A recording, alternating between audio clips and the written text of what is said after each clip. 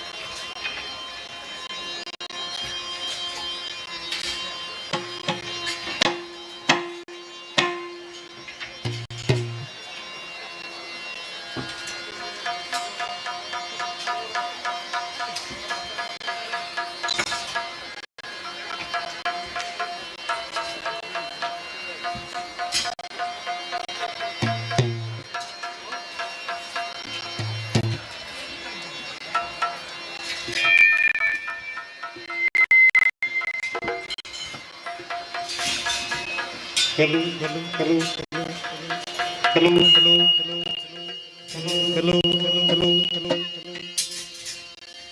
hello, hello, hello, hello, hello, hello, hello, hello, hello, hello, hello.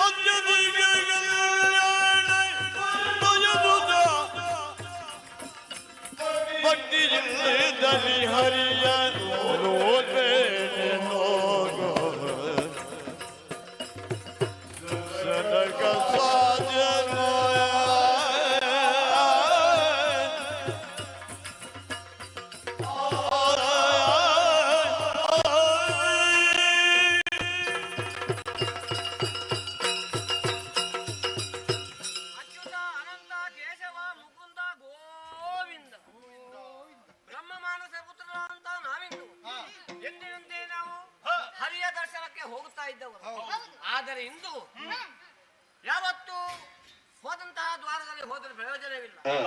ಆದರೆ ಇಂದು ನಮಗೊಂದು ಮನಸ್ಸಾಗಿದೆ, ಪಶ್ಚಿಮ ದ್ವಾರದಿಂದ ಹೋಗಿ ಹರಿಯ ದರ್ಶನ ಮಾಡಿ ಪ್ರಸಾದವನ್ನು ಸ್ವೀಕರಿಸಿ ಹೋಗುವುದೆಂದು ತೀರ್ಮಾನ ಮಾಡಿದ್ದೇವೆ. ಹೇಗೆ ನಿಮ್ಮ ಅಭಿಪ್ರಾಯ? ಹಾಗೆ ಆಗಲಿ ಅಲ್ಲ. ಆದ್ದರಿಂದ ಅಚ್ಯುತ, ಅನಂತ, ಕೇಶವ, ಮುಕುಂದ ಎಂಬುದಾಗಿ ನಡೆಯೋಣ ಕಡೆ.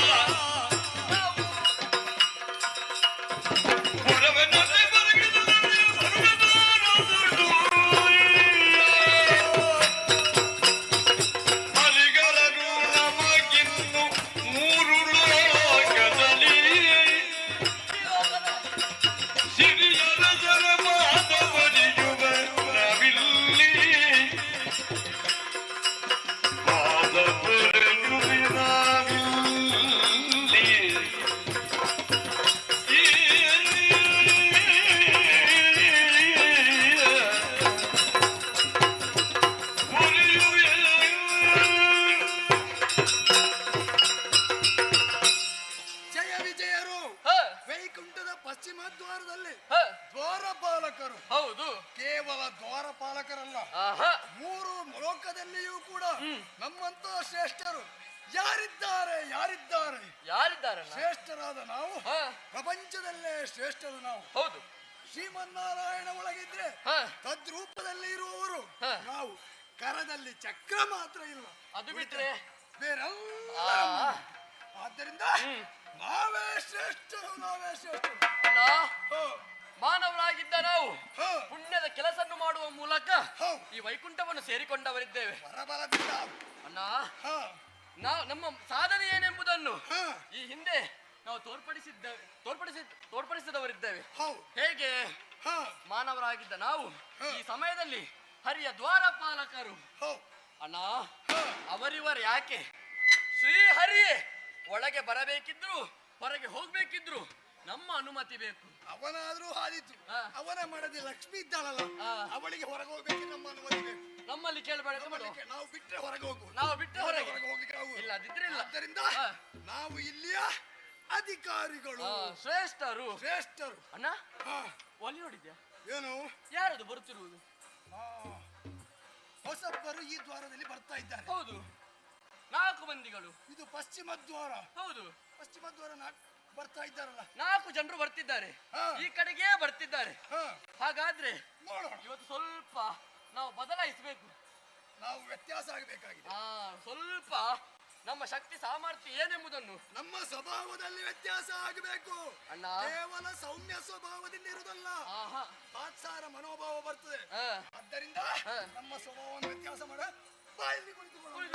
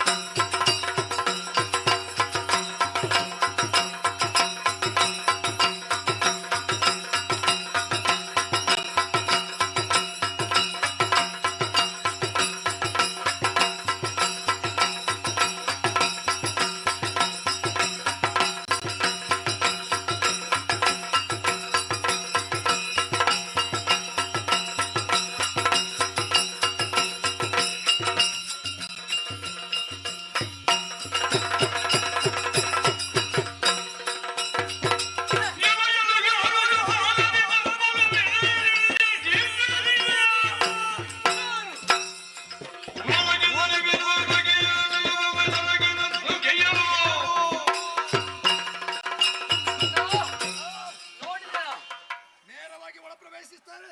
ತಡೆದು ನಿಲ್ಲಿಸಿದ್ದೇವೆ, ತಡೆದು ನಿಲ್ಲಿಸಿದ್ದೇವೆ. ಅಣ್ಣ, ಹೋ, ಬಾಲಕರಿದ್ದಾರೆ, ಹ, ಬ್ರಾಹ್ಮಣರು, ಹೋ, ಬ್ರಹ್ಮ ಮಾನಸ ಪುತ್ರರು, ಹ, ಸನಕ, ಸನಂದನ, ಸನತ್ಕುಮಾರ, ಸನಸ್ತು ಜಾತ, ಒಟ್ಟಿನಲ್ಲಿ ವಿಪ್ರರು. ವಿಪ್ರರು. ಹ, ಅಣ್ಣ, ಹ, ಈ ಕಡೆಗೆ ಬರ್ತಿದ್ದಾರೆ. ಹೌದು. ನಿಮ್ಮನ್ನು ತಡೆದು ನಿಲ್ಲಿಸಿದ್ದೇವೆ. ಯಾಕೆ ನಮ್ಮನ್ನು ಬರಲಿಲ್ಲ? ಲೆಕ್ಕಿಸದೆ ನೇರ ಒಳ ಹೋಗುವುದರಿಂದ ನಿಮ್ಮನ್ನು ತಡೆದು ನಿಲ್ಲಿಸಿದ್ದೇವೆ. ಇದು ಹೊಸತಲ್ಲ ನಿಮಗೆ ಬರುದು. ಈ ಹಿಂದೆ ಬಂದವರಿದ್ದೀರಿ, ಆದ್ರೆ ನೇರವಾಗಿ ಬರ್ತೀರಿ, ನೇರವಾಗಿ ಹೋಗ್ತೀರಿ. ನಮ್ಮಲ್ಲಿ ಮಾತನಾಡಲಿಕ್ಕಿಲ್ಲ. ನೇರ ಸಂಪರ್ಕ ನಮ್ದು. ನೇರ ಸಂಪರ್ಕ ಇರ್ಲಿ. ಮಧ್ಯವರ್ತಿಗಳ ಗುರ್ತವೇ ಇಲ್ವಾ? ಮಧ್ಯವರ್ತಿಗಳು ಬೇಕಾಗುದಿಲ್ಲ. ಯಾಕೆ? ಪರಿಚಯ ಇಲ್ಲ. ಯಾಕೆ? ಯಾಕೆ?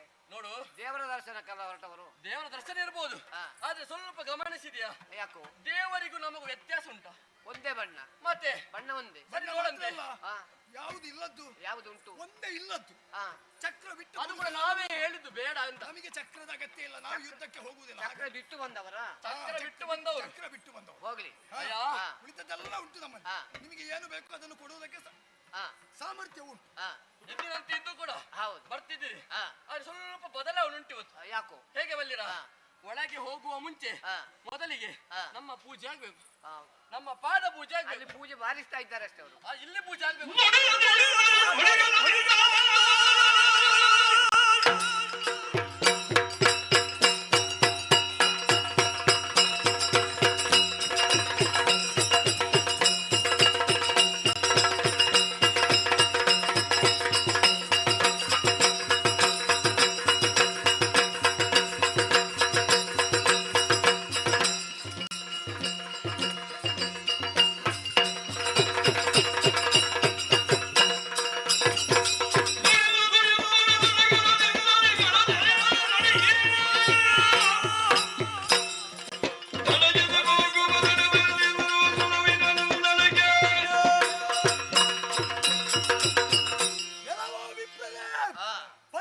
ದ್ವಾರದಲ್ಲಿ ನೇರವಾಗಿ ಒಳಗೆ ಹೋಗ್ತೀರಿ ಅಂತಾದ್ರೆ ನಿಮ್ಮನ್ನು ತಡೆದು ನಿಲ್ಲಿಸ್ತೇವೆ. ಹೋಗುವುದಕ್ಕೆ ಬಿಡುವುದಿಲ್ಲ, ಹಿಂದಕ್ಕೆ ತೆರಳಿ ತೆರಳಿ.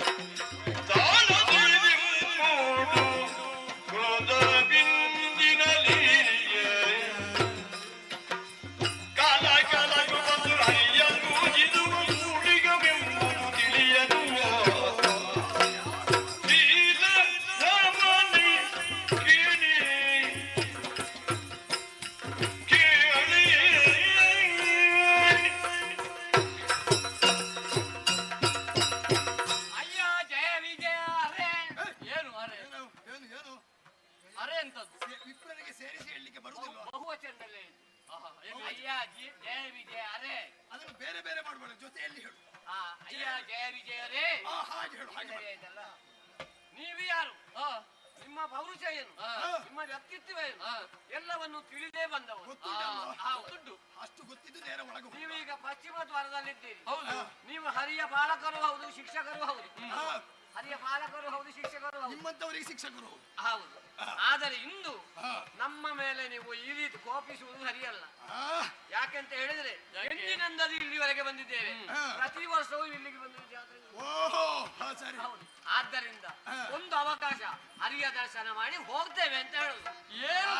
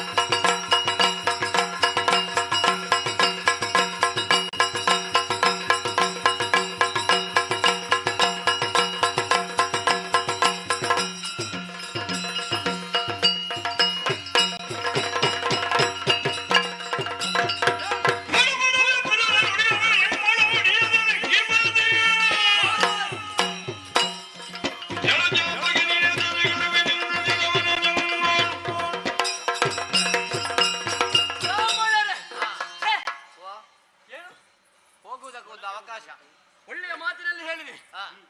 ಒಂದು ವೇಳೆ ನಮ್ಮ ಪೂಜೆಯನ್ನು ಮಾಡ್ತಿದ್ರೆ ಬೇಕಾದ ಪ್ರಸಾದ ಕೊಡ್ತಿದ್ವೇನು? ಪೂಜೆ ಒಳಗೆ ಹೋಗಿ ಮಾಡಿ ಬರ್ತೇವೆ. ಒಳಗೆ ಹೋಗುವ ಮುಂಚೆ ದೇವರ ಮುಖ್ಯವಾದ ಪೂಜೆ ಆಗಬೇಕು, ಹರಿದರ್ಶನ ಮಾಡಿ ನಮ್ಮ ಪೂಜೆ ಆಗಬೇಕು. ಆ ಬಳಿಕ ಇದು ಹೊಸ ಪೂಜೆ ಅಂತ. ಇದು ಹೊಸ ಪೂಜೆ. ಇಷ್ಟರವರೆಗೆ ಕ್ರಮ ಗೊತ್ತಿರ್ಲಿಲ್ಲ, ಈಗ ಗೊತ್ತಾದದ್ದು. ಒಂದು ವೇಳೆ ಈಗಲೂ ಅವಕಾಶ ಕೊಡ್ತೇನೆ. ನಮ್ಮ ಇರುವರ ಪಾದ ಪೂಜೆ ಮಾಡಿ ಪ್ರಸಾದ ಕೊಡ್ತೇವೆ. ಆ ಬಳಿಕ ಹೋಗುವುದಕ್ಕೆ ಅನುವು ಮಾಡಿ ಕೊಡ್ತೇವೆ. ಮೊದಲಿಲ್ಲಿ ಮಾಡಿ ಬಂದಿಬಿಂದ ಶ್ರೀಹರಿಯ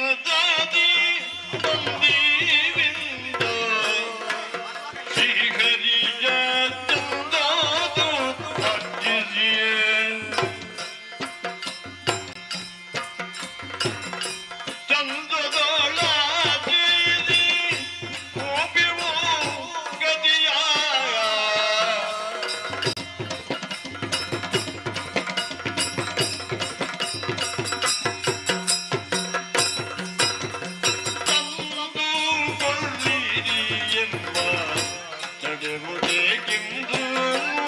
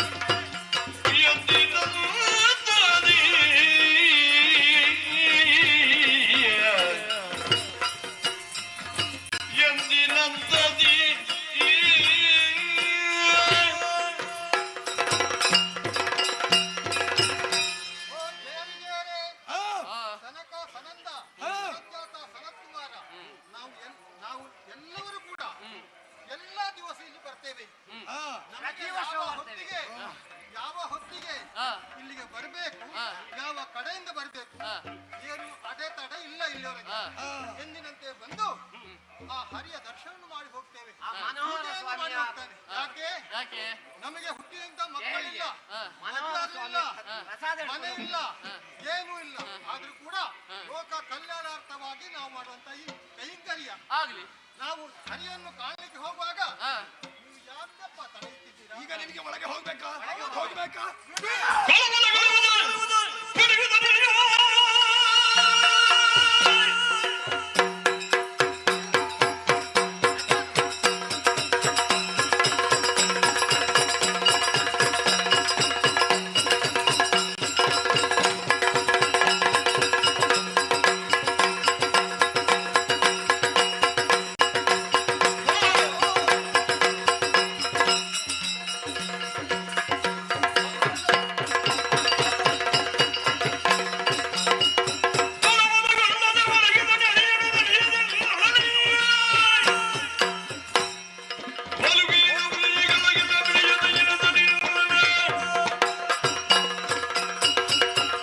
ಅನಕಸನಂದಾದಿಗಳೇ, ಹಾ. ಎಂದಿನೊಂದದಿ ಹೋಗುತ್ತಾ ಇದ್ರು ಕೂಡ ಈ ದ್ವಾರದಲ್ಲಿ ನಾವು ಕಂಡದ್ದಿಲ್ಲ. ಇಲ್ಲಾಗಿ ಬಂದಿದ್ದೀರಿ, ನಾವು ಬಿಟ್ಟರೆ ನೀವು ಹೋಗಿ. ಇಷ್ಟವರೆಗೆ ತಡೆದವರು ಯಾರು ಇಲ್ಲ ಇಲ್ಲಿ. ಈಗ ನಾವು ತಡಿತಾ ಇದ್ದೇವೆ, ಬಿಡುವುದಿಲ್ಲ ನಿಮ್ಮನ್ನು. ಒಂದೋ ಮುಂದುವರಿದ್ರೆ ಏನಾದೀತು ಗೊತ್ತೇ? ಏನಾದೀತು? ಮುಂದೆ ಹೋದ್ರೆ ಏನಾದೀತು? ಕೊರಳಿಗೆ ಕೈ ಹಾಕಿ ಹೊರದ ಬಾ ಹೋಗು, ಬಾ ಹೋಗು.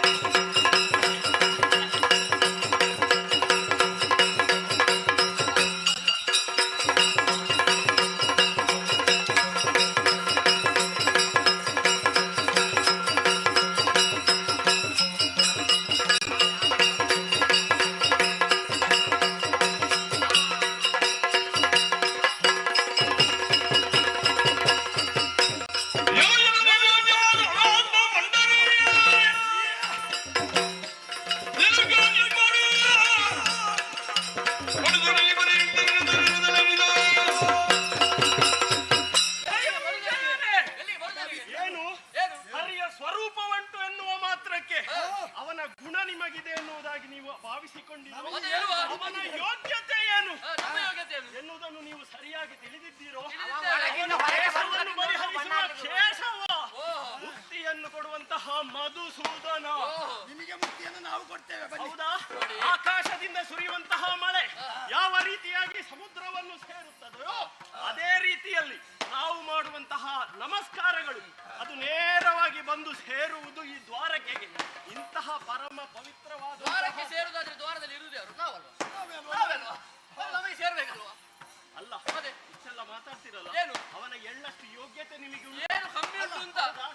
ಯೋಗ್ಯತೆಯನ್ನು ಅಳೆಯುವುದಕ್ಕೆ ನೀವೇ ಯಾರು? ಅಲ್ಲ, ನೀವೇ ಅದಕ್ಕೆ ಯಾರು? ಬೇಕಾದಂತಹ ಪರಿಹಾರ ನಾವು ಮಾಡ್ತೇವೆ.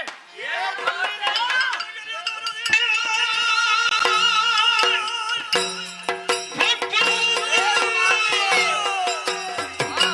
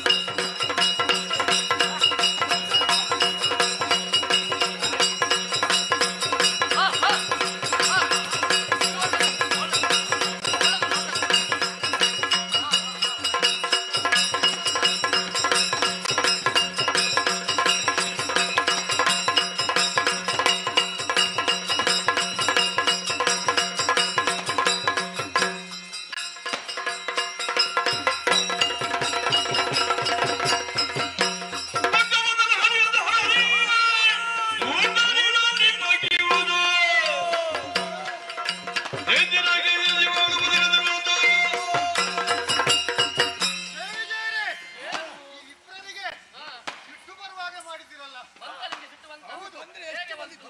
ಬಂದಾಕ್ಷಣ ಹಾ. ನೀವು ಬಿಡ್ಲಿಲ್ಲ ನಿಮ್ಮ ಪೂಜೆ ಮಾಡಬೇಕು ಅಂತ ಹೇಳಿ.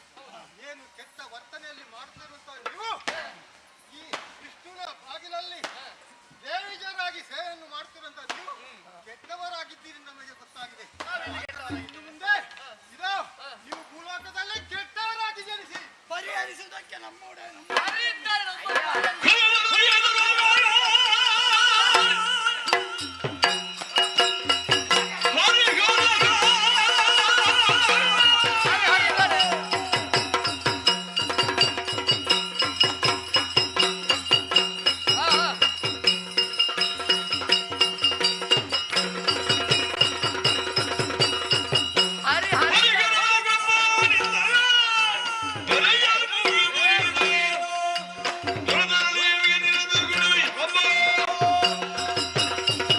ಅಯ್ಯೋ ಜಯವಿಜಯರೇ! ಏನು? ನಮಗೆ ಕೋಪ ಬರುವಂತೆ ಮಾಡಿದಿರ ಬಂತ ಕೋಪ? ನೀವಿಲ್ಲಿ ದ್ವಾರದಲ್ಲಿ ಇರುವುದು ಅಗತ್ಯ ಇಲ್ಲ. ನೀವು ಮೂರು ಮೂರ್ತಿಗಳಿಂದಲೂ ಬಗೆಹರಿಸಿದ್ರಿ. ನೀವು ದುಷ್ಟರಾಗಿ ಹುಟ್ಟಿ. ಅಯ್ಯೋ ದುಷ್ಟರಾಗಿ ಅಯ್ಯೋ ಅಯ್ಯೋ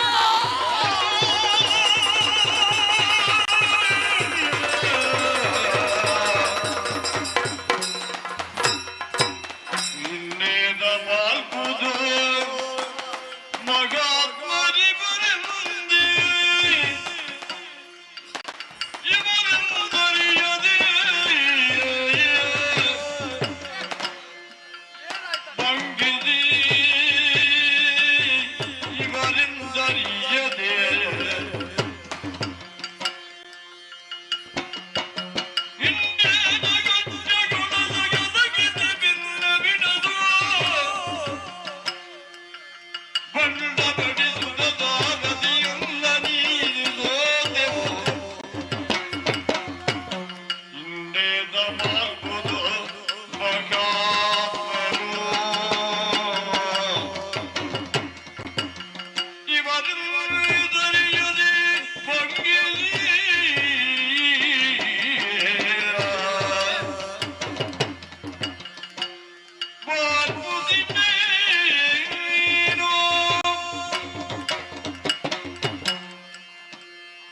ಜಯ ವಿಜಯರಾದಂತ ನಾವು ದ್ವಾರಪಾಲಕರಾಗಿ ಮೆರೆಯುತ್ತಾ ಇದ್ದವರು. ಹೌದಣ್ಣ ಏನ ನಡೆದು ಹೋಯಿತು, ಆಗಬಾರದಾಗಿ ಹೋಯಿತು.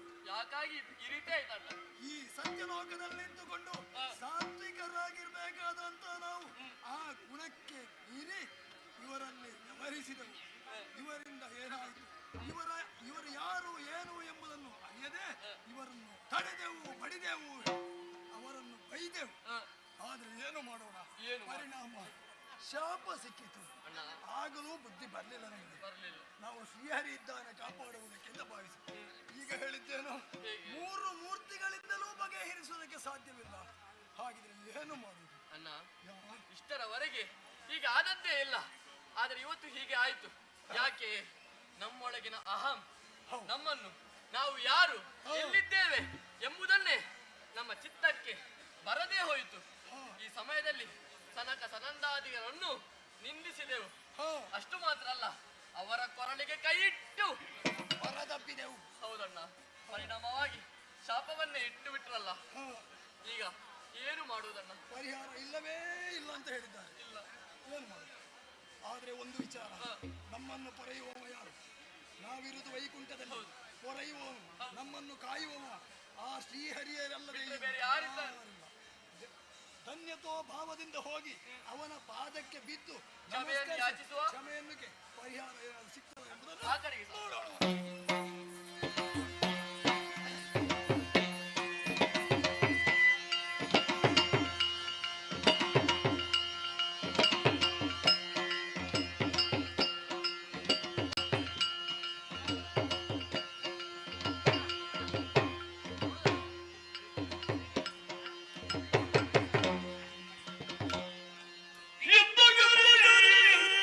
ವೈಕುಂಠ ಬುರದಿ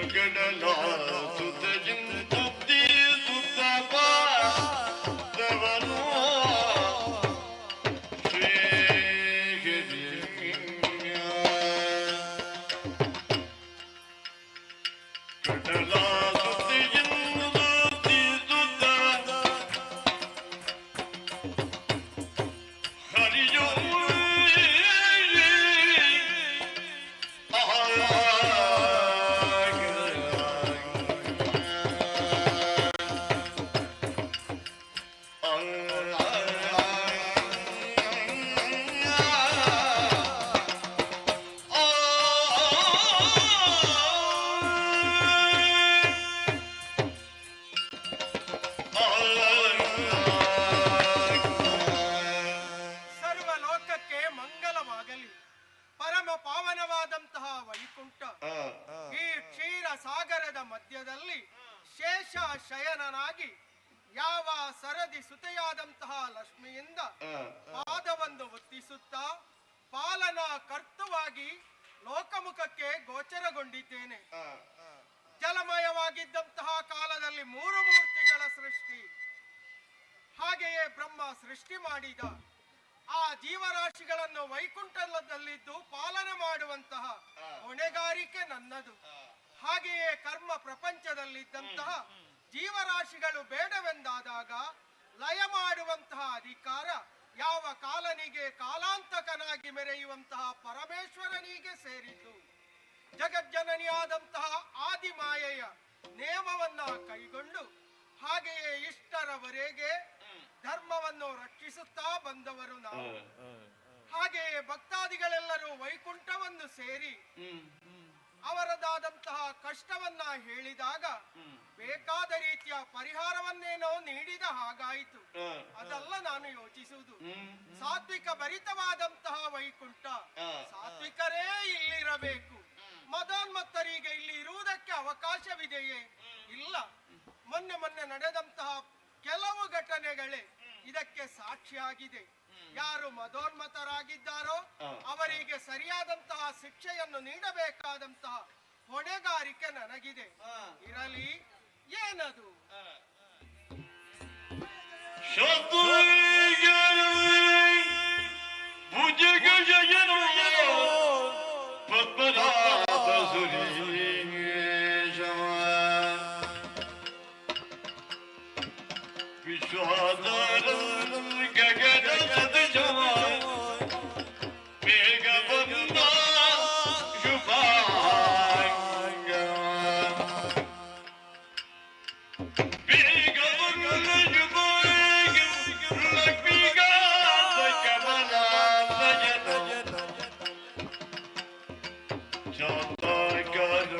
जग जयनम पद्मनाभ सुरेशम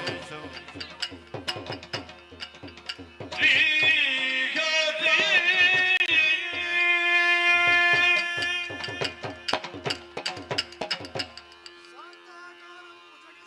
ಶ್ರೀಹರಿಯೇ ವೈಕುಂಠವಾಸಿಯೇ ರಕ್ಷಿಸಬೇಕು ರಕ್ಷಿಸಬೇಕು ರಕ್ಷಿಸಬೇಕು. ಜಯ ವಿಜಯ ರೇ.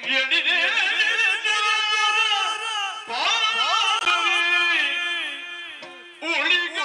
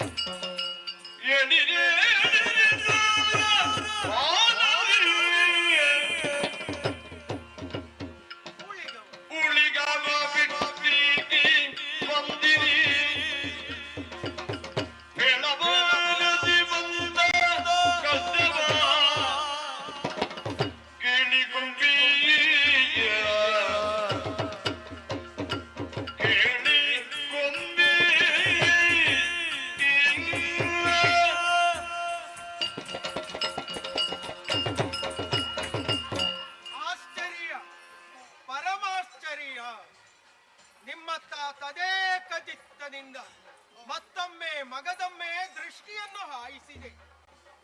ದ್ವಾರಪಾಲಕರಾದಂತಹ ಜಯ ವಿಜಯರು ಶ್ರೀಹರಿಯ ಯೋಗ್ಯತೆಗೆ ಅನುಗುಣವಾಗಿ ಪ್ರಕೃತ ವೈಕುಂಠದಲ್ಲಿ ಮೆರೆದಾಡುವವರು.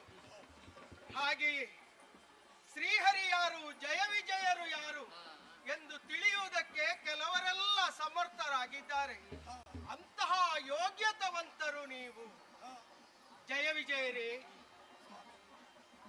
ಇಲ್ಲಿಗೆ ಬರಬಾರದೆಂದೇನಲ್ಲ. ಶ್ರೀಹರಿಯ ಬಳಿಯಲ್ಲಿರುವವರು ನೀವು. ದಿನನಿತ್ಯ ನನ್ನ ಪಾದ ಸೇವೆಯನ್ನು ಮಾಡಿ ನಿಮ್ಮದಾದಂತಹ ಕಾಯಕಕ್ಕೆ ತೆರಳುವವರು. ಅನಿರೀಕ್ಷಿತವಾಗಿ ನಿಮ್ಮ ಆಗಮನ, ನಗು ನಗುತ್ತಿರಬೇಕಾದಂತಹ ನಿಮ್ಮಿರುವರ ಆನನ ಕಂದಿ ಹೋಗಿದೆ. ನೆಲನೋಟಕರಾಗಿದ್ದೀರಿ. ಹಾಗೆಯೇ ನಿಮ್ಮ ಭುಜದಲ್ಲಿ ಉಕ್ಕೇರುತ್ತಿರುವಂತಹ ಆ ವೀರ ಪೌರುಷ ಗೋಚರವಾಗುವುದಿಲ್ಲ. ಈ ರೀತಿ ನನ್ನೆರಡು ಚರಣಗಳನ್ನ ಹಿಡಿದು ಶ್ರೀಹರಿ ರಕ್ಷಿಸು ರಕ್ಷಿಸು ಎಂದು ಹೇಳುವುದಕ್ಕೆ ಕಾರಣವೇನು? ನಿಮಗೆ ಬಂದಂತಹ ಕಷ್ಟವನ್ನು ನನ್ನಲ್ಲಿ ಹೇಳಿದರೆ ಕೇಳುವುದಕ್ಕೆ ನಾನು ಸಿದ್ಧನಾಗಿದ್ದೇನೆ. ಚಿತ್ತ ವಿಚಾರಿಸೋ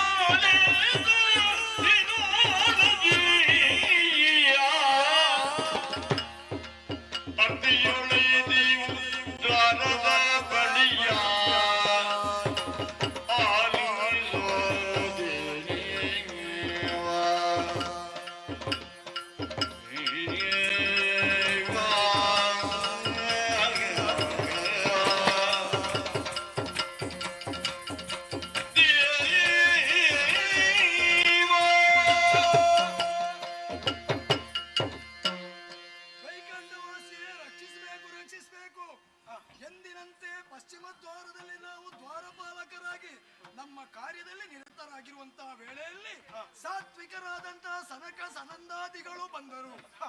ಜಯ ವಿಜಯರೇ, ದಿನನಿತ್ಯ ಶ್ರೀಹರಿಯ ದರ್ಶನವನ್ನು ಮಾಡುವುದಕ್ಕೆ ಬರುವವರು ಜಯ ವಿಜಯರಾದಂತಹ ನಿಮಗೆ ತಿಳಿದ ವಿಚಾರ. ಸನಕ ಸನಂದರು ಬರುವವರೇ ಇಂದು ನಮ್ಮ ಪಶ್ಚಿಮ ದ್ವಾರದಲ್ಲೇ ಬಂದ್ರು. ಆದ್ರೆ ಅಹಂಕಾರ ಭರಿತರಾದಂತ ನಾವು ನಮ್ಮನ್ನು ನಮ್ಮ ಇರವನ್ನು ಮರೆತು ನಾವು ಅವರನ್ನು ತಡೆದೆವು ಸ್ವಾಮಿ, ತಡೆದೆವು. ಜಯ ವಿಜಯರೇ, ಸನಕ ಸನಂದರನ್ನು ನೀವು ಮಧ್ಯಪಥದಲ್ಲಿ ತಡೆದಿರಿ. ದ್ವಾರದಿಂದ ಒಳಗೆ ಬರುವುದಕ್ಕೆ ಬಿಡ್ಲಿಲ್ಲ. ನಮ್ಮ ಮನಸ್ಸು ಆ ರೀತಿ ಪರಿವರ್ತನೆ ಹೊಂದಿತು. ಯಾಕೆ ಏನು ಎಂಬುದನ್ನು ನಾವು ಅರಿಯವು. ಹಾಗೆ ತಡೆದಂತ ನಾವು ತಡೆದ ಪರಿಣಾಮ ಏನಾಯಿತು ಗೊತ್ತೇ ಸ್ವಾಮಿ?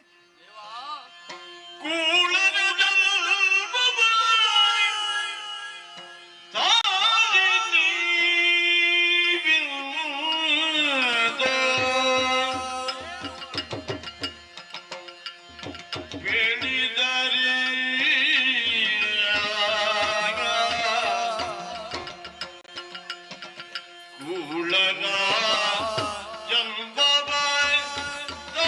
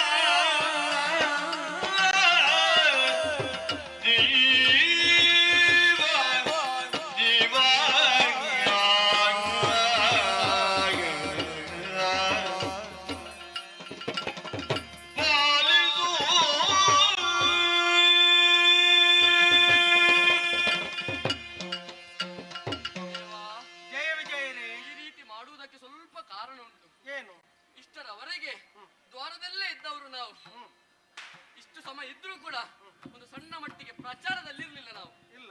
ಹಾಗಾಗಿ ಸ್ವಲ್ಪ ಪ್ರಚಾರವು ಬೇಕು ಎಂಬ ಕಾರಣದಿಂದಾಗಿ ಸ್ವಲ್ಪ ನಿಮ್ಮಂತವರ ಯೋಗ್ಯತೆಗೆ ಸ್ವಲ್ಪ ಪ್ರಚಾರ ಹೆಚ್ಚಿಗೆಯೇ ಬೇಕು.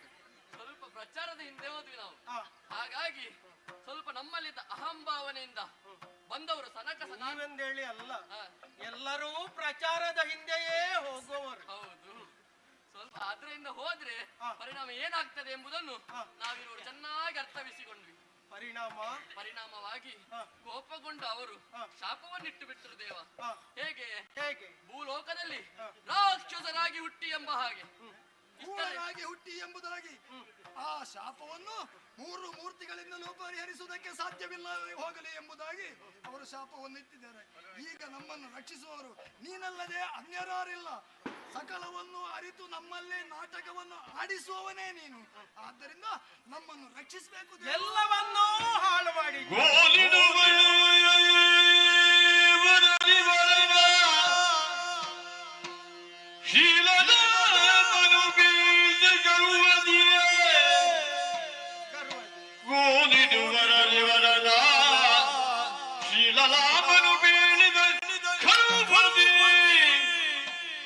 ಹಾಳುಗೈದಿರಿ ಕಾರ್ಯ ನುಡಿದ ನೀ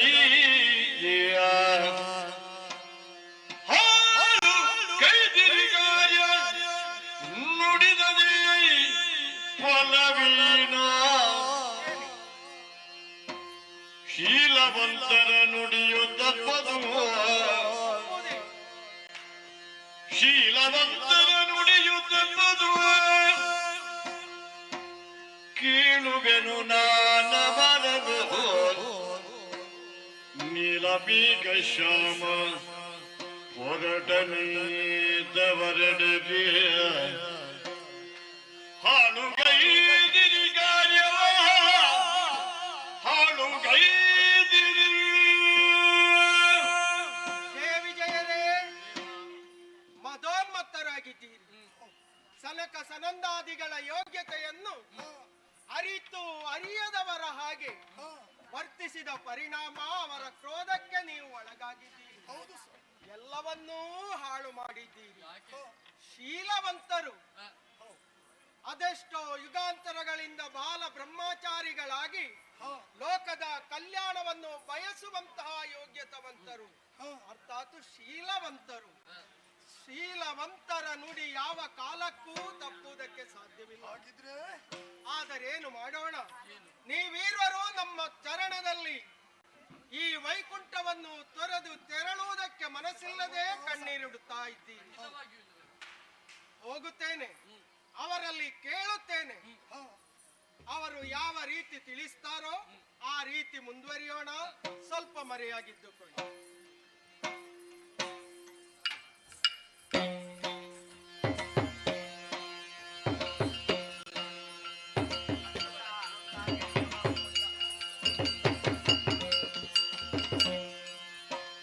ಉತ್ತಮ ಪುರುಷರ ಗಮನವು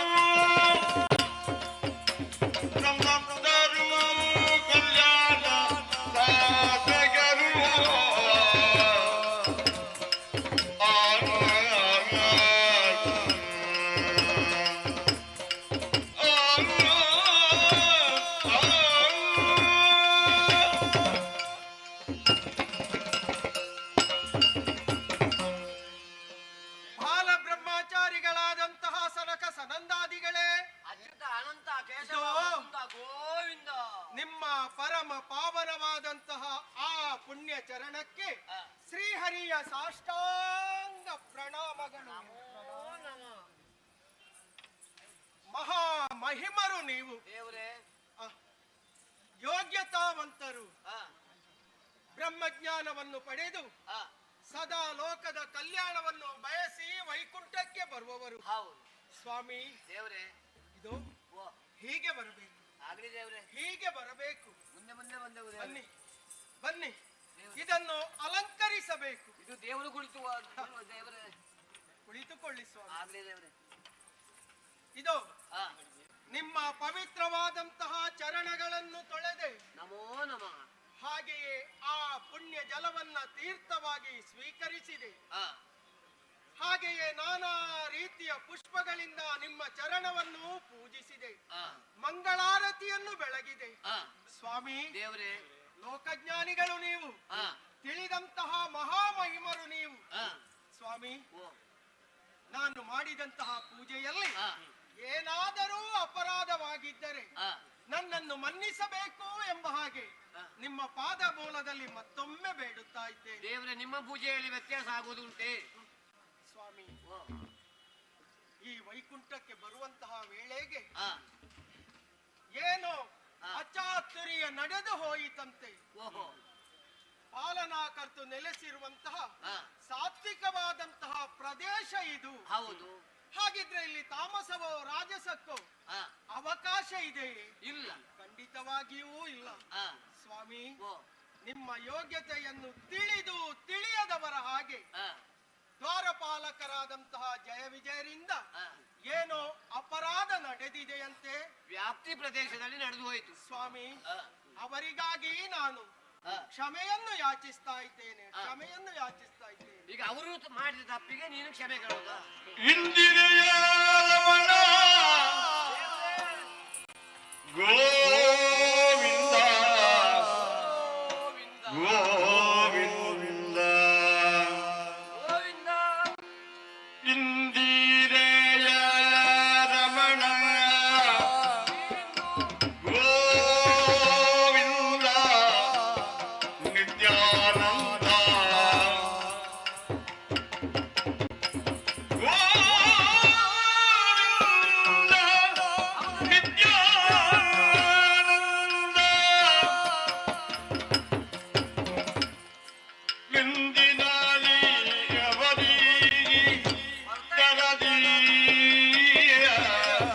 ನಿತ್ಯಾನಂದ ಇಲ್ಲಿವರೆಗೆ ಬರ್ತಾ ಇದ್ದೆವು.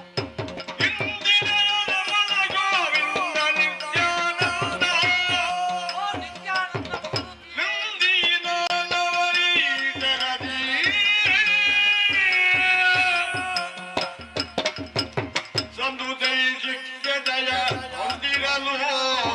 ಹೌದು ದೇವರೇ, ಅವರಿಗೆ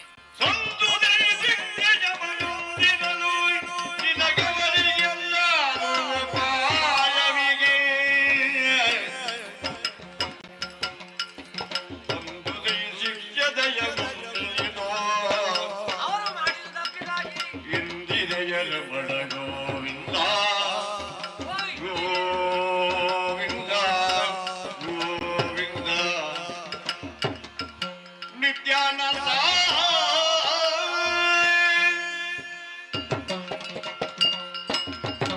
ಓ ನಿತ್ಯಾನಂದ ಮೂರ್ತಿಯೇ, ಮಹಾಮಹಿಮರೇ, ಈ ನಿತ್ಯಾನಂದ ಭವನದಲ್ಲಿ ಹೇಗಿರಬೇಕು ಮೊದಲು ಆ ಉದ್ದೇಶವನ್ನೇ ಇಟ್ಟುಕೊಂಡು ಬಂದವರು. ಯಾವತ್ತು ಬರುವಾಗ ನಮಗೆ ಯಾವುದು ತಡೆಯದಿದ್ದಲ್ಲ. ಆದರೆ ಇಂದು ಪಶ್ಚಿಮ ದ್ವಾರದಲ್ಲಿ ಬರುವಾಗ ಅವರಿಬ್ಬರಿಂದ ಏನೋ ವರ್ತನೆ ತಪ್ಪಿ ಹೋಯಿತು. ನಮ್ಮ ಉದ್ದೇಶ ಒಂದೇ, ಹರಿಯ ಪಾದ ಸೇರಬೇಕು, ದರ್ಶನ ಪಡ್ಕೊಂಡು ಹೋಗಬೇಕು ಎಂಬ ಉದ್ದೇಶ ಆಗ್ತದೆ. ಆದರೆ ಇಂದು ಅವರು ತಡೆದಲ್ಲ, ಅವರು ಮಾಡಿದ್ದು ಉನ್ನನೆ, ಅವರಿಗೆ ಕೊಟ್ಟಂತಹ ಶಿಕ್ಷೆ ಅನುಭವಿಸಿರಿ. ನೀನೇ ಯಾಕೆ ಚಿಂತೆ ಮಾಡ್ತಾ ಇದ್ದಿ ದೇವ್ರೆ? ಸ್ವಾಮಿ, ದೇವ್ರೆ, ಜಯ ವಿಜಯರು ಇಲ್ಲಿಯ ದ್ವಾರಪಾಲಕರು. ಹೌದು. ಮುಕ್ತವಾದಂತಹ ಪ್ರವೇಶ ನಿಮಗೆ ವೈಕುಂಠದಲ್ಲಿ. ಹಾ, ತಡೆಯುವವರು ಇಲ್ಲ, ವಿಚಾರಿಸುವವರು ಇಲ್ಲ, ದಿನನಿತ್ಯ ಬರುವವರು ನೀವು. ಹೌದು ದೇವ್ರೆ. ಸ್ವಾಮಿ, ಹಾ, ಏನು ಮಾಡೋಣ? ಹಾ, ಅಪ್ಪಿ ತಪ್ಪಿ ಅಚಾತುರ್ಯ ನಡೆದು ಹೋಯಿತು. ಹೌದು. ಸ್ವಾಮಿ, ಓ, ಕೊಟ್ಟಂತಹ ಶಾಪಕ್ಕೆ ಹಾ, ಏನಾದರೂ ಮರುಶಾಪವೋ ಪ್ರಾಯಶ್ಚಿತವೋ ಇಲ್ವೇ ಸ್ವಾಮಿ? ದೇವರೇ ಇದಕ್ಕೆ ಪರಿಹಾರ ಭೂಲೋಕದಲ್ಲಿ ಜನಿಜಿಗೇನು ಜನ್ಮದಿ ಸತ್ಯ ಹೌದು ಶೀಲವಂತರು ಎನಿದಿ ಸತ್ಯವಾಕ್ಯ ಹೌದು ದೇವರೇ ಊಳಿಗವನ್ನು ಕಳೆದು ನನಗೆ ನಡೆದವರು ನನಗೆ ಸೇರಬೇಕು ದೇವರೇ ಅನುಕೂಲ ವೃತ್ತಿಯನ್ನು ಅನುಸರಿದೀಯ ಅನುಕೂಲ ವೃತ್ತಿಯನ್ನು ಅನುಗರಿದೀಯ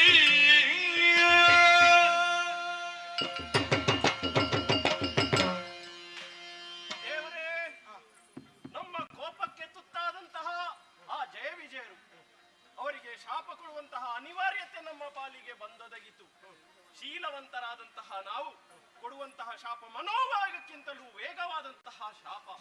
ನಾವು ಕೊಟ್ಟಂತಹ ಶಾಪಕ್ಕೆ 3 ಮೂರ್ತಿಗಳಿಂದಲೂ ಪರಿಹಾರ ಸಲ್ಲದು ಎನ್ನುವ ಹಾಗೆ ಹೇಳಿದವರು ನಾವು. ಆದರೆ ದೇವನಾದಂತಹ ನೀನು ನಮ್ಮಲ್ಲಿ ಕೇಳಿಕೊಳ್ಳುತ್ತೀಂತಾದ್ರೆ ಅದಕ್ಕೆ ಪರಿಹಾರವನ್ನು ಕೊಡಬೇಕು. ಏನು ದೇವ, ಅವರಿಗೆ ಪರಿಹಾರವಾಗಿ ಒಳ್ಳೆಯ ವ್ಯಕ್ತಿಗಳಾಗಿ ಧರ್ಮಿಷ್ಠರಾಗಿ 7 ಜನ್ಮಗಳ ಕಾಲ ಬಾಳಿ ಬದುಕಿದರುಂತಾದ್ರೆ 7ನೇ ಜನ್ಮದ ಬಳಿಕ ಅವರು ನಿನ್ನ ಪಾದವನ್ನು ಸೇರುವುದಕ್ಕಿದ್ದಾರೆ. ಇಲ್ಲವಾದರೆ 3 ಜನ್ಮಗಳ ಕಾಲ ದುಷ್ಟರಾಗಿ ನಿನ್ನನ್ನು ವಿರೋಧಿಸಿ ಮುಂದುವರಿದಿರುವಂತಾದ್ರೆ 3 ಜನ್ಮಗಳ ಬಳಿಕ ನಿನ್ನ ಪಾದವನ್ನು ಸೇರುವುದಕ್ಕಿದ್ದಾರೆ.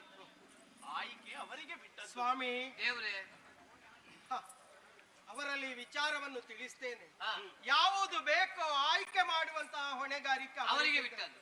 ಜಯ ಜಯ ಜಯ ಜಯ ಜಯ ಜಯ ಜಯ ಜಯ ಜಯ ವಿಜಯರೇ.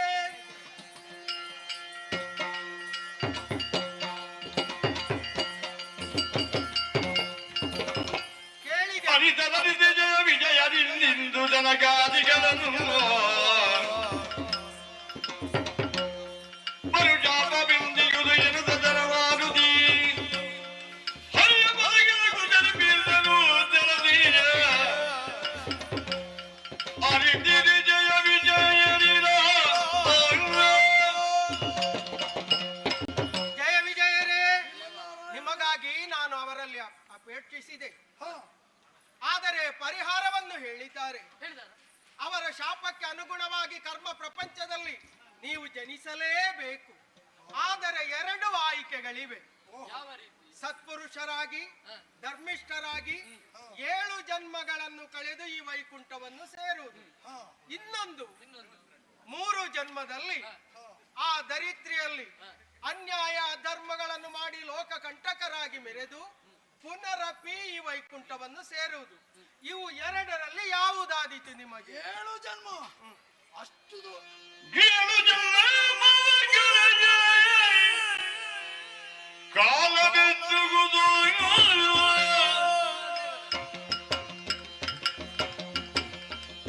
ಏಳು ಜನ್ಮಗಳ ಕಾಲ ಬೆಚ್ಚುಗುದು ಬಲಕೂಲ ವೃತ್ತಿಯನ್ನು ಅನುಸರಿಸಿ ಭೂಲೋಕಗಳನ್ನೆಲ್ಲ ಗೋಳು ಗುಟ್ಟಿದಿನ ತಾಳಿಗಂಗದೆಯಿಂದ ಜನರು 7 ಜನ್ಮಗಳಿಗೆ ಕಾಲವೆತ್ತಿಗುದು ಸ್ವಾಮಿ ರಕ್ಷಿಸಬೇಕು ನೀನು. ಯಾಕೆ ಗೊತ್ತೇ? ಯಾಕೆ? 7 ಜನ್ಮವೆಂದ್ರೆ ಅದೆಷ್ಟು ಕಾಲ ಉಂಟು, ಅಷ್ಟು ಕಾಲ ಭೂಲೋಕದಲ್ಲಿ ಇರ್ಬೇಕೆ ನಾವು. ಆದಷ್ಟು ಬೇಗ ನಮಗೆ ವೈಕುಂಠವನ್ನು ಸೇರ್ಬೇಕು. ಸಜ್ಜನರಾಗಿ ಇಲ್ಲದೇ ಹೋದ್ರೂ ಆದೀತು. 7 ಜನ್ಮ ನಮಗೆ ಕಳೆಯಲಿಕ್ಕಾಗುವುದಿಲ್ಲ. ಆದ್ದರಿಂದ 3 ಜನ್ಮವನ್ನು ತಾಳಿ ಭೂಲೋಕವನ್ನೆಲ್ಲ ಅಲ್ಲೋಲ ಕಲ್ಲೋಲ ಮಾಡಿ ದುಷ್ಟರಾಗಿ ಮಾಡಬಾರದ ಕೆಲಸವನ್ನು ಮಾಡಿದ್ರೂ ಆದೀತು. ನಿನ್ನಿಂದಲೆಲ್ಲೋ ಹತನಾಗುವುದು. ಹಾಗೆ ಇಲ್ಲಿಗೆ ಬರ್ತೇವೆ ನಾವು. ಹೋಗಿ ಮುನಿಗಳ ವಚನದಂತೆ ಕರ್ಮ ಪ್ರಪಂಚದಲ್ಲಿ ಜನಿಸಿ ಕಾಲಕ್ಕೆ ಅನುಗುಣವಾಗಿ ನಿಮ್ಮನ್ನು ಇಲ್ಲಿಗೆ ಯಾವಾಗ ಕರೆಸಬೇಕೋ ಆ ಕಾಲದ ನಿರೀಕ್ಷೆಯಲ್ಲಿ ನೀವಿದ್ದುಕೊಳ್ಳಿ.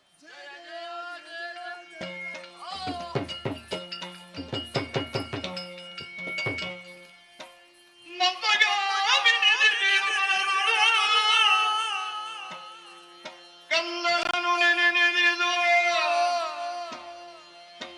ಬರಿ ನೊಂದುಕೊಳ್ಳುತ್ತಲೀ ಹೇಳಿದರು ಬರುದಿರಲಿ ಕಳವಳಿಸಿ ಮಂದಗಾಮಿನಿ ದಿತಿಯೋ ಮನದೊಳ್ಳು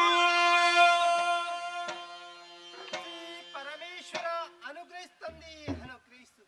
ಕಶ್ಯಪ ಬ್ರಹ್ಮರ 13 ಮಂದಿ ಪತ್ನಿಯರಲ್ಲಿ ಹಿರಿಯವಳಂತ ಅತಿಥಿಯೇ ನಾನು.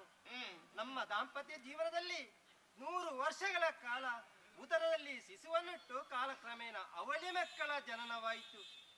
ಬಂಗಾರದ ತಲೆಕೂಲಿದ್ದ ಕಾರಣ ಆತನಿಗೆ ಹಿರಣ್ಯಕಶ್ಯಪ ಅದಂತೆ ಬಂಗಾರದಂತ ಕಣ್ಣುಳ್ಳ ಕಾರಣ ಆತನಿಗೆ ಹಿರಣ್ಯಾಶ ಎಂಬುದಾಗಿ ನಾಮಕರಣ ಮಾಡಿ ಪ್ರಾಯ ಪ್ರಬುದ್ಧರಾಗಿ ಮಾಡಿಸಿದವನು ನಾನು. ವೀರರಾಗಿ ಮೆರೆಯುತ್ತಾ ಇದ್ದಾರೆ. ಅದೇನಂತೆ ಸುದ್ದಿ? ಈಗ ನಾನೊಂದು ಸುದ್ದಿ ಕೇಳಿದೆನಲ್ಲ, ಮಗನ ಅಂತ ಹಿರಣ್ಯಾಶನ ಉಪದ್ರವವನ್ನು ಸಹಿಸುವುದಕ್ಕೆ ಆಗುವುದಿಲ್ಲಮ್ಮ, ನಾವು ಊರು ಬಿಟ್ಟು ಹೋಗ್ತೇವೆ ಎಂಬುದಾಗಿ. ಮನಸ್ಸಿಗೆ ಒಂದು ರೀತಿಯ ದುಃಖ, ಮಗನಿಂದ ಈ ರೀತಿಯ ಆಯ್ತಲ್ಲ. ಅದಕ್ಕಾಗಿ ಮಗನನ್ನು ಕೇಳಿ ಕರೆದು ಒಂದೆರಡು ಮಾತುಗಳನ್ನು ಆಡಬೇಕಾಗಿದೆ. ಯಾರಲ್ಲಿ ಹಿರಣ್ಯಾಶನನ್ನ ಬನ್ನಿ ಹೇಳಿ.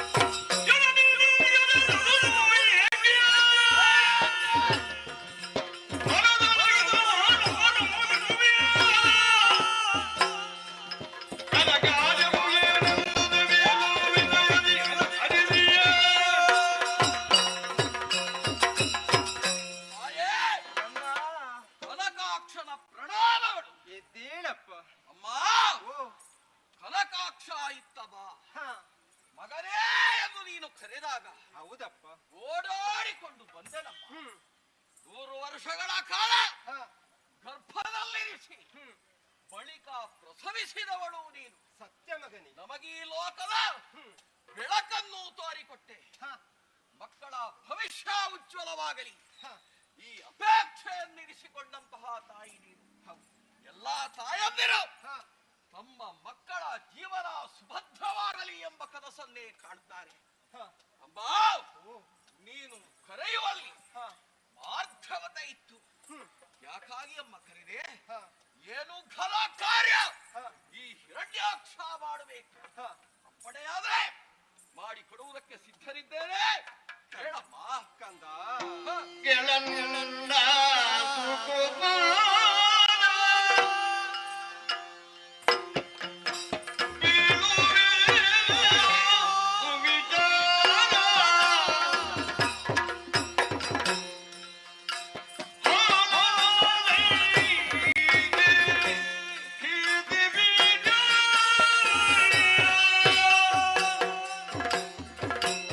ಇಲ್ಲ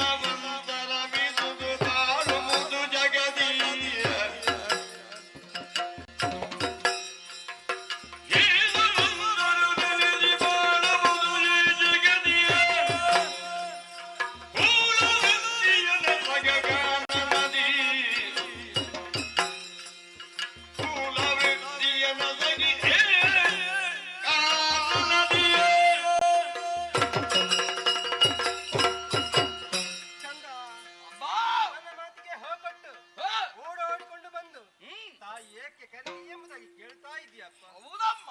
ಮನದಲ್ಲಿ ಒಂದು ಆಸೆ ಮಗನೇ. ಏನಮ್ಮ ಮಹತ್ತರವಾದ ಆಸೆ? ಬೇರೆ ಏನು ಅಲ್ಲ, ನಿನ್ನ ಘನಕಾರ್ಯದ ಬಗ್ಗೆ, ಹ, ನಿನ್ನ ಘನತೆಯ ಬಗ್ಗೆ, ಹ್ಮ್, ನಿನ್ನ ಶೌರ್ಯದ ಬಗ್ಗೆ, ಹ, ನಿನ್ನ ಸಾಮರ್ಥ್ಯದ ಬಗ್ಗೆ ಹ. ಎಲ್ಲವನ್ನು ನಾನು ಕೇಳಿ ತಿಳಿದುಕೊಂಡವಳು. ಅಮ್ಮ, ಹ, ತನ್ನ ಮಗ ಸರಿಯಾದ ದಾರಿಯಲ್ಲಿ ನಡೆಯುತ್ತಾ ಇದ್ದಾನೆ. ಹ, ತನಗೆ ಬೇಕಾದಂತೆ ಹ, ತನ್ನ ವಂಶದ ಹಿರಿಮೆಯನ್ನು ಸ್ಥಾಪಿಸುವುದಕ್ಕಾಗಿ ಹ, ನನ್ನೇರ್ವರು ಮಕ್ಕಳು ಹ. ಸುಭದ್ರರಾಗಿದ್ದಾರೆ. ಎರಡು ಕೈಗಳಿದ್ದ ಹಾಗೆ. ಹೀಗೆ ನೀನು ಭಾವಿಸಿಕೊಂಡಿರಬೇಕಲ್ಲ ನಮ್ಮ ಕಥೆಯನ್ನು ಕೇಳಿ. ಹೌದಪ್ಪ. ಹ, ಆದ್ರೆ ಹ, ನಿನ್ನ ಸಾಹಸದ ಬಗ್ಗೆ, ಹ್ಮ್. ನಿನ್ನ ಸಾಮರ್ಥ್ಯದ ಬಗ್ಗೆ ಹ, ನಾನು ತಿಳಿದುಕೊಂಡಕ್ಕಿಂತಲೂ ಹ. ನಿನ್ನ ಬಾಯಿಂದಲೇ ಕೇಳುವಂತ ಅವಕ ನನಗೆ. ಹ. ಮಗನೇ, ಅಮ್ಮ, ಇಷ್ಟು ಹೊತ್ತು ಏನು, ಎಲ್ಲಿಗೆಲ್ಲ ಓದಿ, ಹ. ಏನೆಲ್ಲ ಮಾಡಿದೆ, ಹ. ಯಾವ ದೊಡ್ಡ ಕಾರ್ಯವನ್ನು ನೀನು ಎಸಗಿದೆ, ಹ. ಅದನ್ನು ಕೇಳುವಂತ ಆಸೆ ನನಗೆ.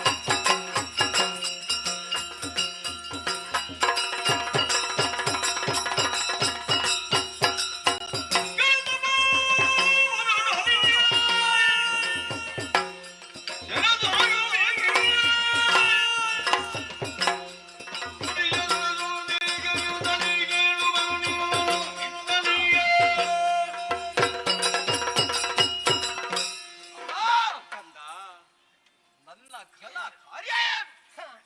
ಹೇಳಬೇಕಲ್ವೇ? ತಾಯಿಯಾದವಳಿ ಆಸೆ ಇಲ್ವೇ? ತನ್ನ ಮಕ್ಕಳು ಏನು ಮಾಡಿದ್ರು ಹ್ಮ್.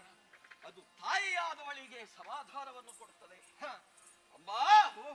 ನಾನು ಅಣ್ಣನು ಹ. ಸೇರಿಕೊಂಡು ಹ. ಬೇಟೆಗಾಗಿ ಈ ಕಾಡಿನಲ್ಲಿ ಸುತ್ತಾಡಿದೆವಮ್ಮ. ಕಳಿಸಿಕೊಟ್ಟವಳು ನಾನು ತಾನೆ ಅಲ್ಲಿ. ಅಮ್ಮ, ಓ. ಆವಾಗ ಹ. ಬೇರೆ ಬೇರೆ ಬೇರೆ ಜಾತಿಯ ಮೃಗಗಳನ್ನು ಸವರಿದೆ. ಓಹೋ. ಏನು ಬೇಟೆಮ್ಮ, ಏನು ಬೇಟೆ? ಹೌದೇ? ಆ, ನನ್ನ ಮಕ್ಕಳಲ್ವೇ ನೀವು? ಆ ಬೇಟೆಯಾಡಿದ ಮೃಗಗಳನ್ನು ಸುಮ್ಮನೆ ಬಿಡುತ್ತೇವೋ? ಮತ್ತೆ? ಅಲ್ಲೇ ಹೌದಾ? ಆ, ಹ್ಮ್. ಹೊಟ್ಟೆ ತುಂಬಿಸಿಕೊಂಡೆವು. ಹೌದು. ಮತ್ತೆ ಮುಂದೆ ಹೋದಾಗ ಹ. ಅಮ್ಮ, ಓ. ಒಂದಷ್ಟು ಹೆಣ್ಣು ಮಕ್ಕಳು. ಹೌದೇ? ಹೌದು. ಅದು ಕಾಡಿನಲ್ಲಿ. ಕಾಡಿನಲ್ಲಿ ಯಾರಾಗಿರ್ಬಹುದು ಅವರು? ಒಂದು ಕೆಂಪು ಬಣ್ಣ, ಕೆಂಪಲ್ಲ, ಯಾವ ಬಣ್ಣ ಅಂತ ನಾನು ಹೇಳಪ್ಪ. ಹ. ಅಮ್ಮ, ಓ. ತಲೆಯಲ್ಲಿ ಒಂದಿಷ್ಟು ಎತ್ತರದ ಜುಟ್ಟಿತ್ತು. ಹೌದಾ? ಹೌದು. ಹ. ಅಮ್ಮ, ಹೋ. ಮತ್ತೆ ನಿನ್ನ ಹಾಗೆ ಇರ್ಲಿಲ್ಲ ಅಮ್ಮ ನೋಡುವುದಕ್ಕೆ. ಮತ್ತೆ? ಹೊಟ್ಟೆ ಇಷ್ಟು ದೊಡ್ಡದಿತ್ತು, ಹೆಂಗಸರ? ನಡೆಯುವುದಕ್ಕಾಗ್ತಿರ್ಲಿಲ್ಲ. ಗಂಡಸರ ಹೆಂಗಸರ? ಹೆಂಗಸು. ಹೌದಾ? ಹೌದು. ಹ. ಒಂದಷ್ಟು ಮಂದಿಗಳು. ಹ. ನನಗೆ ಆಶ್ಚರ್ಯ ಆಯ್ತು. ಹ. ನನ್ನ ಅಮ್ಮನ ಹಾಗೆ ಇವರೂ ಹೆಂಗಸರಲ್ವ? ಹ. ನನ್ನ ಅಮ್ಮನಿಗೆ ಇಲ್ಲದೆ ಇದ್ದಂತಹ ಹೊಟ್ಟೆ ಇವರಿಗೆ ಯಾಕೆ? ಹ. ಆ ಹೆಣ್ಣು ಮಕ್ಕಳಿಗೆ ಹೊಟ್ಟೆ ಬೇಡ ಅಂತ ಹೇಳಿ ಭಾವಿಸಿ ನಡೆದಂತಹ ಏನಿದೆ ಅಮ್ಮ, ಪಾಪ. ಏನಂತೆ ಅಣ್ಣ ಹೇಳಿದ, ಹ. ಅದು ಭ್ರೂಣ. ಅಮ್ಮ, ಆವಾಗಲೇ ಬಿಟ್ಟಿಲ್ಲ ರಕ್ತದ ಮುದ್ದೆ ತಿಂದು ಮುಗಿಸಿದೆ ಅಮ್ಮ. ಆಮೇಲೆ ಮುಂದೆ ಹೋದೆವು. ಹೋಗ್ತಾ ಇರುವಾಗ ಒಂದಷ್ಟು ಮಂದಿಗಳು ಸೇರಿಕೊಂಡು ಸುಮ್ಮನೆ ಇಲ್ಲದೆ ಕಲ್ಲಿನಿಂದ ಎಂತದೋ ಮಾಡಿದ್ದಾರೆ. ಆ ಬಳಿಕ ಬೆಂಕಿ ಉರಿತಾ ಉಂಟು. ಹೌದೇ? ಸುತ್ತಲೂ ಕುಳಿತುಕೊಂಡಿದ್ದಾರೆ. ಹ. ಅವರಿಗೆ ಎಂತದೋ ಯಜ್ಞೋಪವೀತ. ಹ. ಎಂತ ಉಪವೀತವೋ ಯಾರಿಗೊತ್ತು. ಅಮ್ಮ, ಅಲ್ಲಿ ಹೋದಾಗ ಹ. ಅವರು ಎಂತದೋ ಮಣ ಮಠ ಹೇಳ್ತಾರೆ. ಮಂತ್ರ ಮಾಡ್ತಾ ಇದ್ರ? ಅದು ಮಂತ್ರವ? ಮತ್ತೆಂತ? ಯಾಕ್? ಅಮ್ಮ, ಓ. ಆ ಮಂತ್ರದಲ್ಲಿ ಹೇಳುದಂತೆ ಹ. ಒಂದಷ್ಟು ತುಪ್ಪ. ಅಮ್ಮ, ಹ. ನಮಗೆ ಇಲ್ಲಿ ಎಷ್ಟು ಮಂದಿಗಳಿದ್ದಾರೆ, ತುಪ್ಪ ಬೇಕು ಅಂತ ಹೇಳು. ಸುಮ್ಮನೆ ಇಲ್ಲದೆ ಅಗ್ನಿಗೆ ಆಹುತಿ ಕೊಡುವುದಂತೆ. ಇದನ್ನಮಮ ಸ್ವಾಹ ಸ್ವಾಹ. ಅದು ಯಾಗ ಮಾಡುದ ಮಗ? ಅಮ್ಮ, ಯಾಗ ಅಲ್ಲ, ರೋಗ. ಯಾಗ ಎನ್ನುವ ಹೆಸರಿನಲ್ಲಿ ಅವರೆಲ್ಲ ಸೇರಿಕೊಟ್ಟು ಅಂತೆ, ಹವನಂತೆ, ಯಜ್ಞ, ಯಾಗ ಇವುಗಳನ್ನೆಲ್ಲ ಮಾಡ್ತಾ ಇದ್ರು. ಅಲ್ಲಿಗೆ ಹೋಗಿ ಆ ಯಜ್ಞ ಅಲ್ಲಿದ್ದಂತಹ ಋಷಿ ಮುನಿಗಳು ಒಬ್ಬೊಬ್ಬರನ್ನೇ ಕತ್ತು ಹಿಸುಕಿ ಹೋಮದ ಕುಂಡಕ್ಕೆ ಕೆಲಸ ಮಾಡಿ ಬಿಟ್ಟೆ ಮಗನೇ. ಅಮ್ಮ, ಆವಾಗ ಆ ಪ್ರದೇಶ ಒಂದು ಸಮಸ್ಥಿತಿಗೆ ಬಂತು. ಅಮ್ಮ, ಅಲ್ಲಿಂದ ಮುಂದೆ ಹೋದೆವು. ಮುಂದೆ ಹೋಗುವಾಗ ಒಂದಷ್ಟು ಮಾಣಿಗಳು ಸೇರಿದ್ರು. ಅವರೆಂತದ್ದು ಹೇಳುದು? ಅಯ್ಯೋ ದೇವರೇ, ಇವರಿಂದಾಗಿ ನಮಗೆ ಬದುಕುವುದಕ್ಕಾಗುವುದು. ಯಾವ ದೇವರನ್ನು ಕರೆಯುವುದ ಆ ಪಾಪಿ ಮಕ್ಕಳು? ಆ ದೇವ ಅವರನ್ನ ಹಿರಿದೆವು. ಅಮ್ಮ, ಹೀಗೆ ನಾವು ಕಾಡಿನಲ್ಲಿ ಸುತ್ತಾಡ್ತಾ ದಿನ ಇದೇ ಕೆಲಸವನ್ನು ಮಾಡ್ತಾ ನಮ್ಮ ಹೊಟ್ಟೆಯನ್ನು ತುಂಬಿಸಿಕೊಳ್ಳುತ್ತಾ ಈ ಪ್ರದೇಶ ಅಲ್ಲ ನಾವು ಹೋಗುವಷ್ಟು ದೂರಕ್ಕೂ ಕೂಡ ಸಮಸ್ಥಿತಿಯಲ್ಲಿ ಉಳಿಸಿಕೊಳ್ಳುವುದಕ್ಕೆ ಪ್ರಯತ್ನ ಮಾಡ್ತಾ ಬಂದಿದ್ದೇವೆ. ಆದ್ದರಿಂದ ಅಮ್ಮ, ಕೇಳಿ ಸಮಾಧಾನವಾಯ್ತಲ್ಲ ನಿನಗೆ? ಎಂತ ಮಾತನ್ನು ಹೇಳ್ತಾ ಇದ್ದಿ ಕಂದ?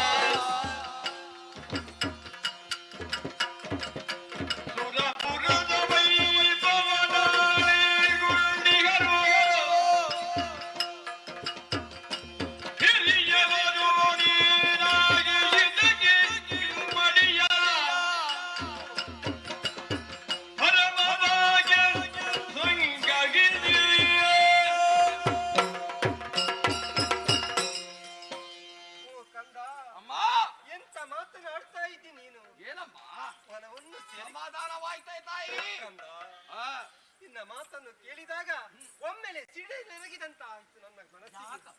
ಕಂದ, ಋಷಿ ಪತ್ನಿಯರು ಗರ್ಭಿಣಿ ಸ್ತ್ರೀಯರಾಗಿದ್ದಾರೆ, ಅವರಿಗೇ ಕಷ್ಟವನ್ನು ಕೊಟ್ಟೆಯ?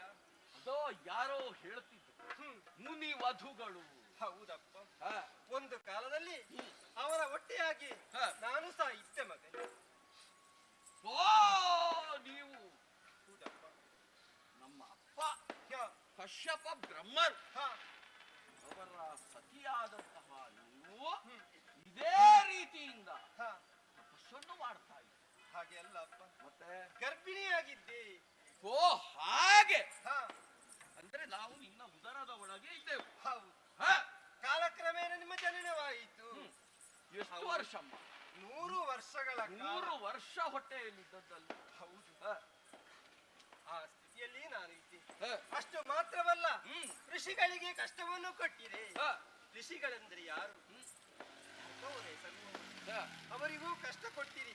ಅದರಂತೆ ಮಠ ಮಾಡುವಂತ ಮಂತ್ರವನ್ನು ಓದುವಂತ ಆ ಮಾಣಿಗಳಿಗೂ ಕಷ್ಟವನ್ನು ಕೊಟ್ಟಿದೆ. ಯಾರನ್ನೂ ಬಿಟ್ಟಿಲ್ಲ, ಯಾರನ್ನೂ ಬಿಟ್ಟಿಲ್ಲ ಕಂದ. ಈ ರೀತಿ ಕಷ್ಟವನ್ನು ಕೊಟ್ಟು ಏನು ಪ್ರಯೋಜನ ಕಂದ? ನಾವು ಹಿರಿಯರ ಅಂತ ನಾವು ಮಾಡಬೇಕಂತ ಕಾರ್ಯವು ಬೇರೆ ಇದೆ ಮಗನಿ. ಅಮ್ಮ, ಏನು ಆಘನ ಕಾರ್ಯ ಹೇಳ್ತೀಯ ಕಂದ? ಬೇರೆ ಏನು ಅಲ್ಲ, ನಾವು ಇಲ್ಲಿರಬೇಕಾದವರಲ್ಲ, ಮತ್ತೆಲ್ಲಿರ್ಬೇಕಮ್ಮ? ನಾಕಲೋಕದಲ್ಲಿ ಇರಬೇಕಾದವರು. ನಾಕ ಅಂದ್ರೆ ಎಲ್ಲಿ? ಸ್ವರ್ಗಲೋಕ ಅಂದ್ರೆ ಮೇಲಿನ ಲೋಕ. ಹಿರಿಯರು ನಾವು, ಹಿರಿಯರಂತಹ ದೇವತೆಗಳು ಸ್ವರ್ಗವನ್ನು ಆಳುತ್ತಾ ಇದ್ದಾರೆ.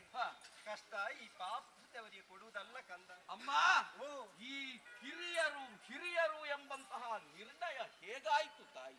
ಕಂದ, ಅಕ್ಕ ತಂಗಿಯರ ಮಕ್ಕಳು. ಓ ಹಾಗೆ, ನಿನ್ನ ತಂಗಿಯ ಮಕ್ಕಳು ಸ್ವರ್ಗದಲ್ಲಿ ಬೆರೆಯುತ್ತಿದ್ದಾರೆ. ಹೌದು ಕಂದ, ಹಿರಿಯರ ಅಂತ ನಮಗೆ ಸಲ್ಲಬೇಕಂತ ಸ್ವರ್ಗಲೋಕ. ತಂಗಿಯ ಮಕ್ಕಳ ಮೋಸದಿಂದ ಸ್ವರ್ಗದಲ್ಲಿದ್ದಾರೆ. ನಮಗೆ ಸ್ವರ್ಗವಿಲ್ಲ. ಕಷ್ಟವನ್ನು ಕೊಡ್ತಿದ್ರೆ ಯಾರಿಗೆ? ಆ ಸ್ವರ್ಗದ ದೇವತೆಗಳಿಗೆ ಕಂದ. ಅಮ್ಮ, ಆ ದೇವತೆಗಳಿಗೆ ಹಾಗಿದ್ರೆ ಈಗಲೇ ಹೋಗಲೇ ನಾನು ಸ್ವರ್ಗಕ್ಕೆ? ಕಂದ, ತರವಲ್ಲ ಕಂದ. ಅದಕ್ಕಾಗಿ ಈಗ ಆ ಮಧುಮನಾಭನನು ವಿಧ ವಿಧವಿಧವನ್ನು ಮೆಚ್ಚಿಸುತ್ತಲೀ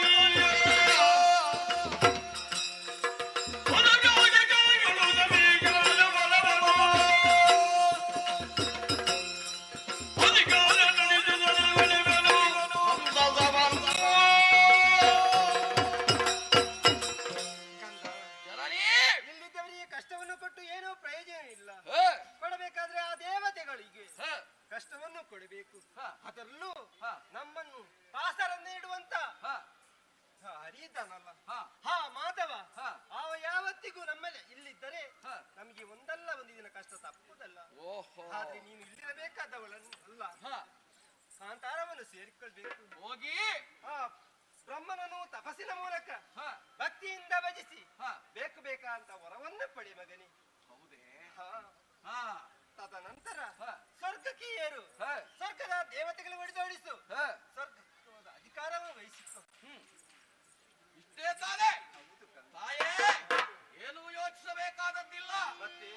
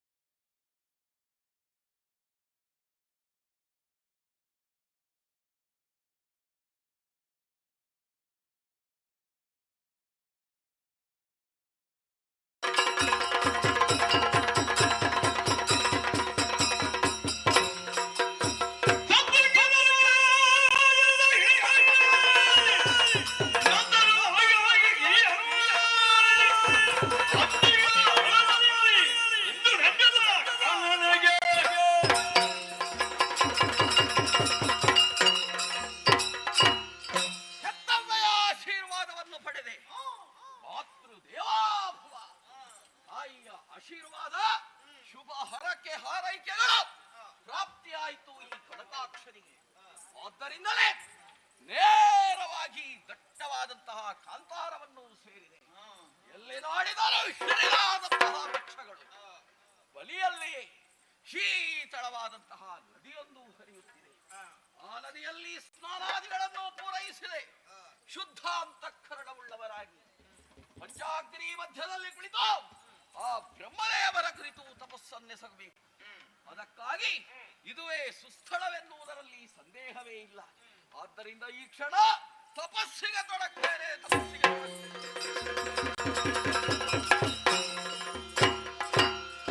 ಜಯ ಜಯ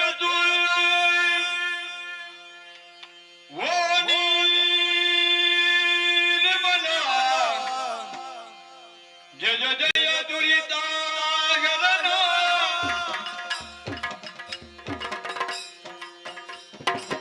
ಜಯ ಜಯ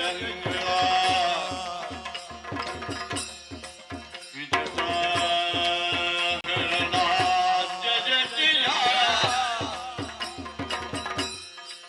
ಭಕ್ತಾವರಣ ಜಯ ಜಯ ಜಯ ದೋ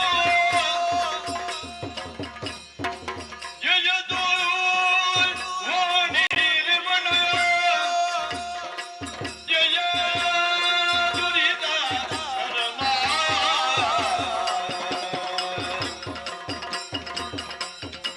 ಜಯ ಜಯ ಯೋ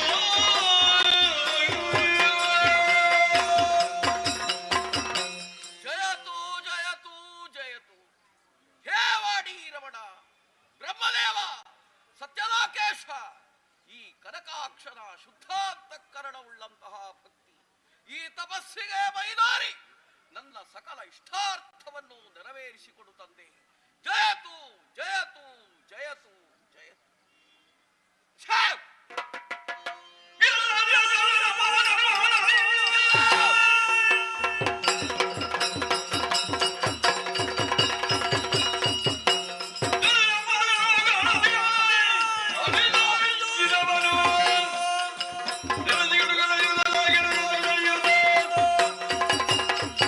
ಎಷ್ಟು ಸಹಸ್ರ ವರ್ಷಗಳ ಕಾಲ ಆ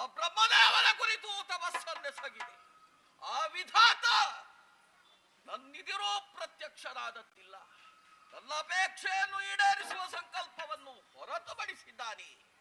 ಹಾಗಿದ್ರೆ ನಾನು ಭಕ್ತನಲ್ಲವೇ? ನನ್ನ ಭಕ್ತಿಯಲ್ಲಿ, ನನ್ನ ತಪಸ್ಸಿನಲ್ಲಿ ಲೋಪವನ್ನು ಕಂಡನೆ ಬ್ರಹ್ಮದೇವ. ಛೇ, ಇನ್ನು ನಾನು ಬದುಕಿ ಏನು ಪ್ರಯೋಜನ? ನಾನು ಉರಿಯುತ್ತಿರುವಂತಹ ಈ ಅಗ್ನಿಕುಂಡಕ್ಕೆ ನನ್ನ ಶಿರವನ್ನು ಕತ್ತರಿಸಿ ಅರ್ಪಿಸ್ತೇನೆ.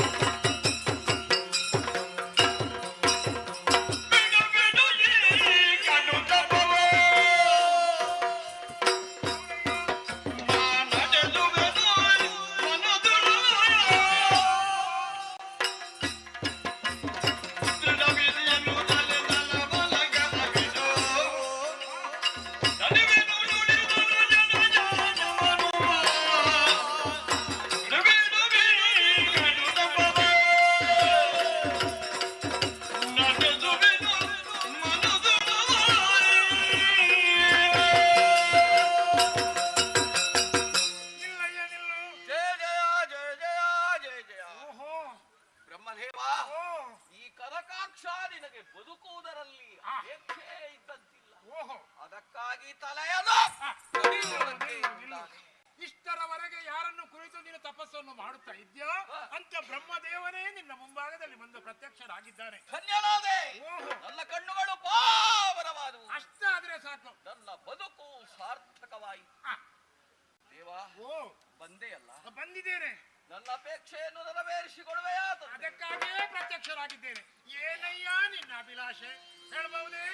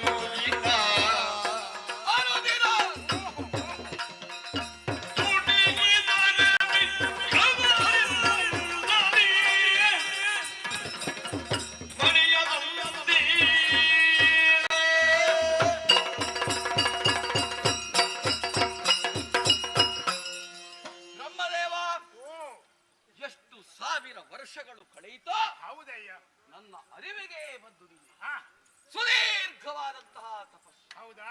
ಅನ್ನ ಆಹಾರಾದಿಗಳನ್ನು ತೊರೆದು ಯಾವುದೂ ಇಲ್ಲ, ಏಕಾಗ್ರ ಚಿತ್ತರಾಗಿ ನಿನ್ನ ಕುರಿತ ದೃಷ್ಟಿಯುಳ್ಳವರಾಗಿ ತಪೋಬದ್ಧನಾಗಿದ್ದ ತಂದೆ.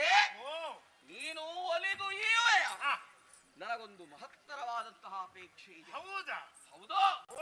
ಈ ಲೋಕದಲ್ಲಿ ಮರಣವೇ ಬರಬಾರದು. ಇದು ಭಾರಿ ಒಳ್ಳೆಯ ಯೋಚನೆ. ಯಾಕೆ? ಇಷ್ಟು ವರ್ಷಗಳ ಕಾಲ ನೀನು ದೀರ್ಘವಾದ ತಪಸ್ಸನ್ನು ಮಾಡಿದ್ದಿ. ಹೌದು. ಕೊನೆಗೆ ನಿನ್ನ ಪ್ರಾಣವೇ ತಲೆಯ ರೂಪದಲ್ಲಿ ಅಗ್ನಿ ಕುಂಡಕ್ಕೆ ಹೋಗ್ತಾರೆ ಅಂತ ಹೇಳುವ ಹೊತ್ತಿಗೆ ನಾನು ಪ್ರತ್ಯಕ್ಷನಾಗಿದ್ದೇನೆ. ನಾನು ಪ್ರತ್ಯಕ್ಷ ಆದ ಕೂಡಲೇ ನೀನು ಕೇಳುವ ವರವನ್ನೇ, ನಾನು ಹುಟ್ಟಿದ್ದೇನೆ, ಸಾಯಲೇಬಾರದು. ದೇವರೇ, ಓ ಕೆಲವರೆಲ್ಲ ಹೇಳುವುದು ಕೇಳಿದೆ. ಋಷಿ ಮುನಿಗಳೆಲ್ಲ ಸೇರಿಕೊಂಡು ಕಾಡಿನಲ್ಲಿ ಇದನ್ನವಮ ಎಂದು ಆಜ್ಯಾಹುತಿಯನ್ನು ಅರ್ಪಿಸ್ತಾರೆ. ಮಾತ್ರವಲ್ಲ, ಯಾವುದೇ ಸುವಸ್ತುಗಳಿದ್ರು ಇದು ನನ್ನದ್ದಲ್ಲ ಎಂಬ ಭಾವನೆಯಿಂದ ಕೊಡ್ತಾರೆ. ಹೌದಾ? ಆವಾಗ ಮರಳಿ ಅವರಿಗೆ ಸಿಗ್ತದೆ. ಸರಿ, ಆವಾಗ ಏನ್ ಹೇಳ್ತೀರಿ ನೀವು ಇದಕ್ಕೆ? ಅಲ್ಲ, ನಿನ್ನ ಈಗ ಅಪೇಕ್ಷೆ ಇರುವುದು ಕೊಟ್ಟದ್ದು ಹೌದಾ? ಹೌದಾ? ಮರಳಿ ಪಡ್ಕೊಂಡಿದ್ದಾರೆ. ಹಾಗೆಯೇ ನನ್ನ ಪ್ರಾಣವನ್ನು ನಿಮಗೆ ಅರ್ಪಿಸುವುದಕ್ಕೆ ಮುಂದಾಗಿದ್ದಿ. ಮಾತ್ರ ಅಲ್ಲ, ಈಗ ನನ್ನ ಸ್ವ ಇಚ್ಛೆ ಮರಳಿ ಶರೀರವನ್ನು ಓ. ಈ ಪ್ರಾಣವನ್ನು ಸ್ಥಿರವಾಗಿ ಈ ಲೋಕದಲ್ಲಿ ಉಳಿಸುವಂತದ್ದು. ಈಗ ನಾನೊಂದು ಮಾತು ನಿನ್ನಲ್ಲಿ ಹೇಳ್ತೇನೆ, ಬೇಸರ ಇಲ್ಲಲ್ಲ? ಇಲ್ಲ. ನಿನಗೆ ಸಾಯ್ಲಿಕ್ಕೆ ಮನಸ್ಸಿಲ್ಲ. ಇಲ್ಲ. ನೀನು ಸಾಯ್ಲೇಬಾರದು. ಹಾ. ಅದಕ್ಕೆ ಒಂದೇ ಉಪಾಯ ಇತ್ತು, ಅದು ಈಗ ಮಾತ್ರ ಪ್ರಯೋಜನ ಆಗುದಿಲ್ಲ. ಏನು? ನೀನು ಸಾಯ್ಲೇಬಾರದು ಅಂತ ಹೇಳಿದ್ರೆ ನೀನು ಹುಟ್ಟಲೇಬಾರ್ದಿತ್ತು. ಓ ಹಾಗಲ್ವೇ? ಹೌದೌದು. ಹಾಗಿದ್ರೆ ಹುಟ್ಟಿದವರಿಗೆ ಈ ಲೋಕದಲ್ಲಿ ಮರಣ ಎನ್ನುವುದು ಶತಸಿದ್ಧ. ಆಗಲಿ. ಅಂತೂ ನಿನಗೆ ಸಾಯುವುದಕ್ಕೆ ಮನಸ್ಸಿಲ್ಲ. ಹಾ. ಸಾಯದಂತ ವರವನ್ನು ಬೇಕು ಅಂತ ನೀನು ಕೇಳ್ತಾ ಇದ್ದಿ. ಹೌದು. ತಥಾಸ್ತು. ಒಂದನೇ ವರ. ಹೌದು. ಎರಡನೇದಾಗಿ ಹಾ. ಸುರ ನರ ಉರಗ ಕಿನ್ನರ ಕಿಂಪುರುಷ ಗರುಡ ಹಾ. ಸಿದ್ಧ ಸಾಧ್ಯರು ಓ. ಯಾರಿಂದಲೂ ಮರಣ ಬರಕು. ತಥಾಸ್ತು. ಇನ್ನೂ ಇದೆ. ಇನ್ನೂ ಉಂಟಾ? ಹೌದು. ಓಹೋ. ದಿನವೊಂದಕ್ಕೆ ಹಾ. ನನಗೆ ಹಸಿವೆ ಅಂದ್ರೆ ಹೆಚ್ಚು. ಹೌದಾ? ಹೌದು. ನಿನ್ನನ್ನು ನೋಡುವಾಗಲೇ ಗೊತ್ತಾರೆ ನೀನು ಹಸಿವೆ ಹಸಿವೆ. ಸಹಿಸುವುದಕ್ಕಾಗುವುದಿಲ್ಲ. ಉದರ ಜ್ವಾಲೆ. ಹೌದು. ಹಾ, ಹಾ. ಉದರಾಗ್ನಿಯನ್ನು ಉದರಾಗ್ನಿ. ಶಾಂತ ಮಾಡಬೇಕು ಅಂತಾದ್ರೆ ಹಾ. ಯಾರು ಸಿಕ್ಕಿದ್ರು ಹೌದೌದು. ಒಮ್ಮೆ ಹಾ. ಹಿಡಿದು ನುಂಗುವಂತಹ ಅಭ್ಯಾಸ ಅಂತ ಪರಿಸ್ಥಿತಿ ಇನ್ನು ಬರಬಾರ್ದು. ಬರಬಾರದು. ನನಗೆ ಬೇಕು, ಹಸಿವೆ ಆಗ್ತದೆ ಅಂತ ಅನ್ನುವಾಗ ದಿನವೊಂದಕ್ಕೆ 100 ಹಂದಿಗಳು 100 ಹಂದಿಗಳು ನಿನಗೆ ಆಹಾರ. ಆಹಾರವಾಗಿ ಹಾ. ನನಗೆ ಸಿಗಬೇಕು, ಹಾ. ನನ್ನ ಉದರಾಗ್ನಿಯ ಶಮನಕ್ಕಾಗಿ. ಓ. ಆದ್ದರಿಂದ ಓ. ಇಷ್ಟು ಅನುಗ್ರಹವನ್ನು ನೀನು ಮಾಡಿದೆ ಅಂತಾದ್ರೆ ಹಾ. ಈ ಕನಕಾಕ್ಷರ ಜೀವನ ಸಾರ್ಥಕ ಸ್ವಾಮಿ. ಆದರೆ ಈ ಹಂದಿ ಮಾಂಸ ಅಂದ್ರೆ ಅಷ್ಟು ಪ್ರೀತಿಯ ನಿನಗೆ? ಏನು ಹೆದರದು ಬೇಡ. ಹಾ. ದಿವಸಕ್ಕೆ ನಿನಗೆ 100 ಹಂದಿ ಸಿಕ್ಕುವಂತ ಬಗೆಯನ್ನು ನಾನು ಕರುಣಿಸ್ತೇನೆ ನಿನಗೆ. ತಥಾಸ್ತು. ದೇವ, ಓ. 100 ಹಂದಿ ಉಳಿದವರಿಗಾದ್ರೆ ಸಂಪಾದಿಸುವುದಕ್ಕಾಗಲಿ ಸೃಷ್ಟಿ ಮಾಡುವುದಕ್ಕಾಗಲಿ ಕಷ್ಟ. ನಿನಗೆ ಹಾಗೆಲ್ಲ. ಏನ ಬ್ರಹ್ಮದೇವ ಹೌದೌದು. ಸೃಷ್ಟಿಕರ್ತ. ಕರ್ತ. ನನ್ನ ಮಗ ನನ್ನ ಭಕ್ತನಿಗೆ ಓ. ಹಸಿವೆಗೆ ಬೇಕಾಗಿ 100 ಹಂದಿ 100 ಹಂದಿ ಕೊಟ್ಟಾಯ್ತು. ಆದರೆ ಆದರೆ? ಇಲ್ಲಿ ಆದರೆ ಅಂತ ಹೇಳುವ ಒಂದು ಶಬ್ದ ಉಂಟು. ಆದರೆ 100 ಹಂದಿಗಳು ನಿನಗೆ ದಿವಸವೂ ಸಿಕ್ಕಬೇಕು. ದಿವಸವೂ ಸಿಗ್ತದೆ. ದಿವಸವೂ ಸಿಗ್ತವೆ. ನಿನ್ನ ಹೊಟ್ಟೆಯನ್ನು ನೀನು ತುಂಬಿಸಿಕೊಳ್ತಿ. ಹಾ. ಆದರೆ ಆದರೆ? ಯಾವಾಗ ನಿನಗೆ 101 ಅಂತ ಹೇಳಿ 100ಕ್ಕಿಂತ ಮೇಲೆ ಒಂದು ಜಾಸ್ತಿ ಆಗ್ತದೋ ಹಾ. ನಿನ್ನು ತಿನ್ನುವ ಆಹಾರವೇ ಹಾ. ನಿನಗೆ ಮರಣಕ್ಕೆ ಕಾರಣ ಆಗ್ತದೆ. ಹೌದೌದು. 101ನೇ ಹಂದಿ ಹೌದು. ನನ್ನ ಕಣ್ಣಿದಿರಿಗೆ ಬಂದ್ರೆ ಅಂದ್ರೆ ಅದು ನನ್ನ ಮರಣಕ್ಕೆ ಕಾರಣ. ಮರಣಕ್ಕೆ ಕಾರಣ ಆಗ್ತದೆ. ನಾನು ಜಾಗ್ರತೆ ಮಾಡಿಕೊಳ್ತೇನೆ ದೇವರೇ, ಓಹೋ. ಜಾಗ್ರತೆ ಮಾಡಿಕೊಳ್ತೇನೆ. ಇನ್ನೊಂದು ವ್ಯವಸ್ಥೆಯನ್ನು ಮಾಡ್ತೇನೆ. ಏನು? ಈಗ ಮತ್ತೆ ಇದು ನೋಡಿದ್ದೆ, ಇದು ವಸ್ತು ಹಳತ್ತಲ್ಲ, ಇದು ವಸ್ತು. ಓಹೋ, ನಿನಗೆ ಕೊಡ್ಬೇಕು. ಇವತ್ತೇ ಸೃಷ್ಟಿ ಮಾಡಿ ಈಗ ಸೃಷ್ಟಿ ಮಾಡಿದ್ದು ನಾನು ಬ್ರಹ್ಮ. ಹೌದಾ? ಹಿಂದಿನ ಪ್ರದರ್ಶನಕ್ಕಾಗಿ. ನಾನು ಯಾವಾಗ ಎಷ್ಟು ಹೊತ್ತಿಗೆ ಏನು ಸೃಷ್ಟಿ ಮಾಡ್ತೇನೆ ಅಂತ ನನಗೆ ಗೊತ್ತಿರುವುದಿಲ್ಲ. ಹಿಂದಿನ ಪ್ರದರ್ಶನಕ್ಕಾಗಿ ಅಣಿಗೊಳಿಸಿದ್ದೀರಾ ನಿನ್ನ ದೇವರೇ. ಪ್ರದರ್ಶನಕ್ಕಾಗಿ ಅಲ್ಲ ಅಂತ, ಅದನ್ನು ನಿನಗೆ ಕೊಡುವುದಕ್ಕಾಗಿಯೇ. ಕನಕಾಕ್ಷರ ಜೊತೆಗೆ ಪ್ರದರ್ಶನ. ಹೌದು. ಆ. ಈಗ ಈ ಗದೆಯನ್ನು ಹಿಡಿದುಕೋ. ಇದಕ್ಕೆ ಗದೆ ಅಂತ ಹೆಸರು. ಗದಾದಂಡ. ಗದಾದಂಡ. ಈ ಗದೆಯನ್ನು ಕೈಯಲ್ಲಿ ಹಿಡ್ಕ. ಹಾ. 101 ಹಂದಿ ಆಗಬಾರ್ದು. ಹಾ. ಈ ಗದೆ ನಿನ್ನ ಕೈಯಿಂದ ಯಾವಾಗ ತಪ್ಪಿ ಕೆಳಗೆ ಹೊರಳುತ್ತದ ಅವತ್ತು ನಿನಗೆ ಮರಣ. ಜಯ ಜಯ ಜಯ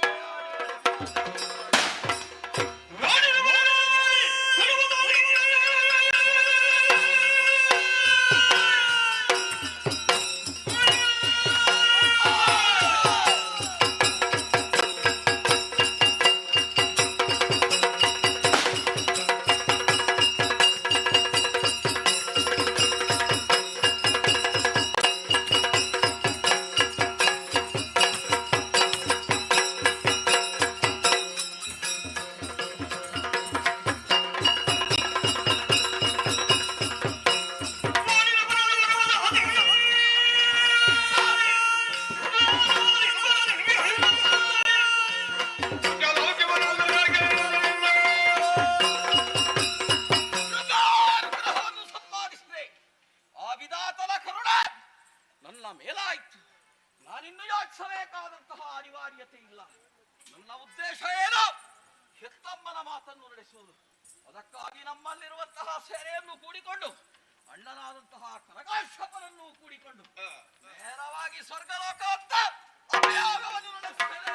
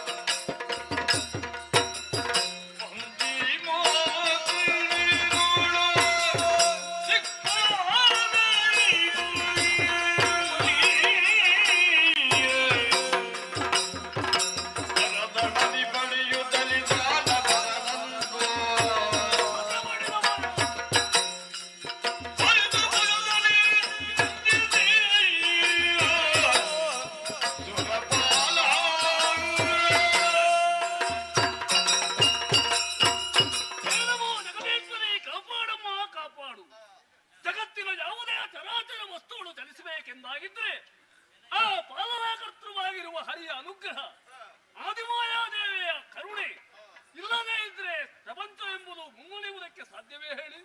ಖಂಡಿತ ಸಾಧ್ಯ ಇಲ್ಲ. ಇದನ್ನು ಅರ್ಥ ಮಾಡಿಕೊಂಡವ ಮಹೇಂದ್ರನಾಗಿರುವಂತಹ ನಾನೇ ಸರಿ. ಶ್ರೇಷ್ಠವೂ ಜ್ಯೇಷ್ಠವೂ ಆಗಿರುವಂತಹ ದೇವಲೋಕವನ್ನು ಪಡೆಯಬೇಕು ಅನ್ನುವಂತಹ ಮಹತ್ತಿಚ್ಛೆ ನನ್ನದ್ದಾಗಿತ್ತು. ಅದಿತಿ ದೇವಿಯ ಮಗನಾಗಿರುವ ಇಂದ್ರ ಒಂದಲ್ಲ ಒಂದು ದಿನ ಸುರ ಪದವಿಯನ್ನು ಗಳಿಸಬೇಕು ಎಂಬ ಆಶೆ ನನ್ನ ಮನಸ್ಸಿನಲ್ಲೇ ಇತ್ತು ಸಹಜ. ಆ ಕಾಲಕ್ಕೆ ನಮ್ಮ ಅಪ್ಪನಾಗಿರುವಂತಹ ಕಶ್ಯಪ ಬ್ರಹ್ಮನಲ್ಲಿ ಹೋಗಿ ಕೇಳಿಕೊಂಡಿದೆ. ಏನು ಮಾಡಬೇಕಪ್ಪ, ಇದಕ್ಕೆ ದಾರಿ ಏನು ಎಂದು ಕೇಳಿದಾಗ ನಮ್ಮ ಅಪ್ಪನೇ ಸೂಚಿಸಿದರು. ಮೊದಲಾಗಿ ನೀನು ಮೂರು ಮೂರ್ತಿಗಳ ಅನುಗ್ರಹಕ್ಕೆ ಪಾತ್ರನಾಗಬೇಕು. ಶತಯಾಗಗಳನ್ನು ಮಾಡುವುದರ ಮೂಲಕವಾಗಿ ದೇವಲೋಕದ ಪದವಿಯನ್ನು ನೀನು ಗಳಿಸುವುದಕ್ಕೆ ಸಾಧ್ಯ ಎಂಬ ಹಾಗೆ ನಮ್ಮ ಅಪ್ಪ ನನ್ನನ್ನು ಹರಸಿದ್ರು, ಆಶೀರ್ವಾದವನ್ನು ಮಾಡಿದರು. ಅದರಂತೆ ಮೂರು ಮೂರ್ತಿಗಳನ್ನು ಧ್ಯಾನಿಸಿ ಶತಯಾಗಗಳನ್ನು ಯಾವುದೇ ವಿಘ್ನಗಳಿಲ್ಲದೆ ನಿರ್ವಿಘ್ನದಿಂದ ಪೂರೈಸಿದೆ. ದೇವಲೋಕದ ಆ ಸುಧರ್ಮ ವಿಸ್ತಾರವನ್ನು ಅಲಂಕರಿಸಿಕೊಂಡೆ. ನನ್ನ ಹತ್ತಿರಲ್ಲಿ ಅಗ್ನಿ, ವರುಣ, ವಾಯು, ಕುಬೇರಾದಿ ದಿಕ್ಪಾಲಕರು ಸಕಾಲಕ್ಕೆ ಸಕ್ಕ ಸೂಚನೆಗಳನ್ನು ನೀಯುತ್ತಾ ಸದ್ಧರ್ಮದಿಂದ ಮೂರು ಲೋಕವನ್ನು ಪಾಲಿಸ್ತಾ ಇದ್ದ ಇಂದ್ರ. ಆದರೆ ಅದೆಲ್ಲ ಒಂದು ವಿಶೇಷ ಹೇಳಿದಿರ, ಅದು ದೇವಲೋಕಕ್ಕೆ ದಾಳಿಯನ್ನು ಮಾಡಿದ್ದಾನಂತೆ ನಮ್ಮ ದೊಡ್ಡಮ್ಮನ ಮಗ. ಅದೇ ಅದೇ ಅದೇ ವಿಚಾರವನ್ನು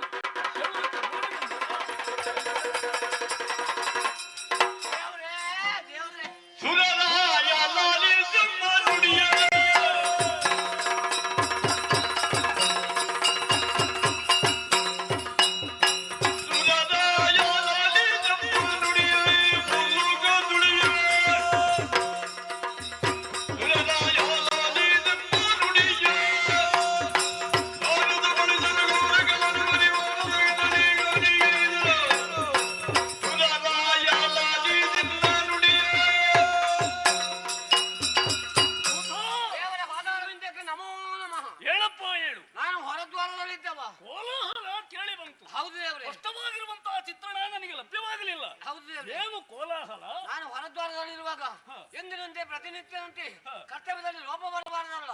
ಅದೇ ರೀತಿ ಇರುವಾಗ ಅದನ್ನು ಹೇಳುವುದಕ್ಕೆ ಇಲ್ಲಿಗೆ ಬರಬೇಕಾ? ಅಲ್ಲ, ಅದನ್ನೇ ಪ್ರಾರಂಭ ಮಾಡಿದ್ರೆ ನಿಮ್ಗೆ ಶುರು ಆಗುದು ಗೊತ್ತಾಗುದಿಲ್ಲ. ವಿಷಯ ಅಲ್ಲಿ ಹೌದು. ಎಂದಿನಂತೆ ದ್ವಾರದಲ್ಲಿ ಇರುವಾಗ ಅಲ್ಲಿಗೆ ದಂಡು ಬಂತು. ದಂಡು? ದಂಡು, ಬಾಳೆದಂಡು.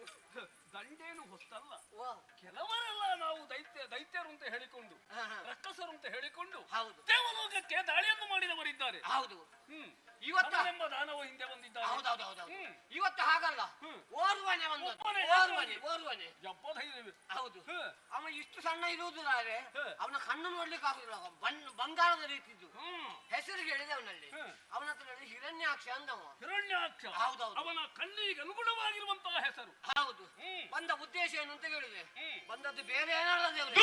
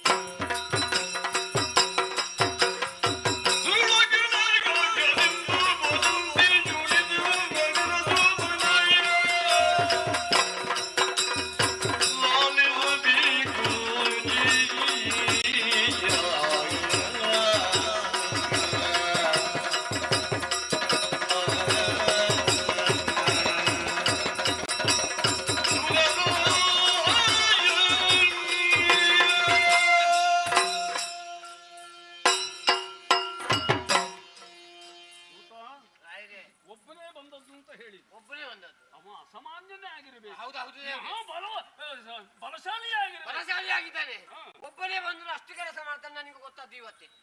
ಯೋ ದೇವ್ರೇ, ಬಂದವನನ್ನು ಸರಿಯಾಗಿ ವಿಚಾರ ಮಾಡಬೇಕು. ವಿಚಾರ ಮಾಡಿದ್ದೇವ್ರೆ. ಯಾರು ಎಲ್ಲಿಯವ ಉದ್ದೇಶ ಏನು? ಶೋಣಿತಾಪುರವಂತೆ. ಚೋಡಿತಾಪುರ ಹೌದು, ಅಲ್ಲಿ ಅಧಿಕಾರಿ ಅಂತವ. ಹಸುರುಗುಲ ಸಾಮ್ರಾಜ್ಯ. ಹೌದೌದು, ಅವ ಅಧಿಕಾರಿ ಅಂತೆ. ಹಾ. 3 ಲೋಕವನ್ನು ಜಯಿಸುತ್ತೇನಂತೆ ಹೊರಗೆ ಬಂದವನು. ಓಹೋ. ಹಾಗೆ ಇಲ್ಲಿಗೆ ಹೊರಗೆ ಬಂದಿದ್ದ ಅಂದೇವ್ರೆ. ಹ್ಮ್. ನಾನು ಕೇಳಿದೆ, ಇಲ್ಲಿ ನಿಮ್ಮ ಅಪ್ಪನ ಗಂಟಲ್ಲ ಇರುವುದು? ಶಾಬಾಸ್, ಒಳ್ಳೆ ಮಾತನ್ನೇ ಕೇಳಿ. ನಾನು ಹೇಳಿದೆ, ಅಷ್ಟೊತ್ತಿಗೆ ಅವ ಹೇಳಿದ್ರೆ ನಾವು ದೊಡ್ಡಬ್ಬೆ ಮಕ್ಕಳು ಅಂತ. ನಾವು ಕಷ್ಟಪಟ್ಟು ದುಡಿದು ಸಂಪಾದನೆ ಮಾಡಿದಂತ ಇದು ಹೌದು. ದೇವಲೋಕ. ಹೌದು ನಮ್ಮ ಸ್ವಾರ್ಜಿತ ಇದು. ಹೌದು, ಹಾ. ಇದು ನಮಗೆ ಸ್ವಂತ ಹಕ್ಕಿನಿಂದ ಸಿಕ್ಕಿದ್ದು. ನೀನು ಯಾರು ಕೇಳಲಿಕ್ಕೆ ಅಂತ ಹೇಳಿದೆ. ಹಾ, ಹಾ. ಅಷ್ಟೊತ್ತಿಗೆ ಅವ ಅದು ಮಾತು. ದಪ್ಪ ದಪ್ಪ ಮಾತಾಡ್ಲಿಕ್ಕೆ ಶುರುವಲ್ಲ. ಹೌದಾ? ದಪ್ಪ ದಪ್ಪ ಮಾತಾಡಿದ. ಹ್ಮ್. ದಪ್ಪ ದಪ್ಪ ಮಾತಾಡಿದಾಗ ನಾನು ಎಲ್ಲೂ ಕೈ ಎತ್ತಿ ಬಿಟ್ಟೆ. ಹೌದಾ? ಕೊಡ್ತೀನಿ ನೀನು ಸಂಬಳ ತೆಕ್ಕೊಂಡದ್ದಕ್ಕೆ ಹೌದು. ಉಂಡದ್ದಕ್ಕೆ ಸಾರ್ಥಕ ಆಯ್ತು. ಸಾರ್ಥಕ ಆಯ್ತು ಅಂದ್ರೆ ಲೆಕ್ಕಾಗಿದೆ. ಹಾ. 2 ಕೈ ಎತ್ತಿ ಬಿಟ್ಟದ್ದೇ ಬಿಟ್ಟದ್ದು. ಕೈ ಯಾರು ಮೊದಲು ಹೊಡೆದದ್ದು ಯಾರು? ಅವನು ನೀನು? ಅವ ಹೊಡೆದದ್ದು ರಾಯ್ರೆ. ಅವ ಕೈ ಎತ್ತುವಾಗ ಬಿಟ್ಟದ್ದವ. ಅದು ಅರ್ಥ ಇಲ್ಲದ ಮಾತು. ಓ, ಅರ್ಥ ಇಲ್ಲ. ಇಲ್ಲ ಅರ್ಥ ಇಲ್ಲ. ಈಗ ಕೈ ಎತ್ತಿದ್ದು ನೀನು ಹೌದಾ? ನಾನು ಕೈ ಎತ್ತಿದ್ದು. ಹೊಡೆದದ್ದು ಅವ ಅವ ಹೌದಾ? ಹೊಡೆದದ್ದು. ಹೊಡೆಯುವುದಕ್ಕೆ ಬಿಟ್ಟದ್ದು ಯಾಕೆ ನೀನು? ಹೊಡಿದಾಗ ನಾನು ಅವ ಎಷ್ಟು ಹೊಡಿತಾನೆ ಅಂತ ನೋಡುವ ಅಂತ. ಓ, ಹಾಗೆ ಅವನ ಪರಾಕ್ರಮ ಎಷ್ಟು ಅಂತ ನೋಡ್ಬೇಕಲ್ಲ. ಪರೀಕ್ಷೆ ಮಾಡಿದ್ದು ನೀನು. ಪರೀಕ್ಷೆ ಮಾಡಿದ್ದು. ಹ್ಮ್. ಅಷ್ಟೊತ್ತು ಆಗುವಾಗ ಅವ ಹೊಡೆದದ್ದು ಬೆಟ್ಟು, ನಾನು ಹೊಡೆದದ್ದು ಬೊಬ್ಬೆ ದೇವನೇ.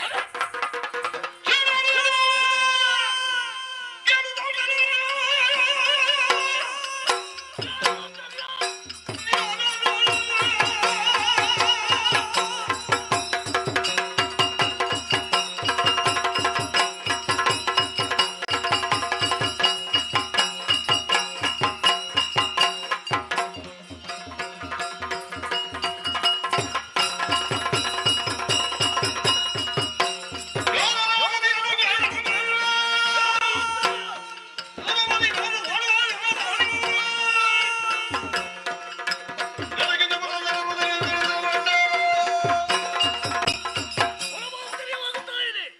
ಇದುವರೆಗೆ ದೇವಲೋಕಕ್ಕೆ ನಮ್ಮ ದೊಡ್ಡಮ್ಮನ ಮಕ್ಕಳು ನಾಳೆ ಇದ್ದದ್ದೇ ಇಲ್ಲ. ಆದಿ ದೈತ್ಯರು ನಾವು ಎಂದು ಹೇಳಿಕೊಳ್ಳುತ್ತಾ ನಮಗೂ ಇಲ್ಲಿ ಸ್ಥಾನ ಇದೆ, ನಮಗೂ ಅಧಿಕಾರ ಬೇಕು ಎಂಬ ಹಾಗೆ ದೊಡ್ಡಮ್ಮನ ಮಗನಾಗಿರುವ ಹಿರಣ್ಯಾಕ್ಷ ದೇವಲೋಕಕ್ಕೆ ದಾಳಿ ಇಟ್ಟಿದ್ದಾನೆ ಎಂದಾಗಿದ್ರೆ ಅವನನ್ನು ವಿಚಾರ ಮಾಡಬೇಕು. ವಿಚಾರ ಮಾಡಬೇಕು ಎಂದಾಗಿದೆ. ನಾನು ಒಪ್ಪೇ ಹೋಗುವುದಲ್ಲ. ಬರಲಿ ನೋಡೋಣ ನಮ್ಮವರು.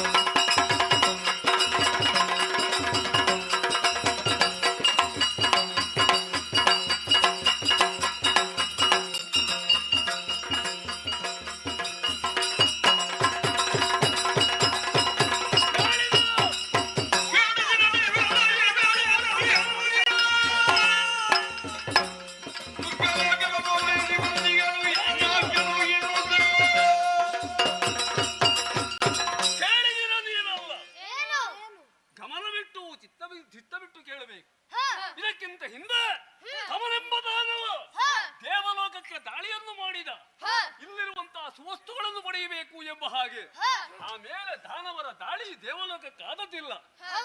ಪ್ರಕೃತ ನಮ್ಮ ದೊಡ್ಡ ಮಾನವಗ ಹಿರಣ್ಯಾಕ್ಷ ದೇವಲೋಕಕ್ಕೆ ಮೆಟ್ಟಲಷ್ಟೆಂಬ ಹಾಗೆ ಲೆಕ್ಕ ಮಾಡುವುದಕ್ಕೆ ಹೊರಟಿದ್ದಾನೆ. ಅಧಿಕಾರ ಬೇಕಂತ ಅವನಿಗೆ. ಬಂದಿರುವಂತಹ ಹಿರಣ್ಯಾಕ್ಷರಿಗೆ ತಕ್ಕ ಉತ್ತರ ಕೊಡಬೇಕು. ಏನಂತೀರೋ ನೀವೆಲ್ಲ?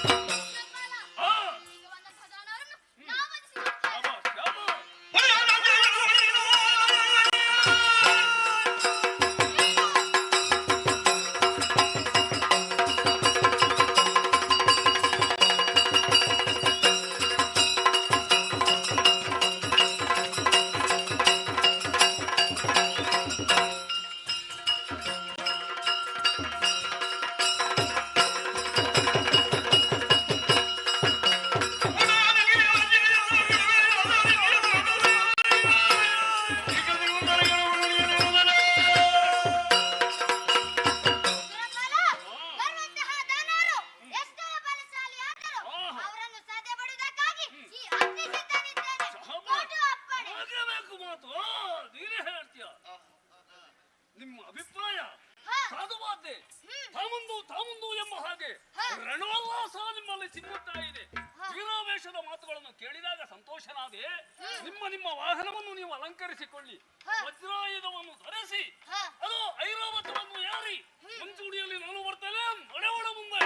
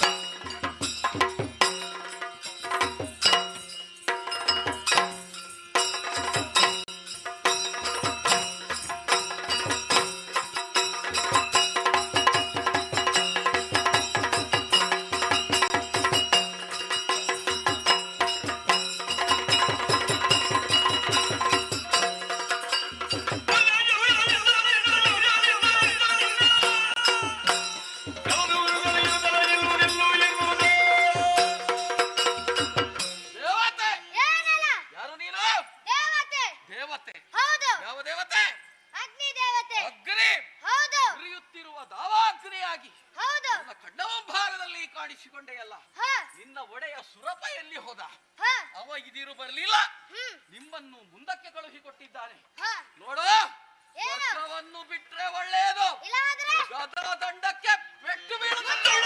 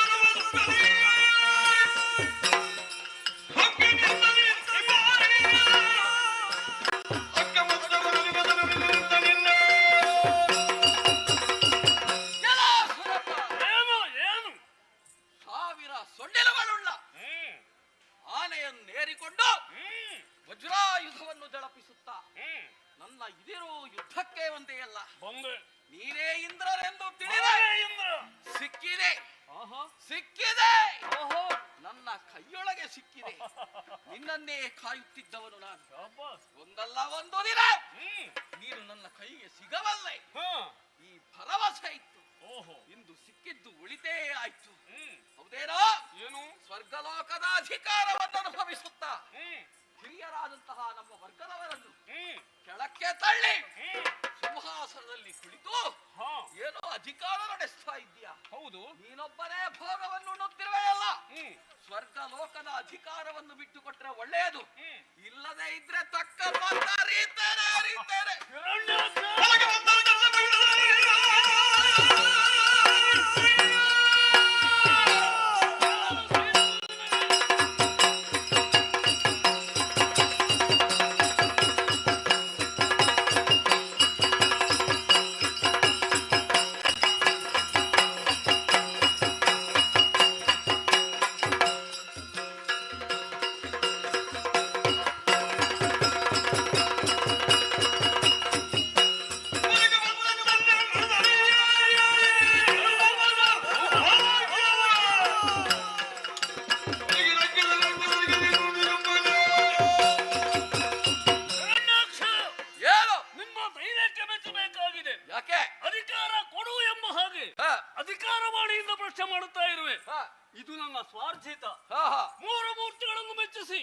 ಅದು ಶತಯಾಗಗಳನ್ನು ಮಾಡುವುದರ ಮೂಲಕ ಹ.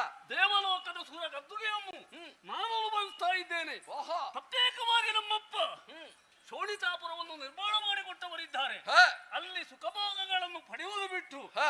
ಸುರಪ ತಕ್ಕ ಮತ್ತೊಂದರವೇ ಸ್ವರ್ಗಲೋಕದ ಅಧಿಕಾರ ನಮಗೆ ಬೇಕು. ಓಹೋ. ಪ್ರತಿಯೊಬ್ಬ ಜೀವಿಯ ಮಹತ್ವಾಕಾಂಕ್ಷೆ ಏನು? ಹ. ಮೇಲಕ್ಕೆ ಮೇಲಕ್ಕೆ ಮೇಲಕ್ಕೆ ಇರಬೇಕು. ಅಗ್ನಿಯ ಮುಖ ಮೇಲಕ್ಕೆ, ಮೀಸೆಯ ಮುಖ ಮೇಲಕ್ಕೆ. ಓಹೋ. ಹಾಗೆಯೇ ಹ. ನನ್ನ ಆಸೆಯ ಮುಖ ಮೇಲಕ್ಕೆ. ಹ. ಸ್ವರ್ಗಲೋಕ ಬೇಕೇ ಬೇಕು. ಇದಕ್ಕೊಂದು ನಿಯಮ ಅಂತ ಇದೆ ಗೊತ್ತಾ? ಏನೋ ನಿಯಮ? ಶತಯಾಗಗಳನ್ನು ಮಾಡಬೇಕು. ಹ. ಅಂತವನಿಗೆ ಮಾತ್ರ ಮೀಸಲಾಗಿರುವಂತಹ ಕ್ಷೇತ್ರ ಹ. ನಿನಗೆ ಬೇಕು ಎಂದಾಗಿದ್ರೆ ಹ. ಶತಯಾಗಗಳನ್ನು ಮಾಡು. ಹ. ಒಂದು ಮನ್ನಂತರವರೆಗೆ ನೀನು ಕಾಯಬೇಕು. ಹ. ಅಲ್ಲಿಯವರೆಗೆ ನಾನೇ ಇಂದ್ರ. ಮಧ್ಯೆ ಪ್ರಶ್ನೆ ಮಾಡುವುದಕ್ಕೆ ಬರಬೇಡ ನೀನೇನು. 3 ಯಾಗಗಳನ್ನು ಮಾಡಿದವನು ನೀನು. ಹ. ಯಾಗವನ್ನು ಮಾಡಲೇ ಓಹೋ. ಈ ಸ್ವರ್ಗವನ್ನು ನಾನು ಏರಿದವನಿದ್ದೇನೆ. ಹ್ಮ್. ಹಾಗಿದ್ರೆ ಹ. ಸ್ವರ್ಗವನ್ನು ಏರುವುದಕ್ಕೆ ಯಾಗವೊಂದೇ ಮಾಧ್ಯಮವಲ್ಲ. ದೈಹಿಕವಾದಂತಹ ಸಾಮರ್ಥ್ಯ, ಹ. ಮಹತ್ವಾಕಾಂಕ್ಷೆ, ಹ. ವೀರತನ, ಶೌರ್ಯ, ಲೋಕದಲ್ಲಿ ಸಾಹಸ. ಒಂದು ಮಾತುಂಟು ಗೊತ್ತಾ ನಿನಗೆ? ಏನು? ಮನುಷ್ಯ ಕೊಟ್ಟರೆ ಮನೆಯವರೆಗೆ, ಹ. ದೇವರು ಕೊಟ್ಟರೆ ಕೊನೆಯವರೆಗೆ. ಹ. ಇದು ದೇವರನ್ನು ಮೆಚ್ಚಿಸಿ ಪಡೆದಿರುವಂತಹ ಸಂಪತ್ತು. ಹ. ಅನರ್ಘ್ಯವಾಗಿರುವಂತಹ ಸಂಪತ್ತನ್ನು ಹ. ಮಧ್ಯೆ ಪಡೆಯುತ್ತೇನೆ ಎಂಬ ಹಾಗೆ ನೀನು ಬರಬೇಡ. ನಾನು ಬ್ರಹ್ಮಾನುಗ್ರಹವನ್ನು ಸಂಪಾದಿಸಿದ್ದೇನೆ. ಓಹೋ. ಹೆಚ್ಚೇನು? ಹ. ನನ್ನವ್ವೇ ಆದಂತಹ ಅದಿತಿ ದೇವಿಯ ಪೂರ್ಣವಾದಂತಹ ಶುಭಾಶೀರ್ವಾದ, ಆ ಮಹಾತಾಯಿಯ ಹರಕೆಯನ್ನು ಹಾರೈಕೆಯನ್ನು ಹೊತ್ತು ಆಹಾ. ಇಲ್ಲಿಗೆ ಬಂದವನಿದ್ದೇನೆ. ಆ. ಆದ್ದರಿಂದ 3 ಮೂರ್ತಿಗಳನ್ನು ನನ್ನ ತಾಯಿಯಲ್ಲೇ ಕಾಣುವವನು. ವರದ ಬಲ ಇದೆ ಎಂಬ ಹಾಗೆ ಕೊಬ್ಬಿನಿಂದ ಹೇ. ನೀನು ಮುಂದುವರಿಯುತ್ತಿದ್ದಾಗಿದ್ರೆ ಹೇ. ದೊಡ್ಡಮ್ಮನ ಮಗ ಎಂಬ ಹಾಗೆ ನಿನ್ನನ್ನು ಲಕ್ಷ್ಯಕ್ಕೆ ತರುವವನಲ್ಲ. ಹ. ವಜ್ರಾಯುಧದ ಘಾತ ಏನು ಅಂತ ನೋಡ್ಬೇಕ ನಿನಗೆ. ನನ್ನ ಗದಾ ದಂಡದಿಂದ ನಿನ್ನ ತಲೆಗೆ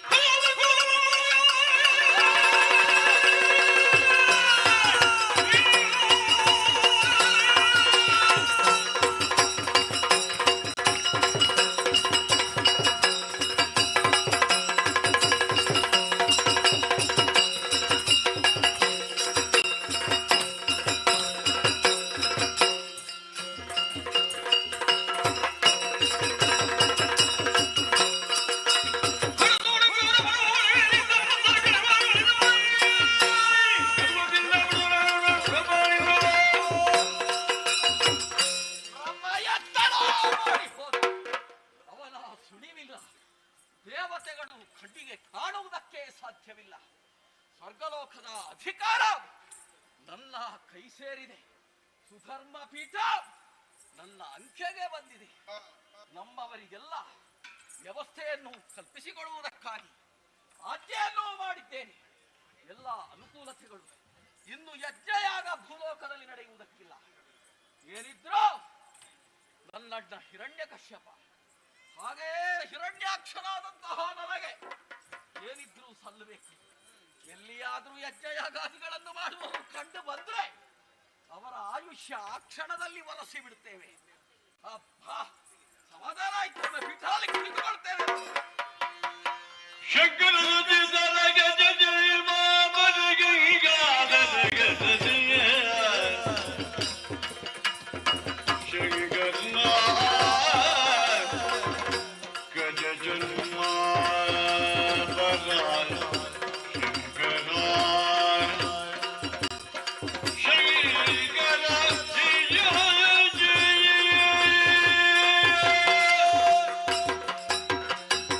ಶಂಭೋ ಶಂಕರ.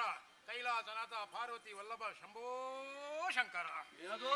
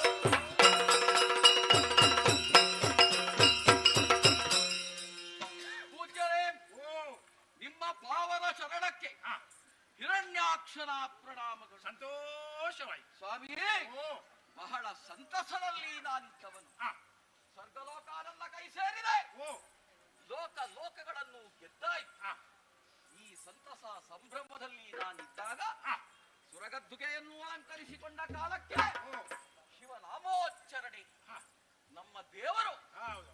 ಆ ಕೈಲಾಸಪತಿ ಶಂಕರ ಆ, ಅವನ ಸ್ತುತಿಯನ್ನು ಮಾಡುತ್ತಾ ಓ ನಮ್ಮೆಡೆಗೆ ತಾವು ಬಂದವರಿದ್ದೀರಿ. ಆ, ಆದ್ದರಿಂದಲೇ ಓ ಇದಿರ್ಕೊಂಡು ಆ, ಕರೆ ತಂದು ಪೀಠದಲ್ಲಿ ಕುಳ್ಳಿರಿಸಿದ್ದೇನೆ. ಸಂತೋಷ. ಯಥಾ ಸಾಧ್ಯ ಪೂಜಿಸಿದ್ದೇನೆ. ಓಹೋ ಸ್ವಾಮಿ, ಓ ನಿಮ್ಮ ಮುಖಕ್ಕೆ ಮಂಗಳಾರತಿಯನ್ನು ಮಾಡಿದ್ದೇನೆ. ಎಷ್ಟೋ ಕಡೆಯಲ್ಲಿ ನನಗೆ ಮುಖಕ್ಕೆ ಮಂಗಳಾರತಿ ಆಗುದಲ್ಲ, ಬೇರೆ ಎಲ್ಲಿಗೆ ಮಂಗಳಾರತಿ ಆಗುದು? ಸ್ವಾಮಿ, ಓ ಹಾಗಲ್ಲ. ಆ, ಉಭಯ ಕುಶಲೋಪರಿಯ ಮೊದಲು ಹೌದಾ? ನಮ್ಮಲ್ಲಿಗೆ ಬಂದಂತಹ ನಿಮಗೆ, ಓ ತಾಪಸ ವರೇಣ್ಯರಾದಂತಹ ನಿಮ್ಮನ್ನು ಆ, ಪೂಜಿಸಬೇಕಾದದ್ದು ನಮಗಾದ್ಯ ಅದು ಕರ್ತವ್ಯ. ಗೊತ್ತಿದ್ದವರಿಗೆ ಮಾತ್ರ ಗೊತ್ತು, ಈ ಗೊತ್ತಿಲ್ಲ. ನೆಲೆಯಿಂದ ಓ ಅರ್ಘ್ಯ, ಪಾದ್ಯ, ಆಚಮನೀಯ ಆ, ಇತ್ಯಾದಿ ಉಪಚಾರಗಳು ಓ ಇದು ನಮ್ಮ ಆ, ಒಂದು ಸಿದ್ಧಾಂತ ಮತ್ತು ತತ್ವ. ಆ, ಇದನ್ನು ಮೀರಿ ಇರುವವರು ನಾವಲ್ಲ. ಹೌದಾ? ಆದ್ದರಿಂದಲೇ ಓ ನಿಮ್ಮನ್ನು ಪೂಜಿಸಿದ್ದೇನೆ. ಆ, ನೀವು ಯಾವೆಡೆಯಿಂದ ಆ, ಇಲ್ಲಿಗೆ ಬಂದಿದ್ದೀರಿ. ಓ ಕನಕಾಕ್ಷರ ಹೊಸದಾದ ಆಳ್ವಿಕೆ. ಓ ಈ ಆಳ್ವಿಕೆಯಲ್ಲಿ ಆ, ಲೋಕಲಕದವರು ಏನಾಡುಕೊಳ್ಳುತ್ತಿದ್ದಾರೆ. ಆ, ಕನಕಾಕ್ಷರ ಕುರಿತಾದಂತಹ ಹೇಳಿಕೆ ಏನಿದೆ ಆ, ಸ್ವಾಮಿ, ಓ ತಮಗೆ ತಿಳಿದಿದ್ರೆ ಹೌದೌದು. ನನಗೆ ತಿಳಿಸಬೇಕು ಅಂತ ಹೇಳಿಕೊಡ್ತೇನೆ. ಅಷ್ಟೇ. ಅಷ್ಟೇ ಅಲ್ಲ, ಓ, ಇನ್ನೂ ಉಂಟಾ? ಈಗ ನನಗೆ ಏನಾಗ್ತಾ ಇದೆ ಬಂದೆ.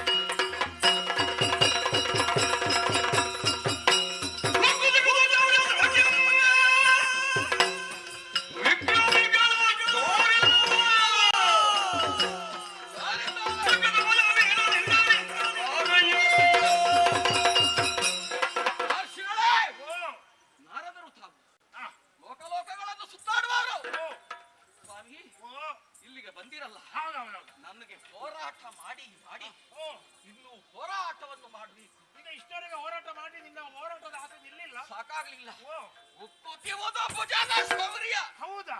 ಯಾವನಾದರೂ ಇದ್ದೀರಾದ್ರೆ ಆ, ಹೋರಾಟವನ್ನು ಮಾಡಬೇಕು. ಓಹೋ ಯಾರಾದ್ರೂ ಇದ್ರೆ ತೋರಿಸಿ, ಓ ಇಲ್ಲದಿದ್ರೆ ನೀವೇ ಬಂದೆ. ತೀರುರೇ ಇರುಡೇ ನಿನಗದಿರಾರು ಇಲ್ಲ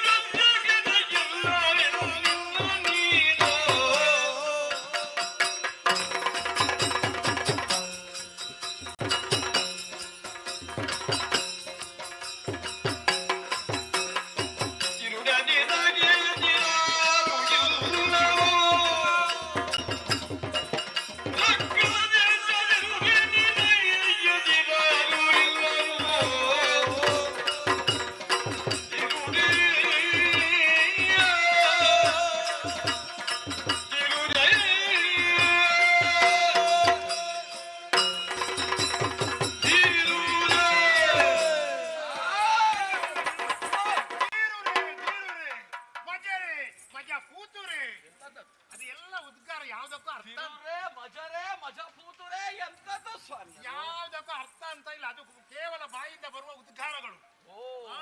ಅದಕ್ಕೆಲ್ಲ ಅರ್ಥ ಕಟ್ಟಲಿಕ್ಕಿಲ್ಲ, ಅರ್ಥ ವ್ಯಾಪ್ತಿ ಇಲ್ಲ. ಈಗ ನೇರವಾಗಿ ನಿನ್ನ ಎರಡು ಭುಜಗಳು ಕೂಡ ಮತ್ತೊಬ್ಬರೊಟ್ಟಿಗೆ ಯುದ್ಧ ಮಾಡುವುದಕ್ಕಾಗಿ ಕುಣಿತ ಉಂಟು, ಹೌದಾ?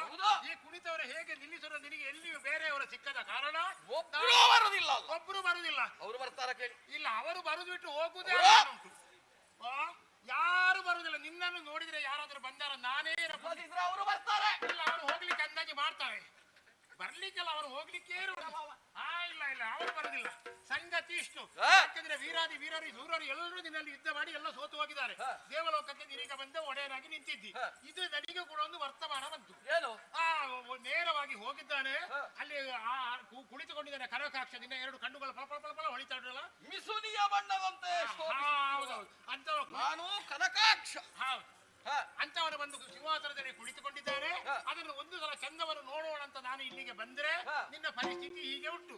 ನನ್ನಲ್ಲೇ ನೀನು ಯುದ್ಧಕ್ಕಾಗಿ ಹೋರಾಟ ಮಾಡ್ಲಿಕ್ಕಾಗಿ ತಯಾರಾಗಿ ಹೇಗೆ ಸ್ವಾಮಿ ಕನಕಾಕ್ಷನ ಹೊಸದಾದ ಆಳ್ವಿಕೆ ಬಂದ ನಂತರ ಉಂಟಲ್ಲ, ಹೇಗೆ ನಮ್ಮ ವೈಭವ ಭಾರಿ ಒಳ್ಳೆ ವೈಭವ. ನಿನ್ನಷ್ಟು ಒಳ್ಳೆ ವೈಭವದವರು ಇಷ್ಟವರೆಗೆ ಯಾರು ಬರ್ಲಿಕ್ಕಿಲ್ಲದ್ರೆ ನೀನೇ ಮೊತ್ತ ಬದಲಾಗಿ ಸ್ವರ್ಗಕ್ಕೆ ದಾಳಿ ಕೊಟ್ಟವ.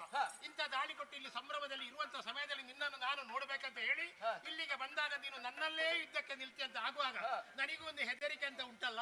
ನೀನು ಎಲ್ಲಿಯಾದ್ರೂ ಕೇಳಿದ ನಾನು ನಾರದ ಎಲ್ಲಿಯಾದ್ರೂ ಯುದ್ಧ ಮಾಡಿದ ಕೇಳಿದ್ಯಾ? ನಾರದ ಯುದ್ಧ ಮಾಡಿದಿಲ್ಲ. ಎಲ್ಲಿಯಾದ್ರೂ ನಾರದ ಕಾಳಗ ಅಂತ ಉಂಟಾ? ಇಲ್ಲ. ನಾನು ಯುದ್ಧ ಮಾಡಿದಲ್ಲ, ಯುದ್ಧ ಮಾಡಿದವರೆಗೆ ಹಾಗಿದ್ದ ಒಂದು ಪ್ರಸಂಗ ರಚನೆ ಆಗ್ಲಿಲ್ಲ. ಎಲ್ಲಿಯಾದ್ರೂ ಮುಂದಕ್ಕೆ ಭಾಗವತರು ಬೇಕು ಅಂತ ಒಂದು ರಚನೆ ಮಾಡಿದ್ರೆ, ಆದ್ರೆ ಈ ಭಾಗವತರು ರಚನೆ ಮಾಡಿದ್ರೆ ಕೊನೆಯವರೆಗೆ ನಾರದ ನಿಲ್ಬೇಕಲ್ಲ. ಹಿರಣ್ಯಾಕ್ಷ ಮತ್ತು ನಾರದನ ಸಂಗ್ರಾಮ ನಂಬಲಿಕ್ಕೆ ಸಾಧ್ಯ ಇಲ್ಲ. ಈಗ ಭಾಗವತರು ರಚನೆ ಮಾಡಿ ಯಾರೆಲ್ಲ ಯಾವ ರೀತಿಯ ಪ್ರಸಂಗ ತಯಾರು ಮಾಡ್ತಾರಂತ ನನಗೆ ಗೊತ್ತಿಲ್ಲ. ಅಂತೂ ನಾರದ ಯುದ್ಧ ಮಾಡಿದ ಪ್ರಸಂಗ ಇಲ್ಲ. ನಾನು ಯುದ್ಧ ಮಾಡಿಸಿದ ಪ್ರಸಂಗ ಉಂಟು. ಯಾಕಂದ್ರೆ ನನಗೆ ಕಟ್ಟಿಕೊಂಡ ಹೆಂಡತಿ ಮಕ್ಕಳು ಇಲ್ಲ, ಇಟ್ಟುಕೊಂಡ ಮನೆ ಏನು ಇಲ್ಲ. ಹಾಗಿರುವ ನನಗೆ ಮೂರು ಲೋಕವೇ ಸಂಚಾರಕ್ಕೆ ಇರುವಂತದ್ದು. ನಿರ್ದಿಷ್ಟವಾದಂತಹ ಸ್ಥಳ ಇಲ್ಲ, ನಿರ್ದಿಷ್ಟವಾದ ಸ್ಥಳ ಇಲ್ಲ. ನಮಗೆ ಒಟ್ಟಿಲ್ಲ. ಈಗ ನೀವು ಹೋದದ್ದೇ ಊರು, ಇದ್ದದ್ದೇ ಮನೆ, ಇದ್ದವರೇ ನಿಮ್ಮ ಸಂಬಂಧಿಕ, ಬೇರೆ ಯಾರಿಲ್ಲ. ಬರ್ಬೇಕು ಅಂತ ಹೇಳಿದ್ರೆ ನಾನು ಬರುವವನಲ್ಲ. ಇದೇ ಸ್ಥಳಕ್ಕೆ ನಾಳೆ ಬಾ ಅಂತ ಹೇಳಿದ್ರೆ ನಾನು ಇಲ್ಲಿಗೆ ಬರ್ಲಿಕ್ಕೂ ಇಲ್ಲ. ನನ್ನದೊಂದು ಅಂತ ವ್ಯವಸ್ಥೆ. ಆದರೂ ಈ ರೀತಿಯಾದ ಎರಡು ಭುಜಗಳು ಕುಣಿತದ್ದಾದ್ರೆ ಇದಕ್ಕೆ ಏನಾದ್ರೂ ಒಂದು ವ್ಯವಸ್ಥೆ ಮಾಡ್ಲೇಬೇಕಲ್ಲ. ಅದಕ್ಕೆ ಬೇಕಾಗಿ ನಾನು ಒಬ್ಬರನ್ನು ತೋರಿಸಿಕೊಡ್ತೇನೆ. ಇದ್ದಾನೆ ಒಬ್ಬ.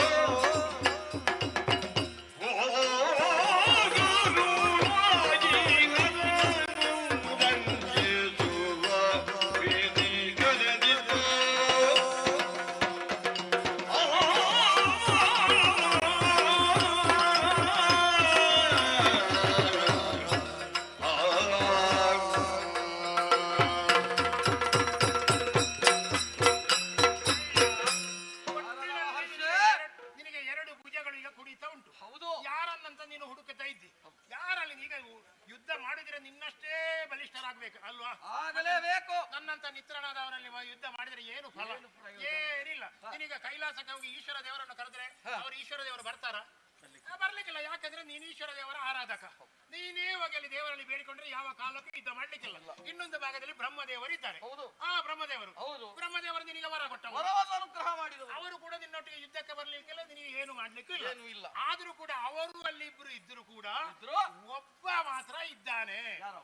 ಅವನ ಅಷ್ಟು ಸುಲಭ ಇಲ್ಲ. ಯಾರವ? ಅವನೇ ದಿತಿಜಾಂತಕ.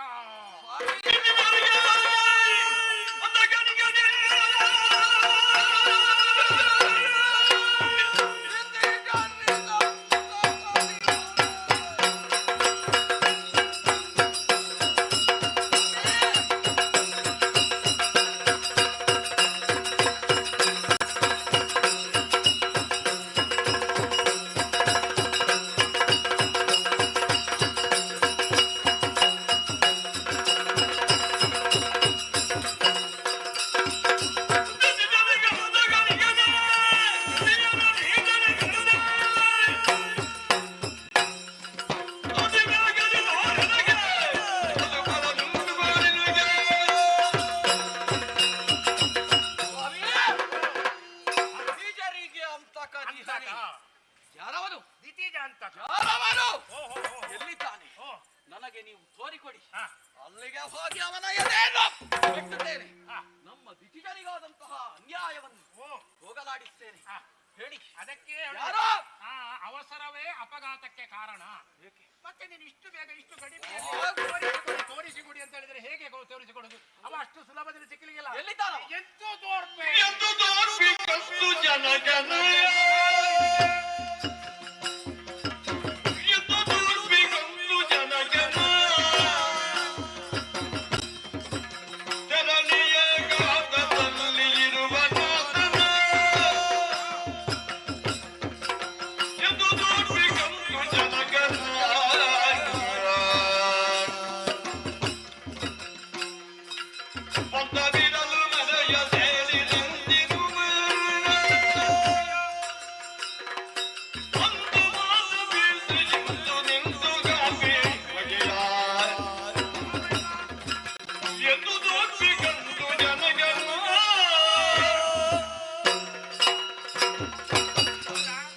ಅಷ್ಟು ಸುಲಭ ಏನಿಲ್ಲ. ಎಂತೂ ತೋರ್ಪೆ ಕಂತು ಜನಕನ ಅಂದ್ರೆ ಅಲ್ಲೇ ಇರುದು. ತೋರಿಸುವುದಕ್ಕೆ ಅಷ್ಟು ಸುಲಭ ಇಲ್ಲ. ಅವನ ಮುಖ ಪರಿಚಯ ನಿಮಗಿಲ್ಲ. ಮುಖ ಪರಿಚಯ ಇದ್ರೂ ಕೂಡ ಬೇಕಾದಾಗ ಅವ ತೋರಿಸಿಕೊಳ್ಳುವವಲ್ಲ. ಅಂತವ ಎಲ್ಲಿ ನಿಮಗೂ ಕಾಣ ಸಿಗುವುದಿಲ್ಲ. ಸಿಗ್ತಾರೆ. ಸಿಕ್ಕಿದ್ರು ಕೂಡ ಯಾವ ಸಿಕ್ಕಿದ್ರೆ ನಿನಗೆ ಉಪಕಾರ ಉಂಟ? ನಿನಗೆ ಸಿಕ್ಕುದಿದ್ರೆ ನನಗೆ ಈಗಲೇ ಈಗಲೇ ಸಿಕ್ಕಬೇಕು. ನಿನ್ನ ಎರಡು ಭುಜ ಸರಿ ಆಗ್ಬೇಕು. ಸರಿ ಆಗ್ಬೇಕಂದ್ರೆ ಅವ ಕರೆದ್ರೆ ಬರ್ತಾನ. ಅವ ಮಹಾಮಾಯಾವಿ. ಮಾಯಾವಿ ಅಲ್ಲ, ನಮಗೆ ಬೇಕಾದಾಗ ಸಿಕ್ಕುದಿಲ್ಲ. ಸ್ವಾಮಿ, ಓ ಅವ ಎಂತದ್ದು ಮಾಯಾವಿ? ಹೌದು. ದಿತಿಜರಾದಂತಹ ನಾವು ಮಹಾಮಾಯಾವಿ. ಹೌದೌದು. ನಮ್ಮ ಮಾಯೆಯನ್ನು ಮೀರಿಸುವುದಕ್ಕೆ ಸುಲಭದಲ್ಲಿ ನಂಬಲಿಕ್ಕೆ ಯಾರಿಗೂ ಸಾಧ್ಯ ಇಲ್ಲ. ಅದು ನೀನೇ ಹೇಳುದು. ಅವನನ್ನು ನಂಬಲಿಕ್ಕೆ ಆಗುದಿಲ್ಲಲ್ಲ. ಅವ ಕಳ್ಳ. ಕಳ್ಳರಲ್ಲಿ ಕಳ್ಳರ ಗುರು ಅವ. ಕಳ್ಳರ ಗುರು. ಆದರೂ ಒಂದು ಸಂಗತಿ ಉಂಟು. ಏನು ಎಂತವನೇ ಆಗಿರ್ಲಿ, ಒಂದು ಸಲ ಆದ್ರೂ ನೋಡುವುದಕ್ಕಾಗಿ ಏನಾದ್ರೂ ಒಂದು ಉಪಾಯ ಬೇಕಲ್ಲ. ಉಪಾಯ ಉಂಟು. ಅದಕ್ಕೆ ಒಂದು ಸಂಗತಿ ಹೀಗೆ ಉಂಟು. ಯಾವುದು? ಒಂದು ಏನು ಮಾಡಿದ್ರು ಕೂಡ ಯಾರನ್ನು ಯಾವ ರೀತಿಯಲ್ಲಿ ಒಬ್ಬರು ಪೀಡಿಸಿದ್ರು, ಅವರು ಬಾರದಿದ್ರು, ತನ್ನ ಕೈ ಹಿಡಿದ ಹೆಂಡತಿಯನ್ನು ಯಾರಾದ್ರೂ ಓಡಿಸಿಕೊಂಡು ಹೋಗುದಲ್ಲ, ಮುಟ್ಟುವುದಕ್ಕೆ ಹೋದ್ರೆ ಆಗಾದ್ರೂ ಬರ್ತಾರಲ್ಲ. ಬರಲೇಬೇಕು. ಇಲ್ಲದಿದ್ರೆ ಆ ಗಂಡ ಷಂಡ ಬರೇ ಷಂಡ. ಇಲ್ಲಿ ಸಂಗತಿ ಆಗಿದೆ. ಅವನಿಗೆ 2 ಜನ ಹೆಂಡತಿಯರು. 2 ಜನ ಹೆಂಡತಿ. ಒಂದು ಸಾಕಾಗ್ಲಿಲ್ಲ ಅವನಿಗೆ. ಸಾಕಾಗಲಿ. ಅವನಿಗೆ ಬೇಕಾ ಏನು, ನಮಗೆ ಬೇಡ ಅಂತಾದ್ರೆ? 2 ಜನ ಹೆಂಡತಿಯರು. ಸ್ವಾಮಿ, ಓ ಹಾಗೆ ದೊಡ್ಡ ವಿಷಯ ಏನಿಲ್ಲ. ನನ್ನ ಅಪ್ಪ ಕಶ್ಯಪ ಬ್ರಹ್ಮರು ಹೌದೌದು. 13 ಮಂದಿ ಮದುವೆ. ಹೌದೌದು. ಈಗ ಒಂದು ಸಾಕ್ಲಿಕ್ಕೆ ಕಷ್ಟ ಆಗ್ತದೆ. ಆದ್ರೂ ಆಗಿದೆ. ಅವರಿಗೆ ಯಾರು ಗೊತ್ತೋ? ಸಾಮರ್ಥ್ಯ ಎಷ್ಟು ಬೇಕಿದ್ರು ಮದುವೆ ಆಗಬಹುದು. ಇದು ಹೊಸತಾದಂತಹ ಯೋಜನೆ ಕನಕಾಕ್ಷ. ಹೌದೌದು. ಒಂದು ಸಿರಿದೇವಿ. ಸಂಪತ್ತಿನ ಅಧಿದೇವ. ಈ ಸಿರಿದೇವಿ ಕುಳಿತುಕೊಂಡಿರುವುದು ಅವನ ಎದೆಯಲ್ಲಿ. ಅವಳಿಗೆ ಕುಳಿತುಕೊಳ್ಳುವುದಕ್ಕೆ ಬೇರೆ ಸ್ಥಳ ಇಲ್ಲ. ಎದೆಯಲ್ಲಿ ಕುಳಿತು ಅಂದ್ರೆ ಅವನಿಗೆ ಗಂಡನಿಗೆ ಅವಳ ಮೇಲೆ ಅಷ್ಟು ಪ್ರೀತಿ. ಹೌದೌದು. ಅವ ಇರುವುದು ಇದು ಭೂಮಿಯಲ್ಲಿ ಅಲ್ಲ. ಭೂದೇವಿ. ಇನ್ನೊಬ್ಳು ಹೆಂಡತಿ ಭೂದೇವಿ. ಈ ಭೂದೇವಿ ಹೆಂಡತಿ ಇದ್ದಾಳಲ್ಲ, ಅದನ್ನು ಯಾವಾಗ ನೀನು ಗಲಾಟೆ ಮಾಡಿ ತುಳಿತ್ಯ, ಆಗ ಅವನಿಗೆ ಬಂದೇ ಬರ್ತಾನೆ. ತನ್ನ ಹೆಂಡತಿಗೆ ಮತ್ತೊಬ್ಬರಿಂದ ಕಷ್ಟ ಬಂದಾಗ ಭಾರತದ ಗಂಡಲ್ಲಿ ಉಳಿಲಿಕ್ಕೆ ಆಗುದಿಲ್ಲ. ಅವ ಬಂದೇ ಬರ್ತಾನೆ. ನೀನು ಭೂಮಿಯನ್ನು ಕೆಡವು, ಆಗ ನಿನಗೆ ಆಗುವುದು ಆಗ್ತದೆ. ಮುಂದಕ್ಕೆ ಏನು ಆಗ್ಬೇಕೋ ಅದು ನಿನಗೆ ಆಗ್ತದೆ.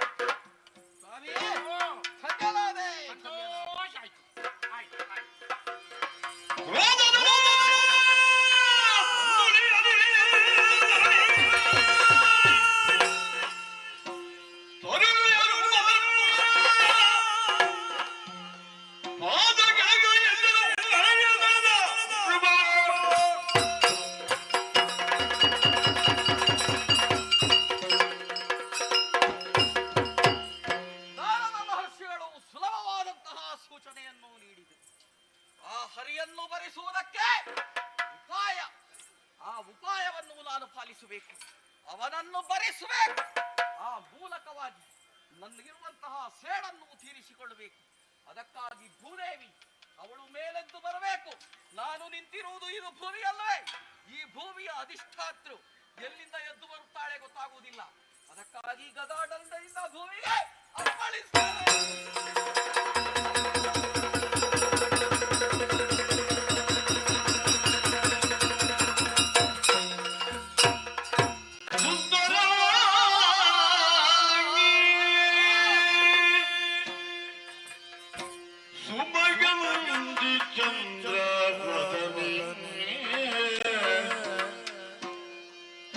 ಚಂದ್ರವತನಿ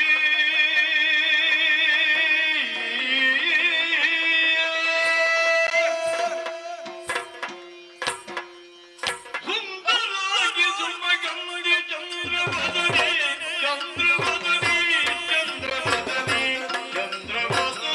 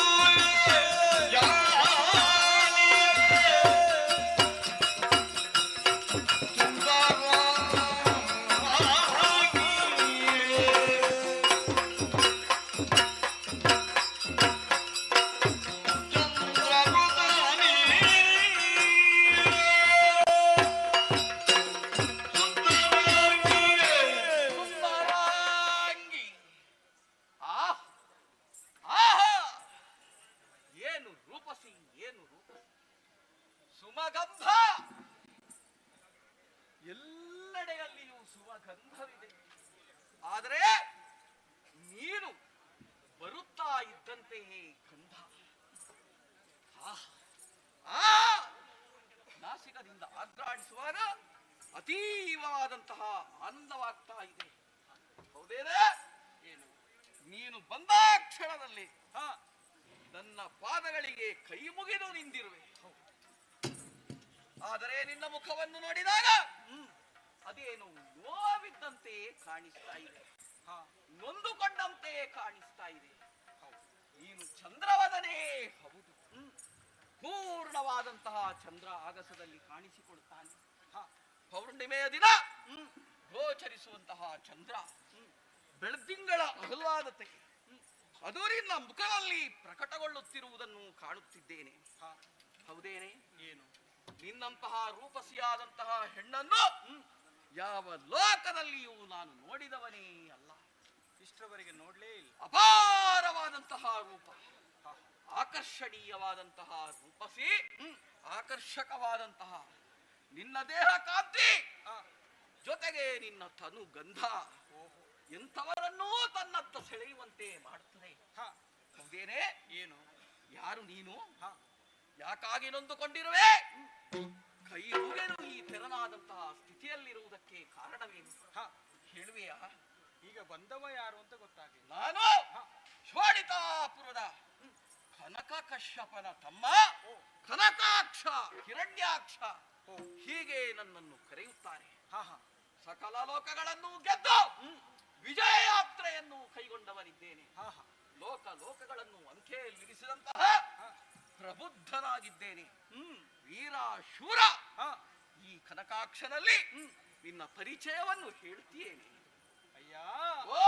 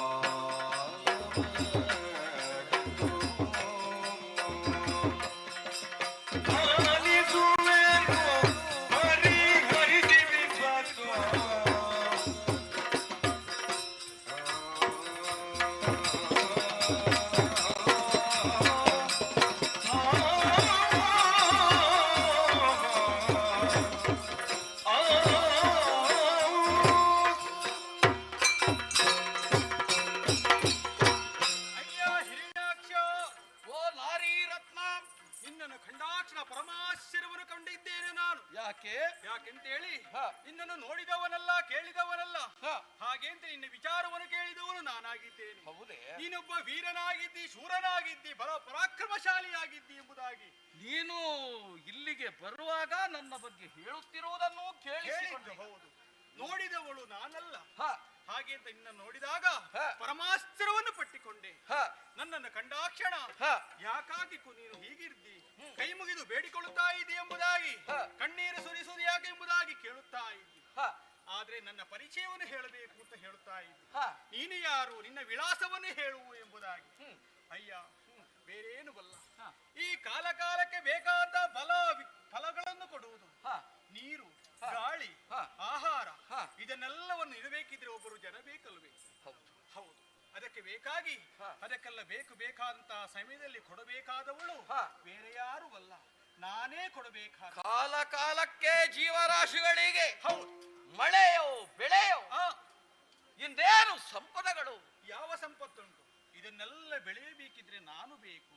ನಿನ್ನ ಆಶ್ರಯದಿಂದ ಇವರೆಲ್ಲ ಬದುಕುತ್ತಿದ್ದಾರೆ. ಹೌದಪ್ಪ, ಇವರೆಲ್ಲರೂ ನಮ್ಮವರೇ ಆಗಿದ್ದಾರೆ. ಅಷ್ಟು ಮಾತ್ರವಲ್ಲ ನೋಡು, ಯಾರಿಗೆ ರೋಗ ರುಜಿನಾದಿಗಳಿದೆಯೋ, ಒಂದು ವೇಳೆ ನಿನಗೆ ರೋಗ ಉಂಟಾ? ನನಗೆ ರೋಗ ಏನೂ ಇಲ್ಲ. ಆದರೆ ಒಂದು ಈಗ ವಿಪರೀತವಾದಂತಹ ಸೆಕೆ. ಹೌದಾ? ಎಲ್ಲಾ ಜೀವಿಗಳನ್ನು ಕಾಪಾಡುವವಳು ಒಂದೇ ಅಲ್ಲ, ಏನು ಗಾಳಿಯನ್ನು ಸ್ತಂಭನಗೊಳಿಸಿದೆಯಾ? ಹಾಗೆಯಾ? ನಿನಗೆ ಸೆಕೆ ಆಗುತ್ತದೆ ಎಂಬುದಾಗಿ ಹೇಳುತ್ತಾಯಿ. ಹರಿಯುತ್ತಿರುವಂತಹ ಜಲ ಬಿಸಿಯಾಗಿದೆ. ಹೌದೇ?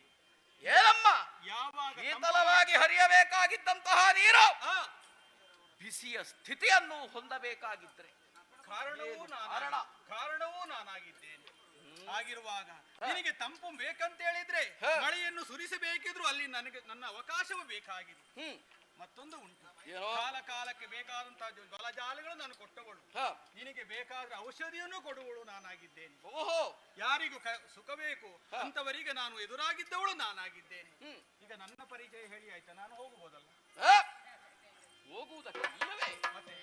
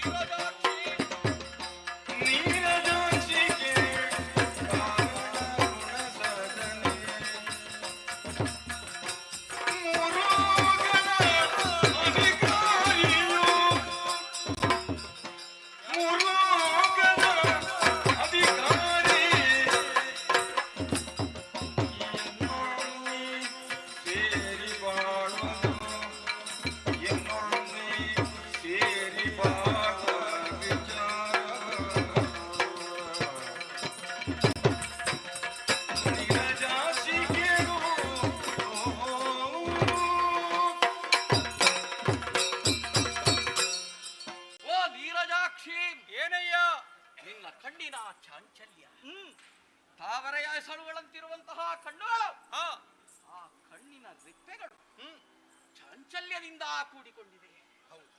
ಮುಂದೇನಾಗುತ್ತದೋ, ಇನ್ನೇನಾಗ್ತದೋ, ಈ ರೀತಿಯದಾದಂತಹ ಭವಣೆ ನಿನ್ನನ್ನಾವರಿಸಿದೆ ಎಂಬುದು ಸ್ಪಷ್ಟ. ನೀನೇನೋ ಯೋಚಿಸಬೇಕಾದದ್ದಿಲ್ಲ. ಯಾಕೆ? ಆರಿಂದ ಒದಗಿತು ನಿನಗೀ ಭವಣೆ. ನೀನು ಬಂದಾಗಲೇ ಅದಾವುದೋ ರೀತಿಯ ನೊಂದ ಸ್ಥಿತಿಯನ್ನು ನಾನು ಗಮನಿಸಿದ್ದೆ. ಆಹಾ ಆಹಾ, ಏನಯ್ಯ? ಆಹಾ, ಏನು ಏನು ನಡಿಗೆ ನಿನ್ನದು. ನಿನ್ನ ನಡೆಯೋ ಮದ ತುಂಬಿದ ಆನೆಯ ಹಾಗೆ.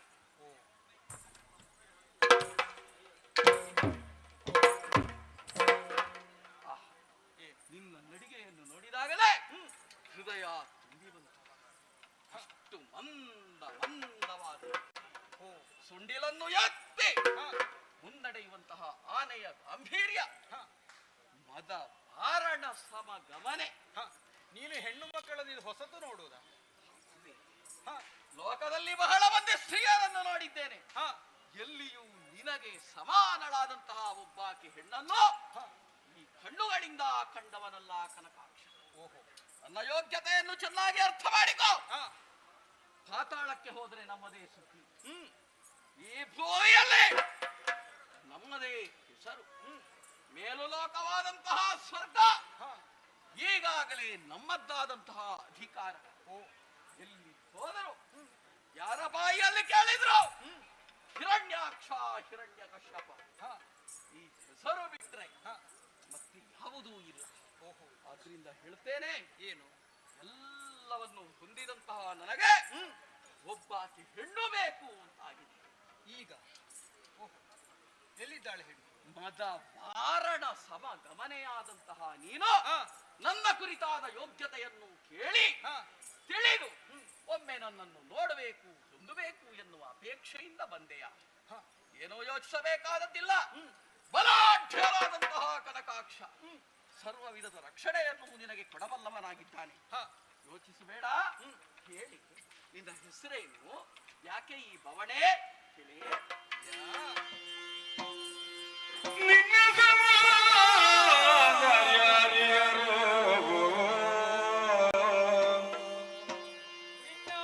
ಎನ್ನ ಬನ್ನ ಪಡಿಸದಿರು ಸದ್ಗುಣ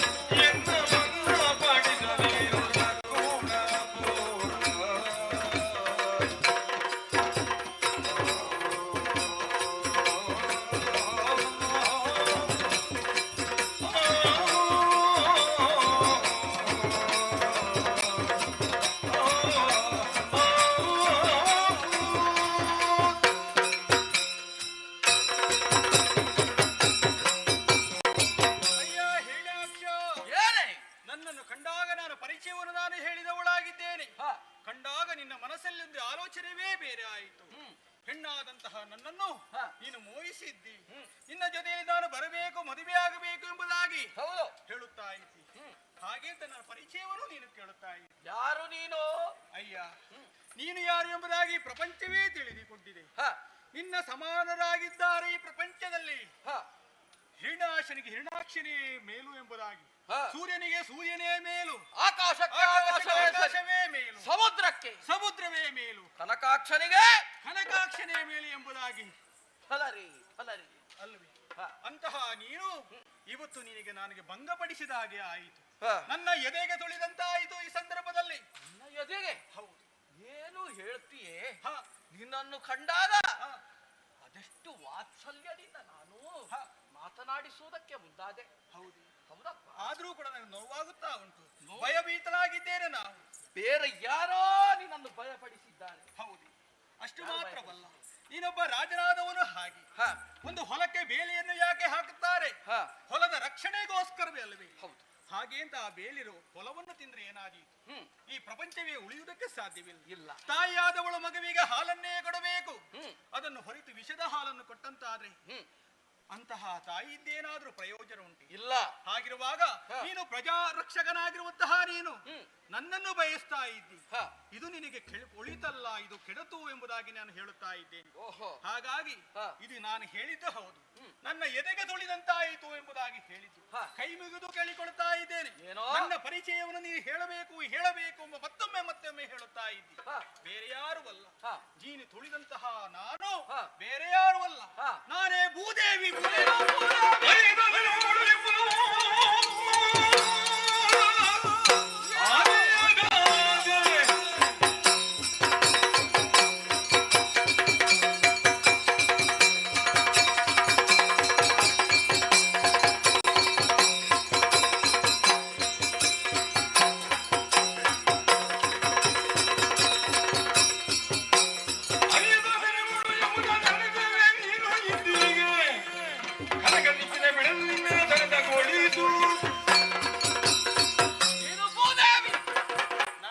ನಾರಾಯಣನ ಹೆಂಡತಿ ನೀನೇ ಬೇಕಾಗಿದ್ದವಳು.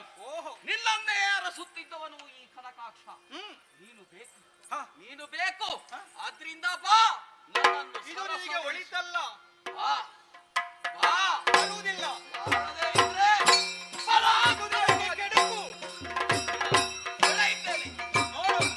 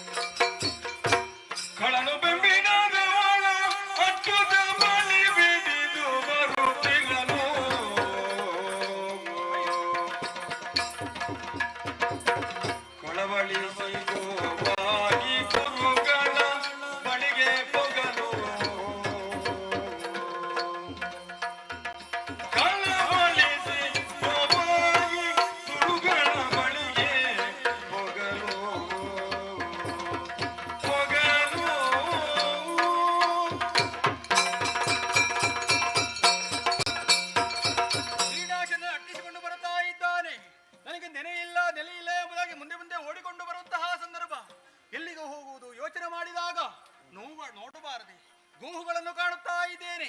ಹಾಗಾಗಿ ತಡ ಮಾಡುವುದಿಲ್ಲ, ಗೋಹುಗಳ ಉದರವನ್ನು ನಾನು ಸೇರ್ತೇನೆ.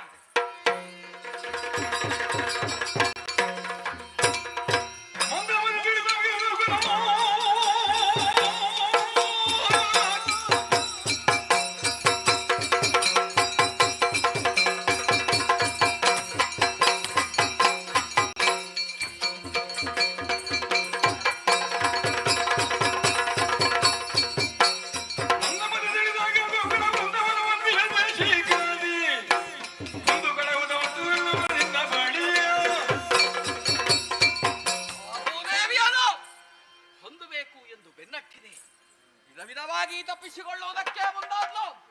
ಈಗ ಹೋಗಿ ಗೋವಿನ ಹಿಂಡಿನಲ್ಲಿ ತಾನು ಗೋವಾಗಿ ಸೇರಿಕೊಂಡಿದ್ದಾಳೆ.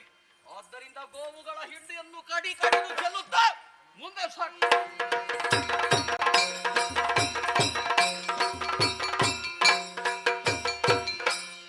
ಘನತಪವನ್ನು ಅನುಕರಿಸುತ್ತಲಿಯ ಮುನಿಗಳ ಗೈದರು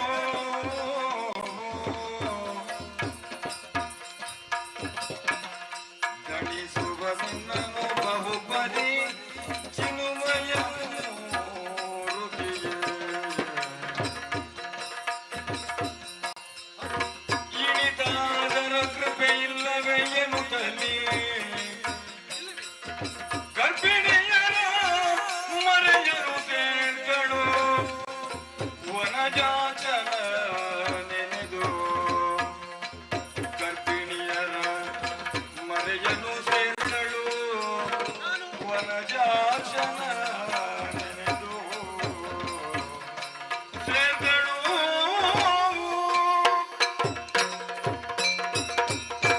ಕನಕಾಶನ ಮುಂದುವರಿಯುವಂತಹ ಸಂದರ್ಭದಲ್ಲಿ ನನ್ನನ್ನು ಪೀಡಿಸ್ತಾ ಮುಂದೆ ಬರುವಂತಹ ಸಂದರ್ಭದಲ್ಲಿ ಗೋಹತ್ಯವನ್ನು ಮಾಡಿಬಿಟ್ಟಿದ್ದಾನೆ.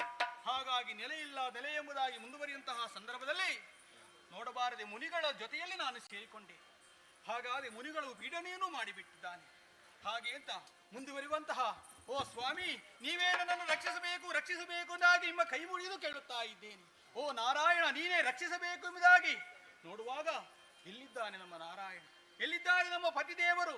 ಹಾಗೆ ತನ್ನ ಕೂಗಿಗೆ ಅವರು ಕೇಳುವುದಕ್ಕಿಲ್ಲ. ಹಾಗಾದ್ರೆ ಇನ್ನು ಏನು ಮಾಡುವುದು? ನೋಡಬಾರದು, ಗರ್ಭಿಣಿ ಸ್ತ್ರೀಯರನ್ನು ಕಾಣುತ್ತಾ ಇದ್ದೇನೆ.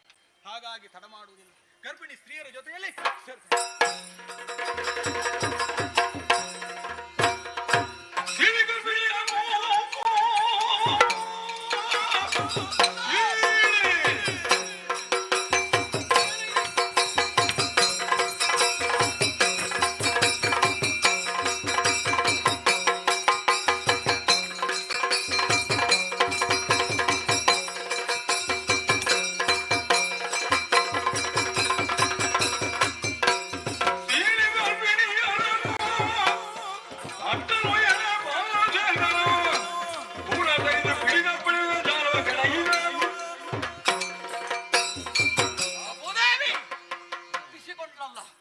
ನಾನು ಯಾವುದೇ ತೆರವಾಗಿ ಮುಂದುವರೆದರೂ ಕೂಡ ಕೈಗೆ ಸಿಗುತ್ತಿಲ್ಲ.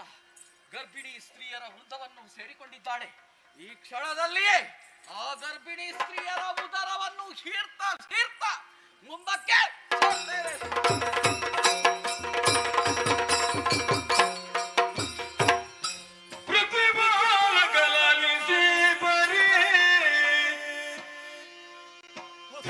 ನೋಡಿಸುತ್ತಿರಲು ಬಲು ಬೇಸತ್ತಳ ಭೂದೇವಿಯೇ. ಹೌದು ಸ್ವಾಮಿ, ದೈತ್ಯ ನೋಡಿಸುತ್ತಿರಲು ಬಲು ಬೇಸತ್ತಳ ಭೂದೇವಿ. ಲೋಕಲೋಕಗಳ ಚರಿಸಿ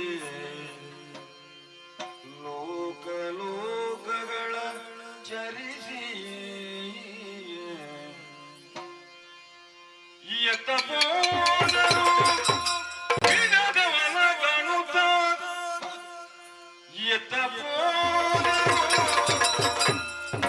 ಬಿಡದವನ ಕಾಣುತ್ತ, ಅದೋ ಲೋಕಗಳ ಕೋಪಿನೆ ಎನ್ನುತ್ತ ಇಳೆಯಳು ಮಕ್ಕಳ ಮಾರಸದಳವನು ಮಕ್ಕಳು. ಹರಿಯೇ, ಎಷ್ಟು ಕೂಗಿಕೊಂಡ್ರು ಎಷ್ಟು ಬೇಡಿಕೊಂಡ್ರು ಕೂಡ ನನ್ನ ಕೂಗನ್ನು ಕೇಳುವುದಿಲ್ಲವೇ ನೀವು? ಅದೆಷ್ಟೋ ದಿನಗಳ ಕಾಲ ಆಯಿತು. ಈ ದುರುಳನು ನನ್ನ ನಟಿಸಿಕೊಂಡು ಬರ್ತಾ ಇದ್ದಾನೆ. ನನಗೆ ನೆಲೆ ಇಲ್ಲದೆಂಬುದಾಗಿ ಮುಂದುವರಿಯುತ್ತಹ ಸಂದರ್ಭದಲ್ಲಿ ಅನೇಕ ಹತ್ಯವನ್ನು ಮಾಡಿಕೊಂಡು ಬಂದವನವನಾಗಿದ್ದಾನೆ. ಹಾಗಾಗಿ ಶ್ರೀಹತ್ಯ, ಗೋಹತ್ಯ, ಬ್ರಾಹ್ಮಣ ಹತ್ಯ ಎಲ್ಲವನ್ನೂ ಮಾಡಿಕೊಂಡು ಬಂದವನಾಗಿದ್ದಾನೆ. ಹಾಗಾಗಿ ನನಗೆ ನೆಲೆಯುವುದಕ್ಕೆ ಎಲ್ಲಿಯೂ ಸ್ಥಳವಿಲ್ಲದ ಆಯಿತು. ಹಾಗಾಗಿ ಮುಂದುವರಿಯುತ್ತಾ ಸಂದರ್ಭದಲ್ಲಿ ಅನೇಕ ಪುಣ್ಯ ಕ್ಷೇತ್ರವನ್ನು ನಾನು ಲೋಕಗಳನ್ನು ನಾನು ಹೋಗಿದ್ದೇನೆ. ಪುಣ್ಯ ಕ್ಷೇತ್ರವನ್ನು ನಾನು ಪ್ರವೇಶಿದ್ದೇನೆ. ಅಲ್ಲಿಗೂ ಕೂಡ ಅವನು ಬಂದಿದ್ದಾನೆ, ಮಾಲಿನ್ಯವನ್ನು ಮಾಡಿಬಿಟ್ಟಿದ್ದಾನೆ. ಹಾಗಾಗಿ ಇನ್ನು ನನಗೆ ನೆಲೆ ಇಲ್ಲ ಎಂಬುದಾಗಿ ನಾನು ಯೋಚಿಸ್ತೇನೆ. ಓ ಸ್ವಾಮಿ, ಎನ್ನಾದರೂ ನನ್ನ ಕರೆಗೆ ಓಡೋಡಿ ಉಂಡು ಬರಬೇಕು. ಬನ್ನಿ ಸ್ವಾಮಿ. ಹಾಗೆ ಅಂತ ನನಗೆ ನೆಲೆ ಇಲ್ಲ, ನೀವು ಬರುವುದಿಲ್ಲ, ನನಗೆ ಹೋಗುವುದಕ್ಕೆ ಸ್ಥಳವಿಲ್ಲ. ಹಾಗಿರುವುದಂತೇಳಿ ಒಂದೇ ಒಂದು ಸ್ಥಳ ಇರುವುದು. ನೋಡಬಾರದೆ, ಇದೇ ರಸಾತಳವಲ್ಲವೇ? ಇದು ರಸಾತಳ. ತಡ ಮಾಡುವುದಿಲ್ಲ, ರಸಾತಳವನ್ನು ಸೇರಿಸ್ತೇನೆ ಸಾಕು.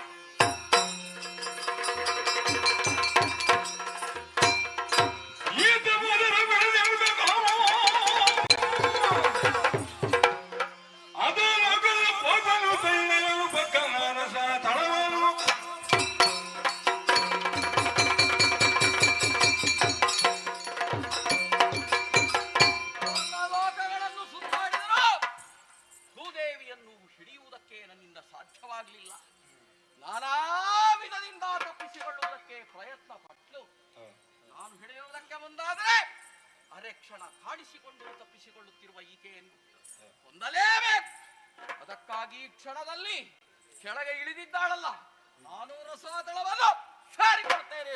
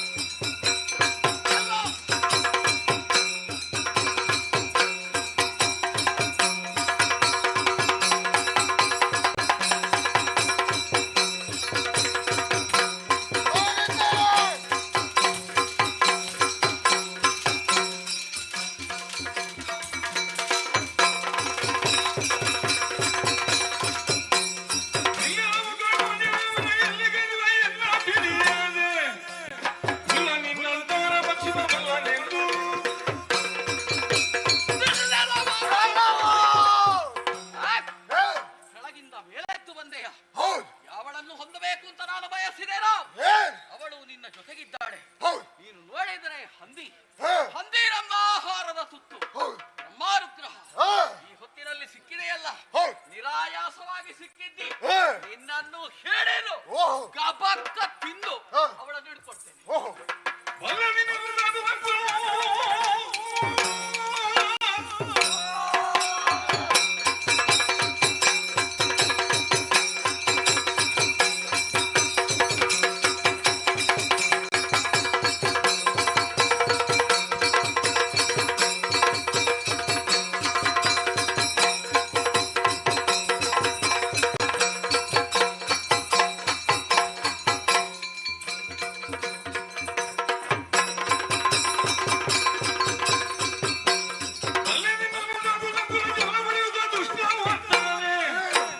ಎಲ್ಲಿ ಪಡೆಯುವುದಕ್ಕೆ ಬಿಸಿಲಿನಲ್ಲಿ ಕೈಯಿದೆ. ಕೆಲವು ಇರಟ್ಯಾಕ್ಷ ಹೇಳು. ದೇವಲೋಕಕ್ಕೆ ದಾಳಿ ಮಾಡಿದೆಯಾ? ಹೌದು, ಸುರರನ್ನು ಯುದ್ಧದಲ್ಲಿ ಸೋಲಿಸಿ. ಆ ಸುರರು ಏನು ನಿನ್ನ ಸಂಬಂಧಿಕರೇನು? ಏಯ್ ಹೇ, ಬಿಡು, ಸುರರನ್ನು ಸೋಲಿಸಿ ಹೇ, ಸುರ ಪೀಠವನ್ನು ಏರಿದೆಯಾ? ಅದು ನಮ್ಮದ್ದಾಗಿದೆ ಈ ಕಾಲಕ್ಕೆ. ಸಾಧು ಸಜ್ಜನರಿಗೆ ಉಪಟಳವನ್ನು ಕೊಟ್ಟ ಪಾಪಿಷ್ಟ ನೀನು. ಹೇ, ಸಾಲದು ಎನ್ನುವುದಕ್ಕೆ ಯಜ್ಞ ಹಾಡು ಮಾಡಿದ್ದೇನೆ, ಹೌದು. ಗರ್ಭಿಣಿ ಸ್ತ್ರೀಯರನ್ನು ಭಂಗಿಸಿದ್ದೇನೆ. ಹಾ, ಆ ಬಳಿಕ ಹೇ, ಋಷಿ ಮುನಿಗಳ ಗಡ್ಡವನ್ನು ಹೊಡೆದು ಹಾ. ಅವರ ಶಿರವನ್ನು ಕಡಿದು ಹೇ. ಕೋಪದ ಕುಂಡಕ್ಕೆ ಹಾಕಿದ್ದೇನೆ. ಸಾಲದು ಎನ್ನುವುದಕ್ಕೆ ಹೇ, ಭೂಮಿ ದೇವಿಯನ್ನು ಪೀಡಿಸುವುದಕ್ಕೆ ಮುಂದಾದೆ. ಹೌದೇನು? ಏನು? ವಿಚಾರಿಸುವುದಕ್ಕೆ ಬಂದವ ಹೇ, ಸಾಮಾನ್ಯ ಎಂಬುದಾಗಿ ಭಾವಿಸ ಏನು ಅಸಾಮಾನ್ಯ? 100 ಹಂದಿಯನ್ನು ತಿಂದಿದ್ದಿ. ಬ್ರಹ್ಮನ ವರಬಲವೇ ಹಾಗೆ. ಹೇ, 101 ಹಂದಿಯಿಂದ ನಿನಗೆ ಮರಣ. ಇದು ಏನು? ಜಗತ್ ರಕ್ಷಕರಾದಂತ ಹಾ. ಶ್ರೀಮನ್ನಾರಾಯಣ ನೀನು ಅಡವಿಗೆ ಗುಣಗಟ್ಟಿಗಳು.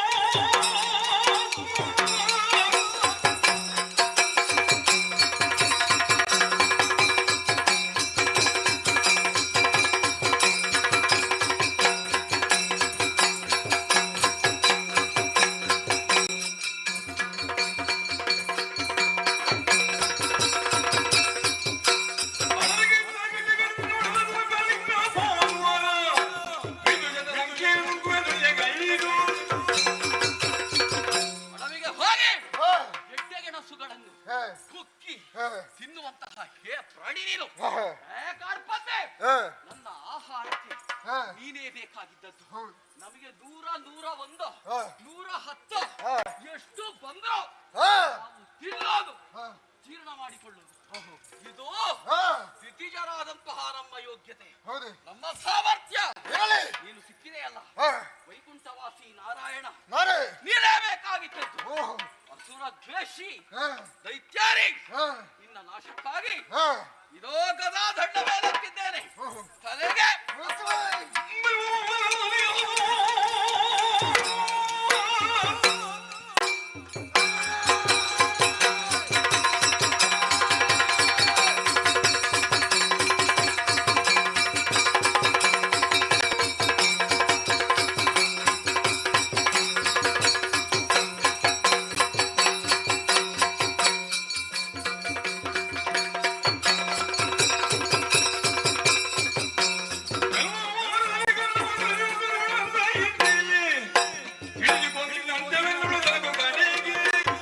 ಕೆಲವು ಏನ ನಾನು ಎಂಬುದು ನಿನ್ನ ತಲೆಗೆ ಅಹಂಕಾರ ಅಡರಿದೆ. ಎಲ್ಲವೂ ಇರುವಾಗ ಅಹಂಕಾರ ತಾಳಿದರೆ ಹೇ. ಅದೇನು ತಪ್ಪಲ್ಲ. ಹಾ, ಏನೂ ಇಲ್ಲದೆ ಇದ್ದವ ಹಾ, ಒಬ್ಬ ಬತ್ತಲಾಗ್ತಾನೆ ಅಂತಾದ್ರೆ ಹಾ. ಆವಾಗ ತಲೆಗೆ ಹೊಡಿಬೇಕು. ಇದು ಏನೋ ನಿನಗೆ ಬದುಕಬೇಕು ಹ, ಎಂಬಂತ ಆಸೆ ಇದ್ರೆ ಹಾ. ನನ್ನ ಕಾಲು ಹಿಡಿ, ಹ, ಬದುಕಿಕೋ. ಹ. ಇಲ್ಲವಾದ್ರೆ ನಿನ್ನನ್ನು ಕೊಂದೆ. ಹೇಯ ಪ್ರಾಣಿ ಹೇ. ನಾರಾಯಣ, ಹೇ, ನೀನು ಎಷ್ಟೂ ಕೆಳಗೆ ಇಳೀತಿ, ಹೇ, ಎಷ್ಟೂ ಮೇಲಕ್ಕೆ ಹೋಗ್ತಿ. ಸರಿ. ನಮ್ಗೆ ಗೊತ್ತಿಲ್ಲ ಅಂತ ಭಾವಿಸಿಕೊಳ್ಳಬೇಡ. ಹೇ. ಆದರೆ ಏನ್ ನೀನು ಹೇ. ಕೆಳಗೆ ಇಳಿದಂತೆ ಹೇ. ನಾವು ಕೆಳಕ್ಕೆ ಇಳಿಯುವವರಲ್ಲ. ನೋಡೋಣ. ಗಂಡು ಮಗನಾಗಿ ಕನಕಾಕ್ಷ ಬದುಕಿದ್ದಾನೆ, ಹೇ. ಗಂಡು ಮಗನಾಗಿಯೇ ಬದುಕುತ್ತಾನೆ. ಹೇ. ಒಂದೊಮ್ಮೆಲೆ ಹೇ. ಈ ಲೋಕದ ಆಯುಷ್ಯ ತೀರಿತು ಎಂದಾದ್ರೆ ಹೇ. ಗಂಡು ಮಗನಾಗಿಯೇ ಸಾಯ್ತಾನೆ. ನೋಡೋಣ. ನೋಡೋಣ.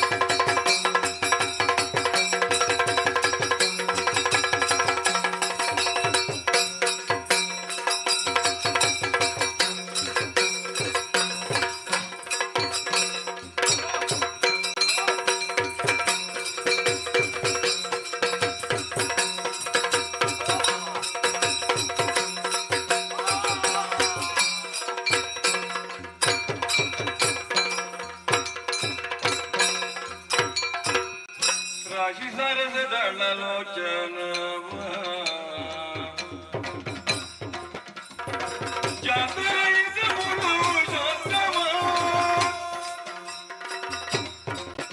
ಜಗನ್ನಾಥ ಮುಕುಂದ ನಿತ್ಯಾನಂದ ಆರತಿ ಬೆಳಗಿದೆವು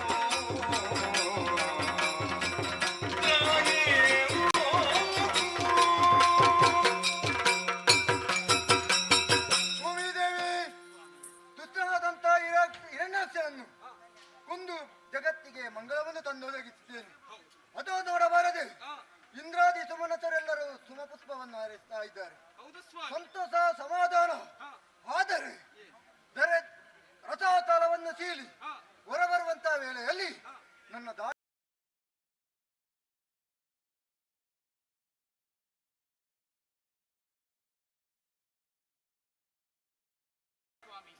ಒಂದು ಮಾತನ್ನು ಈಗ ನಿಮ್ಮಲ್ಲಿ ಕೇಳಬೇಕು. ಏನು ದುಷ್ಟರಾದಂತಹ ಕೊಲ್ಲುವಂತಹ ಸಂದರ್ಭದಲ್ಲಿ ಆ. ಈ ರೂಪದಲ್ಲಿ ಬಂದಿದ್ದೀರಿ.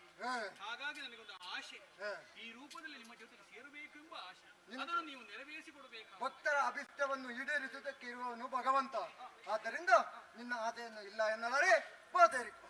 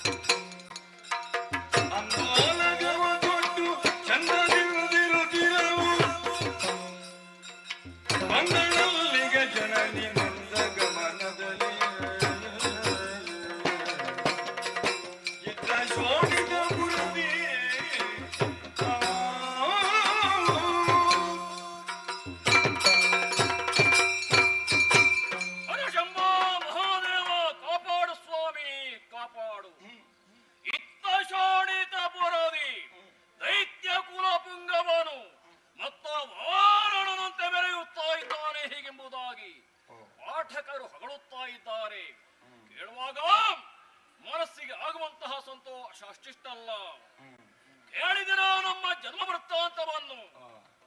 ಶತವರ್ಷಗಳ ಪರ್ಯಂತರ ತಾಯಿಯ ಗರ್ಭದಲ್ಲಿ ಹಾಯಾಗಿ ಬೆಚ್ಚಗೆ ಮಲಗಿಕೊಂಡಿದ್ದವರು ನಾವು.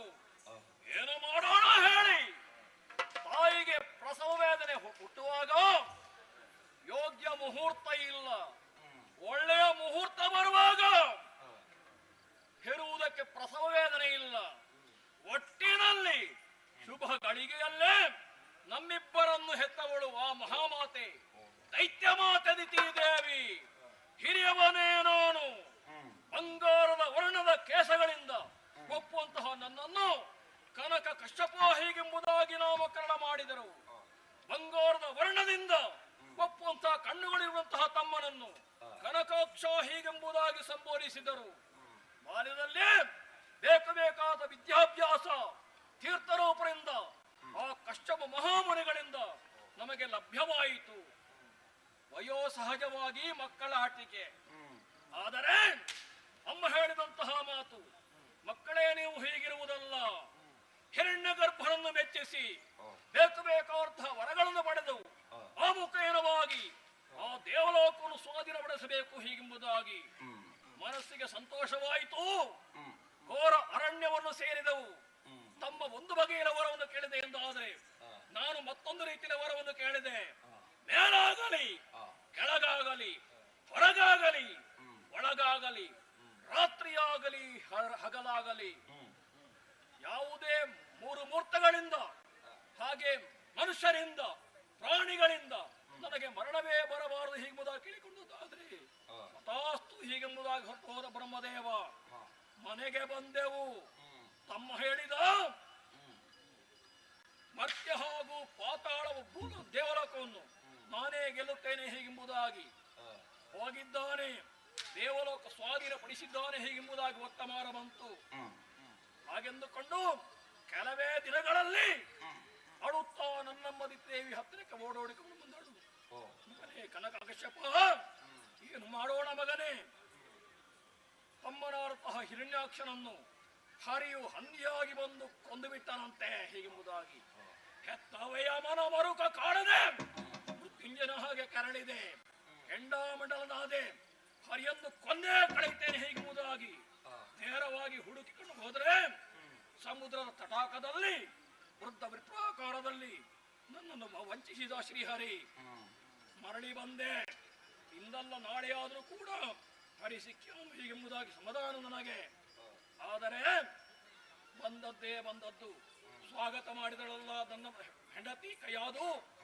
ಆ ಬಳಿಕ ಆರಂಭವಾದ್ದು ನಮ್ಮ ಜೀವನದಲ್ಲಿ ಒಂದು ಹೊಸ ಸಂವತ್ಸರ. 4 ಮಂದಿ ಮಕ್ಕಳಿದ್ದರೂ ಕೂಡ ಸಣ್ಣವನೊಬ್ಬ ಹುಟ್ಟಿಕೊಂಡಿದ್ದಾನೆ ಪ್ರಹ್ಲಾದ ಹೀಗೆಂಬುದಾಗಿ ಸಾಂಸಾರಿಕವಾಗಿ ಸ್ವಲ್ಪ ಮಾತಾಡಬೇಕಾಗಿದೆ. ಆದ ಕಾರಣ ಕೈಯಾದು ಹೀಗೆ ಬಾ.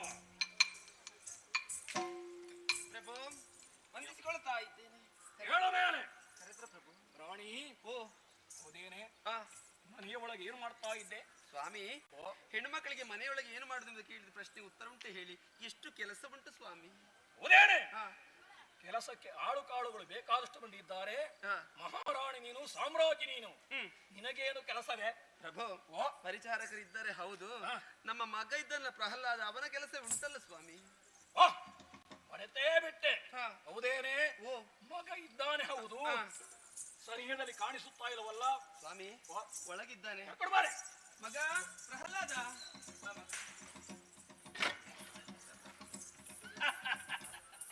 ಹೇಳು ಮಗನೇ, ಹೇಳು ಹೇಳು ಹೇಳು. ಆಯುಷ್ಮಾನ್ ಭವ. ಮುಂದೆ ಬಾ ಮಗ.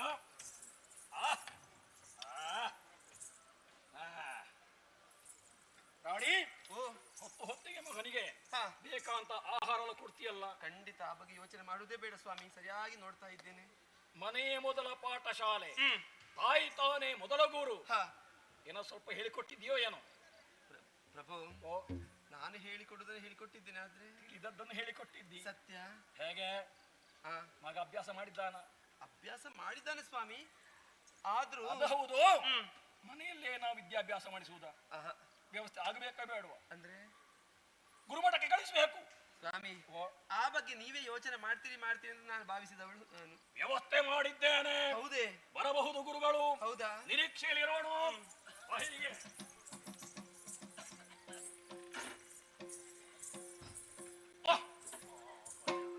ಗುರುಭ್ಯೋ ನಮಃ. ಶುಭವಾಗಲಿ ಶುಭವಾಗಲಿ. ನಿಂತುಕೊಂಡು ದಣಿಯಬಾರದು. ಹೀಗೆ ಬರ್ಬೇಕು, ಹೀಗೆ ಬರ್ಬೇಕು. ಆಸೀನರಾಗಬೇಕು. ಏನು ಗುರುಗಳೇ? ಏನಪ್ಪ ಕರೆ ಬಂತು? ಹೌದಾ? ಕರೆ ಬಂತು. ಆಳು ಬಂತ? ಹೌದು. ಯಾವ ಅವಸರದಲ್ಲಿದ್ದೀರೋ ನಾನರಿಯೇ. ಕರೆಗೆ ಹೋಗೊಟ್ಟು ಇಲ್ಲಿಗೆ ಬಂದ್ರಲ್ಲ, ಹೌದು. ನಿಮ್ಮನ್ನು ಭರಿಸುವುದಕ್ಕೆ ಕಾರಣ ಉಂಟು. ಏನಪ್ಪ? ಗುರುರಾಯ ಗುರುರಾಯಲಿಸೋ ಅನಾನಂದ ಮಾತ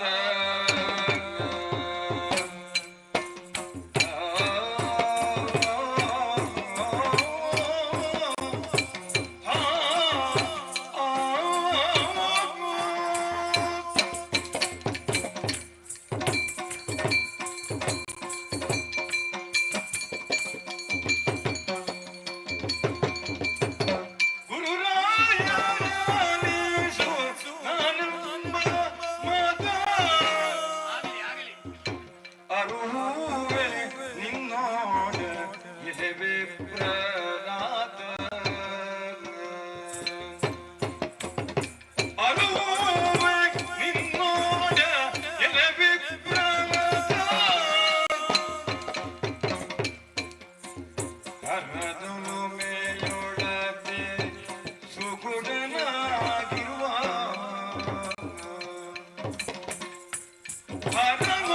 ಹರದುಳುಮೆಯೊಳಗೆ ಸುಗುಣನಾಗಿರುವ ಕರಳ ಪ್ರಹ್ಲಾದಗೆ ಕಲಿಸು ಬರಹವ ಕರಳ ಪ್ರಹ್ಲಾದಗೆ ಕಲಿಸು ಬರಹವ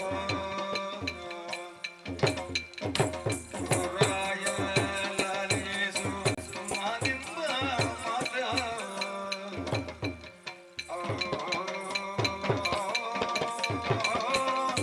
ಗುರುರಾಯ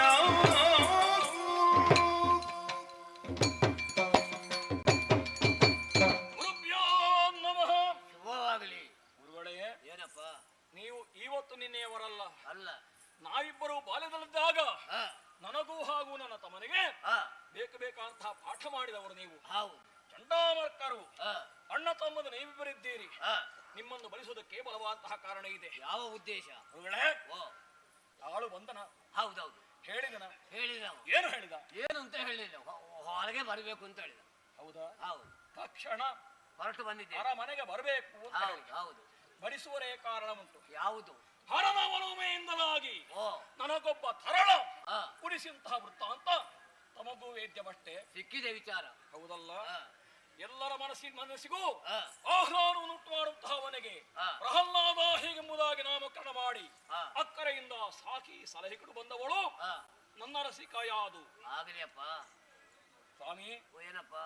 ಮನೆಯಲ್ಲೇ ಉಳಿಸಿಕೊಂಡ್ರೆ ಆ, ಮಕ್ಕಳ ಭವಿಷ್ಯದ ಬಗ್ಗೆ ಯೋಚನೆ ಮಾಡಬೇಕೋ ಬೇಡವೋ? ಭವಿಷ್ಯದ ಚಿಂತನೆ ಬೇಕು. ಅಲ್ವೋ? ಹೌದು. ಆದ ಕಾರಣ ಆ, ಮಗ ವಿದ್ಯಾವಂತನಾಗಬೇಕು, ಆ, ಬುದ್ಧಿವಂತನಾಗಬೇಕು ಆ, ಎಂಬಂತಹ ಅಪೇಕ್ಷೆ ಉಳ್ಳವರಾಗಿ ಆ, ಗುರುಮಠಕ್ಕೆ ಕಳುಹಿಸಿ ಆ, ಯೋಗ್ಯ ವಿದ್ಯಾಭ್ಯಾಸ ಮಾಡಿಸಬೇಕು ಆ, ಎಂಬಂತಹ ಉದ್ದೇಶದಿಂದ ಆ, ನಿಮ್ಮನ್ನು ಬರಹೇಳಿದ್ದೇನೆ. ಆ. ಏನು ಅಭಿಪ್ರಾಯ? ಈಗ ಹುಡುಗ ನಿನ್ನದಲ್ವಾ? ಮತ್ತೆ ಯಾರ್ಯಾರ ಹುಡುಗ ಮಕ್ಕಳಿಗೆ ನಾನು ವಿದ್ಯಾಭ್ಯಾಸ ಮಾಡ್ತೀನಿ. ಹಾಗಲ್ಲ, ಶಿವಪ್ರಸಾದ ಅಲ್ವಾ? ಹಾ, ಶಿವಪ್ರಸಾದ. ಹೌದಲ್ವಾ? ಹಾ. ಈಗ ಹುಡುಗನಿಗೆ ಎಷ್ಟು ವರ್ಷ ಆಗಿರ್ಬೋದು? ಓಹ್, ಪ್ರಾಯದ ಮಿತಿ ಪ್ರಾಯದ ಮಿತಿ. ಪುರುಷ ವರುಷವೆಷ್ಟೆಮ್ಮೆಯ ಮಂದಿಗ ಇದು ಸತ್ಯ ಆಯ್ತಾ? ಆ ಆ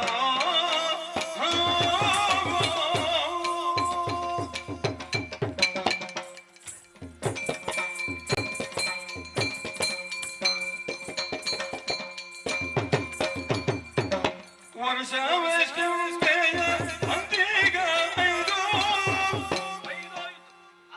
ಕರೆದೈತು ಕಲಿಸಯ್ಯ ವಿದ್ಯೆಯ ಒಲಿದು ಕರೆದೈತು ಕಲಿಸಯ್ಯ ವಿದ್ಯೆಯ ಒಲಿದು ಮರೆಯದಿರಿ ಮಾತನೆಂದು ಬಾಲಕನ ಆ ಮಗನೇ, ಆ ಮಗನೇ, ಮರೆಯದಿರಿ ಮಾತ ಎಂದು ಬಾಲಕನ ಗುರುವರ ಗೋಪಿಗೆ ಕರೆದೊಯ್ದವನ ವರ್ಷವೆಷ್ಟೆಮ್ಮೆಯ ಮಂದಿಗ ಇದು ಆ ಆ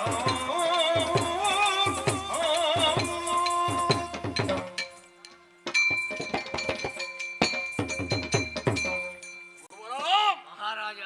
ಮರೆತೇ ಹೋಯಿತು. ಆ, ಮಗನ ಪ್ರಾಯದ ಬಗ್ಗೆ ಆ, ಹೇಳುವುದಕ್ಕೆ ಮರೆತು ಬಿಟ್ಟೆ. ಓ, ಸ್ವಾಮಿ, ಏನಪ್ಪ? ಮಗನ ನಾಮಕರಣ ಹೌದು. ಇತ್ಯಾದಿ ವಿಚಾರದ ಬಗ್ಗೆ ಎಲ್ಲ ಬಂದಿದೆ ಅಲ್ಲಿಂದ. ನಡೆಸುವುದಕ್ಕೆ ನಿಮ್ಮನ್ನೇ ಬರ ಹೇಳಿದ್ದು. ಹೌದು. ವರುಷವೆಷ್ಟೆಂಬೆಯೋ ಆ, ಬಂತೀಗಲ ಇದು. ಐದಾಯ್ತು ನೋಡಿ ಬರ್ತೀವಿ. ಸ್ವಾಮಿ, ಓ, ಹುಡುಗ ಹೇಗಿದ್ದಾನೆ? ಓ, ಹುಡುಗ ಗಟ್ಟಿ ಬಿಟ್ಟು ಆಗಿದ್ದಾನೆ ನಿನ್ನ ಹಾಗೆ. ನನ್ನ ಉತ್ತರಾಧಿಕಾರಿ ಪ್ರಹ್ಲಾದ. ಹೌದೌದೌದು. ಹೌದಲ್ಲ? ಹೌದು. ಹುಟ್ಟಿದ ಕ್ಷಣದಲ್ಲಿ ಆ, ಮಾತಾಪಿತ ಎದೆತ್ತರಕ್ಕೆ ಆ, ಬೆಳೆದಿರುತ್ತಂತಹ ಸ್ವಭಾವ ಹೌದು ಈ ದೈತ್ಯ ಕುಲದ್ದು. ಹೌದು. ಹಾಗೆ ಬೆಳೆದಿದ್ದೇನೆ. ಆ, ಮತ್ತು ಒಂದು ಸ್ವಾಮಿ, ಏನಪ್ಪ? ಮಕ್ಕಳ ಬೆಳವಣಿಗೆ ಹೌದು ಅದು ತಂದೆ ತಾಯಿಯರ ಕೈಯಲ್ಲಿರುವುದು. ಹೌದೌದು. ಬೆಳೆಸುವಂತಹ ಕ್ರಮ ಅಂತಲೇ ಉಂಟು. ಹೌದು. ಹೊತ್ತು ಹೊತ್ತಿಗೆ ಹಾಲು, ಹಾಲು, ಮೊಸರು, ಮೊಸರು, ಹಣ್ಣು, ತುಪ್ಪ. ಇತ್ಯಾದಿ ಹೌದು. ಬೇರೆ ಬೇರೆ ವಸ್ತುಗಳನ್ನು ಕೊಡಬೇಕು. ಹೌದು. ಸ್ವಾಮಿ, ಆ, 5ನೇ ವರ್ಷ ಪ್ರಾಯದಲ್ಲಿ ಆ, ಗುರುಮಠಕ್ಕೆ ಕಳುಹಿಸಿ ಹೌದು. ಅದೇ ಸಂವತ್ಸರದಿಂದ ಹಾ. ವಿದ್ಯಾಭ್ಯಾಸ ಆರಂಭಿಸಬೇಕಂತ ತೀರ್ಮಾನಕ್ಕೆ ಬಂದವರು ನಾನು ಹಾಗೂ ಕೈಯಾದು. ಆಗಲಿ. ಆದ ಕಾರಣ ಹಾ. ಹುಡುಗರನ್ನು ಮಠಕ್ಕೆ ಒಯ್ದು ಹಾ, ನನ್ನ ಗುಣ ಹಾ, ಹಾಗೂ ಸ್ವಭಾವಕ್ಕೆ ಹಾ, ತಕ್ಕುದಾದಂತಹ ವಿದ್ಯಾಭ್ಯಾಸ ಹಾ. ತಮ್ಮ ಶ್ರೀಮುಖದಿಂದ ಆಗಬೇಕು. ನನ್ನ ಮುಖದಿಂದ ಆಗಬೇಕು. ಹೇಗೆ? ಅಲ್ಲ, ಮಾಡಬಹುದಿತ್ತು. ಈಗ ಅದಕ್ಕೆ ನನಗೆ ಸಂಶಯ ಬಂದದ್ದು. ಹುಡುಗ ದಷ್ಟಪುಷ್ಟ ಆದ್ರೆ ಸಹ ವರ್ಷ ಒಂದು ನನಗೆ ಭರ್ತಿ ಆಗದ್ರೆ ನನಗೆ ಕರ್ಕೊಂಡು ಹೋಗ್ಲಿಕ್ಕೆ ಆಗುದಿಲ್ಲ ಅಂತ. ಈಗ ಭರ್ತಿ ಆಯ್ತು. ಈಗ 5 ವರ್ಷ ಆಗಿದೆ. ಈಗ 5 ಭರ್ತಿ ಆಯ್ತಲ್ಲ. ಯಬ್ಬಾ, ಆಗ್ಬೋದು, ತೊಂದರೆ ಇಲ್ಲ. ಇದು ಮಹಾರಾಜ, ಓ, ಇದು ಮಠಕ್ಕೆ ಕರ್ಕೊಂಡು ಹೋಗ್ಬೇಕಲ್ಲ. ಅಲ್ಲಲ್ಲ, ತೋಟಕ್ಕೆ. ಅಲ್ಲ, ಕೇಳಿದ್ದು ಅಲ್ಲಂತೆ ಮಠಕ್ಕೆ. ಇವರದು ಹೊಸ್ತು. ಅಲ್ಲ, ಮಠಕ್ಕೆ ಈಗ ಮಂದಿದ್ದಾರೆ, ಬಹಳಷ್ಟು ಮಂದಿದ್ದಾರೆ ಅಲ್ಲಿ. ನಾನೇ ಕಟ್ಟಿಸಿಕೊಟ್ಟದ್ದಲ್ವಾ? ಹೌದು. ಹಾ. ಶಿವಪ್ರಸಾದ ಮಠ ಅಂತ ಉಂಟಲ್ಲಿ. ಹೌದು. ಹೌದು. ಈಗ ಏನಾಗಿದೆ? ಈಗ ಮಗನಿಗೆ ಕರ್ಕೊಂಡು ಹೋದ್ರೆ ತಾಯಿಗೆ ಬೇಸರ ಆಗುದಿಲ್ವಾ? ಮಠ ಏನಾಗಿದೆ ಬೇಕಲ್ಲ? ಮಠವಾ ಈಗ ತಟಮಠ ಆಗಿದೆ. ಈಗ ಅಂದರೆ ಮೇಲೆ ಮಾಡಿಲ್ಲ. ಓಹ್, ಮೇಲೆ ಮಾಡಿಲ್ಲ. ಈಗ ಮೊನ್ನೆ ಬೀಸಿದ ಜೋರಾದ ಗಾಳಿ ಮಳೆಗೆ ಸುಂಟರ ಗಾಳಿಯಲ್ಲಿ ಹೋಗಿದೆ ಅದು. ಮಾಡು ಹಾರಿ ಹೋಗಿ, ಮಾಡು ಹಾರಿ ಹೋಗಿದೆ. ಗೋಡೆ ಜರಿದಿದೆ. ಗೋಡೆ ಹೋಗಿದೆ. ನೋಡಿ. ಅಬ್ಬಾ. ಬೆರಳು ತೋರಿಸಿದ್ದೇ ಸರಿ. ಹೌದು. ಹಾರೆ ಗುದ್ದಲಿ ಹಾ, ಎಲ್ಲ. ಹಿಡ್ಕೊಂಡು ಆಳುಗಳು ಹೊರಟರಲ್ಲ. ಹೊರಟ್ರು. ಎಲ್ಲಿಗೆ? ಎಲ್ಲಿಯೋ ಮೆರವಣಿಗೆ ಹೊರಟದ. ಮೆರವಣಿಗೆಲ್ಲ ಮತ್ತೆ ನೀವು ಮತ್ತೆ ಆಶ್ರಮ ಸೇರುವಾಗ ಹಾ, ಮಠ ಹಾ. ಮೊದಲಿನ ಹಾಗೆ ಸುಸ್ಥಿತಿಯಲ್ಲಿ ಇರ್ತಾರೆ ಸ್ವಾಮಿ. ಮೇಲಿನ ಚಪ್ಪರ ಭರ್ತಿ ಆಗಲಿ ಅಂತ. ಹೌದು. ಆಗಲಿ. ಆದ ಕಾರಣ ಮಾ ಕರ್ಕೊಂಡು ಹೋಗ್ಬೇಕು. ಕರ್ಕೊಂಡು ಹೋಗ್ಬೋದು. ಮತ್ತೆ ಏನಾದ್ರೂ ಆಗ್ಬೇಕಿದ್ರೆ ಹೇಳಿ. ಮಠ ಏನು ಸರಿ ಉಂಟು, ಆದ್ರೆ ಹೊತ್ತೊತ್ತಿಗೆ ಹಾಲು ತುಪ್ಪ ಎಲ್ಲ ಬೇಕಲ್ಲ. ನಿಮಗೇನಾದ್ರೂ ಅದನ್ನ ವ್ಯವಸ್ಥೆ ಮಾಡುವ ನಾವು. ಹಾ, ನಿಮಗೇನಾಗಬೇಕೀಗ? ನನಗೆ ಹೌದು. ನನಗೆ ಬೇರೆ ಏನಿಲ್ಲ, ಬೇರೆ ಎಲ್ಲ ಸಿಗುವ ಸರಿಯಾಗಿದೆ. ಇನ್ನು ನನಗೆ ಗೊತ್ತಾಯ್ತು. ವಾ, ಅವರು ಕಚ್ಚೆ ಬಟ್ಟೆ ನೋಡುದು ಹೌದು ಅಲ್ವಾ? ಹೌದು ಹೆದರ್ಬೇಡಿ. ವಾ, ಅಲ್ಲಿ ಮೂಟೆ ಕಟ್ಟಿಸಿದ್ದೇವೆ, ಹೌದು. ವ್ಯವಸ್ಥೆ ಆಗಿದೆ. ಆಗಲಿ. ನಿಮಗೆ ಕಚ್ಚೆಗೆ ವಸ್ತ್ರ, ಹಾ, ಉತ್ತರಿಯಕ್ಕೆ, ಉತ್ತರಿಯ, ಮುಂಡಾಸಿಗೆ, ನಿಮ್ಮ ಹೆಂಡತಿಗೆ ಸೀರೆ, ಹೌದು ಎಲ್ಲ ವ್ಯವಸ್ಥೆ ಆಗಿದೆ. ಹೌದು. ಆಯ್ತಲ್ಲ? ಹಾ, ಮತ್ತೆ ವಾ, ಹುಡುಗನ ಆಹಾರ ವಿಹಾರದ ಬಗ್ಗೆ ಹಾ. ಎಲ್ಲ ಕೈಯಾದುವಿನಲ್ಲಿ ಕೇಳಿ ತಿಳ್ಕೊಳ್ಳಿ. ಅದೇ. ಅವಳು ಹೇಳ್ತಾಳೆ. ಆಗ್ಲಿ ಆಗ್ಲಿ ಹಾ. ಆಗ್ಲಿ. ಸ್ವಾಮಿ, ಅಮ್ಮ ಗುರುಗಳೇ, ವಾ, ಮಗ ಹಾ, ಸಣ್ಣ ಮಗು ಸ್ವಾಮಿ. ಇವನ ಹೌದು. ಆಗ್ಲಿ. ಅರಮನೆಯನ್ನು ಬಿಟ್ಟು ಈವರೆಗೂ ನಿಂತವನಲ್ಲ. ಓಹೋ. ಎಲ್ಲಿಯಾದ್ರೂ ಹಾ. ಮಗನಿಗೆ ತಂದೆ ತಾಯಿಯನ್ನು ಕಾಣಬೇಕು ಅಂತ ಆಸೆ ಆದ್ರೆ ಹಾ. ಆದಷ್ಟು ಬೇಗ ಇಲ್ಲಿ ಕರ್ಕೊಂಡು ಬರ್ಬೇಕು ಸ್ವಾಮಿ. ಈಗ ತಿಂಗಳಾಗೋದಕ್ಕಿಂತ ಮೊದಲೇ ಕರ್ಕೊಂಡು ಬರ್ಬೇಕಲ್ಲ ಈಗ. ಯಾರಿಗೆ ತಿಂಗಳಾಗುದು? ಅಲ್ಲ, ಬೇಸರ ಆದ್ರೆ ಅಮ್ಮವ. ಅಮ್ಮ ನೋಡ್ಬೇಕು. ಸಂಗತಿ ಹೇಳಬೇಕು. ಹಾ, ಹಾ. ಅಗಲಿ ಇದ್ದವನಲ್ಲ. ಹೌದು. ಆದ ಕಾರಣ ಕಾಡುವಂತ ಹಂಬಲವಾದ್ರೆ ಹಾ. ಒಮ್ಮೆ ಇಲ್ಲಿ ಕಳಿಸಿಕೊಡಿ ಅಂತ. ಮಠದಿಂದ ಇಲ್ಲಿವರೆಗೆ ಬರ್ಬೇಕು, ಕರ್ಕೊಂಡು ಬರ್ಬೇಕು ಅಂತ. ಗುರುಗಳೇ, ವಾ. ಮತ್ತೆ ಕುಡಿಯುವುದಕ್ಕೆ ಹಾ. ಹಾಲು ಕೊಡ್ಲೇಬೇಕು. ಕುಡಿದಕ್ಕೆ ಹಾಲೇ ಏನು ಕೊಡುದು. ತಲೆಗೆ ಮರ ಬಿತ್ತ? ಅಲ್ಲ, ಅದೇ ಹಾಲು ಅಂತ ಹೇಳುವಾಗ ನನಗೆ ತಲೆಗೆ ಬಿಸಿ ಆದ್ದು. ಈಗ ಹಾಲಿಗೆ ಕ್ರಯ ಎಷ್ಟಾಗಿದೆ ಗೊತ್ತುಂಟ ಈಗ? ಕೈಯ ಎಷ್ಟೇ ಆಗಲಿ ನಿಮಗೇನಾಗ್ಬೇಕೀಗ? ಅಲ್ಲ, ನನಗೆ ಬೇರೆ ಅಂತಲ್ಲ, ಮತ್ತೆ? ಒಂದು 3 ದನ ಕರು ಹಾಕಿದೆ ಈಗ. ಹಾಗಾದ್ರೆ ಧಾರಾಳ ಹಾಲಿರ್ಬೋದು ಆಶ್ರಮದಲ್ಲಿ. ಆ? ಧಾರಾಳ ಹಾಲಿರ್ಬೋದು. ದನ ಕರು ಹಾಕಿದೆ ಅಂತಾರೆ. ಕರು ಹಾಕಿದ್ದಲ್ಲ, ಮತ್ತೆ? ಮೇಲೋಕಕ್ಕೆ ಹೋಗಿದೆ ಅಂತ. ನಿಮ್ಮ ಭಾಷೆಯಲ್ಲಿ ಹಾಗ? ಹೌದು, ಕರು ಹಾಕಿದೆ ಅಂತ ಹೋಗುದು ಅಂತ. 3 ದನವೂ ಸತ್ತು 3 ದನ ಒಟ್ಟಿಗೆ ಹೋದ್ದು. ಅದು ಕಾರಣ ಎಂತದ್ದು? ಕಾರಣ ಏನಲ್ಲ, ಈಗಿನ ಹೊಸ ಜ್ವರ ಉಂಟಲ್ಲ ಅದು ಬಂದದ್ದು ಅದಕ್ಕೆ. ಹಾ. ದನಗಳ ಮೈಯಲ್ಲಿ ಒಂದು ಬೊಬ್ಬೆ ಹೇಳುವುದು. ಹೌದು, ಬೊಬ್ಬೆ ಹೇಳೋದು. ಹಾ, ಹಾ. ಅದು ಈ ಪ್ರಸಾರ ಆಗುದು. ಹೌದು. ಹೌದು. ಹಾ. ಅದಕ್ಕೆ ಔಷಧೋಪಚಾರ ಮಾಡ್ಲಿಲ್ವಾ? ಮಾಡಿದ್ದೇನೆ. ಹಾ. ಎಷ್ಟು ಕೊಟ್ಟರು ಪ್ರಯೋಜನ ಇಲ್ಲ. ನಾಟಿ ಮದ್ದು ಕೊಡಬೇಕಿತ್ತು. ನಾಟಿ ಮದ್ದು ಹಿಡಿದಿಲ್ಲ ಅಲ್ಲ, ಹಿಡಿಯುವುದಿಲ್ಲ. ಹಿಡಿದಿಲ್ಲ. ಹಾ. ಒಂದು ದನದ ಒಂದು ವ್ಯವಸ್ಥೆ ಇದ್ರೆ ಒಳ್ಳೆದಿತ್ತು. ಯೋಚನೆ ಮಾಡಬೇಡಿ. ವಾ. ಕೋಡ ಹಾಲು ಕೊಡುವಂತಹ ಕಪಿಲೆ ಹಸುಗಳು ಹಾ, ನಮ್ಮ ಅರಮನೆಯಲ್ಲಿ ಬೇಕಾದಷ್ಟು ಇದೆ. ಹಾಗಾದ್ರೆ ಗೋಶಾಲೆ ಏನು ಉಂಟು? ಹಾ, ಒಂದಲ್ಲ, ಹಾ, 3 ಹಸುಗಳನ್ನು ಹಾ. ನಿಮ್ಮ ಮಠಕ್ಕೆ ಕಳಿಸಿಕೊಡ್ತೇವೆ. 3 ಹಸು. ಪ್ರಹ್ಲಾದ ಮಾತ್ರವೇ ಅಲ್ಲ, ಹಾ, ಮಠದ ಮಕ್ಕಳೆಲ್ಲರೂ ಕೂಡ ಹಾ, ಹಾಲು ಕುಡಿಯಲಿ. ಹಾಲು ಕುಡಿಯಿರಿ. ಹೌದು. ಹಾಲು ಕುಡಿಯಿರಿ. ಮಗನ ಹೆಸರಿನಲ್ಲಿ ಒಂದು ಕ್ಷೀರ ಯೋಜನೆ. ಆಗ್ಲಿ, ಕ್ಷೀರ ಭಾಗ್ಯ. ಹೌದು. ಹಾಗಾದ್ರೆ 3 ಅಲ್ವಾ ಸ್ವಾಮಿ? 100 ದನ ಇರಲಿ ಹೌದಾ? ಒಟ್ಟಿಗೆ. ಸಾಕುದು ಯಾರು? ಸಾಕುದು ನಾನೇ ಅಲ್ವಾ? ಇವರು ಇದ್ದಾರಲ್ಲ ಒಟ್ಟಿಗೆ. ನಾನೇ ಕಳಿಸಿಬೇಡ. ಹೌದು, ಇಲ್ಲಿಂದಲೇ ಕಳಿಸಬೇಕು. ಹೌದಾ? ಹೌದು.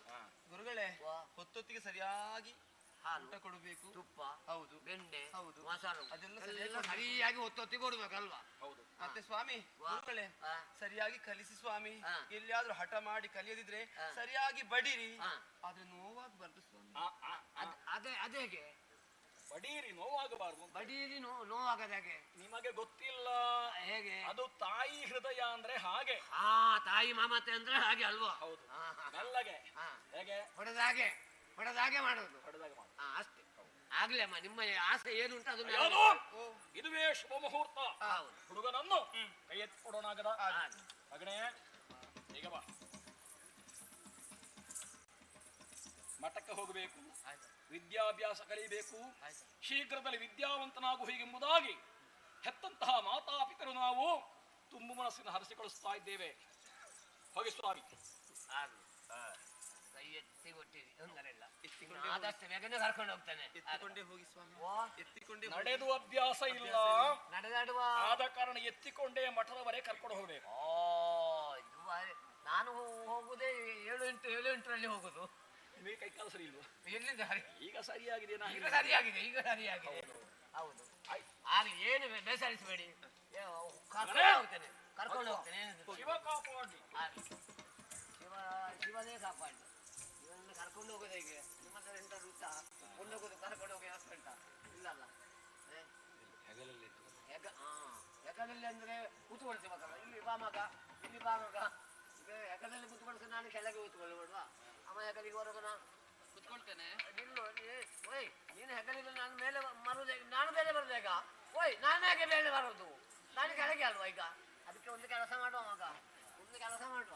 ಇಲ್ಲಿಂದ ಅಲ್ಲಿವರೆಗೆ ಅಜ್ಜಿ ಕತೆ ಹಿಡಿಕೊಂಡು ಹೋಗ್ತಾನೆ. ಈಗ ಮಗ, ನಾನು ಮಗ, ನೀನು ಮಗ, ತಂದೆ ಮಗ, ತಾಯಿ ಮಗ, ನೀನು ಮಗ, ತಾಯಿ ಮಗ, ಅಜ್ಜಿ ಮಗ, ನಾಲ್ಕು ಮಗ, ಮಗು ಮಗ, ನಾಲ್ಕು ಮಗ,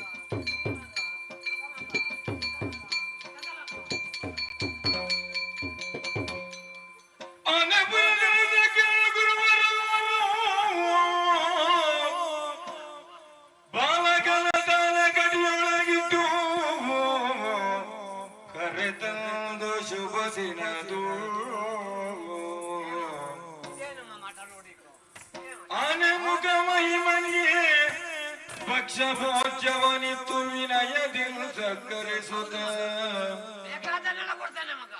ಆನೆ ಮುಖ ಮಹಿಮಂಗೆ ಭಕ್ಷ ಭೋಜ್ಯವನಿತು ವಿನಯದಿಂದ ಸತ್ಕರಿಸುತ್ತ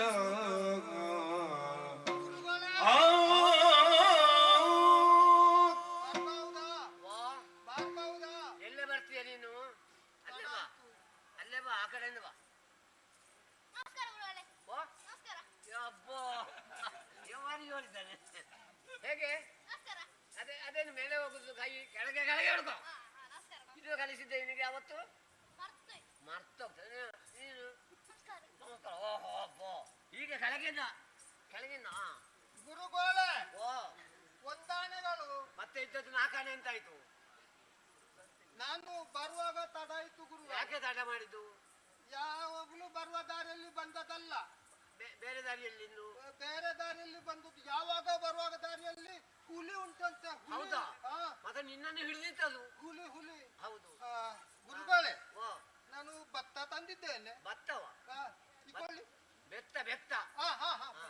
ಅದು ಅದು ಬೇಕು, ಇಲ್ಲದ್ರೆ ನಿನ್ನನ್ನು ಸಾಕುವುದು ಕಷ್ಟ ಬಾರಿ. ಗುರುಗಳೇ, ನೀವು ಹೇಳ್ತೀರಿ ನನಗೆ ರಂಬೆ ಬೇಕು ಅಂತ. ಓ ರಂಬೆ ಬೇಕು ಅಂತ. ದೇವಲೋಕದ್ದು ಮರದ ರಂಬೆ ರೆಂಬೆ. ಹಾಗೆ ತಂದಿದ್ದೇನೆ. ಇದು ಬೇಕು. ನಾನು ಎಲ್ಲಿ ಕುಳಿತುಕೊಳ್ಬೇಕು? ನೀನು ಇಲ್ಲಿರುವೆ, ಆಯ್ತು. ನೀನು ಅಲ್ಲಿರುವೆ. ಆಯ್ತಾ? ಗುರುಗಳೇ, ಓ ಹೇಗಿದ್ದೀರಿ? ಓ ಆರೋಗ್ಯ ಎಲ್ಲ ಹೇಗುಂಟು? ಆರೋಗ್ಯ ನನ್ನದು ಸರಿ ಉಂಟು, ನಿನ್ನದು ಹೇಗುಂಟು? ನನಗೆ ನಿನ್ನೆಯಿಂದ ಸ್ವಲ್ಪ ಶೀತ ಆಗಿದೆ. ಹೌದಾ? ಹಾ. ಯಾವ್ದು ತಂಪಿಂದ ತಗೊಂಡದ? ಅಲ್ಲ, ತೆಕೊಂಡದ್ದು ಬಿಸಿ. ಬಿಸಿ. ಹೌದೌದು. ತಲೆಗೆ? ನಮ್ಮಲ್ಲಿ ಅಮ್ಮ ತಲೆಗೆ ಕೊರಸಂಡಿ ಎಣ್ಣೆ ಹಾಕಿ ಪಚ್ಚ ಅಂತ ಉಜ್ಜಿದ್ರು. ಅದಕ್ಕಿಂತ ನಂತರ ಸ್ವಲ್ಪ ಕಡಿಮೆ ಆಗಿದೆ. ನೀವು ಹೇಗಿದ್ದೀರಿ? ನಾನು ತೊಂದರೆ ಇಲ್ಲ. ಹೌದಾ? ಮೊದಲು ಗಣಪತಿಯ ಸ್ತುತಿ ಮಾಡ್ಬೇಕು ನಾವು. ಹೌದೌದು. ಮೊದಲು ಗಣಪತಿಯ ಸ್ತುತಿ ಗೊತ್ತುಂಟಲ್ಲ? ಏನು ಗೊತ್ತಿಲ್ಲ. ನಿನಗೆ ಬರ್ತದ ಗಣಪತಿಯ ಸ್ತುತಿ? ಗಣಪತಿಯ ಸ್ತುತಿ ಅಂತ ಹೇಳಿದ್ರೆ ಸರಿ ಆಗ್ಬೇಕದು. ಅದೇ. ಮತ್ತೆ ಒಟ್ಟಿಗೆ ಆಗ್ತದ? ನೀನು ಮಾಡಂತೆ. ಗಣಪತಿ ಸರಿ ಆಗ್ಬೇಕು, ತಪ್ಪುಬಾರ್ದು. ಗಣಪತಿಯ ಸ್ತುತಿ 5 ವರ್ಷ ಆಯ್ತು ಇದೇ ತರಗತಿಯಲ್ಲಿ. ಹೌದೌದು. ಪ್ರಾರಂಭ ಗೊತ್ತಿಲ್ವಾ? ನೀನು ಪ್ರಾರಂಭ ಮಾಡು. ಗಜಾನನಂ ಭೂತ ಬಾಲ ಸ್ವಕ್ಷಿತಂ. ಇವರ ಭೂತ ಬಿಡಿಸಿದ್ರೆ ಆಗ್ಲಿಕ್ಕಿಲ್ಲ. ಏನ ಗಣಪತಿಗೆ ಏನು ಒಯ್ತಾ ಇದೀಯಾ? ಗಜಾನನಂ ಭೂತ. ಯಾವ ಭೂತ? ಅದು ಅವನ ಕುಟುಂಬದ ಆಗಿರ್ಬೇಕು. ಕುಟುಂಬದ ಹಾಗ ಪ್ರಾರಂಭ ಮಾಡುದು? ನೀನು ಸೇವಿತ. ಎಲ್ಲ ಸೇವಿತ. ಹೌದೌದು. 3 ಸಲ ತಿಂದಿದ್ದಾನೆ ಅವ. ಮೊದಲಾಗಿ ನಾವು ಕೈ ಮುಗಿದುಕೊಂಡು ಪ್ರಾರಂಭ ಮಾಡ್ಬೇಕು. ಎಲ್ಲರೂ ಪ್ರಾರಂಭ ಮಾಡುದು. ಓಂ. ದೀರ್ಘ ಸ್ವರದಲ್ಲಿ ಬೇಡ, 4ನೇ ಕಾಲದಲ್ಲಿ ಬೇಡ, 1ನೇ ಕಾಲದಲ್ಲಿ ಸಾಕು. 4ನೇ ಕಾಲಕ್ಕೆ ಇಲ್ಲ. ನಾವು ಒಳಗಿಂದ ಬರಬೇಕು, ಅದು ಒಳಗಿಂದ. ಒಳಗಿಂದ ಹಾ, ನಾಭಿಯಿಂದ. ಹಾ ಹಾ ಹಾ ಹೊರಗೆ ಕೇಳಲಿಕ್ಕೆ ಆದಿ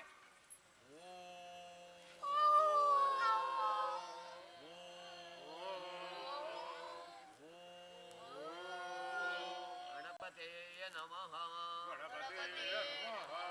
ಹಾಗಾದ್ರೆ ಇನ್ನು ಪ್ರಾರಂಭ ಮಾಡುವ. ಇದು ಯಾರು? ಇದು ಯಾರು? ಇದು ಯಾರು?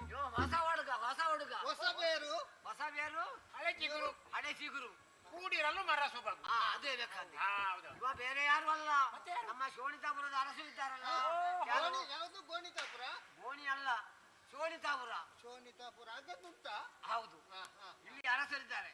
ಅವರ ಮಗ ಪ್ರಹ್ಲಾದ ಅಂತ. ಚಂದಪ್ಪ. ಪ್ರಹ್ಲಾದ ಪ್ರಹ್ಲಾದ ಪ್ರಹ್ಲಾದ ಪ್ರಹ್ಲಾದ ಪುರಾಣದಲ್ಲ, ಪ್ರಹ್ಲಾದ. ಮೊದಲಾಗಿ ಇವನಿಗೆ ವಿದ್ಯೆ ಕಲಿಯುವಾಗ ನೀವು ಕಲ್ತುಕೊಂಡು ಇರ್ಬೇಕು ಇಲ್ಲಿ. ಹೊಯ್ಗೆ ಬೇಕಲ್ಲ ಈಗ, ಹೊಯ್ಗೆ ಹೊಯ್ಗೆ ಹಾಕು. ಹೊಯ್ಗೆ ರಾಶಿ ಹಾಕಿ ರಾಶಿ ಹೊಯ್ಗೆ ಮೇಲೆ ಬರೆದ್ರೆ ಒಳ್ಳೇದು. ಹೌದು. ಬೇರೆಲ್ಲ ತುಡಿ ಕೂಡ ಸರಿ ಇದಾಗ್ತದೆ. ಸರಿ ಆಗ್ತದೆ. ಅದರ ನಿಮಗೆ ಒಂದು ಇದು ಬರ್ತದೆ. ಹೌದು, ಇದು ಬಂದ್ರೆ ಅದು ಆಗ್ತದೆ, ಉಲ್ಲಾಸ ಬರ್ತದೆ. ಹೌದು. ಮೊದಲಾಗಿ ಕೈ ಮುಗಿದು ಮಗು. ಅವರು ಇವ ಸಲ ಮುಗಿಸಿ ಆಗಿದೆ ಅಲ್ಲ. ಹಾಗೆ ಮೊದಲಾಗಿ ನಾವು ಗಣಪತಿಯನ್ನು ಶುರು ಮಾಡಬೇಕು. ಆಯ್ತು, ಗಣಪತಿಯನ್ನು ಶುರು ಮಾಡಿ ಪ್ರಾರಂಭ ಮಾಡಬೇಕು. ಈಗ ಮೇಲಿಂದ ಬರುವ ಅಲ್ಲ, ಇಲ್ಲಿಂದಲೇ ಬರುವಲ್ಲ ಗಣಪತಿ ಸುದ್ದಿ. ಓ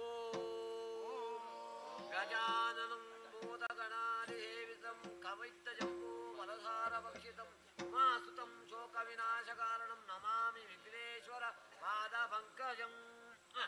ಇನ್ನು ಪ್ರಾರಂಭ ಮಾಡುವ. ಆಗತ್ತಾ? ಓ ಇಲ್ಲಿಂದ ಬರಿಬೇಕು ಮಗ. ಈಗ ಇಲ್ಲಿಂದ ಈಗ ಬಾಲವಚನ ಸುನಾಮವ ಗುರುವರ ಮೇಲು ಪಂಕ್ತಿಯ ಬರೆದು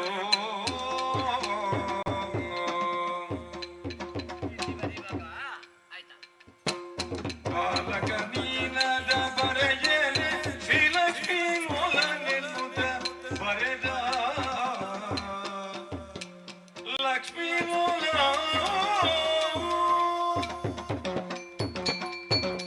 ಮಗು, ನೀನು ಶಿವಪ್ರಸಾದ ಅನ್ನೋ ಅಂಶದಿಂದ ಹುಟ್ಟಿದವ. ಆದ್ದರಿಂದ ಈಗ ಬೇಳೆ ಪಂಕ್ತಿಯಲ್ಲಿ ಬರಿಬೇಕು. ಪಾಲಲೋಚನ ಬರಿ ಮಗ. ಕಮಲ ಲೋಚನ. ಪಾ ಪಾ ಪಾ ಪಾ ಪಾ ಪಾ ಪಾ ಪಾ ಪಾ ಪಾಲ ಪಾಲಲೋಚನ ಕಮಲ ಲೋಚನ. ಒಂದು ಹೆಚ್ಚಾಯ್ತು. ಒಂದು ಹೆಚ್ಚಿಗೆ ಆಯ್ತು, ಎರಡು ಕಡಿಮೆ ಆಯ್ತು. ನಿಮಗೆ ಆಗ್ಲಿಕ್ಕಿಲ್ಲ ಗುರುಗಳೇ, ನನ್ನಿಂದಲೇ ಆಗ್ಲಿಕ್ಕಿಲ್ಲ, ಮತ್ತೆ ನಿಮಗೆ ಆದಿತ್ತ? ಗುರುಗಳೇ, ಓ ಗುರುಗಳೇ, ನಮಗೆ ಪರೀಕ್ಷೆ ಯಾವಾಗ ಗುರುಗಳೇ? ಪರೀಕ್ಷೆ ಬರುವ ತಿಂಗಳಿನಲ್ಲಿ. ಈ ವರ್ಷ ಬೇಡ ನಿಮಗೆ ಪರೀಕ್ಷೆ. ಅಲ್ಲ, ಪರೀಕ್ಷೆಗೆ ಬರ್ಲಿಕ್ಕೆ ಆಗುದಿಲ್ಲ. ಹುಲಿ ಉಂಟಲ್ಲ? ಹುಲಿ ಉಂಟು, ಹುಲಿ ಉಂಟು. ಅದನ್ನು ಬರಲಿಕ್ಕೆ ಆಗುದಿಲ್ಲ ಅಲ್ಲ, ಓದಿದ್ರೆ ಮಾತ್ರ ಸಾಕು. ಆಯ್ತಾ? ಚಿಕ್ಕ ಮಗು, ಇಲ್ಲಿ ನೋಡು. ಮೊದಲಾಗಿ ಬರಿಬೇಕು. ಏನು ಅಂತ ಬರೀತೀಯಾ? ಕಮಲ ಲೋಚನ. ಕಮಲ ಲೋಚನ. ಅದು ಬರೀಲಿಕ್ಕೆ ಶುರು ಮಾಡಿದ್ದಾನೆ ಈಗ. ಶಿವಪ್ರಸಾದ ಅಂತ ಬರಿ ಮಗು. ಹರಿಪ್ರಸಾದ. ಉಪಹಾರ ಮಂದಿರ ನಾನು ಪೂರ್ತಿ ಸರಿಯಾಗಿ. ಇಲ್ಲಿ ಅದು ಅಲ್ಲಿ ಅದನ್ನು ಹರಿಪ್ರಸಾದವಾ? ಅದಕ್ಕೆ ಹೋಗುದ ಇನ್ನೀಗ ಯಾವಾಗಲೂ?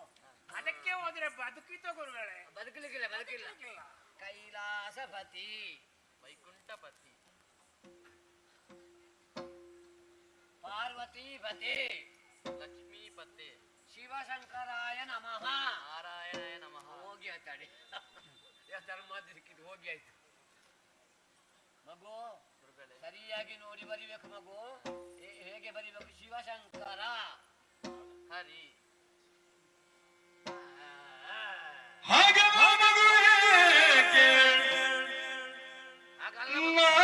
ನಾಗಭೂಷಣನೆಂದು ಬೇಗದಿ ಬರೆಯೇನೋ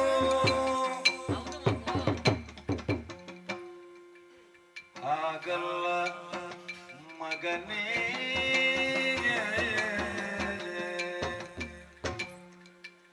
ನಾಗಶಾಯನೆಂದು ಬರೆದನು ಬಾಲಕ ಆಗಲಿ ದೋಷದೊಳು.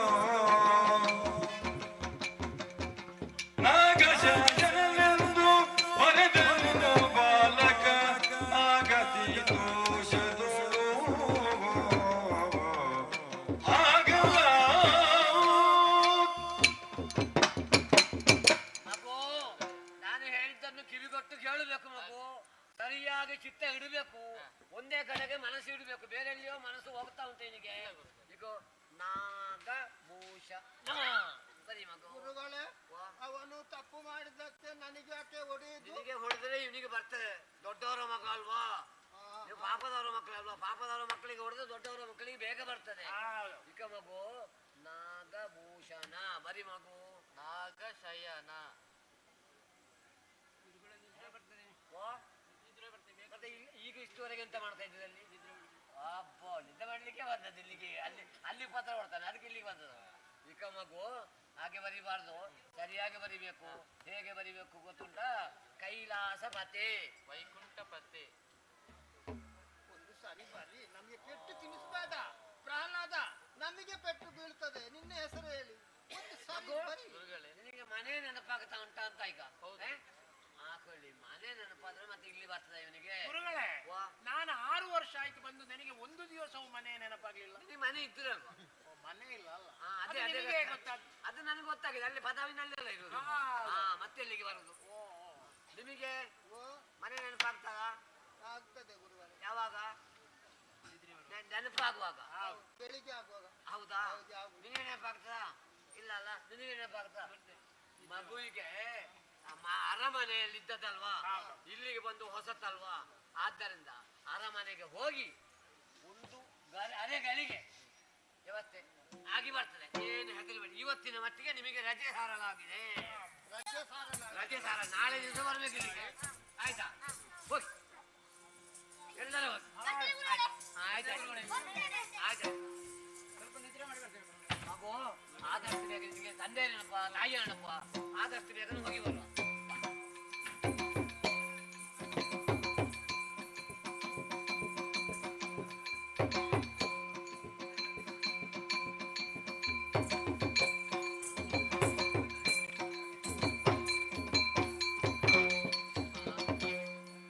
ಕಂದವ ಬಾರಿತನು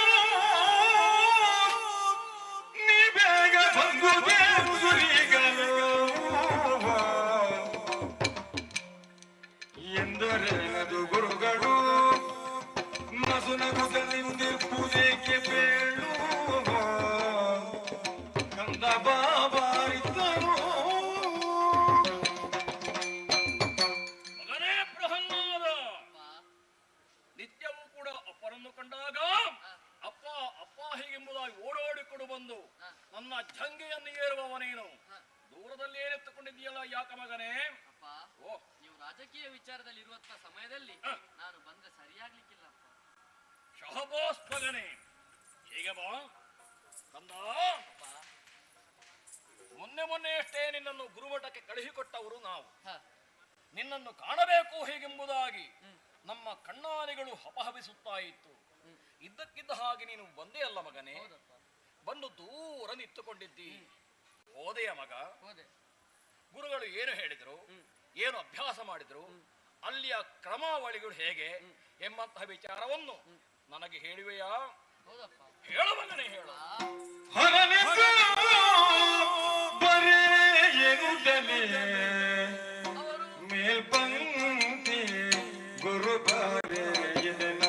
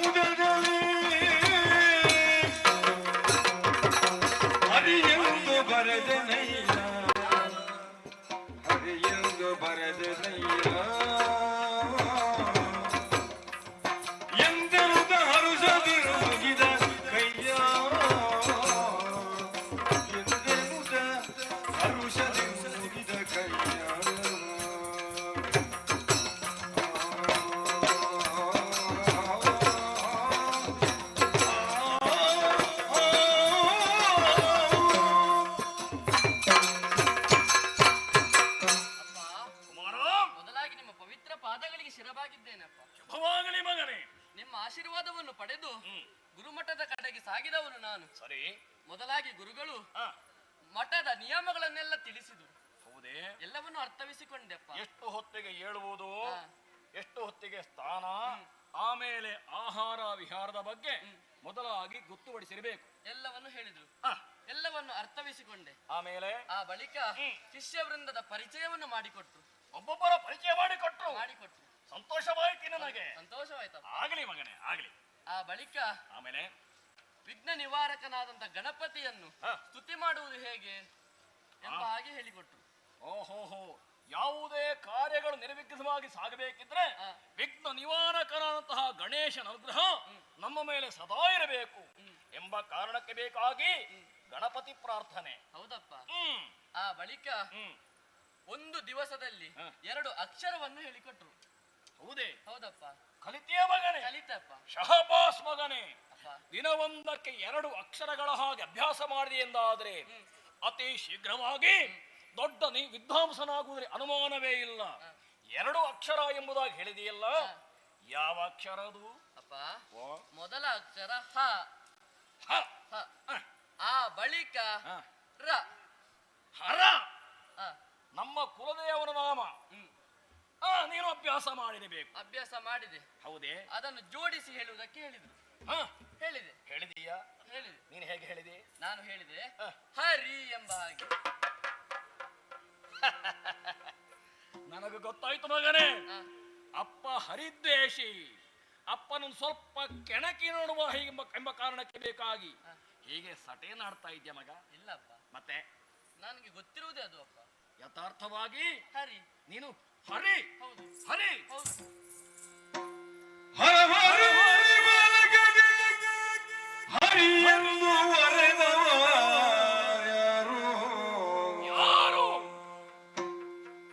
ಪರಿಕಿಸಲು ಕೃತಕದಿ ಸುರರ ಕೃತಕವಿದೆನುತ ಪರಿಕಿಸಲು ಪರಿಕಿಸ ಸುರರ ಕೃತಕವಿದೆನುತ ಕಾಣುವುದಾದರಾತ್ಮಜಗೆ ಅರುವ ಬೇಕದರಿಂದ ನೀತಿಯ ತರಳದನು ತೊಡಲಾಗದಾನವನು ಕಂದನನ ಮುದ್ದಿಸಿ ವಿನಯದಲ್ಲಿ ಅಪ್ಪಿ ಮುದ್ದಿಸಿ ಹರ ಹರ ಹರ ಹರ. ಕಂದನಾಡಿದಂತಹ ಮಾತುಗಳನ್ನು ಕೇಳುವಾಗ ನನ್ನ ಮೈಯ ರೋಮರಾಜಿಗಳೆಲ್ಲವೂ ಕೂಡ ನವಿರೇಳುತ್ತಾ ಇದೆ. ಯಾವುದು ಅಸಂಭವವೋ ಅದು ಸಂಭವಿಸಿತು ಎಂದಾದರೆ ಎಂತಹ ಪರಿಸ್ಥಿತಿ ನಡೆದು ಹೋರಿತೆಂಬುದಾಗಿ ಈಗ ನಾವು ಅರ್ಥವಿಸಿಕೊಳ್ಳಬೇಕು. ನನ್ನ ನಿರೀಕ್ಷೆಯೆಲ್ಲವೂ ಕೂಡ ಸುಳ್ಳಾಗಿ ಹೋಯಿತಲ್ಲ. ಕುಲದೇವರ ನಾಮ ಸ್ಮರಣೆ ಹರ ಹೀಗೆಂಬುದಾಗಿ ಬರೆಯುವುದಕ್ಕೆ ಹೇಳಿದರೆ ಮಗ ಹರಿ ಹರಿ ಹೀಗೆಂಬುದಾಗಿ ಅಡಿಗಡಿಗೆ ಉಚ್ಚರಿಸುತ್ತಾ ಇದ್ದಾನೆ, ಬರೆಯುವಂತಹ ಅಭ್ಯಾಸ ಮಾಡಿದ್ದಾನೆ. ಹಾಗಾದರೆ ಇದಕ್ಕೆಲ್ಲ ಕಾರಣ ಏನು? ಪರಿಕಿಸಲು ಸೂರರ ಕೃತ್ರಿಮ ಎಂಬುದರಲ್ಲಿ ಅನುಮಾನವೇ ಇಲ್ಲ. ಹಿರಣ್ಯಕಶ್ಯಪ ಹರಿದ್ವೇಷಿ ಆದ ಕಾರಣ ಅವನ ಸಮ್ಮುಖದಲ್ಲಿ ಮಗನನ್ನೇ ಎತ್ತಿ ಕಟ್ಟುವಂತಹ ಯೋಚನೆ ದೇವತೆಗಳದ್ದಿರಬೇಕು. ಏನೇ ಇರಲಿ, ನಾನೆಂತ ಮಗ? ಗಿಡವಾಗಿ ಬಗ್ಗದ್ದು ಮರವಾಗಿ ಬಗ್ಗೀತೆ. ಈಗಲೇ ಮಗನಿಗೆ ಬುದ್ಧಿವಾರದ ಮಾತನ್ನು ಹೇಳಿ ತಿದ್ದಿ ಸರಿದಾರಿಗೆ ತರಬೇಕಾದ್ದು ನನ್ನ ಆದ್ಯ ಕರ್ತವ್ಯ. ಆದ ಕಾರಣ ಸರಿಯಲ್ಲ ಮಗನೇ. ಚಿನ್ನಲಲಿದಿಂದ ಬಾದ ಎನ್ನುಳಾಡಬೇಡ ಚಿನ್ನ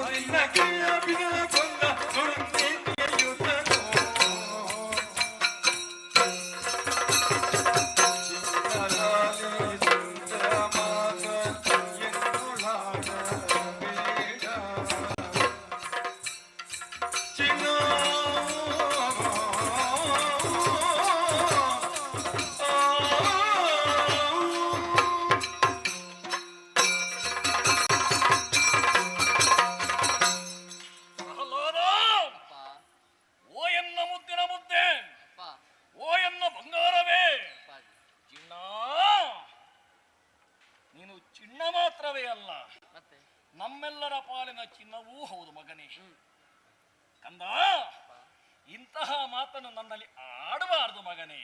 ಯಾಕೆ? ಕಾರಣವುಂಟು. ಹರಿಯನ್ನು ದ್ವೇಷಿಸುವುದಕ್ಕೆ ಬಲವಾದಂತಹ ಕಾರಣ ಇದೆ ಮಗನೇ. ಏನಪ್ಪ ಅದು? ನಿನ್ನ ಅಜ್ಜಿಯವರಂತಹ ದ್ವಿತೀಯ ದೇವಿಯವರೆಗೆ ನಾನು ಒಬ್ಬನೇ ಮಗನಲ್ಲ ಮಗ. ಮತ್ತೆ ನಿನಗೊಬ್ಬ ಚಿಕ್ಕಪ್ಪ ಇದ್ದ. ಓಹೋ, ಅವನ ಹೆಸರು ಹಿರಣ್ಯಾಕ್ಷ ಹೀಗೆಂಬುದಾಗಿ. ಹೌದು. ದಿನವೊಂದಕ್ಕೆ 100 ಹಂದಿಗಳನ್ನು ಬೇಟೆಯಾಡಿ ಮುಕ್ಕುವಂತಹ ಸಾಮರ್ಥ್ಯ ಅವನದ್ದಾಗಿತ್ತು ಮಗನೇ. ಆದರೆ ಏನು ಮಾಡುವವನು ಹೇಳಿ, ಮರ್ತ್ಯ ಪಾತಾಳಗಳನ್ನು ಗೆಲಿದು ದೇವಲೋಕಕ್ಕೆ ಹೋಗಿ ದೇವತೆಗಳನ್ನು ಸದೆ ಮಾಡಿದು ತಾನಾಗಿ ರಂಜಿಸುವಂತಹ ಕಾಲಕ್ಕೆ ಆ ಹರಿ ದೇವತೆಗಳ ದೂರಿನ ಮೇರೆಗೆ ಹಂದಿ ರೂಪದಲ್ಲಿ ಬಂದು ನಿನ್ನ ಚಿಕ್ಕಪ್ಪನನ್ನು ಕೊಂದಂತಹ ಧೂರ್ತ ಮಗನೇ. ಅಂತಹ ಧೂರ್ತನ ಮಾತ ಹೆಸರನ್ನು ಎಂದೆಂದಿಗೂ ಆಡಬಾರದು. ಎಚ್ಚರ ಎಚ್ಚರ. ಅಪ್ಪ ಓ ಅನಿಸ್ಬೇಕಪ್ಪ. ದುಷ್ಟನನ್ನು ಕೊಂಬುದೇನು ಕೆಟ್ಟುದಾಯ್ತು ಜಗಕ್ಕೆ, ಕೆಟ್ಟುದಾಯ್ತು ಜಗಕ್ಕೆ.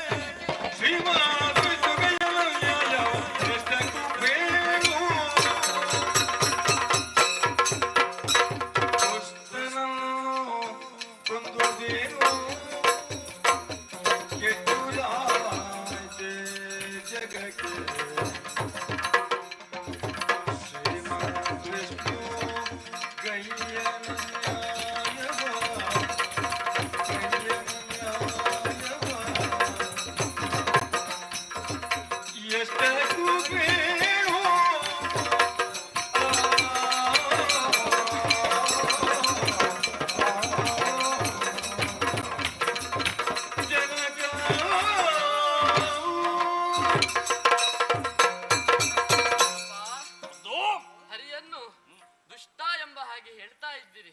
ಕೆಟ್ಟವನಾತ. ಖಂಡಿತವಾಗಿಯೂ ಇಲ್ಲಪ್ಪ. ಯಾಕೆ? ಒಮ್ಮೆ ಚಿಕ್ಕಪ್ಪನ ಬಗ್ಗೆ ಯೋಚಿಸಿದಂತೆ ಏನಾಗಿದೆ? ಅಧಿಕಾರದ ಆಸೆಗೆ ಬೇಕಾಗಿ ನಾಕವನ್ನೇರಿದ್ರು, ಸುಮನಸರನ್ನು ಹೊಡೆದೋಡಿಸಿದರು. ಆ ಬಳಿಕ ಭೂದೇವಿಯನ್ನು ಪೀಡಿಸಿದ್ರು.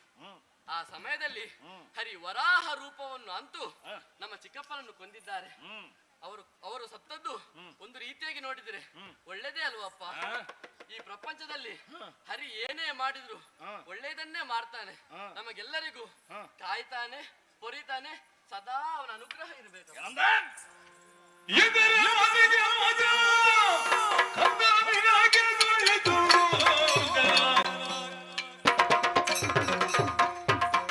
ಗೋವಿಂದನನ್ನು ಸ್ಮರಿಸದಿಂದ ಕೊಂದು ಬಿಡುವೆನು. ಗೋವಿಂದನನ್ನು ಸ್ಮರಿಸದಿಂದ ಕೊಂದು ಬಿಡುವೆನು. ಕಂದ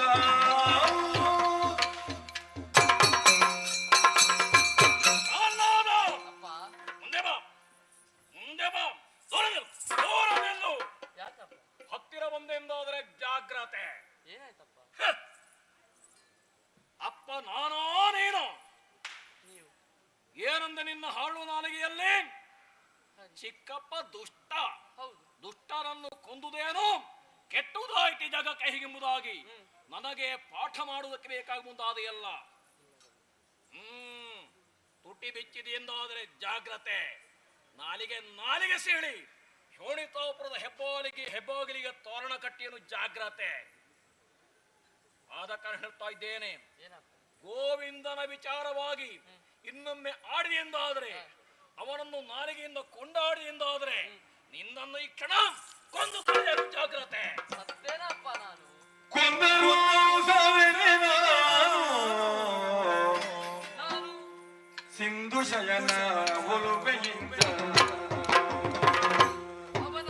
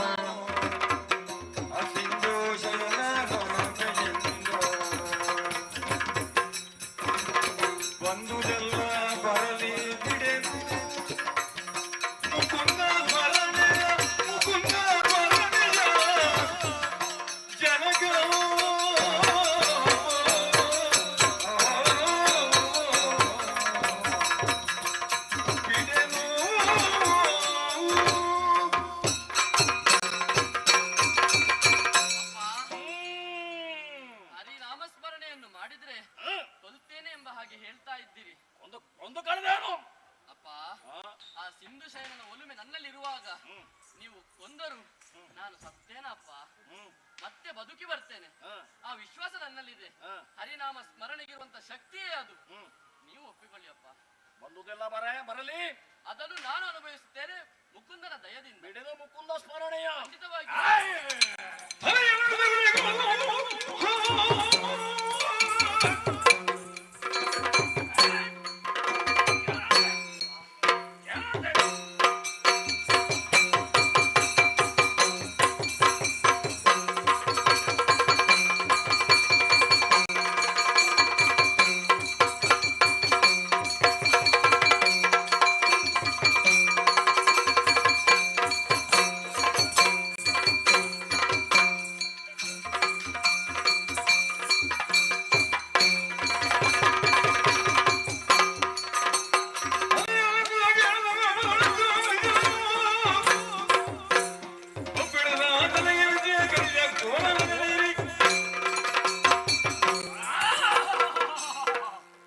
ಮಾತಿಗೆ ಮಾತು ಬೆಳೆಸುತ್ತಾ ಇದ್ದಾನೆ ತರಳ ಪ್ರಹ್ಲಾದ. ಕೊಂದರು ಸಾವೇನೆ ನಾನು. ಮುಕುಂದನ ಒಲುಮೆ ಇರುವಾಗ ಹೀಗೆಂಬುದಾಗಿ ಇಷ್ಟಕ್ಕೆಲ್ಲ ಕಾರಣ ಯಾರು? ನನಗರ್ಥವಾಯಿತು. ಆಶ್ರಮಕ್ಕೆ ಕರೆದುಕೊಂಡು ಹೋಗಿ ಬೇಡದ 2 ಅಕ್ಷರ ಹೇಳಿಕೊಟ್ಟವ ಆ ಪಾಪಿ ಗುರು ಯಾರಲ್ಲಿ ಹೋಗಿ ಬರ ಹೇಳಿ.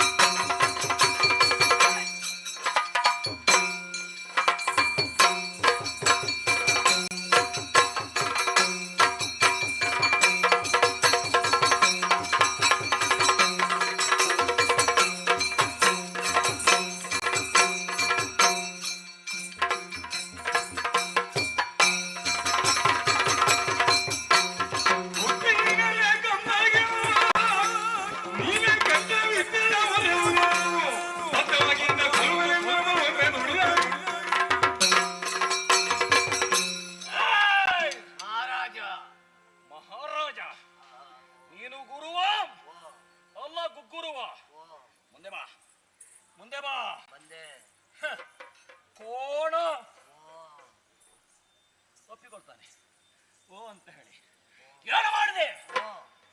ಗುರುಮಠಕ್ಕೆ ನನ್ನ ಮಗನನ್ನು ಕರೆದುಕೊಂಡು ಹೋಗಿ ದುರ್ಬುದ್ಧಿಯನ್ನೇ ಹೇಳಿಕೊಟ್ಟೆ ಚಾಂಡಾಲ.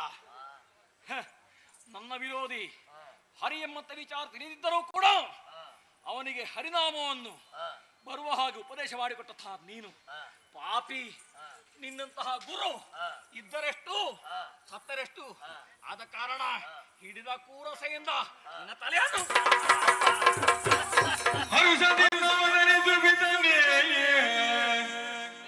ಬರಿದೆ ಗುರುಬನು ಕೊಲಬೇಡ.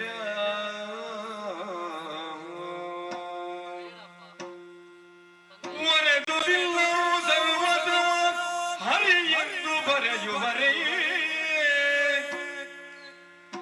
ದೊರಕಿ ತನಗೆ ಬುದ್ಧಿ ಪೂರ್ವದಿ ವಿರಚಿಸಿದ ಪುಣ್ಯಗಳ ಫಲ. ಅರುವನೆನದರಿಂದ ಅಧಿಕವೆನ ಕಳನೆದ ರೋಷದಲ್ಲಿ ಪಿತನೇ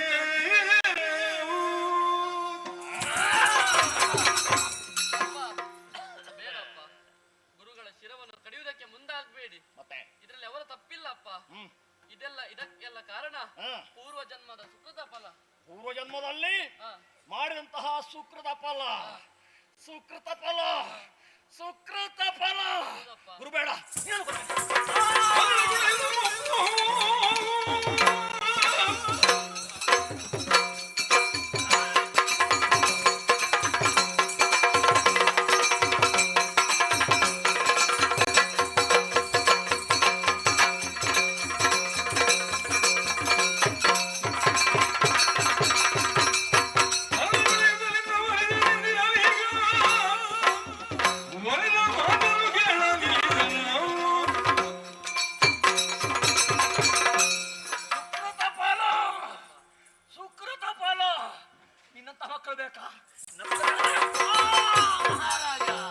ತಡೆದಂಡ ವಿಪ್ರ ಕೇಳೊಡೆಯ ಕೂಡಗಲ ತಲೆ ಕಡಿಯುವುದೇ ಗಲವು ವೀರನಿಗೆ. ಹುಡುಗನ ಮಗುವನನು ಬಿಡು ನಿನಗೆ ನಾನಂದ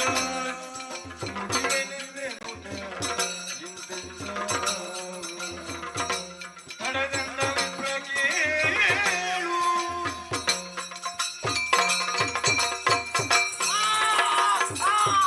ಮಹಾರಾಜ, ಈ ಕೋಡಗನ ತಲೆ ಕಡಿಯುವುದು ಸರಿಯೇ?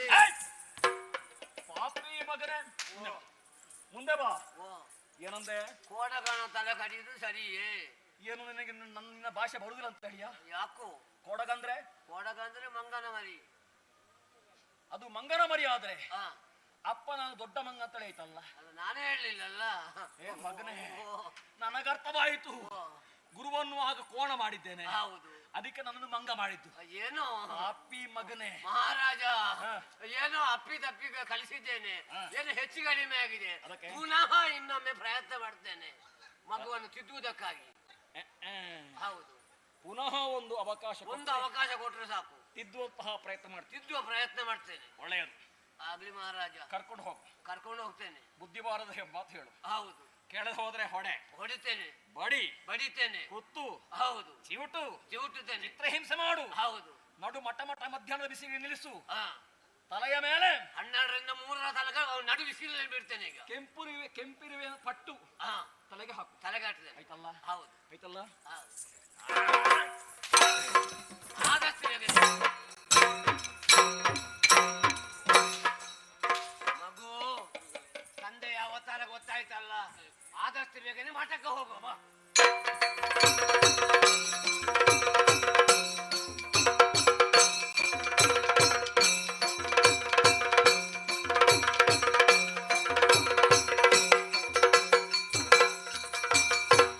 ಮಗು, ತಂದೆಯವರು ಹೇಳಿದ್ದು ಗೊತ್ತುಂಟಲ್ಲ, ಹೆಚ್ಚಿಗೆ ಮಾಡದಿದ್ರೆ ನಿನಗೆ 4 ಬಡಿಬೇಕು ಅಂತ. ನನಗೆ ಬಡಿಯುವ ಮನಸ್ಸಿಲ್ಲ. ಆದ್ದರಿಂದ ಒಂದು ಮಗು, ನಿನ್ನ ಬೇಕಾದ್ರೆ ಕೈ ಮುಗಿದು ಕೇಳ್ತೇನೆ. ನಾನು ಗುರುವಾಗಿದ್ದೇನೆ, ನೀನೀಗ ಗುರು ಆಗುತ್ತೀಯ. ಆದ್ದರಿಂದ ನಾನು ಹೇಳಿದಂತೆ ಕೇಳು ಮಗು. ಕೇಳ್ತೀಯಲ್ಲ? ಸರಿಯಾಗಿ ಹೇಳ್ತೀಯಲ್ಲ? ಬಾ ಮಗು. ಹೇಳಲಿಕ್ಕೆ ಆಗುದಿಲ್ಲ ಮಗು. ಮಗು, ನೀನು ಕೈಲಾಸ ಪತೆ ಅಂತ ಬರೀ ಮಗ. ವೈಕುಂಠ ಪತೆ, ಹರ ಅಂತ ಬರೀ. ಹರಿ ಹರ ಹರಿ ಹರ ಹರಿ ಹರ ಹರ ಹೊಡೆದರೂ ಆಗುದಿಲ್ಲ ಬಡಿದರೂ ಆಗುದಿಲ್ಲ ಚಿವುಟಿದರೂ ಆಗುದಿಲ್ಲ ನಡು ಬಿಸಿಲಿನಲ್ಲಿ ನನಗೆ 12ರಿಂದ 3ವರೆಗೆ ನಡು ಬಿಸಿಲಲ್ಲಿ ನಿಂತುಕೊಳ್ಳಿಕ್ಕೆ ಆಗುದಿಲ್ಲ ಮತ್ತೆ ಇವ ನಿಂತುಕೊಳ್ತಾನ ಆದ್ದರಿಂದ ಎಷ್ಟು ಹೊಡೆದರೂ ಇವ ಕೇಳುವುದಿಲ್ಲ ಆದ್ದರಿಂದ ನಿನಗೆ ತಂದೆ ಮನೆಯಲ್ಲಿ ಎಷ್ಟು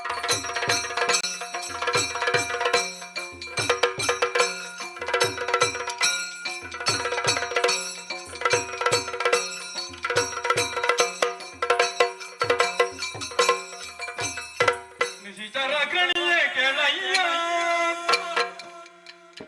ನಿನ್ನ ಶಿಶುವಿನಲ್ಲಿ ಬೆಳೆಯ್ಯ ಸುರೇಂದ್ರ ನಿನಗದ ಉಸಿರಲೆ ನಮನ ವಿಸರ ನಲ್ಲಗು ಬಂದ ಸಗಿದೆ ತಾನಿಂದು ನಿಶಿಚರ ಕಣಿಯೇ ಕೆಳಯ್ಯ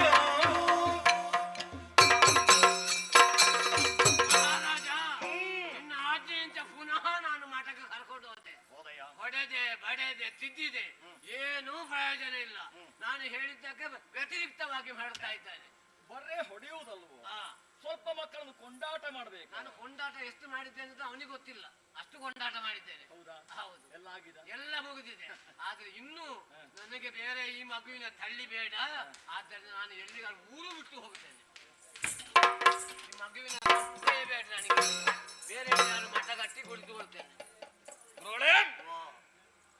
ಈವರೆಗೆ ಆ, ನಿಮ್ಮ ವಿಚಾರವಾಗಿ ಆ, ನಡೆದುದೆಲ್ಲವೂ ಕೂಡ ಒಂದು ಕೆಟ್ಟ ಸ್ವಪ್ನ ತಿಳಿದುಕೊಳ್ಳಿ. ಆ. ಆ ವಿಚಾರವಾಗಿ ಕ್ಷಮಕ್ಕೆ ಯಾಚಿಸ್ತಾ ಇದ್ದೇನೆ. ಆಗಲಿ ಮಹಾರಾಜ ಒಂದು ಮಾತು ಹೇಳಿದಿರಲ್ಲ, ಹೌದು ಊರು ಬಿಡ್ತೇನೆ ಊರು ಬಿಡ್ತೇನೆ, ಈ ಮಗುವಿನ ತಳ್ಳಿ ಬೇಡ ನನಗೆ ಎಲ್ಲಿಗಾದ್ರೂ ಹೋಗ್ತೇನೆ ಅಂತ. ಎಲ್ಲಿಗಾದ್ರೂ ಹೋಗ್ತೇನೆ ಎಲ್ಲಿಗೆ ಹೋಗ್ತೀರಿ?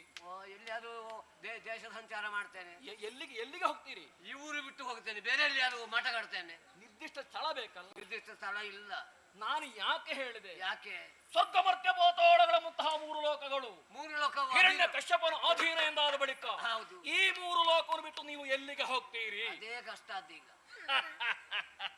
ಒಂದು ಕೆಲಸ ಮಾಡಿ, ಓ, ನೀವು ಎಲ್ಲಿಗೂ ಹೋಗುವುದು ಬೇಡ, ಮತ್ತೆ ನೀವು ಇಲ್ಲಿಯೇ ಇದ್ದುಕೊಳ್ಳಿ. ಆ, ಈ ಮೊದಲು ಹೇಗೆ ಆ, ಪಾಠ ಪ್ರವಚನಾದಿಗಳು ನಡೆಯುತ್ತಾ ಇತ್ತೋ ಆ, ಅದೇ ರೀತಿಯಾಗಿ ಆ, ಮಠದಲ್ಲಿ ಆ. ವ್ಯವಸ್ಥಿತವಾಗಿ ನಡೆಯಲಿ. ಆಗಲಿ ಆಯ್ತಲ್ಲ? ಆಗಲಿ ಬೇಸರ ಮಾಡಬೇಡಿ, ಎಲ್ಲವೂ ಶಿವಪ್ರಸಾದ ಬೇಸರ ಮಾಡಬೇಡಿ. ಆಗಲಿ ಅವರು ಒಬ್ಬರು ಮಲಗಿದ್ದಾರೆ ಅವ್ರನ್ನ ಎಬ್ಬಿಸ್ತೇನೆ ಮೊದಲು. ನಾನು ನಿಮ್ಮನ್ನು ಕೋಣ ಹೇಳಿದ್ದೇನೆ. ಅದು ತೊಂದರೆ ಇಲ್ಲಪ್ಪ ನಾನು ಹೇಗೆ? ನಾನು ನೀನು ಕೋಣ ಅಂತ ಹೇಳಿದ್ದು ನೀನು ಕೋಣ ಅಂತ ಹೇಳಿದ್ದು ನಾನು ಮಂಗನವರಿ ಅಂತ ಹೇಳಿದ್ದು ಸರಿ ಆಯ್ತು ಅಲ್ಲಿಗೆ ಆಗ್ಲಿ ಆಗ್ಲಿ ಮಲಗಿದವರನ್ನೇ ಎಬ್ಬಿಸ್ಬೇಕು ಇನ್ನು. ಮಲಗಿದ ಶಿಷ್ಯ ಇದ್ದಾರೆ ಅವನ್ನೇ ಎಬ್ಬಿಸು. ಪ್ರಹ್ಲಾದ, ಮುಂದೆ ಬಾ, ಮುಂದೆ ಬಾ. ಗುರುವರದ ವಚನ ಕುಸಿಯೋ ಯಾ ದಿಟ್ಟವೋ ಗುರುವರೆದ ವಚನ ದಿಟ್ಟ ದಿಟ್ಟ ದಿಟ್ಟ.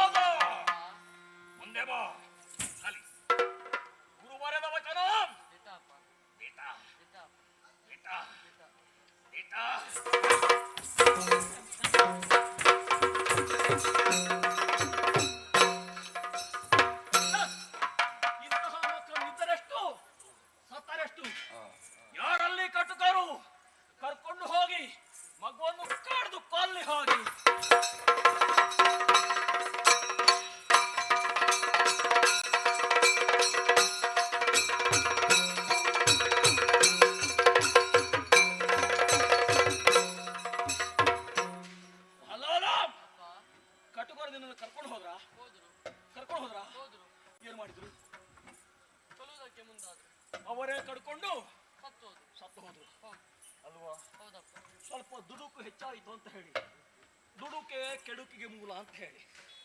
ಸರಿ ಮಗನೇ, ನಿನಗೆ ಯಾವ ಗುರುವೂ ಇಲ್ಲ. ನಿನ್ನ ತಂದೆಯೇ ನಾನು, ನಿನಗೆ ಗುರುವೂ ನಾನೇ, ತಂದೆಯೂ ನಾನೇ, ಶರಣೂ ನಾನೇ, ಎಲ್ಲವೂ ನಾನೇ. ಆದ ಕಾರಣ ಇತ್ತು ಕೇಳು. ಏನಪ್ಪ? ಹೇಳು. ಹರ ಹರಿ ಹರ ಹರಿ ಹರ. ಹರಿ. ಯಾವ ಹರ ಹರ ಹರ? ಮೇಡಮ್ ಹೇಳು. ಹಿರಣ್ಯಕಶ್ಯಪಾಯ ನಮಃ. ಓಂ ನಮೋ ನಾರಾಯಣಾಯ ನಮಃ. ಹಿರಣ್ಯಕಶ್ಯಪಾಯ ನಮಃ. ಓಂ ನಮೋ ನಾರಾಯಣಾಯ ನಮಃ. ಹಿರಣ್ಯಕಶ್ಯಪಾಯ ನಮಃ. ಓಂ ನಮೋ ನಾರಾಯಣಾಯ ನಮಃ. ಇಲ್ಲ ಇಲ್ಲ, ಕಾಲಕೂಟ ವಿಷ ಇರುವಂತಹ ಸರ್ಪಾದಿಗಳಿವೆ, ಹೋಗಿ ಕೊಲ್ಲ.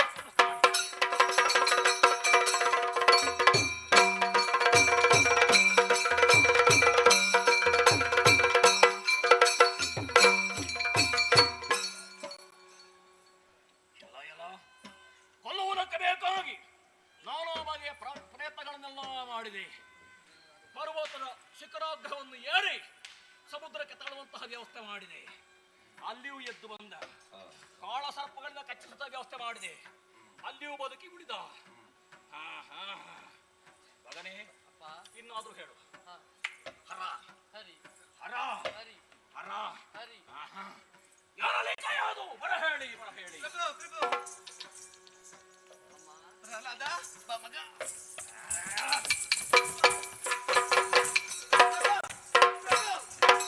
ಏನು ಸ್ವಾಮಿ, ಏನು ನಿಮಗೆ ಹೃದಯ ಎನ್ನುವುದಿಲ್ವೇ?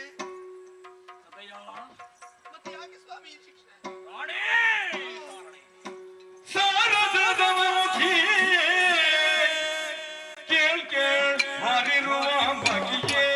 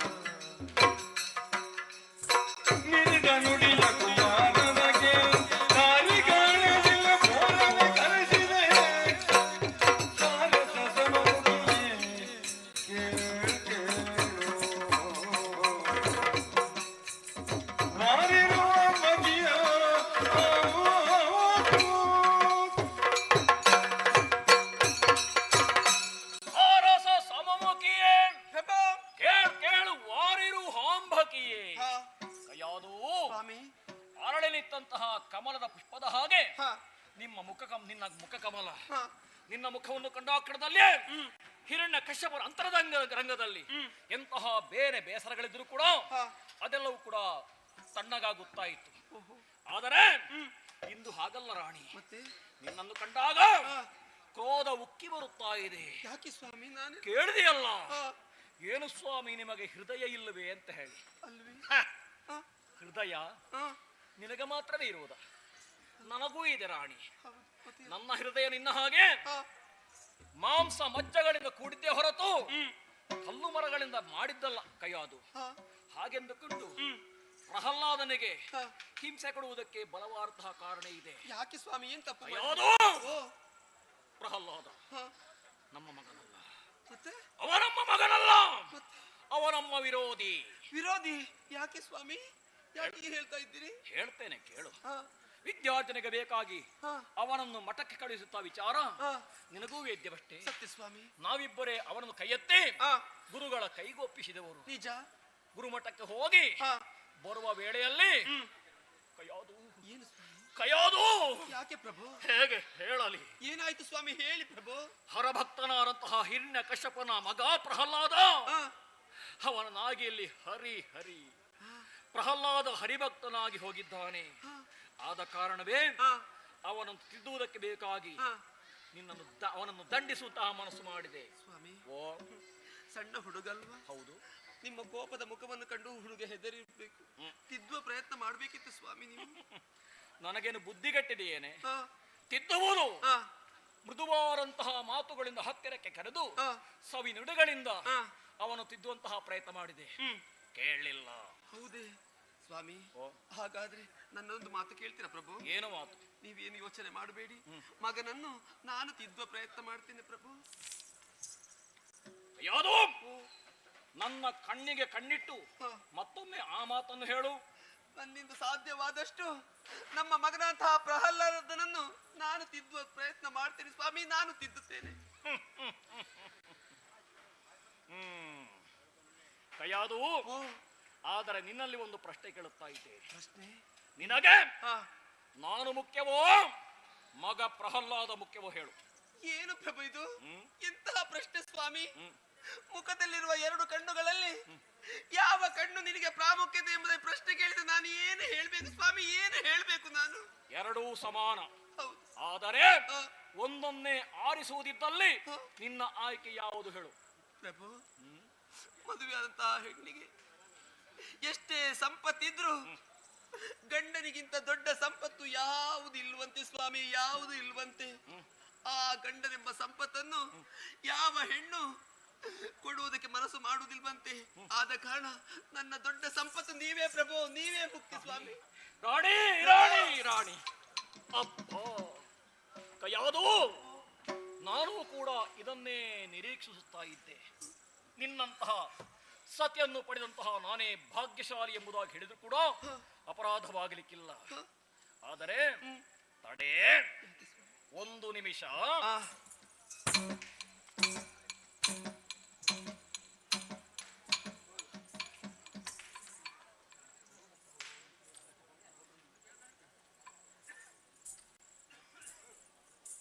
ಯಾವುದು?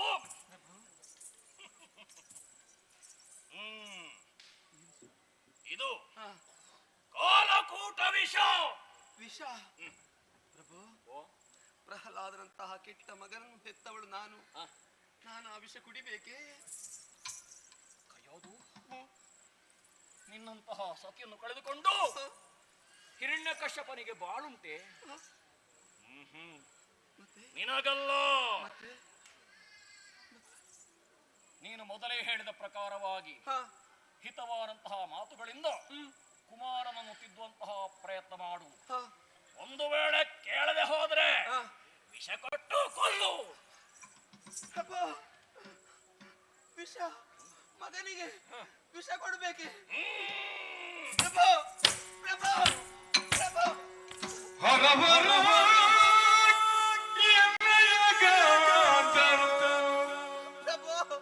ಪರ ಹೇಳುತ್ತೆನ್ನೊರೆದನೆ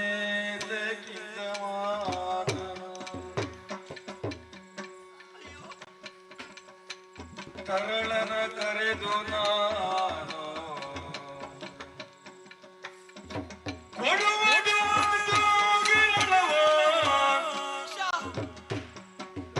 ತರಳನ ಕರೆದು ನಾ ಕೊಡುವುದೆನು ನಿಂತು ಕರಳವ ಅವಗಿನ್ನು ಹರವರ ಎನ್ನಯ ಕಾತನು ಪರ ಹೇಳುವುದೆನ್ನೊಳೊರೆದನೆ ತಗಿಂದ ಮಾತನು ಶಿವನೇ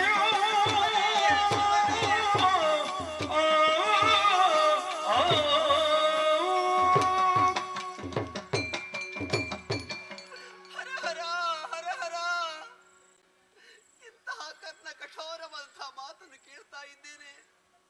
ನನ್ನ ಪತಿದೇವರು ಆಜ್ಞೆ ಮಾಡಿದ್ದಾದ್ರೂ ಏನು? ಕಯಾದು, ನಮ್ಮ ಮಗನಂತಹ ಪ್ರಹ್ಲಾದನಿಗೆ ವಿಷವನ್ನು ಕೊಡು, ವಿಷವನ್ನು ಕೊಡು. ಅಯ್ಯೋ ದೇವರೇ, ಈ ಮಾತನ್ನು ಕೇಳಿದಾಗ ಸಹಿಸುವಂತಹ ಶಕ್ತಿ ನನಗಿಲ್ಲ, ಸಹಿಸುವಂತಹ ಶಕ್ತಿ ನನಗಿಲ್ಲ. ಹೆತ್ತ ತಾಯಿ ಮಗುವಿಗೆ ವಿಷ ಕೊಡುವುದೇ? ಮಗುವಿಗೆ ವಿಷ ಕೊಡುವುದೇ? ಯಾವ ತಾಯಿಗಾದ್ರೂ ಇಂತಹ ಸ್ಥಿತಿ ಬರಬಾರದಪ್ಪ, ಯಾವ ತಾಯಿಗಾದ್ರೂ ಇಂತಹ ಸ್ಥಿತಿ ಬರಬಾರದು. ಹಾಗಾದ್ರೆ ನನ್ನ ಪತಿದೇವರ ಮಾತನ್ನು ಕೇಳಿ ಅವರ ಆಜ್ಞೆಯಂತೆ ನನ್ನ ಮುದ್ದಿನ ಮಗನಂತಹ ಪ್ರಹ್ಲಾದನಿಗೆ ನಾನು ವಿಷ ಕೊಡು ಕೊಡಬೇಕೆ? ವಿಷ, ಈ ವಿಷ ಇದನ್ನು ಕುಡಿದ್ರೆ ನನ್ನ ಮಗ ಏನಾಗ್ತಾನೆ ಎಂಬುದನ್ನು ಚೆನ್ನಾಗಿ ತಿಳಿದಕ್ಕೆ ಸಾಧ್ಯವಿಲ್ಲ. ಅಮ್ಮನ ಬಳಿಗೆ ಬಂದು ಅಮ್ಮ ಹಾಲು ಕೊಡು ಎಂಬುದನ್ನು ಕೇಳಿದಾಗ ನನ್ನ ಮುದ್ದಿನ ಮಗನಿಗೆ ಈ ವಿಷವನ್ನು ಕೊಟ್ಟೆಂದಾದ್ರೆ ಹಾಲು ಎಂಬುದಾಗಿ ಕುಡಿದು ನನ್ನ ಕಂದ ಧರೆಗೆ ಬಿದ್ದು ವಿಲನೆ ಒದ್ದಾಡುವಂತಹ ದೃಶ್ಯವನ್ನು ಈ ಕಣ್ಣಲ್ಲಿ ಹೇಗೆ ನಾನು ಕಾಣಲಿ? ಪತಿ ದೇವರ ಆಜ್ಞೆಯನ್ನು ಮೀರುವ ಹಾಗಿಲ್ಲ.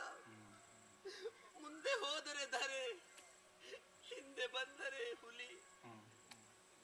ನುಂಗಿದ್ರೆ ಗಂಟಲು ಸುಡುತ್ತದೆ, ಉಗುಳಿದ್ರೆ ಶುದ್ಧ ಕೆಡ್ತದೆ.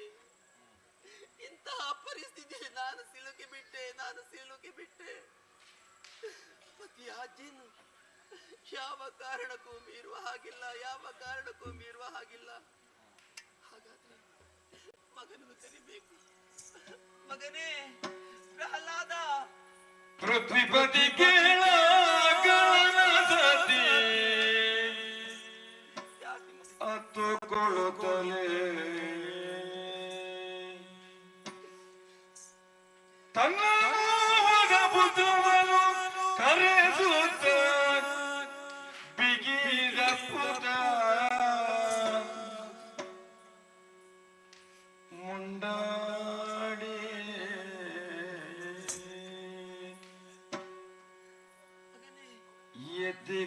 ಎತ್ತಿಕೊಳ್ಳುತ್ತವದನು ವಿನಯದಿ ನೆತ್ತಿಯಲು ವಾಸನಿಸಿ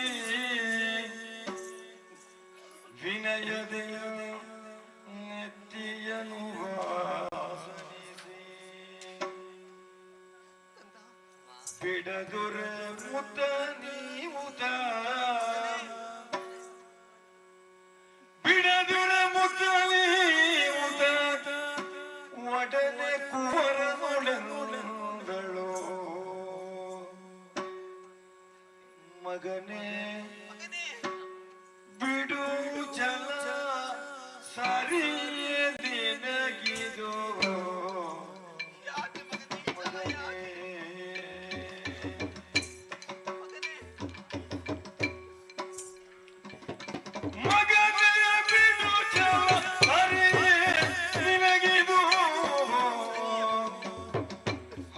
ಕೊಂಡಾಡೋತ ಇರುವುದು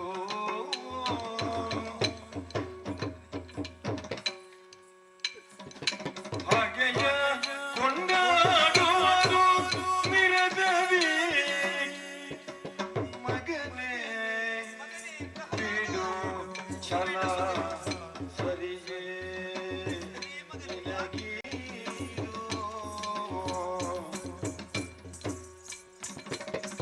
ಜಗತಿಯೊಳು ಬಯ್ಯರೆ ಜಗತಿಯೊಳಗಿಯ ಜನರು ಬಯ್ಯರೆ ಸುಗುಣ ನಿನಗೆ ಜಗತಿಯೊಳಗಿಯ ಜನರು ಬಯ್ಯರೆ ಸುಗುಣ ನಿನಗೆ ಕಂದ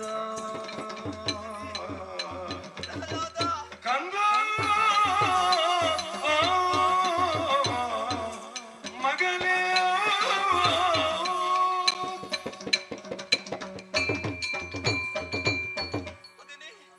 ಪ್ರಹ್ಲಾದ, ಹೀಗೆ ಬಾ ಮಗನೇ, ಹೀಗೆ ಬಾಪ್ಪ.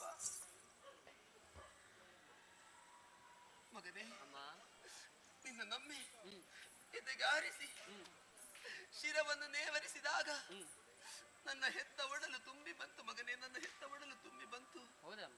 ಕಂದ, ಯಾಕೆ ಮಗನೇ ಈ ಛಲ?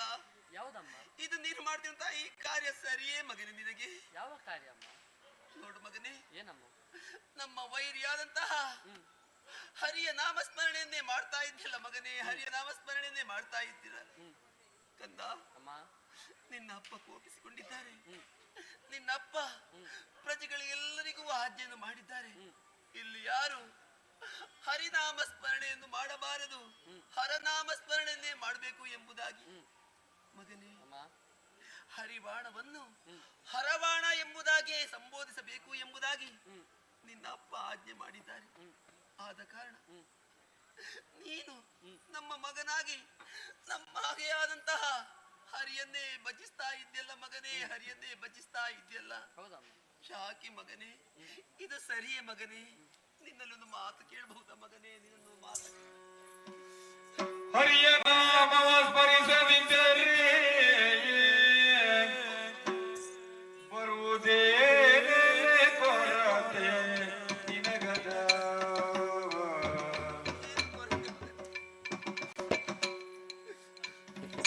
ಹರಿಯ ನಾಮವ ಸ್ಮರಿಸದಿದ್ದರೆ ಬರುವುದೇ ಕೊರತೆ ನಿನಗದ.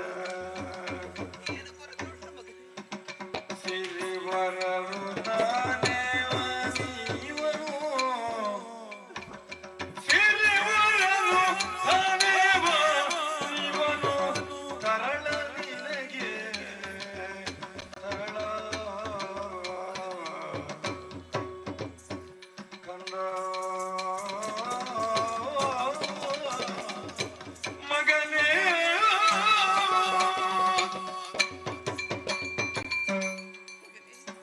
ಪ್ರಹ್ಲಾದ, ನಿನ್ನ ಅಪ್ಪನ ಗುಣ, ಅಪ್ಪನ ಕೋಪ ಇದೆಲ್ಲವೂ ಚೆನ್ನಾಗಿ ತಿಳಿದವ ನೀನು. ಇದನ್ನು ತಿಳಿದು ಅದೇ ತಪ್ಪನ್ನು ನೀನು ಮಾಡ್ತಾ ಇದ್ದೀಯಲ್ಲ ಮಗನೇ, ಮತ್ತು ತಪ್ಪನ್ನೇ ಮಾಡ್ತಾ ಇದ್ದಿ. ಕಂದ, ನಿನ್ನದೊಂದು ಮಾತನ್ನು ಕೇಳಬಹುದಾ? ಹರಿಯ ನಾಮ ಸ್ಮರಣೆಯನ್ನು ಮಾಡಿದೆಂದಾದ್ರೆ ನಿನಗೆ ಸಿಗುವಂತಹ ಲಾಭ ಯಾವುದು? ಅಷ್ಟೆಲ್ಲ ಮಗನೇ, ಹರಿಯ ನಾಮ ಸ್ಮರಣೆಯನ್ನು ಮಾಡದಿದ್ದರೆ ನಿನಗಾಗುವಂತಹ ನಷ್ಟವಾದರೂ ಏನು ಮಗನೇ? ಯಾಕೆ ಮಗನೇ ಈ ರೀತಿ ಛಲ ಮಾಡ್ತಾ ಇದ್ದಿ? ಯಾಕೆ ಮಗನೇ, ಇದರಿಂದ ಏನು ಲಾಭ ಉಂಟು ಮಗನೇ? ಯಾಕೆ ಹೀಗೆ ಮಾಡ್ತಾ ಇದ್ದಿ ನೀನು? ಹಿಂದಕ್ಕೆಂದೆಯ ಪಿತನು ಬಹು ಪರಿಜಿಂದ ಕುಲಲೆತ್ತ ಕರಿಸನು ಅಂದು ಬಿಡಿಸಿದರಾರು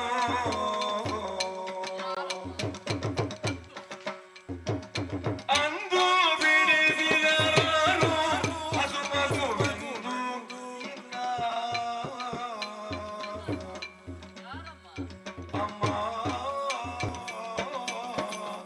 ಅಮ್ಮ.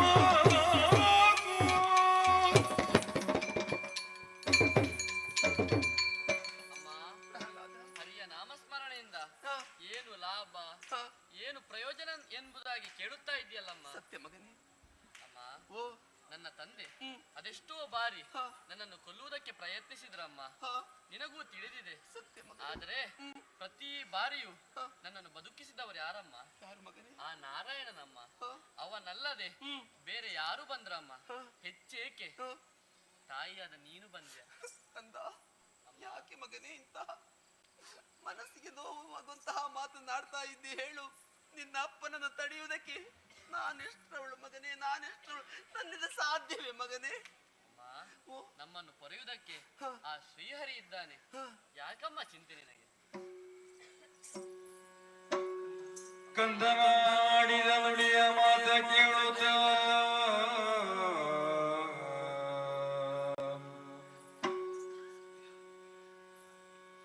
ಕಂದನಾಡಿದ ಮಾತ ಕೇಳುತ್ತಲಂಗನೆ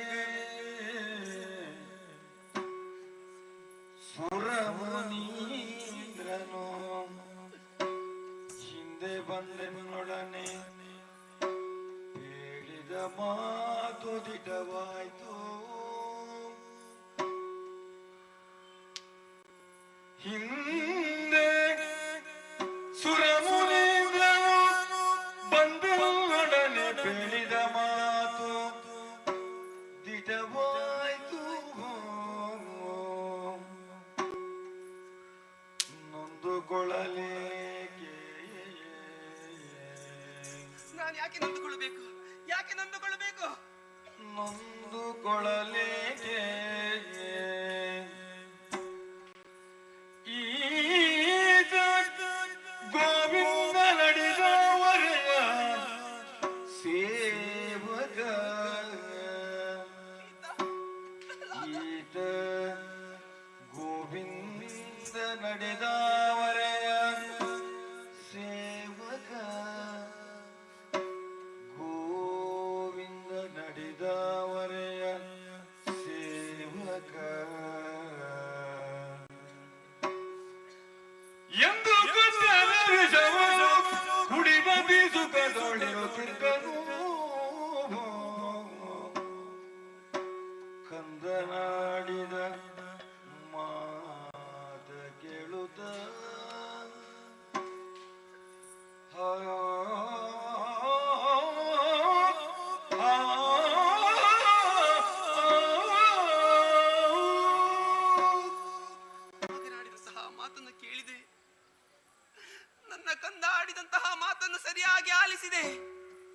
ಅರ್ಥವಾಯಿತು, ಈಗ ಅರ್ಥವಾಯಿತು. ಈ ಹಿಂದಿನ ಘಟನೆಯೊಂದು ನನಗೆ ಅರ್ಥವಾಯಿತು, ನೆನಪಾಗ್ತಾ ಇದೆ. ನನ್ನ ಸುರಮುನಿ ನಾರದರು ಹೇಳಿದಂತಹ ಮಾತು ಈಗ ದಿಢವಾಯಿತು. ಈ ಹಿಂದೆ ನನ್ನ ಪತಿದೇವರು ದಿಗ್ವಿಜಯಕ್ಕೆ ಹೋದಂತಹ ಸಂದರ್ಭದಲ್ಲಿ ನಮ್ಮ ಅರಮನೆಗೆ ಸುರಮುನಿ ನಾರದರ ಆಗಮನವಾಯಿತು. ಭಕ್ತಿಯಿಂದ ಆ ನಾರದ ಮುನಿಯನ್ನು ಪೂಜಿಸಿದೆ, ಅರ್ಚಿಸಿದೆ. ಸಂತೋಷಗೊಂಡಂತಹ ನಾರದ ಮುನಿಗಳು ಒಂದು ಮಾತನ್ನು ಹೇಳಿದ್ರು, ನಿನ್ನ ಭಕ್ತಿಗೆ ಮೆಚ್ಚಿದ್ದೇನೆ ಕಯಾದು, ಈ ಸಂದರ್ಭದಲ್ಲಿ ನಿನಗೆ ಏನು ವರ ಬೇಕು ಕೇಳು ಎಂಬುದಾಗಿ. ಆ ಹೊತ್ತಿಗೆ ಆ ನಾರದ ಮಹರ್ಷಿಗಳಲ್ಲಿ ಕೇಳಿದೆ, ಇಷ್ಟರವರೆಗೆ ನಾನು ಪಡೆದಂತಹ ಮಕ್ಕಳೆಲ್ಲವೂ ಕೆಟ್ಟ ಬುದ್ಧಿಯಿಂದಲೇ ವರ್ತಿಸ್ತಾ ಇದ್ದಾರೆ. ನನಗೆ ಒಬ್ಬ ಮಗ, ಒಳ್ಳೆಯ ಬುದ್ಧಿವಂತ, ನನಗೊಬ್ಬ ಮಗ ಬೇಕು ಎಂಬುದಾಗಿ ವರವನ್ನು ಬೇಡಿದೆ. ಆ ಹೊತ್ತಿಗೆ ಸುರಮುನಿ ನಾರದರು ಹೇಳಿದಂತಹ ಮಾತು, ಗಂಡನನ್ನು ಕೂಡುವಂತಹ ಸಂದರ್ಭದಲ್ಲಿ ಹರಿನಾಮ ಸ್ಮರಣೆಯನ್ನು ಮಾಡು ಎಂಬುದಾಗಿ ನಾರದರು ಹೇಳಿದಂತಹ ವಿಷಯ. ನಾರದರ ಅಂಬೋಣದಂತೆ ನನ್ನ ಪತಿದೇವರು ದಿಗ್ವಿಜಯದಿಂದ ಬಂದಂತಹ ಸಂದರ್ಭದಲ್ಲಿ, ಪತಿದೇವರನ್ನು ಕೂಡುವಂತಹ ಸಂದರ್ಭದಲ್ಲಿ ಹರಿನಾಮ ಸ್ಮರಣೆಯನ್ನು ಮಾಡಿದೆ. ಆದ ಕಾರಣ ಆ ಶ್ರೀಹರಿ ಪ್ರಸಾದ ರೂಪವಾಗಿ ಕೊಟ್ಟಂತಹ ಈ ನನ್ನ ಮಗ ಪ್ರಹ್ಲಾದ, ಆ ಹರಿ ನನಗೆ ಪ್ರಸಾದವಾಗಿ ಅನುಗ್ರಹಿಸಿದಂತಹ ನನ್ನ ಮಗ ಈ ಪ್ರಹ್ಲಾದ. ಹಾಗಾದ್ರೆ ಶ್ರೀಹರಿ ಗೋವಿಂದ, ಇದು ನನ್ನ ಮಗನಲ್ಲ, ನಿನ್ನ ಮಗನೆಂಬುದಾಗಿ ತಿಳಿದುಕೋ ಸ್ವಾಮಿ, ನಿನ್ನ ಮಗನೆಂಬುದಾಗಿ ತಿಳಿದುಕೋ. ಈ ನನ್ನ ಮುದ್ದಿನ ಕಂದ ಪ್ರಹ್ಲಾದ ಶ್ರೀಹರಿ ನಿನ್ನ ಸೇವಕ ಸ್ವಾಮಿ, ನಿನ್ನ ಸೇವಕ. ಈ ಹೊತ್ತಿನಲ್ಲಿ ನನ್ನಿಂದ ಖಂಡಿತ ಯಾವ ಕಾರ್ಯವನ್ನು ಮಾಡೋದಕ್ಕೆ ಸಾಧ್ಯವಿಲ್ಲ ಸ್ವಾಮಿ. ಎಲ್ಲ ನಿನಗೆ ಅರ್ಪಿಸ್ತಾ ಇದ್ದೇನೆ. ಕತ್ತಿಯನ್ನು, ಕಾಯಿಯನ್ನು ನಿನಗೆ ಅರ್ಪಿಸ್ತಾ ಇದ್ದೇನೆ. ಅಳಿಸುವುದಕ್ಕೂ ನೀನು, ಉಳಿಸುವುದಕ್ಕೂ ನೀನೇ ಸ್ವಾಮಿ.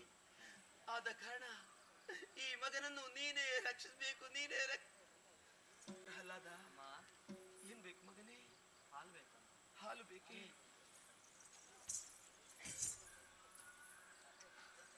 ಮಗ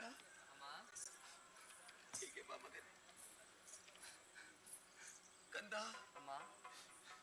ನೋಡು ಮಗನೇ, ಇದು ಹಾಲಲ್ಲ ಮಗನೇ, ಇದು ಹಾಲಲ್ಲ ಮಗನೇ, ಇದು ಹಾಲಾಹಲ ಮಗನೇ, ಹಾಲಾಹಲ. ಇರ್ಲಿ ಕೊಡಮ್ಮ, ಸ್ವೀಕರಿಸ್ತೇನೆ.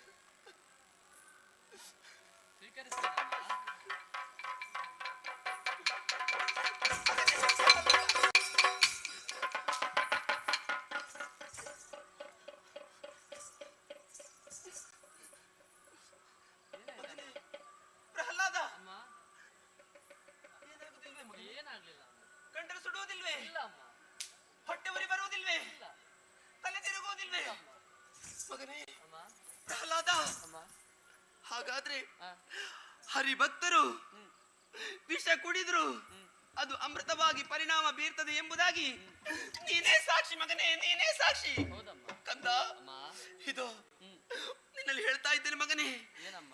ಯಾವ ಕಾರಣಕ್ಕೂ ಹರಿನಾಮ ಸ್ಮರಣೆಯನ್ನು ಮರೆಯಬೇಡ ಮಗನೇ, ಹರಿನಾಮ ಸ್ಮರಣೆಯನ್ನು ಮರೆಯಬೇಡ. ದಿನನಿತ್ಯ ಆ ಹರಿಯನ್ನೇ ಭಜಿಸ್ತಾ ಇರಬೇಕು ಮಗನೇ, ಹರಿಯನ್ನೇ ಭಜಿಸ್ತಾ ಇರಬೇಕು. ಬಾ ಮಗನೇ, ಬಾ.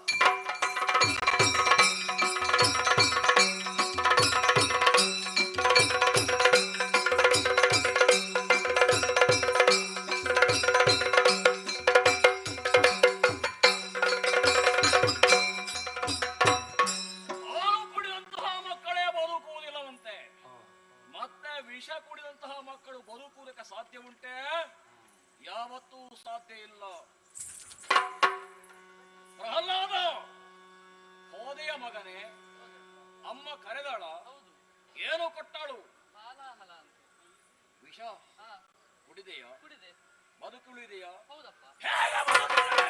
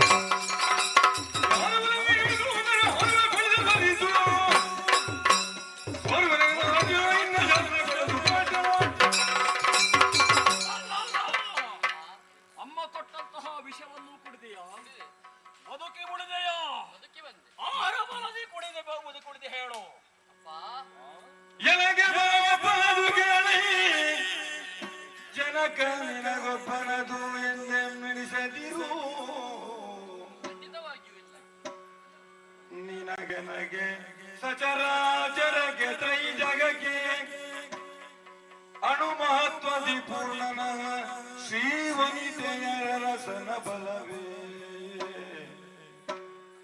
ಶ್ರೀವನಿತೆಯರ ರಸನ ಬಲವೇ ಬಲವತಿ ಬೆಂಬಲದೊಳೆನರು ಎಂದರು ಪ್ರಹ್ಲಾದ. ನನಗೆಂದು ಅಲ್ಲ, ನಿನಗೂ ನನಗೂ ಸಕಲ ಜೀವ ರಾಶಿಗಳು ಗಳಿಗೂ ಮೂರು ಲೋಕಕ್ಕೂ ಬಲ ಯಾರು ಅಂತ ಬಲ್ಲೆ ಅಪ್ಪ. ಯಾರು? ಅವ ಬೇರೆ ಯಾರು ಅಲ್ಲಪ್ಪ, ಮತ್ತೆ ಅವನೇ ಶ್ರೀಹರಿ. ಹರಿ ಹೌದು ಹರಿ ಹೌದು, ಹರಿ. ಅವನ ಬಲ ಎಲ್ಲಿದ್ದಾನೆ ನಿನ್ನ ಹರಿ? ಎಲ್ಲೆಲ್ಲಿಯೂ ಇದ್ದಾನೆ. ಎಲ್ಲೆಲ್ಲಿಯೂ ಇದ್ದಾನೆ. ಹ, ನನ್ನಲ್ಲಿದ್ದಾನೆ, ನಿನ್ನಲ್ಲೂ ಇದ್ದಾನೆ, ನಿನ್ನಲ್ಲಿ ಇದ್ದಾನೆ, ನನ್ನಲ್ಲೂ ಇದ್ದಾನೆ, ಆ ಕಂಬದಲ್ಲಿದ್ದಾನೆ, ಆ ಕಂಬದಲ್ಲೂ ಇದ್ದಾನೆ, ಈ ಕಂಬದಲ್ಲಿ, ಈ ಕಂಬದಲ್ಲೂ, ಈ ಕಂಬದಲ್ಲಿ. ಈ ಕಂಬದಲ್ಲೂ. ತೋರಿಸಿ ಕೊಡುವೆಯ ನಿನ್ನ ಆ ಹರಿಯನ್ನು? ಖಂಡಿತವಾಗಿ ಶಹಬ್ಬಾಸ್ ಮಗನೇ, ಅಪ್ಪ. ನನಗೂ ಬೇಕಾದ್ದು ಅದುವೇ. ಹಾ, ಹಿರಣ್ಯ ಕಶ್ಯಪನ ಅಂತ್ಯವಾಗುವುದಕ್ಕೆ ಮುನ್ನ ನಿನ್ನ ಆ ಕೆಟ್ಟ ಹರಿಯನ್ನೊಮ್ಮೆ ಕಾಣಬೇಕು ಅಂತ ಹೇಳಿ ಆತ್ಮ ವೈ ಪುತ್ರನಾಮಾಸಿ ಹರಿಯನ್ನು ತೋರಿಸಿಕೊಟ್ಟೆ ಎಂದಾದರೆ ನನ್ನ ಮಗ ನನ್ನ ಗರ್ಭ ಸಂಜಾತ ಎಂಬುದಾಗಿ ನಿನ್ನನ್ನು ನಾನು ಒಪ್ಪಿಕೊಳ್ಳುವುದಕ್ಕೆ ಸಾಧ್ಯ ಉಂಟು.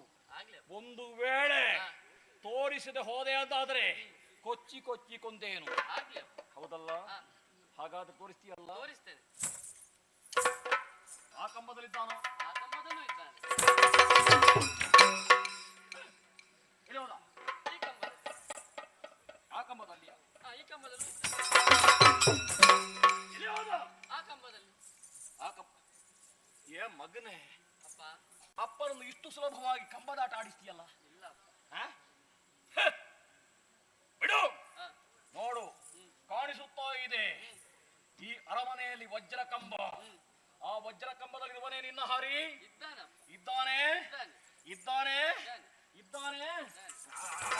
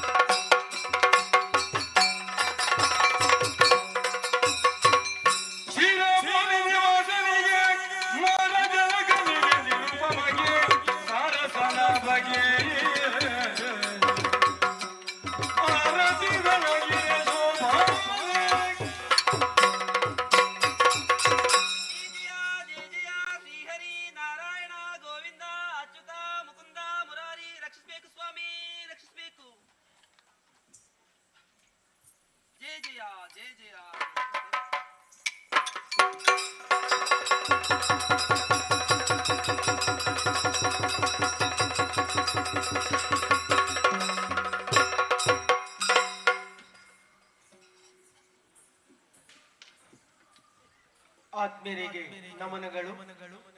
ಯಕ್ಷಗಾನದ ಕಲೆ ದೈವಿಕ ಕಲೆ ಎಂಬ ನೆಲೆಯಿಂದ ಮಲ್ಲಮೇಳದ ಅಭಿಮಾನದಿಂದ ಸರ್ವೇಶ್ವರನಾದ ಶ್ರೀ ಪಂಚಲಿಂಗೇಶ್ವರನ ಭಕ್ತಿಯಿಂದ ಆಗಮಿಸಿದ ಎಲ್ಲ ಭಗವದ್ಭಕ್ತರಿಗೆ ನಾವು ಮಲ್ಲ ಮೇಳದ ಪರವಾಗಿ ಹಾಗೂ ಮಲ್ಲ ಕ್ಷೇತ್ರದ ಪರವಾಗಿ ಆತ್ಮೀಯ ಧನ್ಯವಾದಗಳನ್ನು ಸಮರ್ಪಿಸ್ತಾ ಇದ್ದೇವೆ.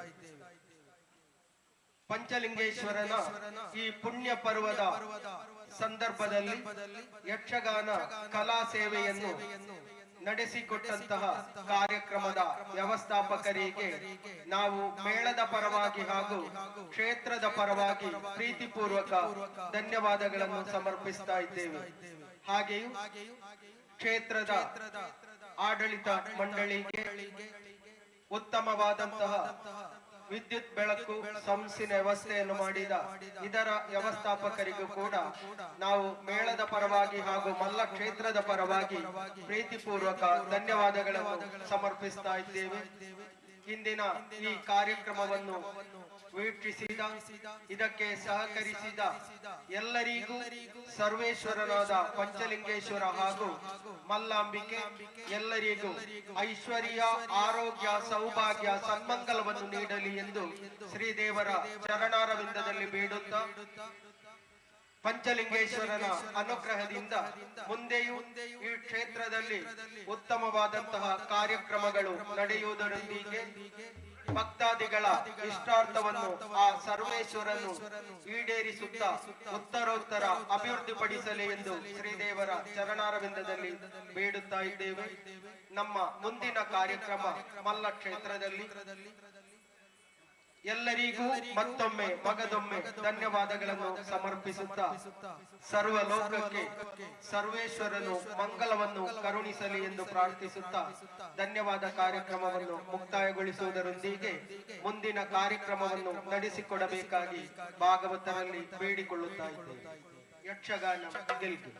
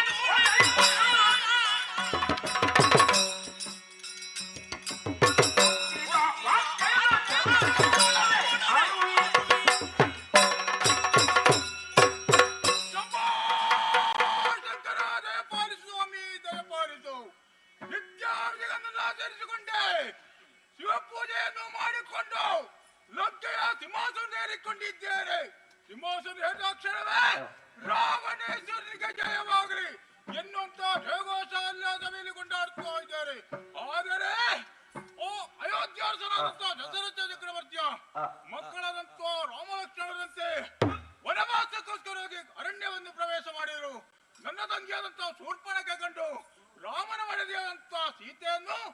ಅಣ್ಣನಿಗೆ ತಕ್ಕವಳೆಂಬುದಾಗಿ ಭಾವಿಸಿ ಮಾವನಾದಂಥ ಮಾರೀಚನ ಮುಖಾಂತರವಾಗಿ ಅವಳನ್ನು ತರಬೇಕೆನ್ನುವಂತ ಉದ್ದೇಶದಿಂದ ಹೋಗುವಾಗ ತಂಗಿಯಾದಂಥ ಶೂರ್ಪನಖನ ಕಿವಿ ಮೂಗುಂದೆ ಕತ್ತರಿಸಿ ಬಿಟ್ಟಂತೆ ರಾಮ ಲಕ್ಷ್ಮಣರು.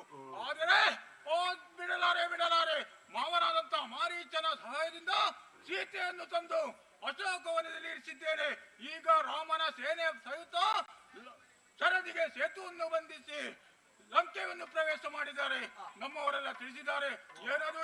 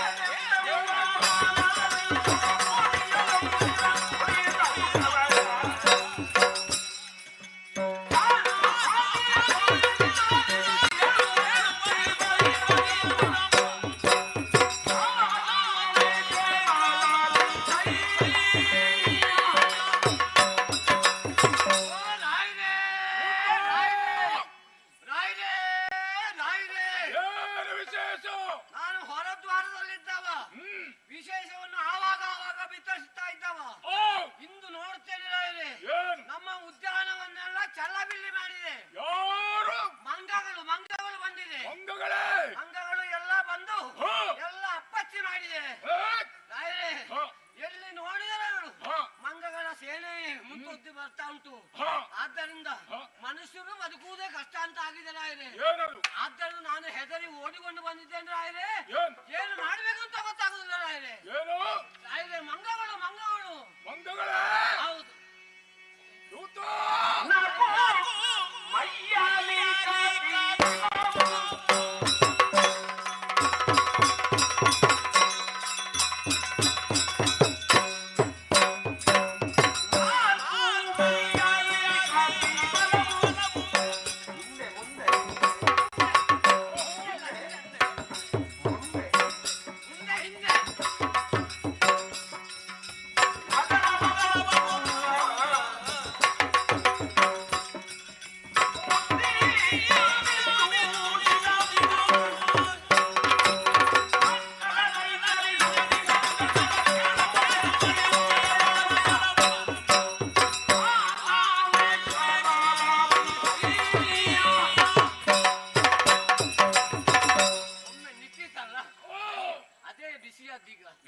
ರಾಯರೇ, ನಾನು ಎಲ್ಲಿ ನೋಡಿದರಲ್ಲಿಯೂ ಹಿಂದೆಯೂ ಮಂಗ ಮುಂದೆಯೂ ಮಂಗ.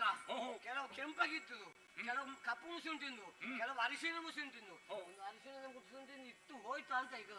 ರಾಯರೇ, ಎಲ್ಲಿ ನೋಡಿದರು ಮಂಗಗಳೇ ಕಾರ್ಬಾರ ರಾಯರೇ. ನಮ್ಮ ನಗರದಲ್ಲಿ ಮಂಗಗಳ ಸೇನೆ ನಡೀತಾ ಉಂಟು ರಾಯರೇ. ಆದ್ದರಿಂದ ಮೇಲಿದ್ದ ಮಂಗಗಳೆಲ್ಲ ಕೆಳಗೆ ಬರ್ತಿದ್ದಾರೆ. ಮಾತ್ರವಲ್ಲ, ಬೇರೆ ಯಾರಿದ್ದಾರೆ? ಎಲ್ಲ ರಕ್ಕಸ ವೀರರು ಎಲ್ಲ ಹೆದರಿ ಓಡಿದ್ದಾರೆ. ಮತ್ತೆ ಭಾರಿ ಕಷ್ಟ ಆಗಿದ್ದಾರೆ. ಏನು ಎಂತ ಮಾಡುದು ಅಂತ ಬೇಕಲ್ಲ ರಾಯರೇ. ಯಾರಿದ್ರಲ್ಲ ಇದ್ದಕ್ಕೆ ಹೋಗೋರು ನಮ್ಮಲ್ಲಿ.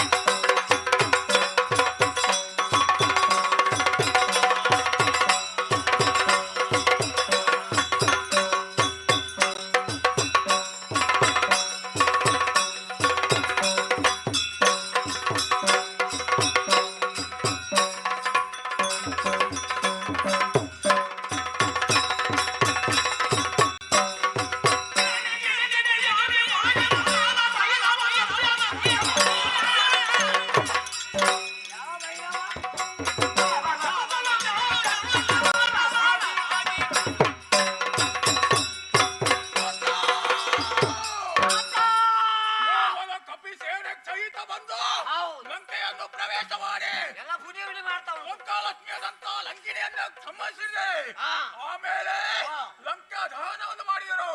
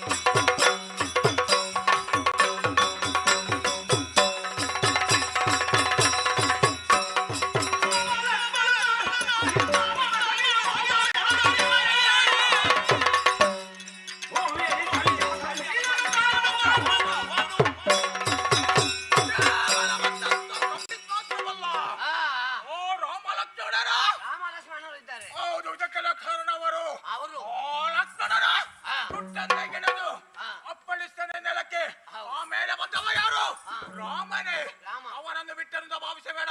ಮತ್ತೆ? ಅವನ ಜುಟ್ಟನ್ನು ಹಿಡಿದು ಕೊಂದು ಬಿಟ್ಟರಿಂದ ಭಾವಿಸಬೇಡ. ಆದ್ದರಿಂದ ಇದಕ್ಕೆ ನಾನು ಚಿಂತಿಸುವುದಲ್ಲ. ಏನು ಮಾಡುದು ಅಂತ ಬೇಕಲ್ಲ ಈಗ? ಏನು ಮಾಡು ಏನು ಗೊತ್ತಾ? ಮಾಡುದು ಈಗ? ಏನು ಮಾಡು?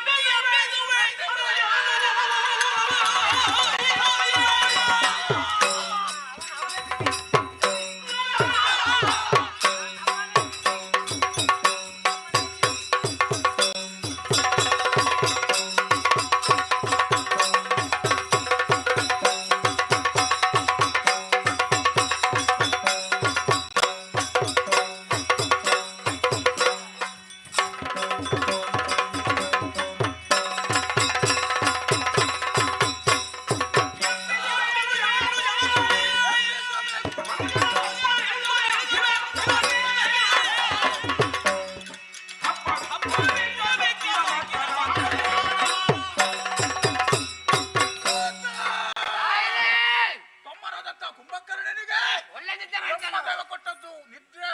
ಹೌದು. ಆದ್ದರಿಂದ 6 ತಿಂಗಳು ನಿದ್ರೆ ಅಂತೆ. ಮತ್ತೆ? ಅವನ ನಿದ್ರೆಯನ್ನು ಬಿಡಿಸಬೇಕಾಗಿದೆ. 3 ಇವತ್ತು ತಿಂಗಳು. ನಿದ್ರೆಯಿಂದ ಎಬ್ಬಿಸಬೇಕು. ಹಾ.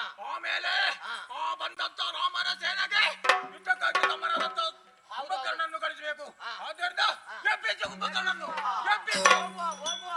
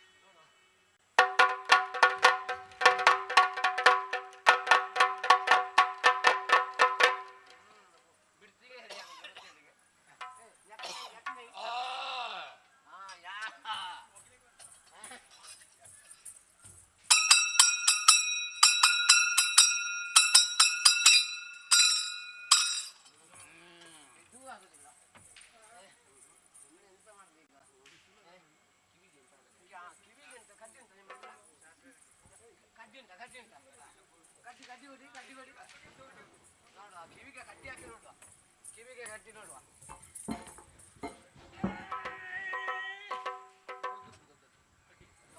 ಇದು ಬೇಡ, ಇದು ಬೇಡ.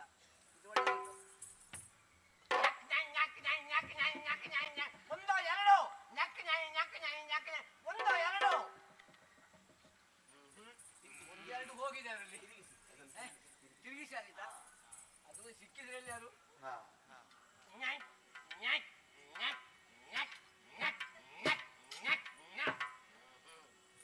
ಇದು ಯಾವ ತಾಳದಲ್ಲಿ ಸಿಗುದಿಲ್ಲ.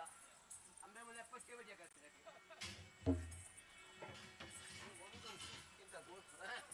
ಇದರಲ್ಲಿ ನೋಡುವ, ಈ ಕಡೆ ನೋಡುವ, ಇಲ್ಲಿಂದ ಅಂದ್ರೆ ಶಕ್ತಿ ಕಡಿಮೆ ಅಲ್ವಾ.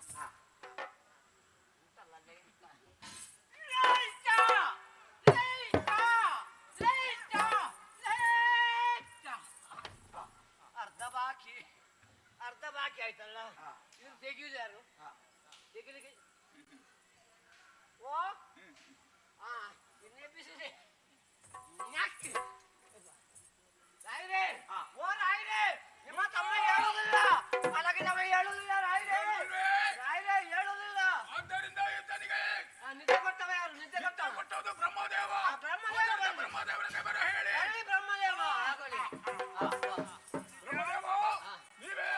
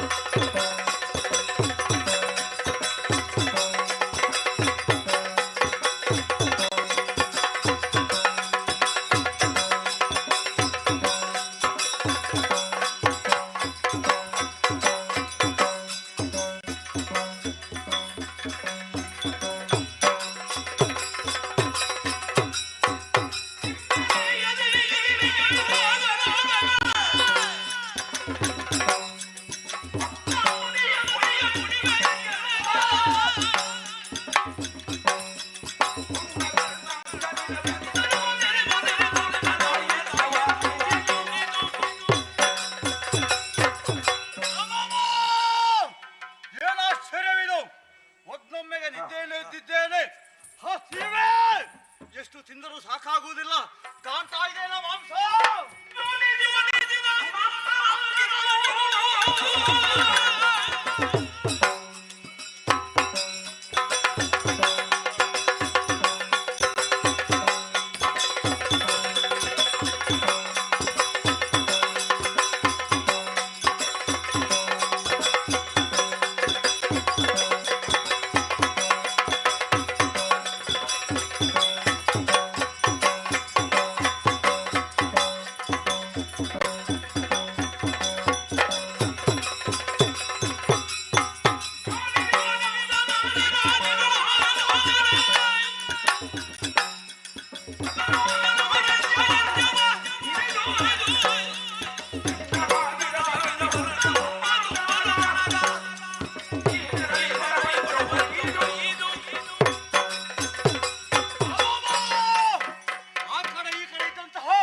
ಮಾಂಸದ ಮುದ್ದೆಯನ್ನು ತಿಂದು ತೇಗಾಯಿದಾಯಿತು.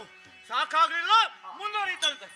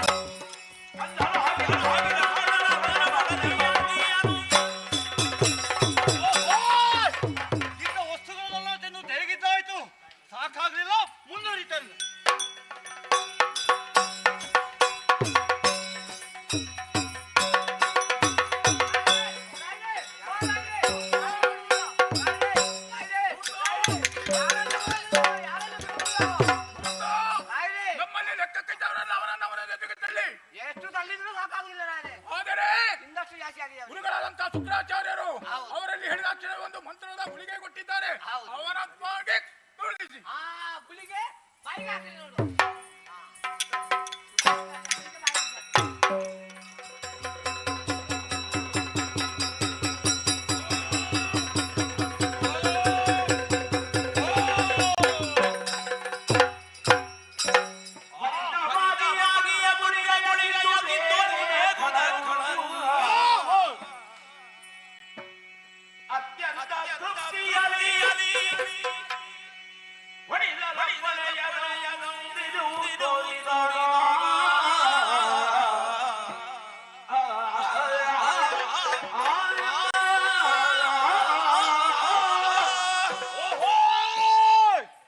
ಮಾಂಸಗಳನ್ನು ತಿನ್ನುತ್ತಾ ಮುಂದುವರಿತಿರುವಂತಹ ವೇಳೆಯಲ್ಲಿ ಗುರುಗಳಾದಂತಹ ಶುಕ್ರಾಚಾರ್ಯರು ನನ್ನ ಹಸಿವನ್ನು ನೀಗಿಸಿದರು. ಈಗ ಗೊತ್ತಾಯಿತು ಅಣ್ಣನನ್ನು ನೆಬ್ಬಿಸುವುದಕ್ಕೆ ಏನೋ ಒಂದು ಕಾರಣ ಇರಬಹುದೆಂಬುದಾಗಿ. ಅದಕ್ಕೆ ಬೇಕಾಗಿ ಹೀಗೆ ಹೋಗುವುದಲ್ಲ ಎಂಬುದಾಗಿ ಮಿಂದು ಶುಚಿರ್ಭೂತನಾಗಿದ್ದೇನೆ. ಹೊಸ ಬಟ್ಟೆಯನ್ನು ಧರಿಸಿ ಅಣ್ಣನಿಗೆ ಹೋಗ್ತೇನೆ.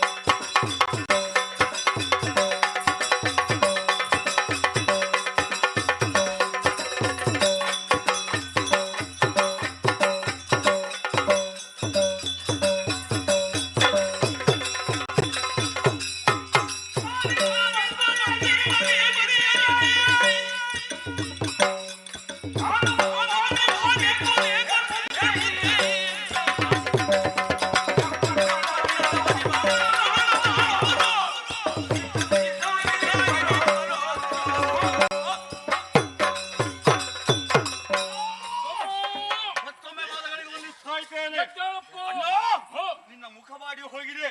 ನನ್ನನ್ನು ಎಬ್ಬಿಸುವುದಕ್ಕೆ ನೀನು ಕಾರಣ ಎಂಬುದು ತಿಳಿಯಿತು. ಏನೆಂಬುದನ್ನು ಹೇಳು.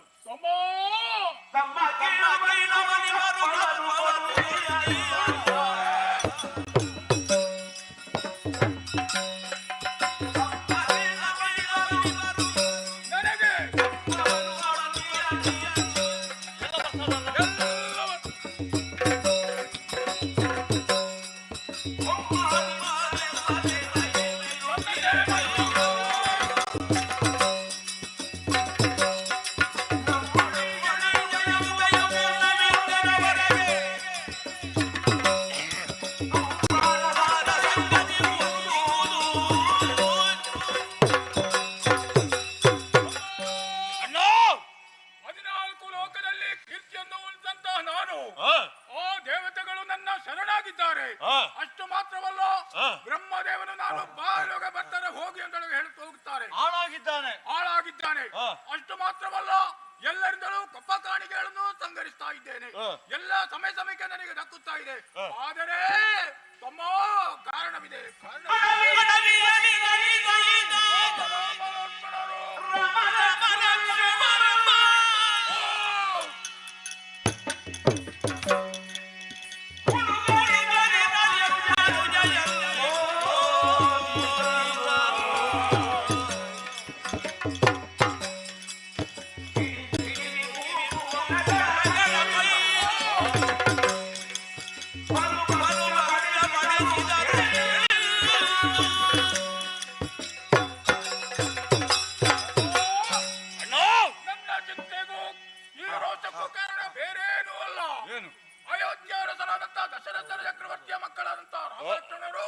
ವನವಾಸಕ್ಕೋಸ್ಕರವಾಗಿ ಅರಣ್ಯ ಪಂಚಾವಟಿಯಲ್ಲಿದ್ದರಂತೆ.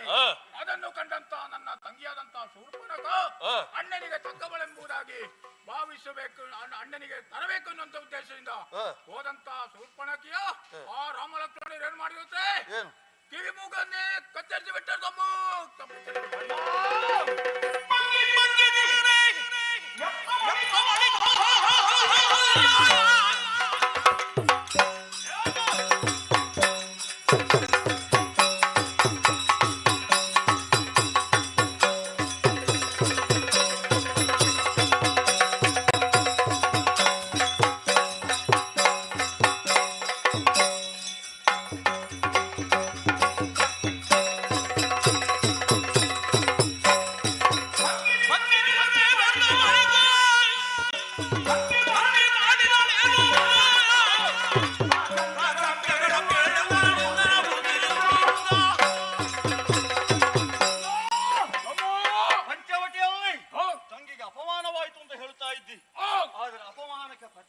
ವಿಚಾರವಾಗಿ ಏನು ಮಾಡಿದ್ದಿ ಹೇಳಣ್ಣ ಹೇಳು. ಅಮ್ಮ ತಂಗಿ ನೇರವಾಗಿ ನನ್ನಲ್ಲಿ ದೂರಿಕೊಂಡರು. ನನ್ನಲ್ಲಿ ಅಲ್ಲ, ಕರದೂಷಣರಲ್ಲಿ ದೂರಿಕೊಂಡರು. ಹೋದಂತ ಕರದೂಷಣರನ್ನು ಆ ರಾಮಲಕ್ಷ್ಮಣನಿಂದ ಮಾಡಿದರು. ಆಮೇಲೆ ನನ್ನಲ್ಲಿ ಬಂದು ಹೇಳಿದ ಕ್ಷಣವೇ ಮಾವನಾದಂತ ಮಾರೀಚನ ಸಹಾಯದಿಂದ ಸೀತೆಯನ್ನು ತಂದಿದ್ದೇನೆ. ತಂದು ಅಶೋಕವನದಲ್ಲಿ ಇರಿಸಿದ್ದೇನೆ. ಆದರೆ ಈಗ ರಾಮ ಸೇನೆ ಕಪಿ ಸೇನೆಗಳನ್ನ ಸೇರಿಸಿಕೊಂಡು ಸುಗ್ರೀವನೆಂಬ ಸಖ್ಯವನ್ನು ಬೆಳೆಸಿ ನನ್ನ ಮಿತ್ರನಂತ ವಾಲಿಯನ್ನು ವಧೆ ಮಾಡಿ ಲಂಕೆಗೆ ಪ್ರವೇಶ ಮಾಡಿದ್ದಾನೆ. ಆದರೆ ಲಂಕೆಯಲ್ಲಿ ಮಾಡಬಾರದಂತ ಅನ್ಯಾಯವನ್ನು ಮಾಡಿಕೊಂಡು ಕೆಲವರು ನಮ್ಮವರನ್ನೆಲ್ಲ ಸೋಲಿಸಿ ಕೆಲವರು ಅದೇಪಟ್ಟರು. ಆದರೆ ಆದರೆ ಇನ್ನು ಆ ರಾಮಲಕ್ಷ್ಮಣರನ್ನು ಸದೆಪಡಿಸುವುದಕ್ಕೆ ನೀನೇ ಕಾರಣ ಎಂಬುದಾಗಿ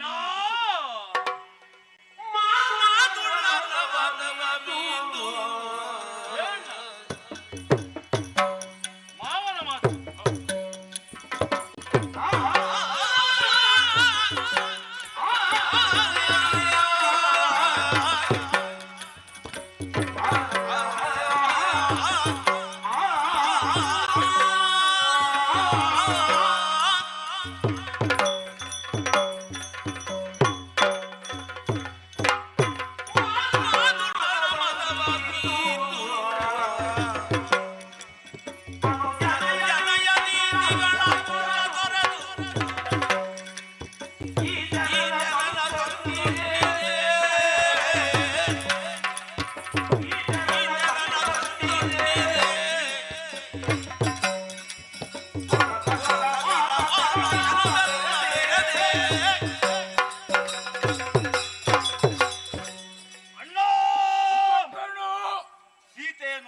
ವಿಚಾರವನ್ನು ತಿಳಿಸಿದ ಕ್ಷಣ ನಮ್ಮ ಮಾವ ಮಾರೀಚ ನೀತಿಯ ಮಾತುಗಳನ್ನು ಆಡಿದ. ಆದರೆ ಮಾವನನ್ನೇ ಕೊಲ್ಲುವುದಕ್ಕೆ ಮುಂದಾಗಿದ್ದಿ ನೀನು. ಮಾವನೆಂಬಂತಹ ಮಮಕಾರವನ್ನು ಮರೆತಿ. ಮಾವನೇನು ಮಾವ ಅಂತ ಹೇಳಿದ್ರೆ ತಂದೆಗೆ ಸಮಾನ. ಆದ್ರೂ ಕೂಡ ನೀನು ತಿರಸ್ಕಾರ ಭಾವನೆಯಿಂದ ನೋಡಿದೆ. ಆ ವಿಚಾರ ಬಿಡೋಣ. ಆಮೇಲೆ ತಮ್ಮನಾದಂತಹ ವಿಭೀಷಣ ನೀತಿಯ ಮಾತನ್ನು ಹೇಳಿದ. ಇಷ್ಟಾದರೂ ಒಂದೇ ಕರಳಲ್ಲಿ ಬೆಳೆದಂತಹ ನಾವು ಆ ಬಾಂಧವ್ಯತನವನ್ನು ಉಳಿಸಿಕೊಳ್ಳಬೇಕಿತ್ತು. ಆದರೆ ತಮ್ಮನಾದಂತಹ ವಿಭೀಷಣ ಮಾತನ್ನು ಧಿಕ್ಕರಿಸಿದ್ದಿ. ಆ ಧಿಕ್ಕರಿಸಿದ ಕಾರಣದಿಂದಲಾಗಿ ಈ ರೀತಿಯ ಘಟನೆಗಳೆಲ್ಲ ನಡೆದು ಹೋಯಿತು. ಆದ್ದರಿಂದ ಇನ್ನು ಮುಂದೆ ಆದರೂ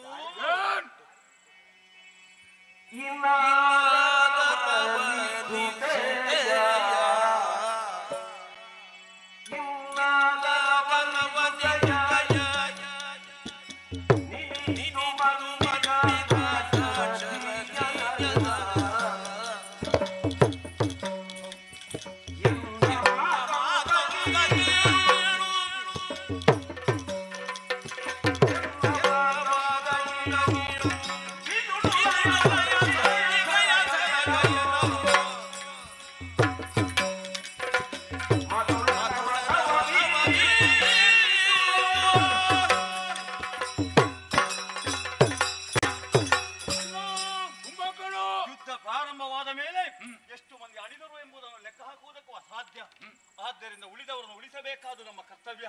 ಶಾಶ್ವತವಾಗಿ ಭೂಲೋಕದಲ್ಲಿ ಆಳಿ ಬಾಳಬೇಕಾದವರು ನಾವಾಗಿದ್ದೇವೆ. ಆದ್ದರಿಂದ ಅಣ್ಣ ಕೈ ಮುಗಿದು ಒಂದು ಭಿನ್ನಹ ಬೇರೆ ಏನೂ ಅಲ್ಲ. ಆದದ್ದೆಲ್ಲ ಒಳ್ಳೆಯದಕ್ಕೆ ಹೋಗಲಿ. ಇನ್ನು ಉಳಿದವರು ಸಾಕು ದಂಡ ಪಿಂಡಗಳು. ಅವರನ್ನಾದ್ರೂ ಹಿಡ್ಕೊಂಡು ರಾಜ್ಯವನ್ನಾಳುವ. ಆದ್ದರಿಂದ ಆ ತನ್ನಂತಹ ಸೀತೆಯನ್ನು ರಾಮನಿಗೆ ಒಪ್ಪಿಸಿ ಶರಣಾಗುವುದು.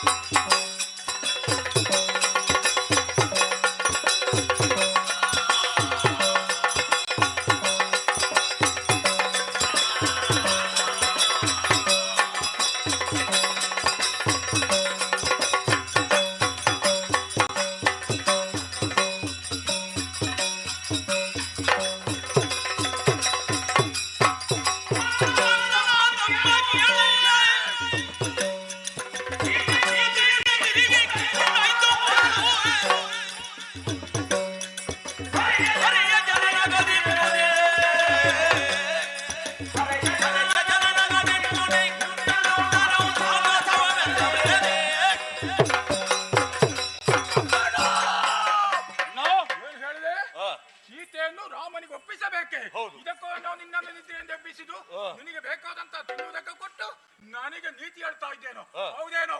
ನೀನು ನಡೆಯದ್ರೆ ನಡಿ, ನಾನು ಮುಂದೆ ಹೋಗ್ತೇನೆ.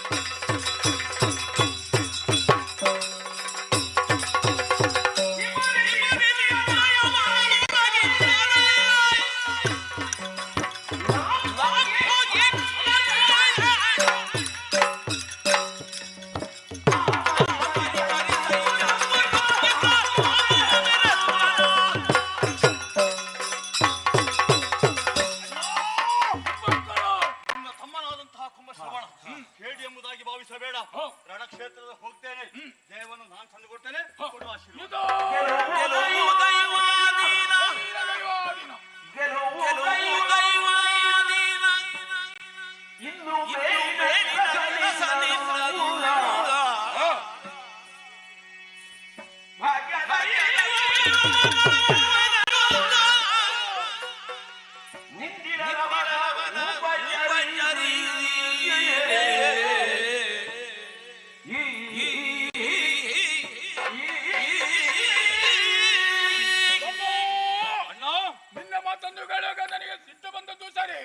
ಆದ್ದರಿಂದ ಇದೋ ನಿನಗೆ ರಣವೇಳೆ ಹೊಂದುತ್ತಿದ್ದೇನೆ. ಜಯಶಾಲಿಯಾಗಿ ಬಾ, ಸೋಲೋ ಗೆಲುವ ದಿವ್ಯಕ್ಷೆ. ಆದ್ದರಿಂದ ಹೋಗು ಜಯಶಾಲಿ.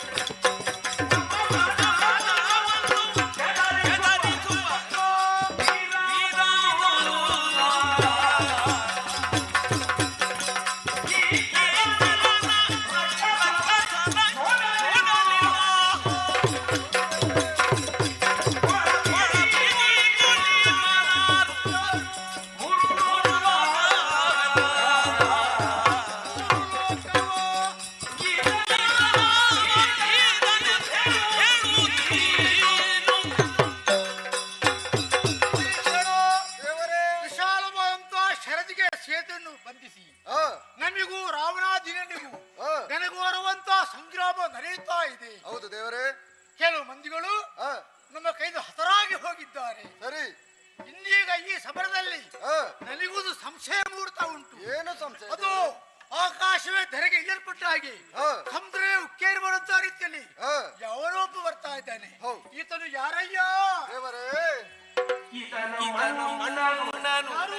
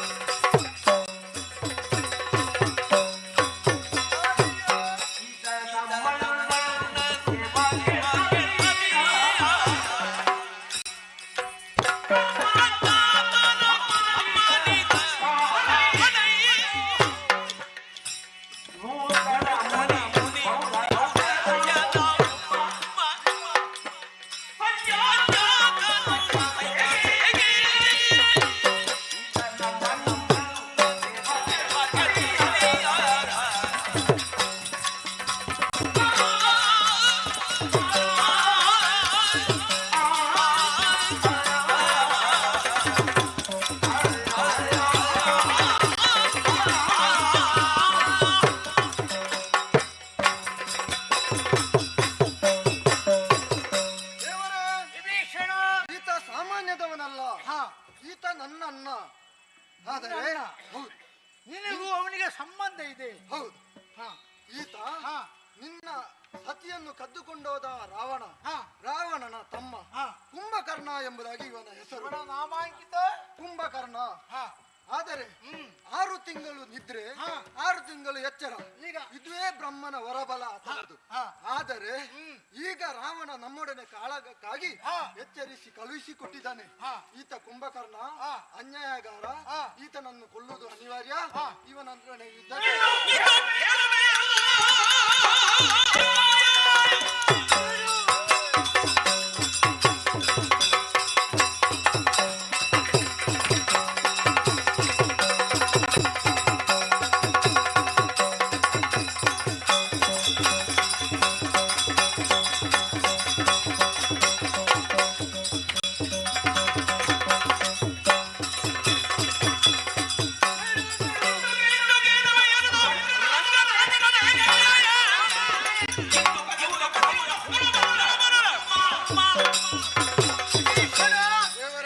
ಬಗ್ಗೆ ಚೆನ್ನಾಗಿ ಹಾ. ವಿವರಿಸಿದ್ದಿ. ಹೌದು.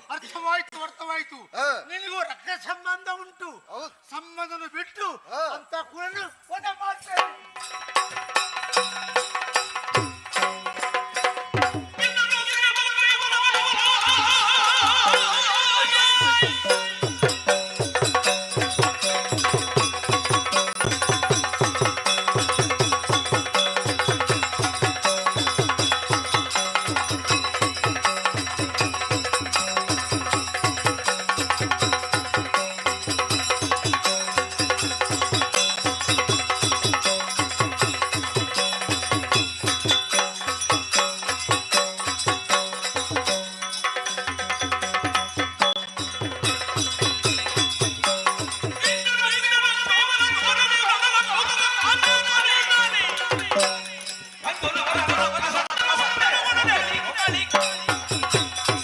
ರಣಕ್ಷೇತ್ರಕ್ಕೆ ಬಂದ ಕ್ಷಣ ಕಪಿವೀರರೆಲ್ಲ ನನ್ನ ಯುದ್ಧಕ್ಕೆ ನಿಂತರು.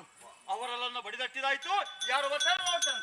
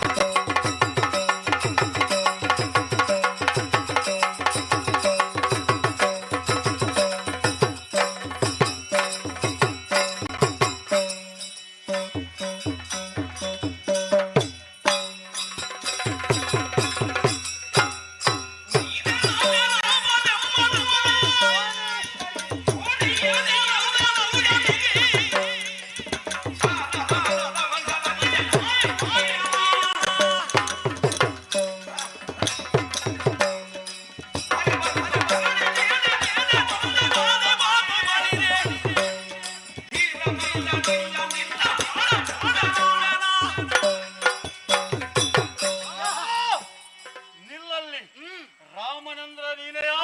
ಸರಿ. ನಿನ್ನವರ ಸ್ಥಿತಿ ಏನಾಗಿದೆ ಎಂಬುದನ್ನು ಯೋಚಿಸು. ಅದೇ ಸ್ಥಿತಿ ನಿನಗಾದ.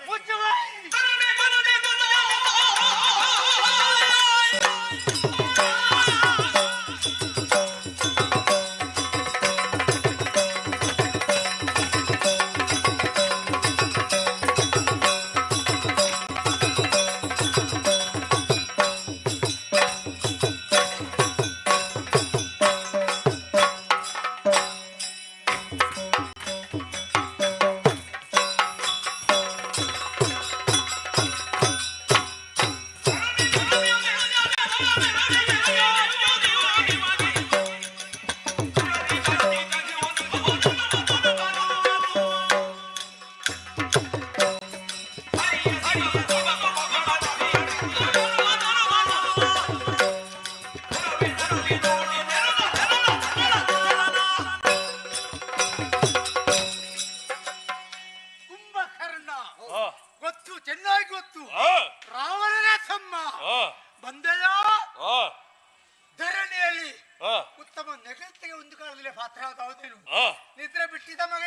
ನಿದ್ರೆ ಬಿಟ್ಟಿದೋ? ನಿದ್ರೆ ಮಾಡುದು ಹೇಳುದು ನಾನಲ್ವ?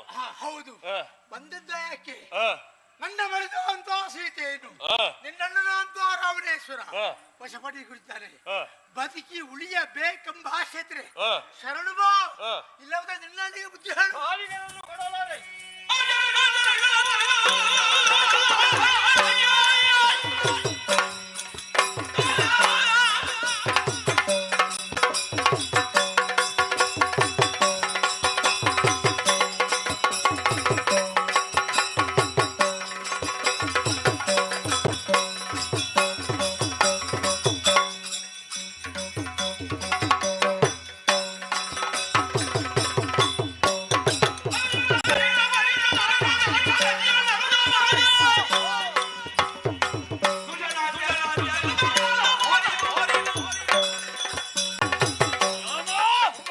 ಸೀತೆಯನ್ನು ಬಿಟ್ಟು ಕೊಡಬೇಕೆ? ಹೌದು. ಮನುಜರೆಲ್ಲರೂ ಸೇರಿ ಹಾ. ಅಣ್ಣನ ಕಾಲಿಗೆ ಎರಗಿದ್ರು ಬಿಟ್ಟು ಕೊಡಲಾರೆ.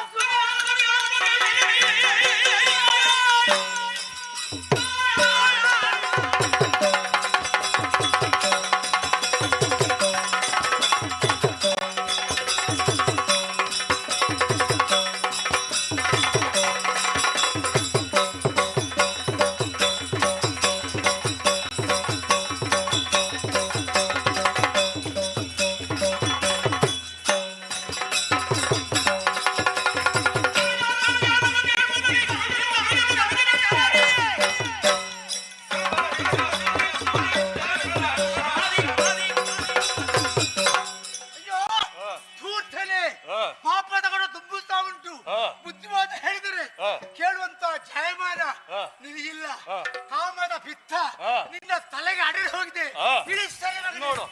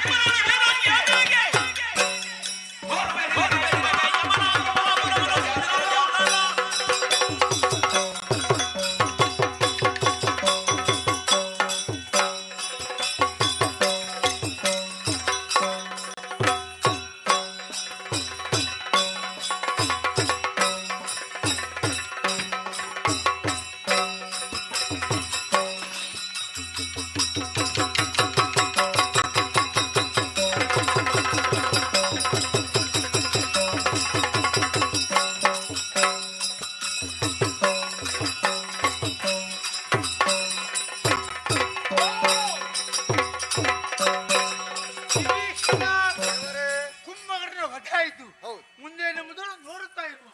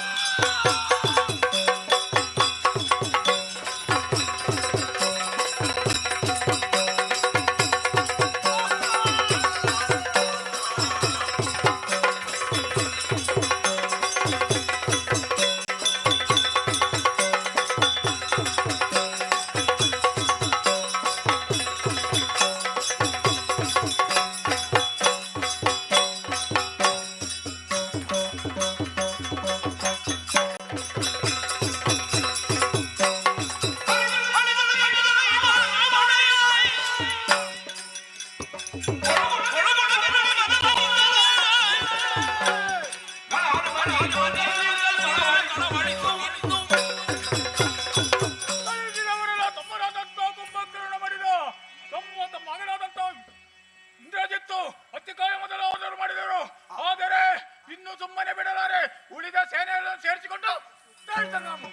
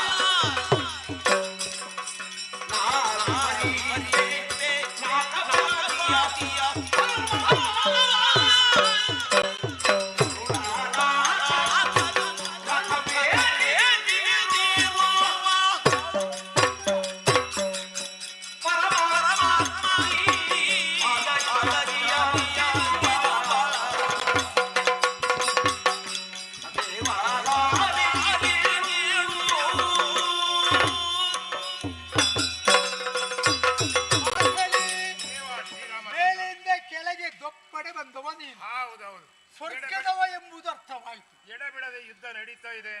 ಎಷ್ಟೋ ರಕ್ಕಸರು ಸತ್ತು ಹೋಗಿದ್ದಾರೆ. ಹೌದು, ಅವರು ರಥದಲ್ಲಿ ನಿಂತು ಯುದ್ಧ ಮಾಡ್ತಾ ಇದ್ದಾರೆ. ನೀನು ಮಾತ್ರ ನೆಲದಲ್ಲೇ ನಿಂತು ಯುದ್ಧ. ಪ್ರಶ್ನೆ, ಎಡೆಯಲ್ಲಿ ನೀನು ಯಾಕೆ ಬಂದಿದ್ದಿ? ಅದೇ ಇರುವುದಿಲ್ಲ. ಇಲ್ಲಿ ಈ ನೆಲದ ಭಾಗದಲ್ಲಿ ನಿಂತು ನೀನು ಯುದ್ಧ ಮಾಡುವುದನ್ನು ನಮ್ಮಿಂದ ನೋಡಲು ಅಸಾಧ್ಯವಾದ ಕಾರಣ ನೋಡುದು ಎದುರಿಗೆ ಕಾಣುತ್ತಾ ಇದೆ. ಸಿದ್ಧವಾಗಿದೆ. ಸ್ವರ್ಗದಿಂದ ಬಂದಂತ ರಥ ನೇರವಾಗಿ ಇಲ್ಲಿಗೆ ಮುಂಭಾಗದಲ್ಲಿ ತಂದು ನಿಲ್ಲಿಸಿದ್ದೇನೆ. ಏರಿ ಶ್ರೀರಾಮಚಂದ್ರ ರಥದಲ್ಲಿ ನಿಂತು ಹೋರಾಟ ಮಾಡಿ. ರಥದ ಮೇಲೆ ನಿಂತು ಯುದ್ಧ ಮಾಡಬೇಕು. ಇದು ಸರಿಯಲ್ಲಪ್ಪ. ಇದು ಯಾಕೆ? ಇದು ಯಾಕೆ ಸರಿ?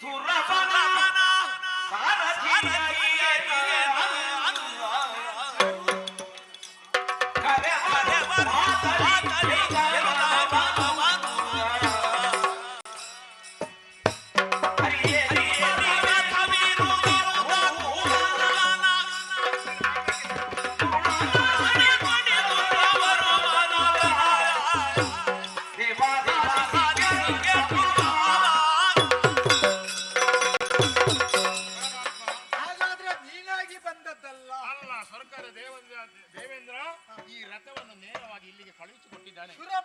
ಸಾರಥಿಯಾದ ನಾನೇ ಮಾತಾಲಿ ಎಂಬುದು ನನ್ನ ನಾಮಧೇಯ. ಪರಮಾತ್ಮ, ಇನ್ನು ನೀನು ಯೋಚನೆ ಮಾಡುವುದಲ್ಲ. ನಾನು ಯಾರು, ಎಲ್ಲಿಂದ ಬಂದಿದೆ ಎಂಬುದು ನಿನಗೆ ಸಂಪೂರ್ಣವಾಗಿ ಗೊತ್ತಾಗಿದೆ. ನೇರವಾಗಿ ರಥವನ್ನು ಏರು, ಯುದ್ಧವನ್ನು ಮಾಡು.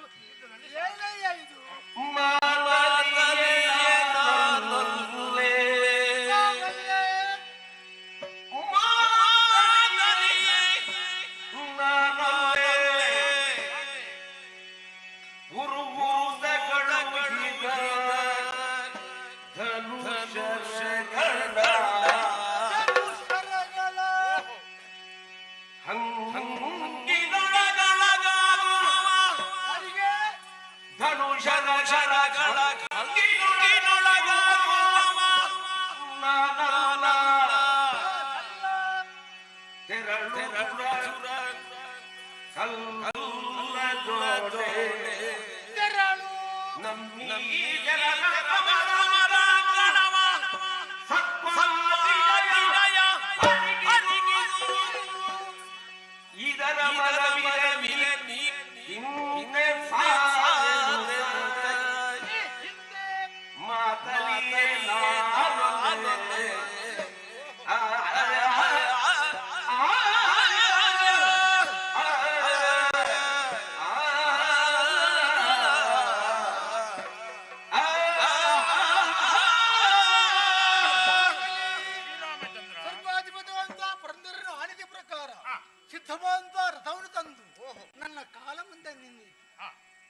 ಯುದ್ಧ ಮಾಡಿದವರೇ ರಥವನ್ನು ಏರಬೇಕು.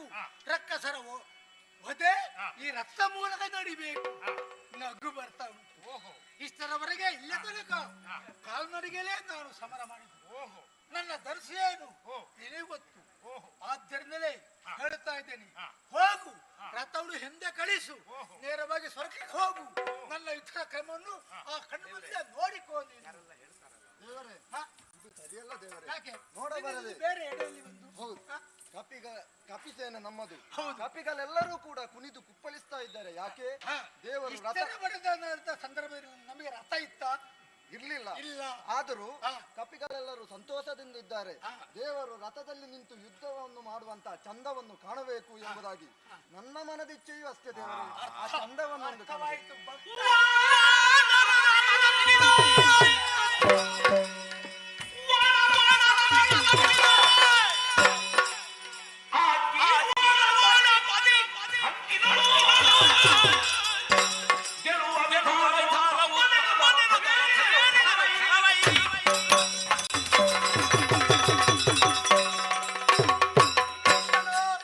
ಮಾತಲ್ಲಿ ಅರ್ಥವಾಯ್ತು, ಅರ್ಥವಾಯ್ತು. ಭಕ್ತರ ಸೇವೆ, ಭಕ್ತರ ಸೇವೆಗೆ ದೇವನಾದನು ಯಾವತ್ತು ಬೇಡ ಎನ್ನಬಾರದು. ರಥವನ್ನು ಏರಬೇಕು, ಯುದ್ಧ ಮಾಡಬೇಕು. ನಿಮ್ಮ ಅಪೇಕ್ಷೆ, ನಿಮ್ಮ ಅಪೇಕ್ಷೆಗೆ ನಾನು ಯಾವತ್ತು ಮಂಜಾಗಿ ತರಬಾರ್ದು. ಅದೋ ರಥವನ್ನು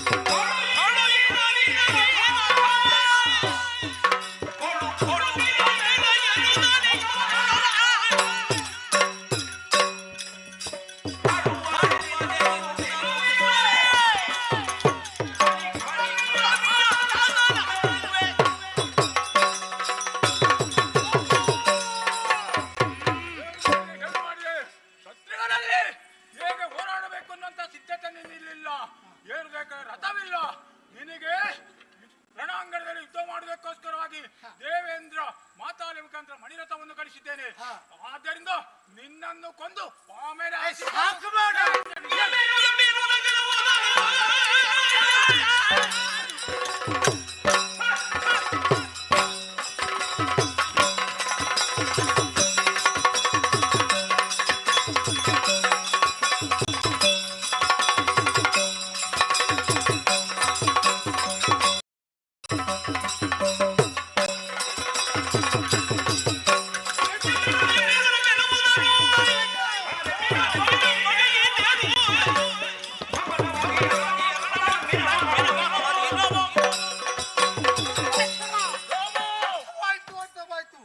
ಇಷ್ಟರವರೆಗೆ ಗೆಲುವು ಸಿರಿ ನಿನ್ನ ಬಲ ಸಿಕ್ಕಿದೆ. ಆ ದರ್ಪವನ್ನು ಮುರಿಯುತ್ತದೆ. ನಾವು ಯಾರು ಗೊತ್ತಾ?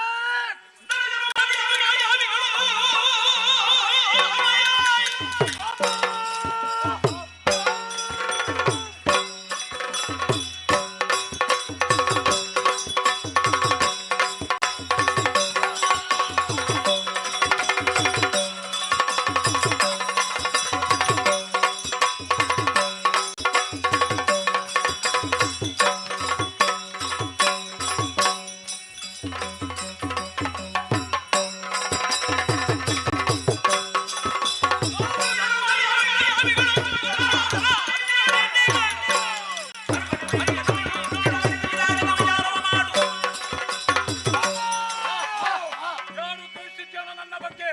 ನಾವು ಧನುಜರು. ಧನುಜರಂದ್ರೆ ಮಾಯಾವಿಗಳು.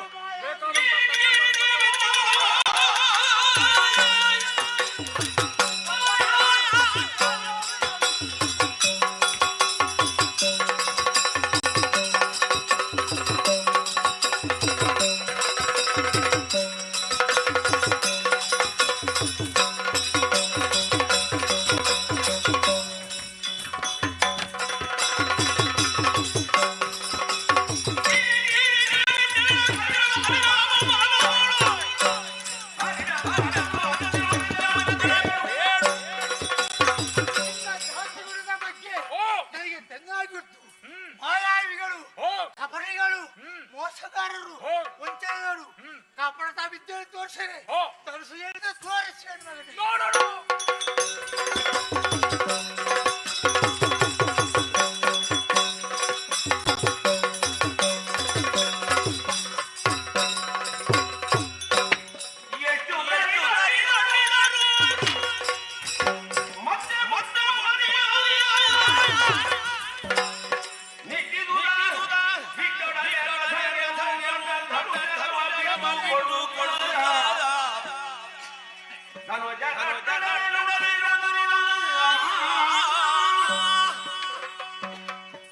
ವಿಭೀಷಣ ದೇವರೇ ಸರಿಯಾಗಿ ನೋಡಿದ್ಯಲ್ಲ, ಹೌದು ಇವನ ಶಿರಚ್ಛೇದನ ಮಾಡಬೇಕು. ಮುಂದೆ ಹೋಗುವಾಗ ಒಂದು ತಲೆ ಹೋದ್ರೆ ಮತ್ತೊಂದು ತಲೆ ಚಿಗುರುತ್ತಾ ಉಂಟು, ಹೌದು ಅದಕ್ಕೆ ಜೀವ ಹೋಗುದಿಲ್ಲ. ಏನು ಕಾರಣ ಇದು? ದೇವರೇ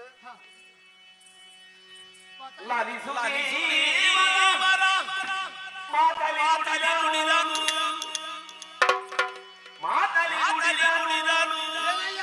ಮಾತಲ್ಲಿ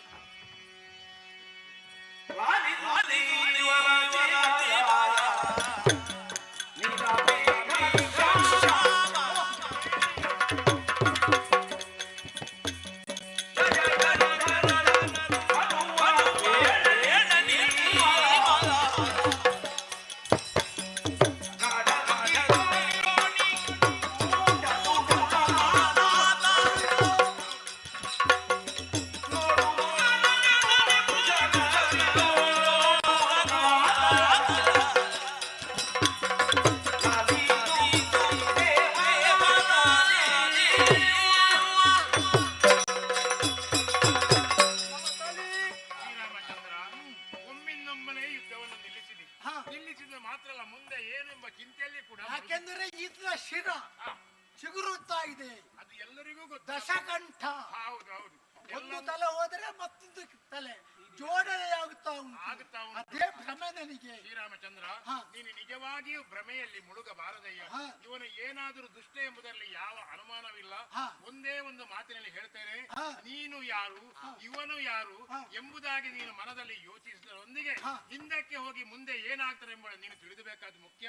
ಅದನ್ನು ನೀನು ತಿಳಿದುಕೋ, ಆಗ ನಿನಗೆ ಏನು ಯಾರು ಎಂಬುದು ಗೊತ್ತಾಗ್ತದೆ. ಅರ್ಥ ಮಾಡಿದ್ಯಾ? ಶರಣ ಶರಣ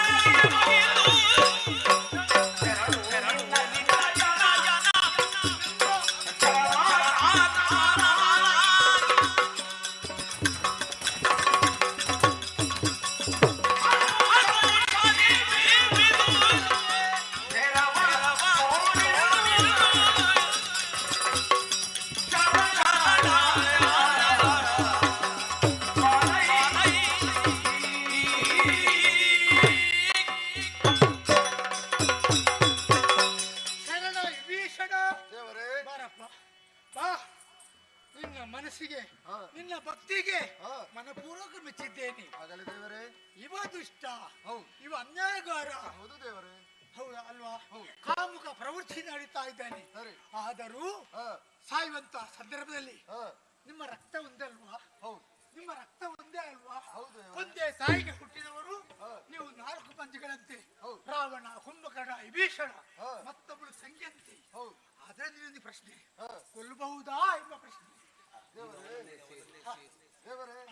ಒಂದು ಕೆಲಸ ಮಾಡು, ನಮ್ಮ ಜೊತೆಲಿ ಬರೆದುಬೇಡ. ಅಣ್ಣ ಸಮುದ್ರ ಆ ಕಲಹಕ್ಕೆ ನಾನು ಶುದ್ಧನಾಗುದಿಲ್ಲ. ನೀನು ಅವರ ಜೊತೆಲಿ ಸೇರಿಕೋ.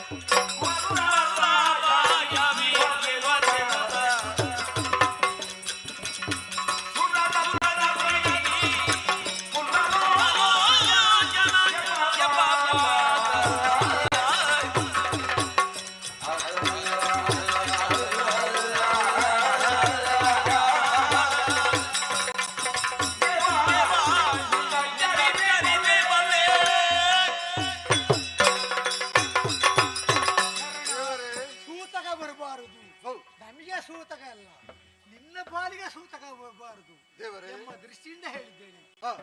ದೇವರೇ, ನೀನು ಯಾರು, ನೀನು ಏನು ಎಂಬುದನ್ನು ಚೆನ್ನಾಗಿ ಅರಿತೇ ನಿನ್ನ ಜೊತೆಯಲ್ಲಿ ಬಂದವ ದೇವರೇ. ಈತ ಅನ್ಯಾಯಗಾರ, ಅಧರ್ಮವನ್ನೇ ಎಸಗಿದ್ದಾನೆ. ಅಣ್ಣನೆಂಬ ಅಭಿಮಾನ ಪ್ರೀತಿ ನಿನಗಿಲ್ವಾ? ಅಣ್ಣನೆಂಬ ಪ್ರೀತಿಯನ್ನು ಕಲಚಿ ನಿನ್ನ ಜೊತೆಯಲ್ಲಿ ಸೇರುವುದಕ್ಕೆ ಬಲವಾದ ಬಂದಿದ್ದಿ ಕಡೆ ಸಮಯದಲ್ಲಿ ಅವರನ್ನು ಸೇರಿಕೊಂಡರೆ ನಿಮ್ಮ ಆ ಬಂಧುತ್ವ ಉಳಿಯುವುದಕ್ಕೆ ಸಾಧ್ಯ ಉಂಟಯ್ಯ? ಇಲ್ಲ ದೇವರೇ, ಈತನೊಡನೆ ಬಂಧುತ್ವವನ್ನು ಕಟ್ಟಿಕೊಂಡು ಏನನ್ನೂ ಸಾಧಿಸುವುದಕ್ಕಾಗುವುದಿಲ್ಲ. ಅನ್ನರ ಹೆಣ್ಣನ್ನು ತಂದು ತನಗೆ ಬೇಕು ಎಂಬುದಾಗಿ ಪಡೆದಂತವ ಇವ ಅನ್ಯಾಯಗಾರ. ಈತನಿಗೆ ಸರಿಯಾದಂತ ಶಿಕ್ಷೆ ಆಗಬೇಕು. ಯಾರಿಂದ? ಧರ್ಮ ರಕ್ಷಣೆಗಾಗಿ ಶ್ರೀರಾಮಚಂದ್ರನಿಂದಲೇ ಆಗಬೇಕು. ಅದನ್ನು ನನ್ನ ಕಣ್ಣಲ್ಲಿ ಕಾಣಬೇಕು ಎಂಬ ನನ್ನ ಜೊತೆಲಿ ಬಂದವ ಅಲ್ವಾ? ಹೌದು. ಆವತ್ತೊಂದು ದಿವಸ ಕೇಳಿದ್ದೇನೆ, ಈತನ ಯಾರು ಯಾರು ಇಂದ್ರಾಡಿ ಬರುವಾಗ ಮತ್ತೊಬ್ಬ ಅತಿಕಾಯ, ಆ ಸಮಯದಲ್ಲಿಯೂ ನನಗೆ ಸಹಕಾರ ಕೊಟ್ಟಿದ್ದಿ. ಹಾಗಾದ್ರೆ ಈತನ ಬಗ್ಗೆ ಕನಿಕರ ಇಲ್ವಾ ನಿನಗೆ? ಇಲ್ಲ, ನಿನ್ನ ಭಕ್ತಿ ಒಂದೇ ನನ್ನ ಸಾಧನೆ, ಬೇರೆ ಏನಿಲ್ಲ. ಬಂಧುತ್ವವನ್ನು ಕಲಿಸಿ ಮಾತಲ್ಲಿ ತಡೆಯಾಕಿ ಪ್ರಾರಂಭಿಸುವಲ್ವಾ? ಹೇಳೋದು ಕೈಯಲ್ಲಿ ಅದು ಬೇಕಾ? ಇದು ಇಲ್ಲದ್ರೆ ಏನಾಗ್ಲಿಲ್ಲ, ಇದರಲ್ಲೇ ಇರುವುದು ಶಕ್ತಿ. ಅಲ್ಲ, ನಿಮಗೆ ಬಿಟ್ಟದ್ದು ಕೈಗೆ ಒಪ್ಪಿಸಿದರೆ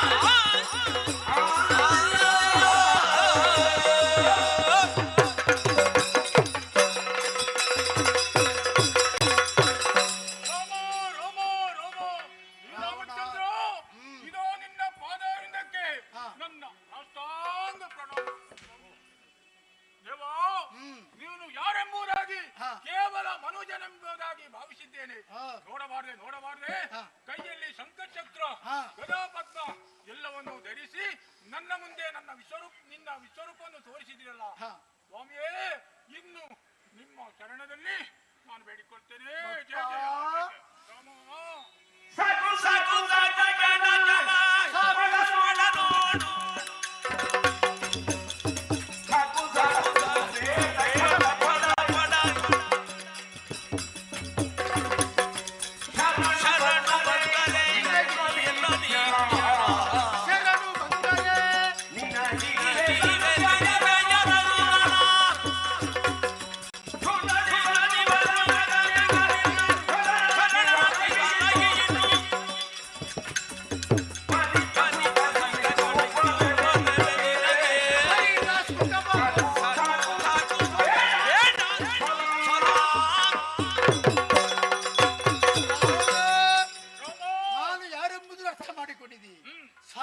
ಸಾಕು ಸಾಕು, ಬರಿದೇ ಛಲವ ಯಾಕೆ?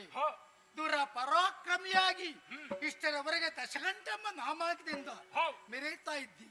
ಇನ್ನು ಛಲವೋ ಬಿಡು, ದುರದ ಆಶೆ ಬಿಟ್ಟು ಬಿಡು. ಬರದಿಯ ಅಂತ ಸೀತೆಯನ್ನು ಒಪ್ಪಿಸಯ್ಯ, ಒಪ್ಪಿಸು. ನಿನ್ನ ಕೊರೆಯುತ್ತೇನೆ, ಕೊರೆಯುತ್ತೇನೆ.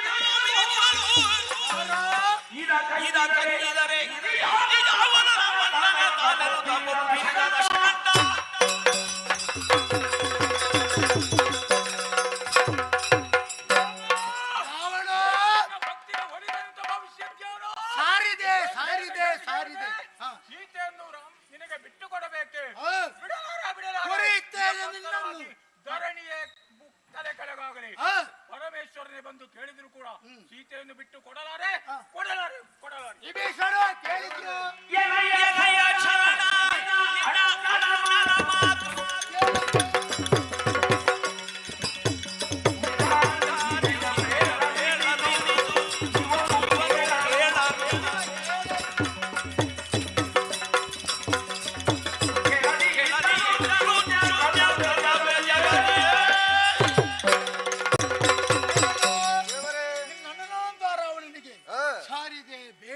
ಕ್ಷಮೆ ಕೊಟ್ಟೆ. ನಾವಲ್ಲೇ ಸೀತಾದೇವಿಯನ್ನು ಬಿಟ್ಟು ಕೊಡುವುದಕ್ಕೆ ಸಾಧ್ಯವಿಲ್ಲ. ನಿನ್ನ ಅಣ್ಣನ ಮಾತನ್ನು ಕೇಳಿದೆಯಲ್ವಾ? ತಡೆಯ ಸಮಯದಲ್ಲಿ ನಿನ್ನ ಅಭಿಪ್ರಾಯ ಏನಯ್ಯ? ದೇವರೇ,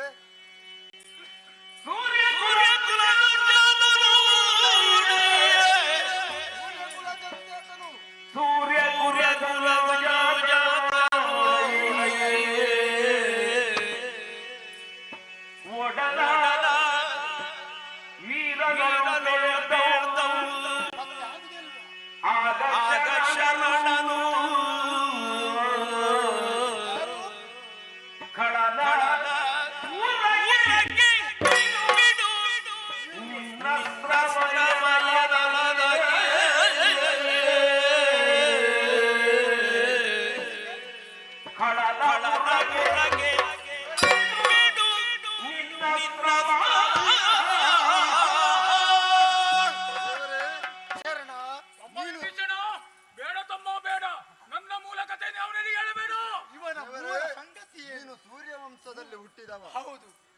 ಬೇಕಾದಂತ ತಿಳುವಳಿಕೆಯನ್ನು ನೀಡಿದವನಿದ್ದ ಸಾರಿದೆ, ಅವನಲ್ಲಿ ಕೇಳಿಕೊಂಡೆ, ಬದುಕುವ ದಾರಿಯನ್ನು ತೋರಿಸಿದೆ.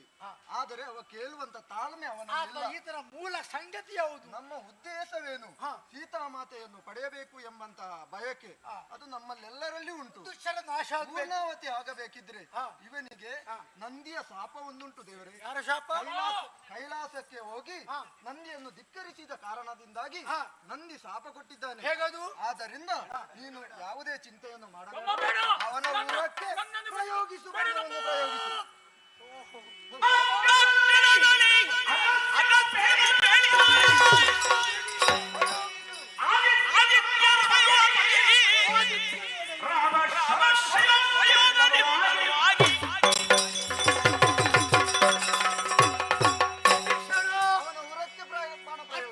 ಅರ್ಥವಾಯ್ತು. ಈತನ ಪಾಪದ ಕೊಡ ತುಂಬಿದೆ. ಕ್ಷಣ ಮಾತ್ರ ಇಲ್ಲ.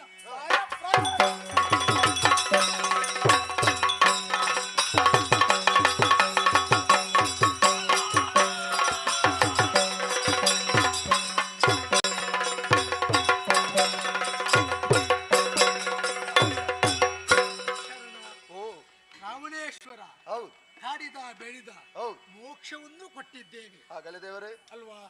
ಇನ್ನು ಮುಂದೆ ನೇರವಾಗಿ ಲಂಕಾ ವಧೆ ಆಯಿತು, ರಾವಣ ವಧೆ ಆಯಿತು. ನೇರವಾಗಿ ಸೀತೆಯನ್ನು ಪಡೆದು ಅಯೋಧ್ಯೆಯನ್ನು ಸೇರಿಕೊಂಡು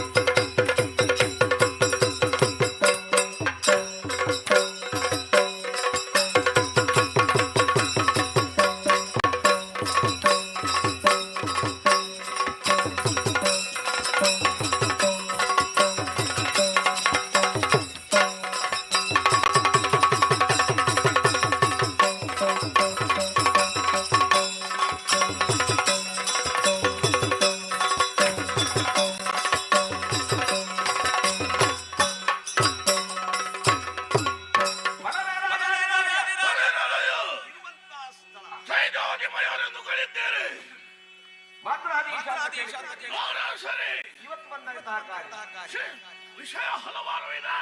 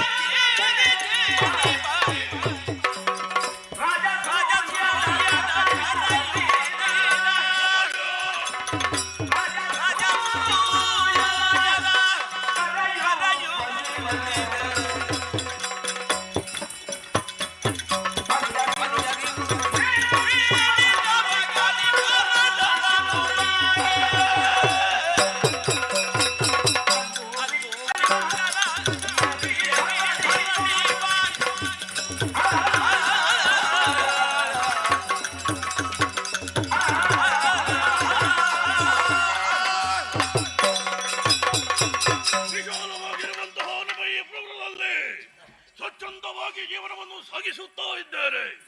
ಜೀವನವೆಂಬುದು ಕೇವಲವಾಗಿರಕೂಡದು, ಇದು ಸಾಧನೆಯ ಪ್ರಪಂಚ. ಸಾಧಕನೆನಿಸಿಕೊಳ್ಳುವುದಕ್ಕೆ ಅಷ್ಟು ಸುಲಭ ಸಾಧ್ಯವೇನುವಲ್ಲಯ್ಯ. ಶಿಶುಪಾಲನಾದಂತಹ ನಾನು ನನ್ನದಾದಂತಹ ಸಾಧನೆಯನ್ನು ಲೋಕಮುಖದಲ್ಲಿ ತೋರಿಸಿಕೊಟ್ಟವನಿದ್ದೇನೆ. ಇದ್ದಕ್ಕಿದ್ದ ಹಾಗೆ ಎಂದಿನ ಹಾಗೆ ಸಭಾಪ್ರವೇಶವನ್ನು ಮಾಡಿದ್ದಾರೆ. ಇವತ್ತು ಸಭಾಪ್ರವೇಶ ಮಾಡುವುದಕ್ಕೆ ಕಾರಣ ಉಂಟು, ವಿಷಯ ಉಂಟು. ಬೇರೆ ಏನವಲ್ಲ, ನಮ್ಮವರಾದಂತಹ ಪಾಂಡು, ಅವನ ಸಂಜಾತರಾದಂತಹ ಆ ಧರ್ಮರಾಯ, ಭೀಮ, ಅರ್ಜುನ, ನಕುಲ, ಸಹದೇವ, ತಂದೆಗೆ ಆದಂತಹ ಆ ಮೋಕ್ಷ ಸಿಗದೆ ಹೋಗಿದೆ. ತಂದೆಗೆ ಸ್ವರ್ಗದಲ್ಲಿ ಸ್ಥಾನ ಸಿಗಲಿಲ್ಲ. ಅದಕ್ಕಾಗಿ ರಾಜಸೂಯ ಅದ್ದುರವನ್ನು ಕೈಗೊಂಡಿದ್ದಾರಂತೆ. ಪೂರ್ಣಾಹುತಿಗೆ ನಾವೆಲ್ಲರೂ ಅಲ್ಲಿರಬೇಕೆಂಬುದಾಗಿ ನಮಗೊಂದು ಕರೆ ಬಂದಿದೆ. ಯಾವುದೇ ವಿಚಾರವನ್ನು ವಿನಿಮಯ ಮಾಡಿಸಿಕೊಳ್ಳಬೇಕು ಅಂತ ಇದ್ರೆ ನಾನು ಒಬ್ಬನೇ ತೀರ್ಮಾನವನ್ನು ತೆಗೆದುಕೊಳ್ಳುವುದಲ್ಲ. ಯಾಕೆಂದ್ರೆ ಅನುದಿನವೂ ಕೂಡ ನನ್ನೆರಡು ಭುಜದ ಹಾಗೆ ನನ್ನ ತಮ್ಮನು ಹಾಗೂ ಮಿತ್ರರು ನನ್ನೊಂದಿಗೆ ಜೀವನವನ್ನು ಸಾಗಿಸ್ತಾ ಇದ್ದಾರೆ, ನಿಷ್ಠಾವಂತರಾಗಿ ದುಡಿಯುತ್ತಾ ಇದ್ದಾರೆ. ಹಾಗಿರುವಾಗ ಅವರನ್ನು ಕರೆದು ವಿಚಾರವನ್ನು ತಿಳಿಸಬೇಕು. ನೋಡೋಣ ಬರಲಿ ಅಂತ.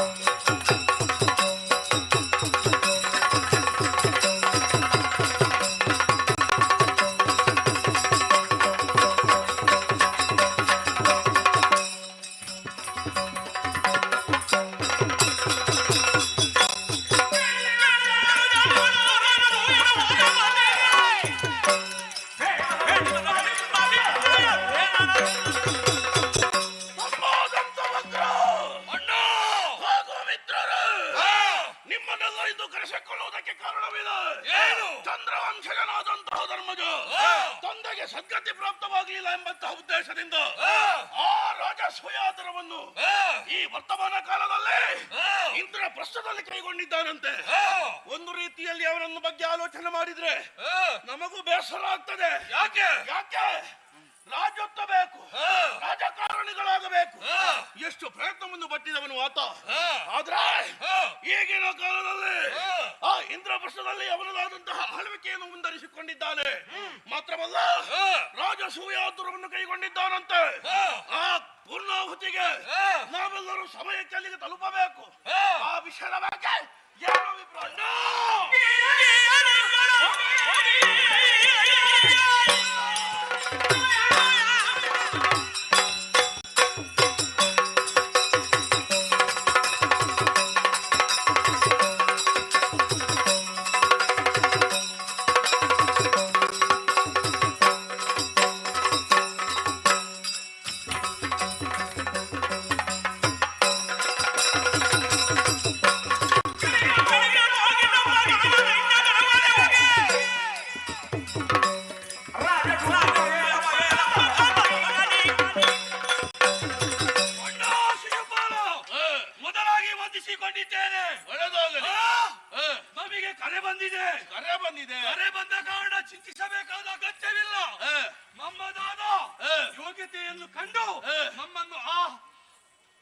ಪಾಂಡವರು ಕರೆದಿದ್ದಾರೆ.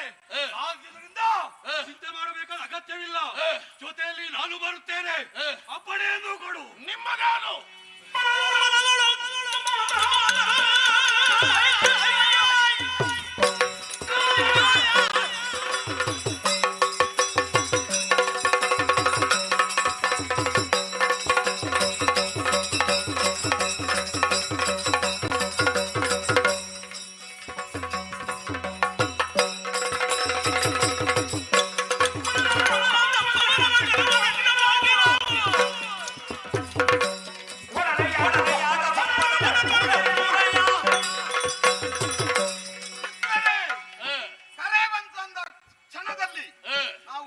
ಮಾಡಬೇಕಾದ್ದು ನಮ್ಮ ಧರ್ಮ.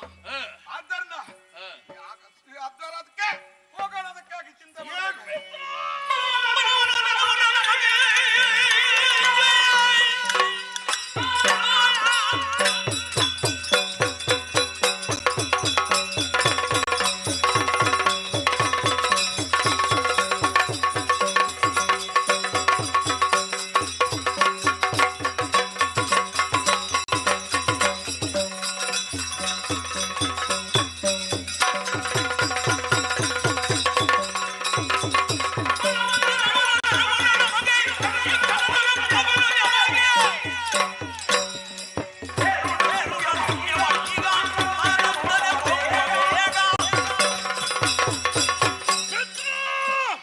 ಪಾಂಡವರಿಂದ ಕರೆ ಬಂದಿದೆ, ಅಲ್ಲಿಗೆ ಹೋಗುವರ ನಿಮ್ಮ ಅಭಿಪ್ರಾಯ ಏನು ಎನ್ನುವ ಹಾಗೆ. ನಿಮ್ಮ ಅಭಿಪ್ರಾಯ ಇಲ್ಲದ ಇದುವರೆಗೆ ಯಾವ ಕಾರ್ಯವನ್ನು ಮಾಡಿದವನಲ್ಲ. ಹೌದು, ಸರಿ. ನಿನ್ನದಾದಂತಹ ಅಭಿಪ್ರಾಯಕ್ಕೆ ನಾವು ಎಂದೂ ಎದುರು ಮಾತಾಡಿದ್ದವರಲ್ಲ. ಯಾಕೆ? ನಿನ್ನದಾದಂತಹ ನಡೆ ಯಾವತ್ತಿದ್ದರೂ ನೇರವಾದದ್ದು ಎನ್ನುವಂಥದ್ದು ಅರ್ಥವಿಸಿಕೊಂಡವರು ನಾವಿದ್ದೇವೆ. ಹಾಗಾಗಿ ನಮ್ಮದು ಯಾವುದೇ ವಿರೋಧವಿಲ್ಲ. ಹಾಗೆಂದು ನಾವು ನೇರವಾಗಿ ಹೀಗೆ ಹೋಗುವುದಲ್ಲ, ಆಯುಧ ಪಾಣಿಗಳಾಗಿಯೇ ಹೋಗಬೇಕು. ಯಾಕೆ ಬಲ್ಲೆಯ? ಅಲ್ಲಿದ್ದಾನಲ್ಲ ಕಪಟಿ ಕೃಷ್ಣ, ಅವರಿಗೆ ಯಾವತ್ತೂ ಕೂಡ ಸರ್ವ ಸಹಾಯಕನಾಗಿರುವವನು ಆ ಕೃಷ್ಣ. ಹೌದು, ಇರಲೇ. ಆದರೂ ಕೂಡ ನಮ್ಮ ಸಿದ್ಧತೆ ಎಂಬುದು ನಮಗೆ ಮಾತ್ರ ತಿಳಿದಿರಬೇಕು. ಹೌದು, ಇನ್ನೊಬ್ಬರಿಗೆ ತಿಳಿಯುವಂತಹ ತರದಲ್ಲಿರಕೂಡದು.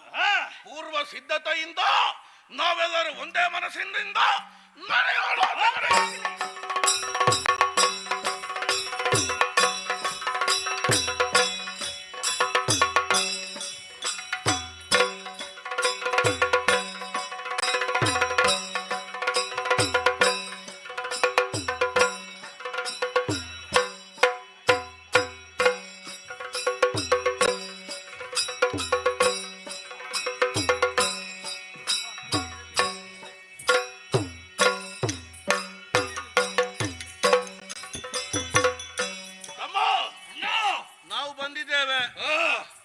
ನಾವು ಎಲ್ಲಿಂದ ದಾರಿಯಿಂದ ಓಡಿ ಬಂದದ್ದು ಅಲ್ಲ ಅಲ್ಲ, ಅವರ ಕರೆಗೆ ಹೋಗೊಟ್ಟು ಮಾನ್ಯತೆ ಕೊಟ್ಟು ಬಂದವರಿದ್ದೇವೆ. ಮಾನ್ಯತೆ ಕೊಟ್ಟಂತಹ ನಮಗೆ ಮಾನ್ಯತೆಯನ್ನು ಕಲ್ಪಿಸುವವರು ಇಲ್ಲಿ ಯಾರು ಇಲ್ವಾ? ಯಾರಿಲ್ವಾ?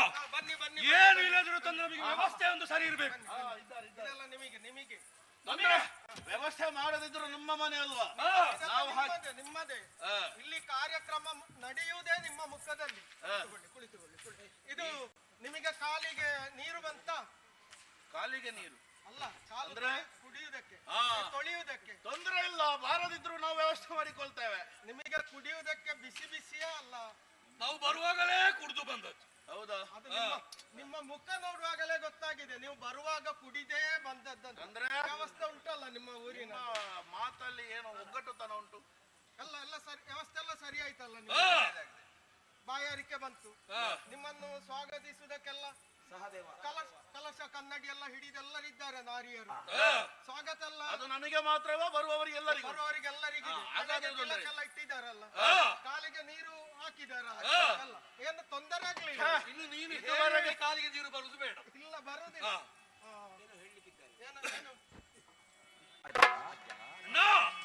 ಅಜ್ಜಯ್ಯ, ರಾಜಸ್ವ ಅದ್ಭುತ.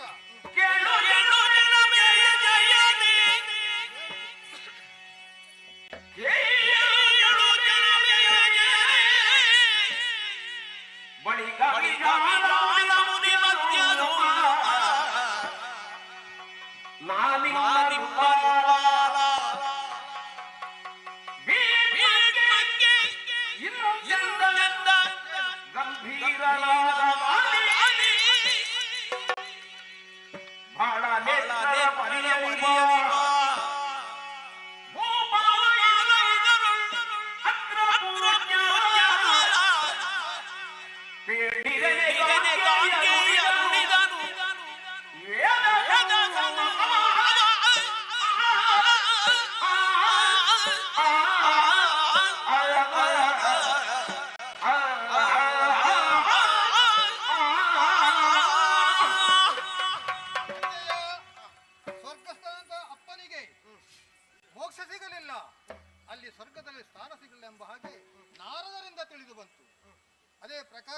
ನಿಮ್ಮ ಅನುಜ್ಞೆಯಂತೆ ರಾಜಸ್ವ ಅಗ್ರವನ್ನು ನಾವು ಕೈಗೊಂಡಿದ್ದೇವೆ. ಇದು ಕೊನೆಯ ಯಾಗದ ಕೊನೆಯ ದಿವಸ. ಕೊನೆಯ ದಿವಸ ಆದ ಕಾರಣ ಒಂದು ಅಧ್ಯಕ್ಷ ಪೀಠ ಬೇಕಲ್ಲ, ಪೀಠಕ್ಕೊಂದು ಜನ ಬೇಕಲ್ಲ. ಇಂದಿನ ಈ ಕೊನೆಯ ಈ ಸಮಾರಂಭಕ್ಕೆ ಅಗ್ರ ಪೂಜೆಗೆ ಯಾರು ಯೋಗ್ಯರೆಂಬುದನ್ನು ನಾನು ತಿಳಿಸಬೇಕು ಅಜ್ಜಯ್ಯ. ಯಾರು ಯೋಗ್ಯರಾಗಬಹುದು ಇದ್ದಾರೆ.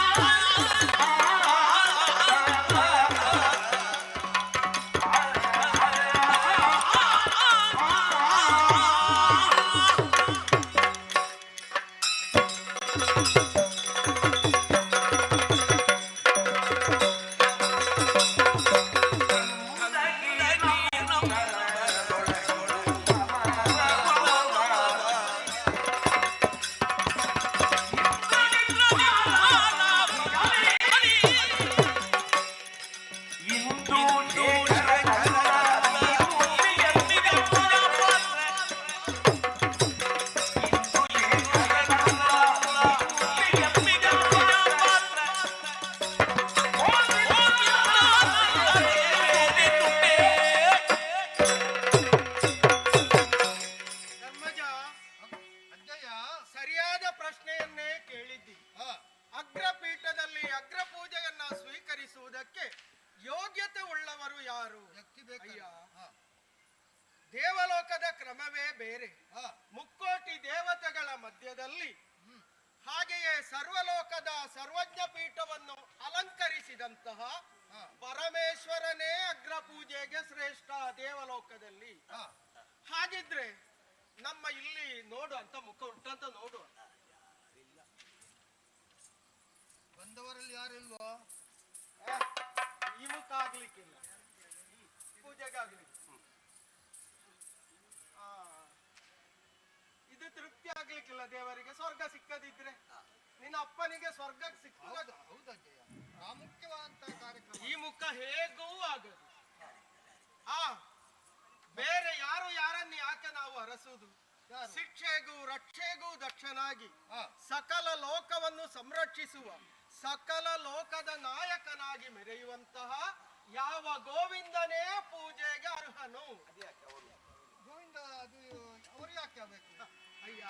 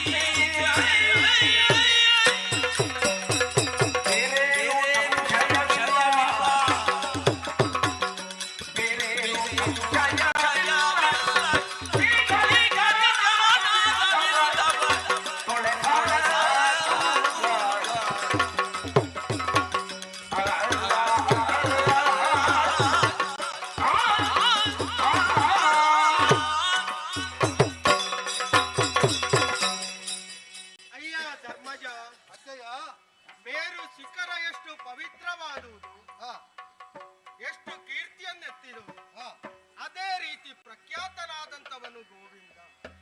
ಅಷ್ಟೇ ಅಲ್ಲ, ಈ ಕರ್ಮ ಪ್ರಪಂಚದಲ್ಲಿ ಧರ್ಮವನ್ನು ಉದ್ಧರಿಸುವುದಕ್ಕೆ ದೇವನಾಗಿಯೇ ನರರೂಪಿಯಾಗಿ ನಾರಾಯಣನಾಗಿ ಅವತರಿಸಿದ ಅವನ ಯೋಗ್ಯತೆ ಏನು? ಸಿರಿಯು ಕುಲಸತಿ ಸುತನು ಕಮಲಗ ಹಿರಿಯ ಸೊಸೆ ಸಾರದೆ ಸಹೋದರಿ ಗಿರಿಜ ಶಂಕರನು ಮೈದುನನು ಸುರರೆಲ್ಲ ಕಿಂಕರರು ನಿರುತ ಮಾಯೆಯು ದಾಸಿಯನ್ನಾಗಿರಿಸಿ ಜಗತ್ತಿನ ಯಜಮಾನನಾಗಿ ಕಾಲಕ್ಕೆ ಯಾವುದು ನಡೆಯಬೇಕೋ ಯಾವುದನ್ನು ನಡೆಸಬೇಕು ಎಂಬುದನ್ನು ತೀರ್ಮಾನಿಸಬಲ್ಲಂತಹ ಸಕಲ ಚರಾಚರ ಜೀವರಾಶಿಗಳಲ್ಲಿ ಪ್ರಾಣ ಸ್ವರೂಪಿಯಾಗಿ ನಿಂತಹ ಆ ಭಗವಂತನೇ ಮಾನವ ರೂಪಿಯಾಗಿ ಇಲ್ಲಿಗೆ ಬಂದವ. ಆದುದರಿಂದ ಅವನಿಗೆ ನೀನು ಪೂಜೆಯನ್ನು ಸಲ್ಲಿಸಿದೆ ಎಂದಾದರೆ ನಿನ್ನ ಅಪ್ಪನಿಗೆ ಸ್ವರ್ಗದಲ್ಲಿ ಸ್ಥಾನ ಮಾನ ದೊರೆತು ನಿನ್ನ ನಾಮವು ವಿಖ್ಯಾತಿಗೊಳ್ಳುತ್ತದೆ. ಆದುದರಿಂದ ಅಂತ ಮಹಾಮಹಿಮನಾದ ಯಾವ ಆ ಗೋವಿಂದನನ್ನೇ ಕರೆತಂದು ಅಗ್ರ ಪೀಠದಲ್ಲಿ ಕುಳ್ಳಿರಿಸಿ ಪೂಜೆಯನ್ನು ಮಾಡುವಂತಹ ಕೆಲಸವಾಗಬೇಕು. ಸಹದೇವ ಭಗವಂತನನ್ನು ಕರೆದುತ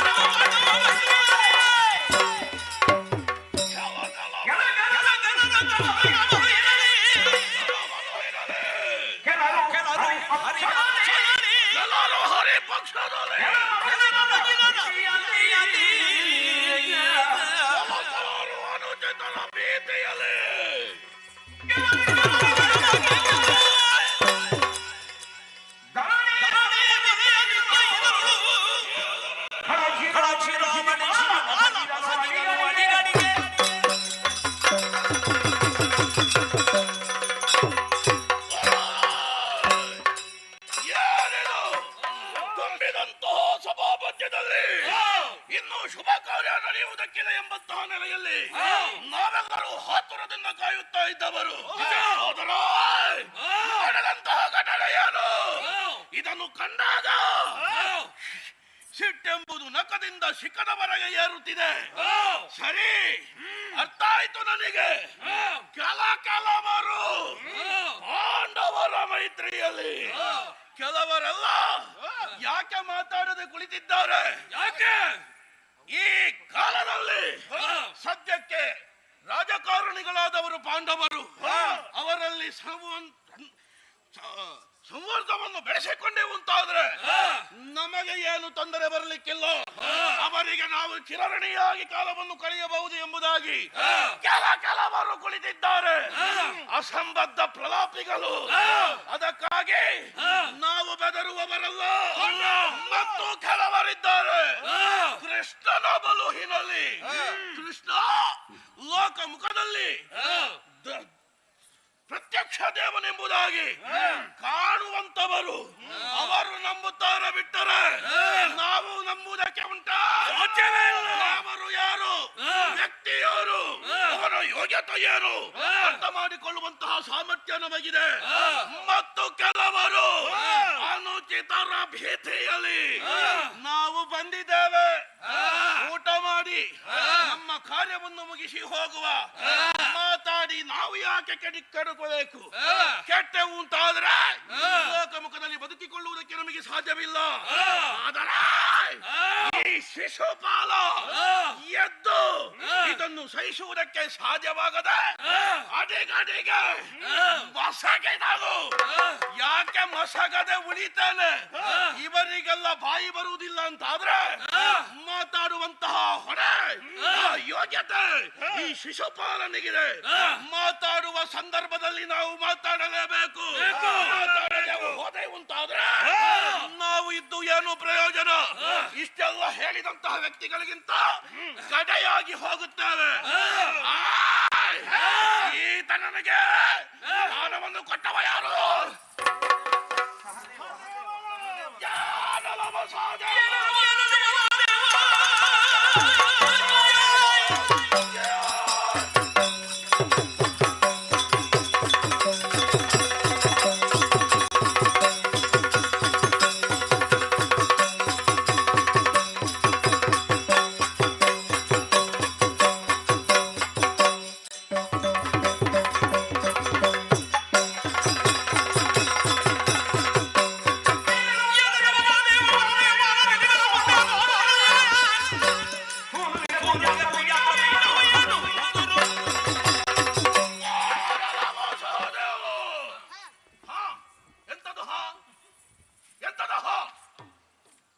ಮಾಡಬಾರದ ಕೆಲಸವನ್ನು ಮಾಡಿ ಮುಖ ನೋಡ್ತೀಯನು.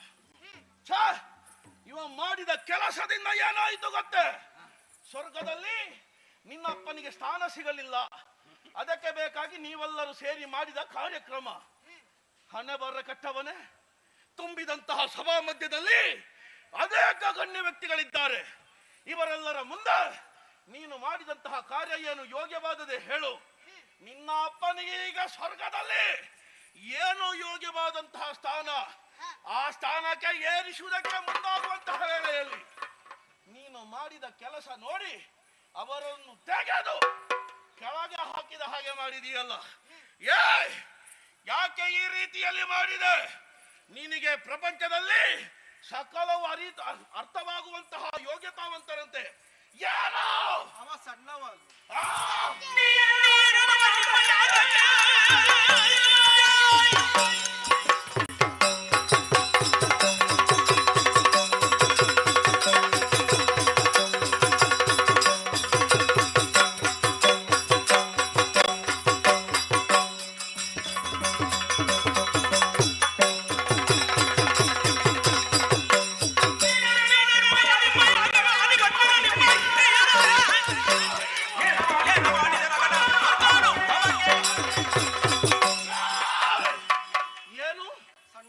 ಸಣ್ಣವ, ನಿನಗೆ ಏನು ಗೊತ್ತಿಲ್ಲ. ತಿಳಿಯದವನು ಸಹದೇವನಲ್ವೋ? ಇದನ್ನು ಯಾರು ಹೇಳಿದ್ರು ಕೂಡ ಶಿಶುಪಾಲ ನಂಬುದಕ್ಕೆ ಸಾಧ್ಯವಿಲ್ವೋ? ಪಾಂಡವರ ಪಂಕ್ತಿಯಲ್ಲೇ ಭವಿಷ್ಯವಾಗದಲ್ಲಿ ಆಗುವುದಕ್ಕೇನಿದೆ, ತನ್ನದಾದಂತಹ ಜೀವನದಲ್ಲಿ ಯಾವುದೆಲ್ಲ ಘಟನೆಗಳು ನಡೆಯುವುದಕ್ಕಿದೆ, ಸಕಲವನ್ನು ಅರ್ಥ ಮಾಡಿಕೊಳ್ಳುವಂತಹ ಜ್ಞಾನಿಯಂತೆ ನೀನು. ಯಾವುದು ಹೇಗೆ ಎಂಬಂತಹ ಸರಿಯಾದಂತಹ ದೃಷ್ಟಿಕೋನದಿಂದ ನೀನು ಜೀವನವನ್ನು ಸಾಗಿಸುವವಂತೆ. ಈಗ ಇಂತಹ ಕೆಲಸವನ್ನು ಮಾಡಿ ಏನೋ ಅರಿಯದವನು ಸಹದೇವನಲ್ಲ. ಯಾಕೆ ಹೀಗೆ ಮಾಡಿದೆ? ನನಗೆ ಅಜ್ಜ ಹೇಳಿಕೊಟ್ಟರು.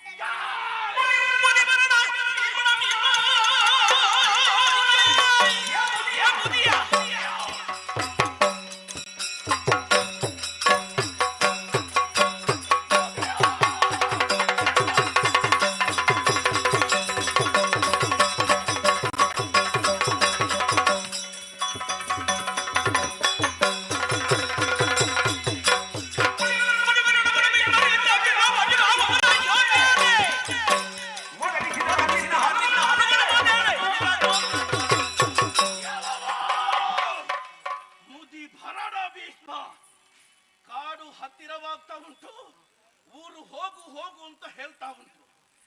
ಆದ್ರೂ ನಿನಗೆ ಹೋಗುವಂತಹ ಮನಸ್ಸಿಲ್ಲಲ್ವೇನು? ಹಣೆ ಬಾರ ಕಟ್ಟವನೇ, ಮಾರಿ ಹಿಡಿದವನೇ, ಲೋಕಮುಖದಲ್ಲೇ 60 ಕಳೆದರೆ ಅರೆಮರುಳಂತೆ. ಅಂತ 60 ನಿನಗೆ ಎಷ್ಟು ಕಳೆದಿರೋ? ತಲೆಗೆ ಕುಂಬು ಹಿಡಿದಿದೆ. ಆದ್ರೂ ನೀನು ನಿನ್ನದಾದಂತಹ ಒಳಗಿನ ರಾಜಕೀಯ ಬಿಡುವುದಿಲ್ಲ ಅಲ್ಲ. ಆವತ್ತು ಅಪ್ಪನಿಗೆ ಮಾತನ್ನು ಕೊಟ್ಟವನು ನೀನು, ಲೋಕಮುಖದಲ್ಲಿ ನೀನು ತೋರಿಸಿಕೊಟ್ಟವನು. ಯಾವುದೇ ಕಾರಣಕ್ಕೂ ಅಧಿಕಾರವನ್ನು ಹೊತ್ತುಕೊಳ್ಳುವುದಿಲ್ಲ, ಮದುವೆ ಆಗುವುದಿಲ್ಲ. ಮದುವೆ ಆಗದಿದ್ರೂ ಕೂಡ ಇಷ್ಟೆಲ್ಲ ಕೆಲಸ ಮಾಡುವುದಕ್ಕೆ ನಿನಗೆ ಆಗ್ತದಲ್ಲ. ಹಣೆ ಬರ ಕಟ್ಟವ ಏನು, ನಾವೆಲ್ಲ ಇಲ್ಲಿದ್ದೇವೆ, ಇದೆಲ್ಲ ಆಗಬಹುದು. ಯಾಕೆ? ನಿಮ್ಮದಾದಂತಹ ಪಾಂಡವರ ಸಭೆಯಲ್ಲಿ ಇದೆಲ್ಲ ನಡೆಯುವುದಕ್ಕೆ ಸಾಧ್ಯ ಉಂಟು. ಇಲ್ಲಿ ಸೇರಿರುವವರು ಯಾರೆಂಬುದಾಗಿ ನೋಡಿದೆಯೇನೋ?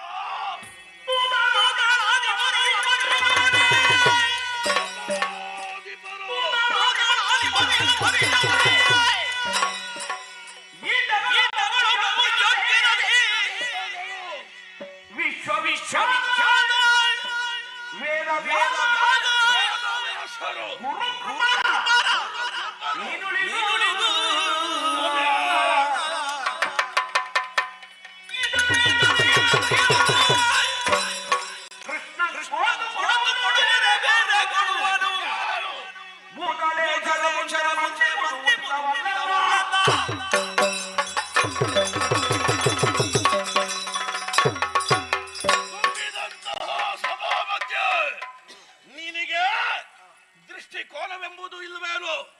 ನಿಮ್ಮದಾದಂತಹ ಮಣ್ಣನ ಕರೆಗೆ ಮಣ್ಣನೆಯನ್ನು ಕೊಟ್ಟು ಬಂದು ಸೇರಿದವರು ಅನೇಕ ಮಂದಿ ಇದ್ದಾರೆ.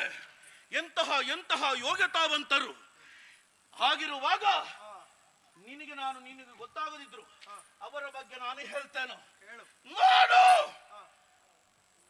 ಪಾಂಡವರಿಗೂ ಕೌರವರಿಗೂ ಗುರುಗಳಾಗಿರುವಂತಹ ದ್ರೋಣಾಚಾರ್ಯರಿದ್ದಾರೆ. ಅವರಿಗೆ ನಿಮಗೆ ಕಪ್ಪವನ್ನು ಅಗ್ರಪೀಠವನ್ನು ಕೊಡಬಹುದಿತ್ತು. ನಮಗೆ ವಿರೋಧ ಇರಲಿಲ್ಲ. ಯಾಕೆ? ಸರ್ವ ಯೋಗ್ಯತೆ ಅವರಿಗಿದೆ. ಆದ್ರೂ ಬಿಡು, ಅದು ಆಗುವುದಿಲ್ಲವಂತಾದ್ರೆ ಇರುವ ಕುಲಕ್ಕೆ ಶಸ್ತ್ರ ವಿದ್ಯೆಯನ್ನು ಹೇಳಿಕೊಟ್ಟಂತಹ ಕೃಪಾಚಾರ್ಯರಿದ್ದಾರೆ. ಎಂತಹ ಯೋಗ್ಯತಾವಂತರು. ಅಂತಹ ಯೋಗ್ಯತಾವಂತರಿಗೆ ಈ ಸ್ಥಾನವನ್ನು ಕೊಟ್ಟಿದ್ರೆ ನಮಗೆ ವಿರೋಧ ಇರಲಿಲ್ಲ. ಅದು ಅಲ್ಲ ಅಂತ ಇದ್ರೆ ನಿಮಗೆ ಕೃಷ್ಣನಿಗೆ ಕೊಡಬೇಕು ಎಂಬಂತಹ ಚಟ ಇದ್ದರೆ ವೇದರಾಯಣರು, ಕೃಷ್ಣ ದ್ವೈಪಾಯನರು ಅವರಿಗೂ ಹೇಳುವುದು ಕೃಷ್ಣ ಎಂಬುದಾಗಿ ಅವರಿಗೆ ಸ್ಥಾನವನ್ನು ಕೊಡಬಹುದಿತ್ತು.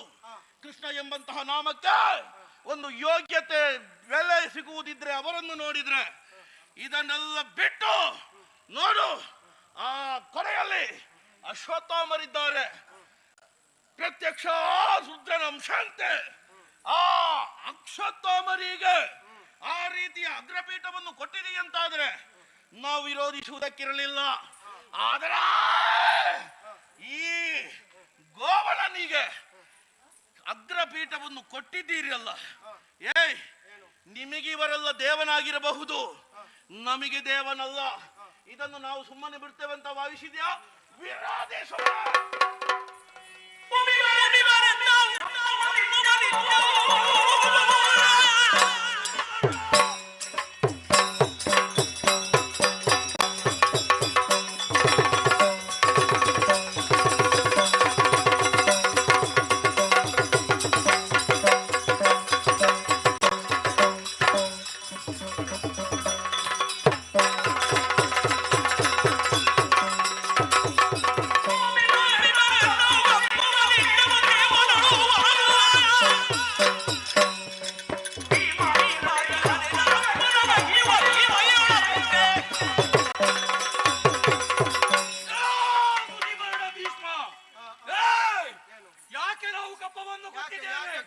ಯಾಕೆ? ಅಲ್ಲ, ನಿನ್ನನ್ನೇ ಹೆದರಿಯೋ? ಅಲ್ವೇನು? ಅಲ್ಲ, ಭೀಮನ ಹೊಟ್ಟೆಯನ್ನು ಕಂಡು ಅರ್ಜುನನಿಗೆ ಹೆದರಿಯ? ಅರ್ಜುನನಿಗೂ ಹೆದರಿಯಲ್ಲ. ನಿಮಗೆ ಒಂದು ಕಾರ್ಯಕ್ರಮ ನಮ್ಮ ಕಪ್ಪದಿಂದ ಆಗುದಾದ್ರೆ ಆಗಲಿ ಎಂಬ ಉದ್ದೇಶದಿಂದ ಕಪ್ಪವನ್ನು ಕೊಟ್ಟಿದ್ದೇವೆ. ನಮಗೆ ವಿರೋಧ ಬೇಡ ಎಂಬಂತಹ ನೆಲೆಯಲ್ಲಿ ಅಲ್ವಾ ತಮ್ಮ? ಅದಕ್ಕಾಗಿ ನಾವು ಕೊಟ್ಟಿದ್ದೇವೆ. ಕೊಟ್ಟದನ್ನು ದುರುಪಯೋಗ ಮಾಡಿದ್ದೀರಿ. ಇದನ್ನು ನಾವು ಹೀಗೆ ಬಿಡುವುದಿಲ್ಲ. ಇದನ್ನು ನಾವು ಖಂಡಿಸುತ್ತೇವೆ.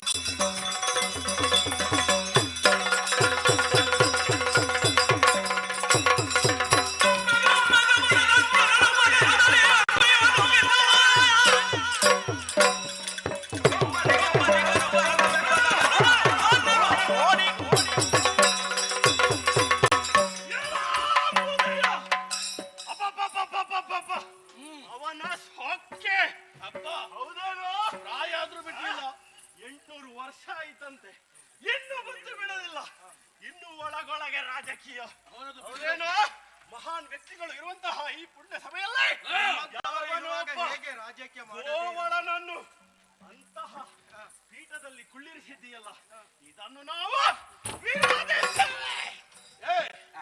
ಇವರೆಲ್ಲ ನಮ್ಮನ್ನು ಕರೆದು ಅಪಮಾನ ಮಾಡಿದ್ದಾರೆ. ಇವರಲ್ಲಿ ಹೇಳಬೇಕಾದಷ್ಟು ಹೇಳಿ ಆಯ್ತು. ಇದನ್ನೆಲ್ಲ ಕಂಡು ಕುಳಿತಿದ್ದಾನಲ್ಲ ಒಬ್ಬ ಯಾವ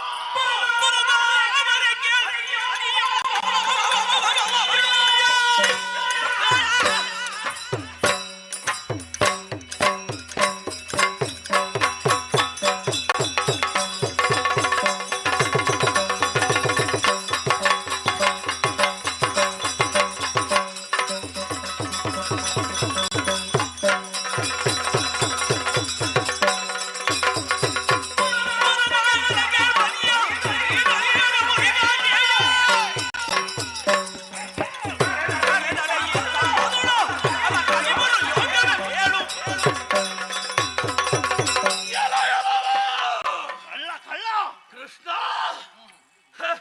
ನಿನ್ನ ಹಣೆ ಬರಹವೇ. ಒಬ್ಬರು ಹೇಳಿದ್ರು ಅಂತಾದ್ರೆ ತುಂಬಿದಂತಹ ಸಭಾ ಮಧ್ಯದಲ್ಲಿ ಹೋಗಿ ನಿನ್ನದಾದಂತಹ ಕಾರ್ಯವನ್ನು ಪೂರೈಸುವುದಕ್ಕೆ ಮನ ಮಾಡಿದೆಯೇನು?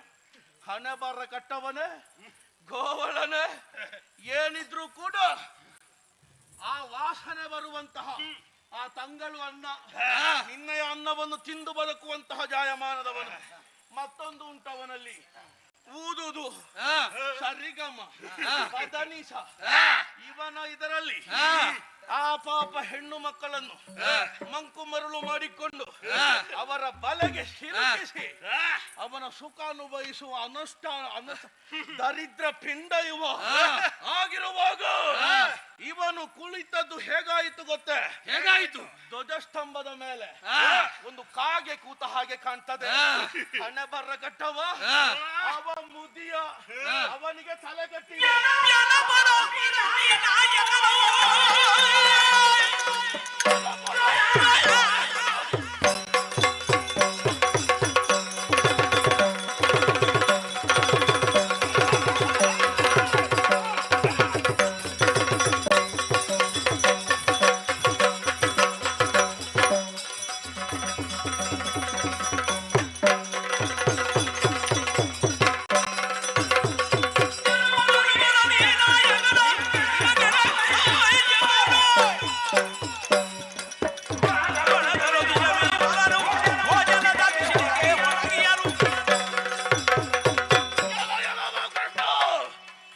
ಸ್ಥಾನವನ್ನು ಕೊಟ್ಟಿದ್ದಾರೆ ಎಂಬುದಾಗಿ ಭಾವಿಸಿಕೊಂಡು ನೀನು ಸಿಕ್ಕಿದ ಅವಕಾಶ ದುರುಪಯೋಗ ಮಾಡದೆ ಸದುಪಯೋಗಿಸಿಕೊಂಡು ಅಗ್ರಪೀಠವನ್ನು ಏರಿದೆಯಲ್ಲ.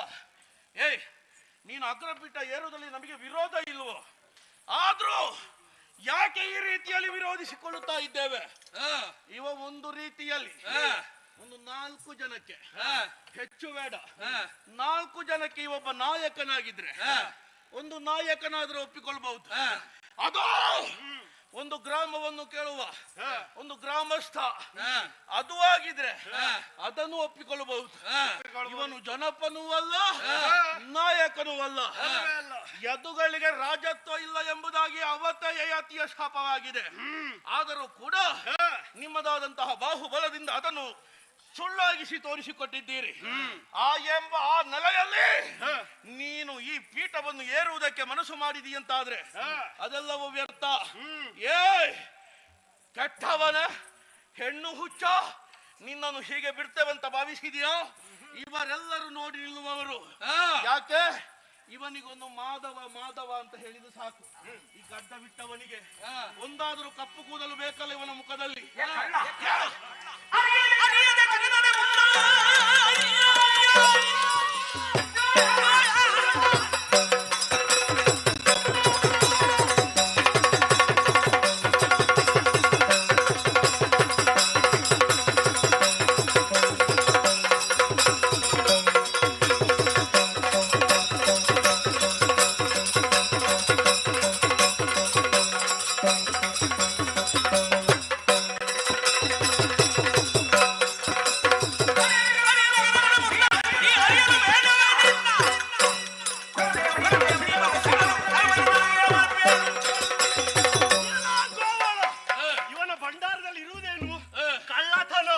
ಮೋಸ, ಒಂದು ಕಪಟ, ಅದು ಅಲ್ಲ, ಒಂದು ಎರಡ ಒಂದು ಎರಡು ಕಳ್ಳತನ ಒಂದು ಮಾಡಿ ಸಾವಿರ ಅಲ್ಲ.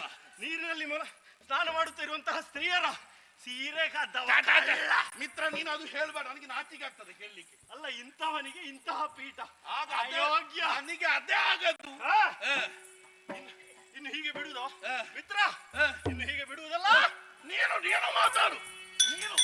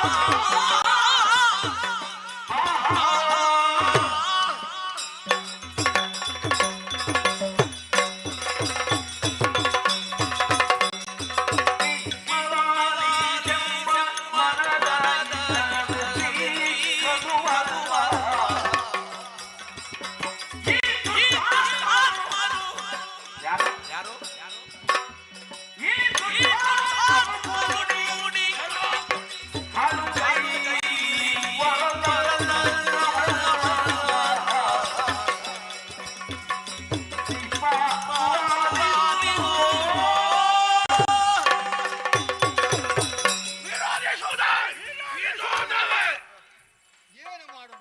ಬಿಡುವುದಿಲ್ಲ, ಶುಭ ಕಾರ್ಯವನ್ನು ಅಶುಭ ಮಾಡ್ತಿದ್ದಾರಲ್ಲ. ಮಾಡ್ಬೇಕಾಗ್ತದೆ. ಇವರು ಈ ರೀತಿಯಲ್ಲಿ ನಮ್ಮ ಕಾರ್ಯಕ್ಕೆ ಭಂಗಗೊಟ್ಟರೆ ನಾವು ಮಾಡಿದಂತ ಆ ಕಾರ್ಯ ಸಫಲವಾಗುವುದೇ? ಅದು ಯಾವಾಗಲೇ ಹಾಳಾಗಿದೆ. ನಮ್ಮ ತೀರುವಂತ ಅಪ್ಪನಿಗೆ ಸ್ವರ್ಗ ಸಿಗುವುದೇ? ಅಪ್ಪನಿಗೆ ಸ್ವರ್ಗ ಸಿಕ್ತಿತ್ತು.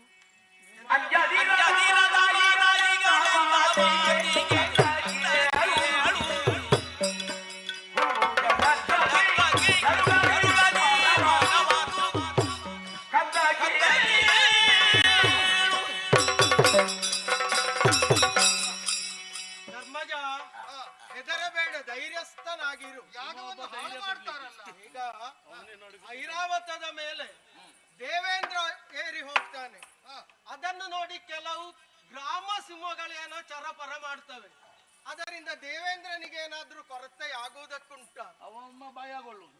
ಆದುದರಿಂದ ಧೈರ್ಯ ಹೇಳುವುದು. ನೀನು ಧೈರ್ಯಸ್ಥನಾಗು. ಮಾರಿ ಸಂತಾನಗಳು. ಶ್ರೀಕೃಷ್ಣ ಇದ್ದಾನೆ. ಹಾಗೆಯೇ ನಮ್ಮ ಕಾರ್ಯ ನಾರದರು ಹೇಳಿದ ರೀತಿಯಲ್ಲಿ ಪೂರ್ಣಗೊಂಡು ಎಲ್ಲ ಯಶಸ್ವಿ.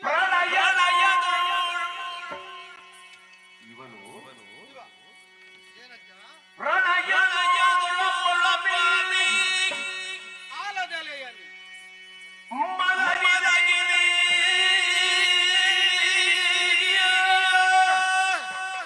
ಈತ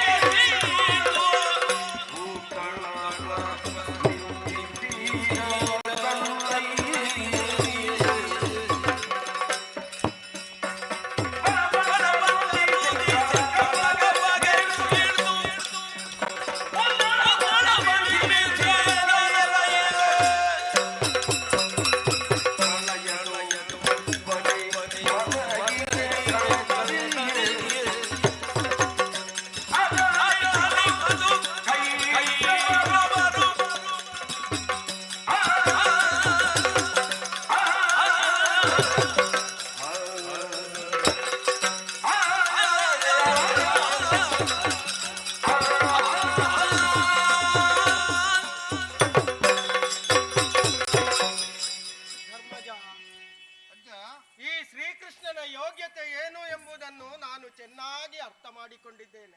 ಶುರು ಮಾಡಿದ ಅವನ ಕತೆ. ಕೆಲವು ದಂಡ ಪಿಂಡಗಳಿಗೆ ಶ್ರೀಕೃಷ್ಣನ ಯೋಗ್ಯತೆ ಗೊತ್ತಿಲ್ಲ. ಒಂದು ದಂಡ ಪಿಂಡ ಕರ್ತ ಇದು ನಿನಗೆ ಕತೆ ಗೊತ್ತಿಲ್ಲದಿದ್ರೆ ಸ್ವಲ್ಪ ಕೇಳು. ನಾನು ಕತೆ ಕೇಳಲಿಕ್ಕೆ ಬಂದದಲ್ವ? ಅಯ್ಯ ಧರ್ಮಜ, ಕತೆ ಇದ್ರೆ ನಾನು ಮೊದಲೇ ಬರ್ಲಿಕ್ಕಿಲ್ಲ. ನೀವು ಹೇಳಿ ಅಜ್ಜ. ಈ ಶ್ರೀಕೃಷ್ಣ ಈಗ ಮಾನವನಾಗಿ ಹುಟ್ಟಿದ್ದಾನೆ ನಿಜ. ಆದಿಯಲ್ಲಿ ಎಲ್ಲವೂ ಪ್ರಳಯಮಯವಾಗಿತ್ತು. ಆ ಕಾಲಕ್ಕೆ ಮೂರು ಮೂರ್ತಿಗಳ ಸೃಷ್ಟಿ. ಪರಮೇಶ್ವರ ಇವನ ವಾಮಭಾಗವನ್ನು ಸೇರಿಕೊಂಡ. ಆಮೇಲೆ ಬ್ರಹ್ಮ ರಾಜಸ ಗುಣ ಭರಿತನಾಗಿ ಮೆರೆಯುವಂತಹ ಕಾಲಕ್ಕೆ ಸೃಷ್ಟಿ ಸ್ಥಿತಿ ಲಯಕ್ಕೆ ನಾನು ಕಾರಣಕರ್ತ ಎಂಬುದನ್ನು ವಿಧಿಗೆ ತೋರಿಸುವುದಕ್ಕಾಗಿ ಇವ ಏನೆಲ್ಲ ಘನ ಕಾರ್ಯಗಳನ್ನು ಮಾಡಿದ್ದಾನೆ. ಈತ ಆ ಜಲರಾಶಿಯ ಮಧ್ಯೆ ಆಲದೆಲೆಯ ಮೇಲೆ ಬಾಲ ಮುಕುಂದನಾಗಿ ಮಲಗಿ ಎಡಕಾಲ ಹೆಬ್ಬೆರಳನ್ನು ಬಾಯೊಳಗಿರಿಸಿ ಕಿವಿಯ ಕಿಲ್ಮಿಷದಿಂದ ಮಧುಕೈಟಬರೆಂಬ ದಾನವರನ್ನು ಸೃಷ್ಟಿ ಮಾಡಿದ. ಈ ಶರೀರ ಇವತ್ತು ಸಣ್ಣ ಎಲೆಯಲ್ಲಿ ಎಲೆಯಲ್ಲಿ ಬಾಲ ಮುಕುಂದನಾಗಿ. ಹಾಗೆಯೇ ಆ ಮಧುಕೈಟಬರೆಂಬಂತಹ ದಾನವರ ಮೇಧಸ್ಸಿನಿಂದ ವಿಶಾಲವಾದಂತಹ ಈ ಧರಿತ್ರಿಯನ್ನ ನಿರ್ಮಾಣ ಮಾಡಿ ಅಂಡಜ ಪಿಂಡಜ ಉದ್ಬೀಜ ಮೊದಲಾದಂತಹ ಜೀವರಾಶಿಗಳಿಗೆ ಕಾರಣಕರ್ತನಾದಂತಹ ಮಹಾಮುಕುಂದ ಈತ. ಅಂತಹ ಯೋಗ್ಯತೆ ಉಳ್ಳವನಾಗಿದ್ದಾನೆ. ಆದುದರಿಂದ ಇವನ ಚರಿತ್ರೆಯನ್ನು ತಿಳಿಯದೆ ಇವರು ಹೀಗೆಲ್ಲ ಯದ್ದುಗಳಿಗೆ ರಾಜತ್ವ ಎಲ್ಲಿಯದ್ದು ಹಾಗೆ ಹೀಗೆ ಎಂಬ ಹಾಗೆ ವಾದಿಸ್ತಾ ಇದ್ದಾರೆ. ನೀನು ದುಃಖಿಸಬೇಡ. ಈಗ ಯಾರು ಗೊತ್ತೇ?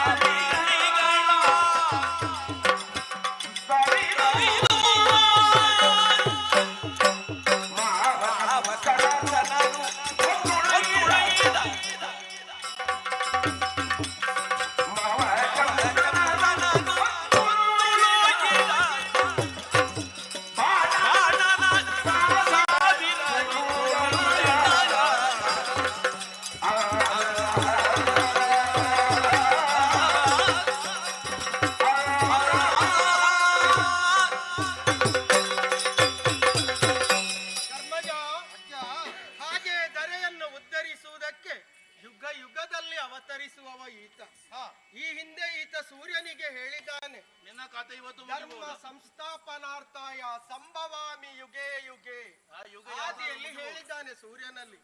ಹಾಗೆಯೇ ಈ ದ್ವಾಪರ ಯುಗದಲ್ಲಿ ಧರ್ಮವನ್ನು ರಕ್ಷಿಸುವುದಕ್ಕಾಗಿ ವಸುದೇವ ದೇವಕಿ ದಂಪತಿಗಳ ಜೀವನವನ್ನು ಪಾವನಗೊಳಿಸುವುದಕ್ಕೆ ಕಾರಾಗೃಹದಲ್ಲಿ ಜನಿಸಿದಾತ ಈತ. ಹಾಗೆಯೇ ಈತ ಹುಟ್ಟುವಾಗಲೇ ಕಾರಾಗೃಹದಲ್ಲಿ ಇವ ಹುಟ್ಟಿದ್ದು ಅಷ್ಟಮಿಯ ದಿವಸ ಮಳೆಯ ಗಾಢ ಮಳೆಯ ಸಂದರ್ಭದಲ್ಲಿ ಈ ಮಗುವನ್ನು ಶಿರಸಿನ ಮೇಲಿರಿಸಿ ಬರುವಾಗ ಆ ಮಗುವಿಗೆ ಏನು ಆಗಬಾರದೆಂಬಂತಹ ಉದ್ದೇಶದಿಂದ ಶೇಷನೇ ಕೊಡೆಯನ್ನಾಗಿ ಹಿಡಿದು ನಂದ ಗೋಕುಲಕ್ಕೆ ಬಂದು ನಂದ ಗೋಕುಲದಲ್ಲಿ ಬೆಳೆದ. ಆಮೇಲೆ ಈತನಿಗೆ ಬಂದು ಬಳಗ ಎಂಬಂತಹ ಯಾವುದೇ ವ್ಯಾಮೋಹ ಇಲ್ಲ. ಆತನ ಭಕ್ತರೇ ಆತನ ಬಂಧುಗಳು. ಕೃಷ್ಣ ಎಂದು ಯಾರು ಕರೆಯುತ್ತಾರೋ ಅವರ ಕಣ್ಣೀರನ್ನು ಒರೆಸಿ ಧರ್ಮವನ್ನು ಉಳಿಸುವುದಕ್ಕೆ ಬೇಕಾಗಿಯೇ ಮಾವನೆಂಬಂತಹ ಮಮಕಾರವನ್ನು ತೋರಿಸದೆ ಕಂಸನನ್ನು ವಧಿಸಿ ಧರ್ಮವನ್ನು ರಕ್ಷಿಸಿ ಮಾಡಿದ್ದಾನೆ ಈತ. ಅಂತಹ ಪುಣ್ಯಾತ್ಮ ಈತ. ಇವ ಮಾಡಿದೆಲ್ಲವೂ ಲೋಕ ಉದ್ಧಾರಕ್ಕಾಗಿ. ನಿಮ್ಮ ಹಾಗೆ ಊರನ್ನೆಲ್ಲ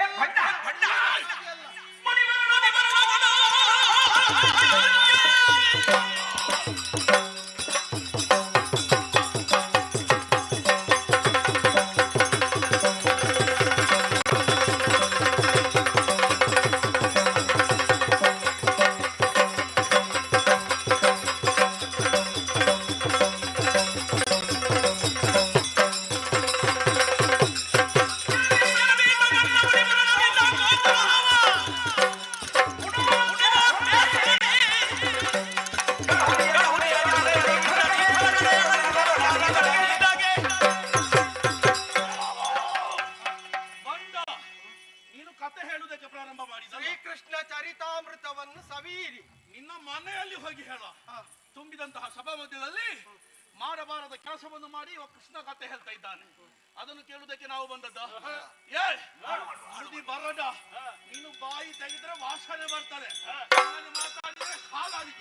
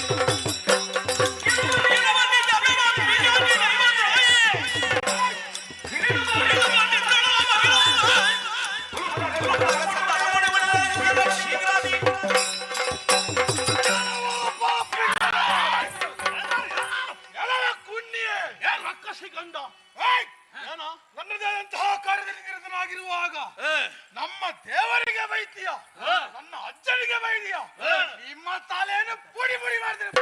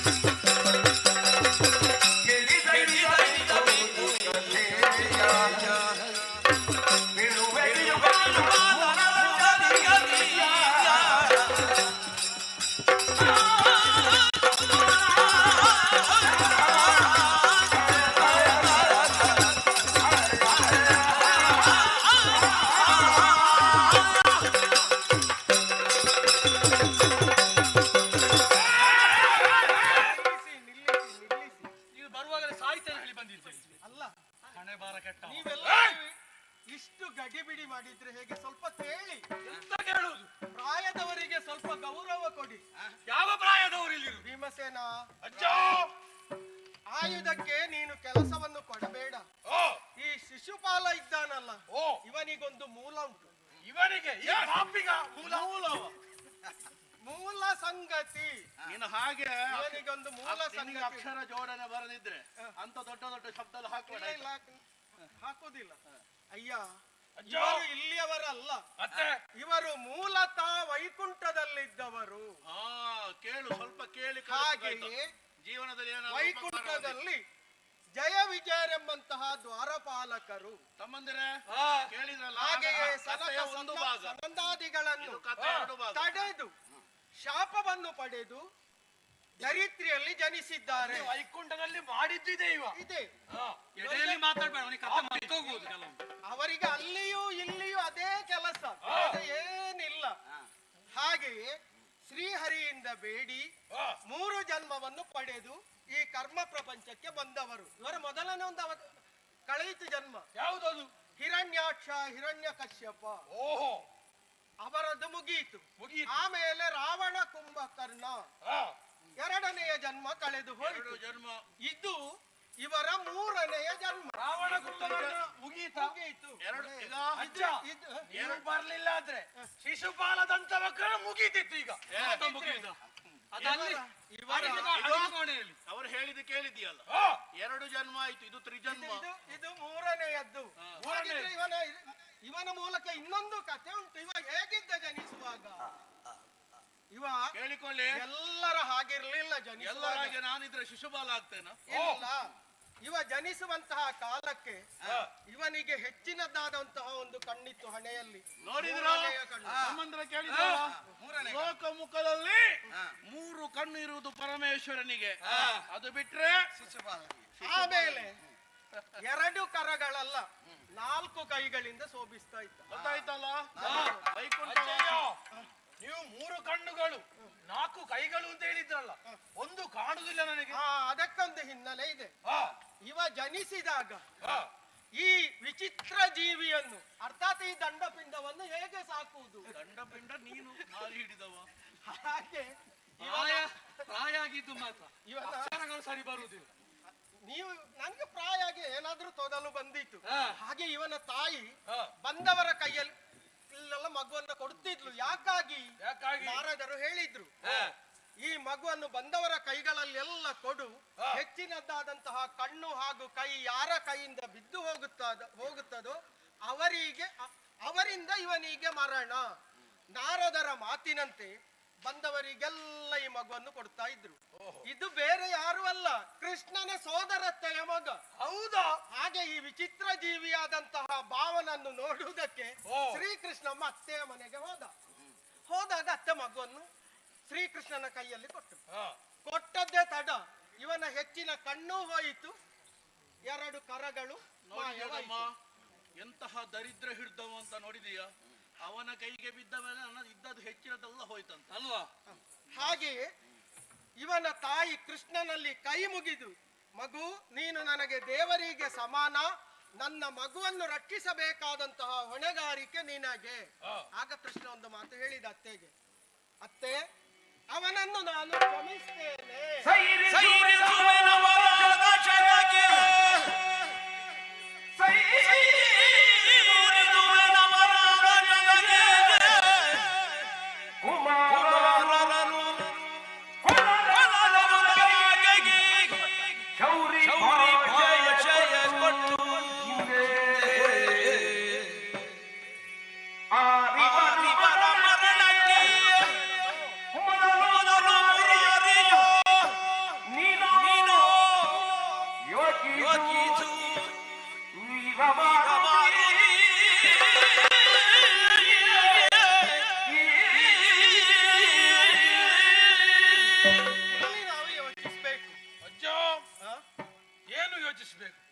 ಇವ ಅತ್ತೆಗೊಂದು ಮಾತು ಕೊಟ್ಟ ಕಣ್ಣೀರು ಸುರಿಸುವಾಗ, ಅತ್ತೆ ಕ್ಷಮಿಸ್ತೇನೆ.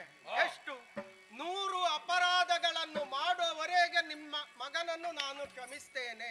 101ನೆಯ ಅಪರಾಧ ಮಾಡಿದ್ರೆ ಧರ್ಮ ರಕ್ಷಣೆಗಾಗಿ ಈತನನ್ನು ನಾನು ವಧಿಸ್ತೇನೆ ಎಂಬ ಹಾಗೆ 100 ಆಗ್ಲಿಲ್ಲ ಹಾಗಾದ್ರೆ ಈಗ ಅತ್ತೆಗೆ ಮಾತು ಕೊಟ್ಟ, ಕೈ ತಟ್ಟಿ ಭಾಷೆಯನ್ನು ಕೊಟ್ಟ. ನೋಡು ನೋಡು, ಅವ ಎಣಿಸ್ತಾ ಇದ್ದಾನೆ. ನೀನೋ ಇವನ ಮರಣಕ್ಕೆ ಇವ ಕಾರಣ ಎಣಿಸುವುದು ಅದ. ಅಥವಾ ನಾನು ಶ್ರೀಕೃಷ್ಣನ ಭಾವಿಸಿದ ಎಂಬುದನ್ನು ಯೋಚಿಸು. ಇನ್ನು ಎಷ್ಟು ಹೆಣ್ಣು ಮಕ್ಕಳ ಸೀರೆ ಎಳಿಲಿಕ್ಕೆ ಉಂಟು ಅಂತ ಲೆಕ್ಕ ಮಾಡುದು ಅಂತ ಭಾವಿಸಿ. ಕೆಟ್ಟ ಬೀಜವನ್ನು ಯಾವಾಗ ಸುಟ್ಟು ಹಾಕಬೇಕು ಎಂಬುದು ಶ್ರೀಕೃಷ್ಣನಿಗೆ ತಿಳಿದಿದೆ. ಮತ್ತೆ ಈ ದೀಪ ಉಂಟಲ್ಲ, ಅದು ಪ್ರಜ್ವಲವಾಗಿ ಬೆಳಕನ್ನು ನೀಡುವುದು ಯಾವಾಗ? ಯಾವಾಗ? ಇವರು ಬರುವಾಗ ಹಾಕಿದ ಎಣ್ಣೆ ಮುಗೀತ ಬಂತು. ಈಗ ಕೊನೆಗೆ ಆ ದೀಪದ ಶಿಕೆಯಲ್ಲಿ ಎಣ್ಣೆಲ್ಲ ಆರಿ ಅದೊಮ್ಮೆ ಪ್ರಕಾಶಮಾನವಾಗಿ ಬೆಳಗುತ್ತಾ ಇದೆ. ಅದೇ ರೀತಿ ಇವರು ಬೆಳಗುವುದು. ಇನ್ನು ಕ್ಷಣದಲ್ಲಿ ಅದು ನಂದಿ ಹೋಗ್ತದೆ. ಆದುದರಿಂದ ಶ್ರೀಕೃಷ್ಣ ಇದ್ದಾನೆ, ಅವ ಬೇಕಾದ ವ್ಯವಸ್ಥೆ ಮಾಡ್ತಾನೆ. ನೀನು ಕೊಲ್ಲುವ ಅವನು. ಅಜ್ಜಯ್ಯ, ಹಾಗಾದರೆ ನಾನು ಪಾಕಶಾಲೆಗೆ ಹೋಗಿ ಊಟ ಮಾಡ್ತೇನೆ. ಪಾಯಸಕ್ಕೆ ಒಗ್ಗರಣೆ ಹೋಗಾಯ್ತಾ?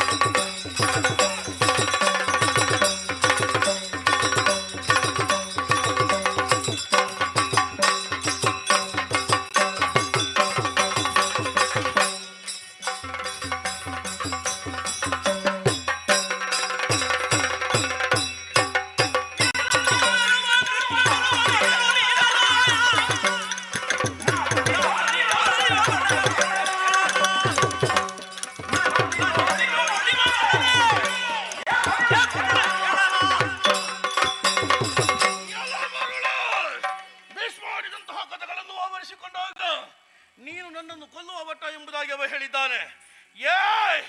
ನಿನ್ನ ಲೆಕ್ಕಾಚಾರಗಳೆಲ್ಲ ಸಂದು ಹೋಯ್ತಂತ ಭಾವಿಸಿಕೊಳ್ಳಬೇಡ. ಇನ್ನೂ ಲೆಕ್ಕ ಉಂಟು ಅಂತ ಇದ್ರೆ ಶಿಶುಪಾಲನಲ್ಲಿ ಹೋರಾಡು.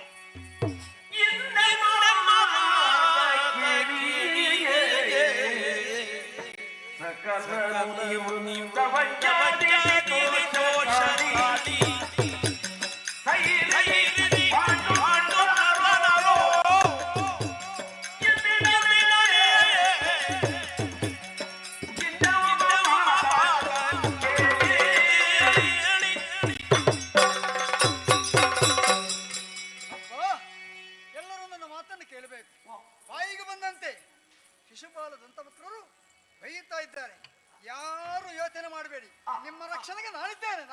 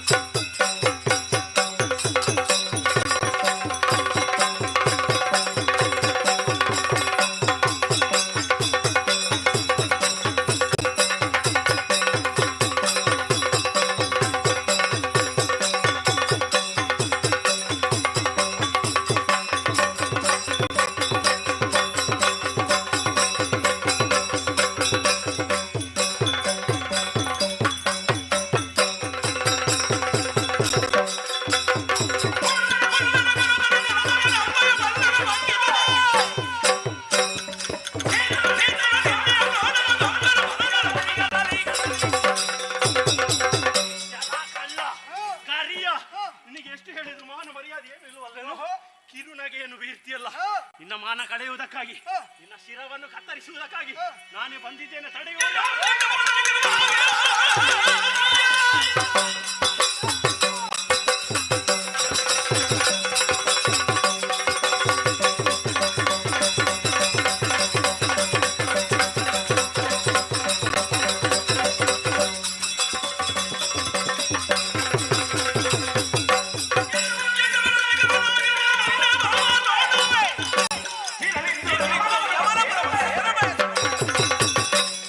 ವಿಚಾರವನ್ನು ಅಜ್ಜ ತಿಳಿಸಿದ್ದಾರೆ. ಆದ್ರೂ ಕೂಡ ನನ್ನನ್ನು ವಿರೋಧಿಸಕ್ಕೆ ಮುಂದಾಗಿದ್ದೀರಿ. ಬಂದಿದ್ದೇವೆ. ನನ್ನ ಯೋಗ್ಯತೆಯನ್ನು ತೋರಿಸಿದ್ದೀರಿ.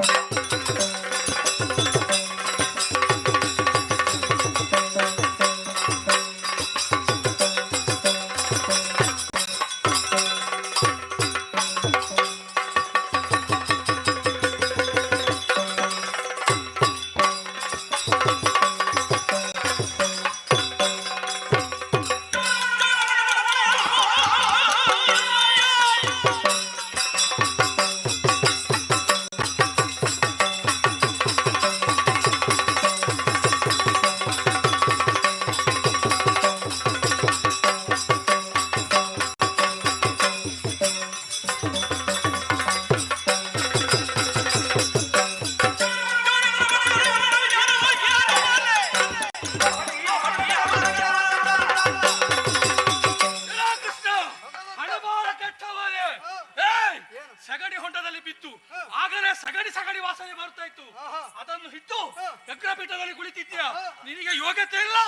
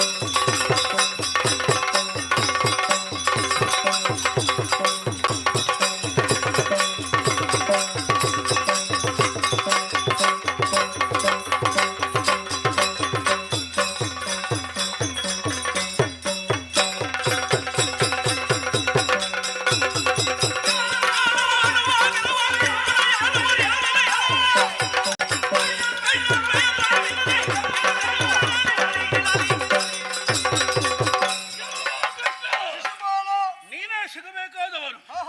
ಅಂದು ನನ್ನ ಮಿತ್ರನಾದಂತಹ ರುಕ್ಮ ಅವನ ತಂಗಿಯಾದಂತಹ ರುಕ್ಮಿಣಿಯನ್ನು ನಾನೀಗ ಮದುವೆ ಮಾಡಿಸುತ್ತೇನೆ ಎಂಬುದಂತ ನಿರ್ಧಾರಕ್ಕೆ ಬಂದಂತಹ ಕಾಲಕ್ಕೆ ಅವಳನ್ನು ಅಪಹರಿಸಿಕೊಂಡಂತಹದವ ನೀನು. ನಿನ್ನನ್ನು ಕೊಂದು ಅವಳನ್ನು ಇವತ್ತು ಮದುವೆ.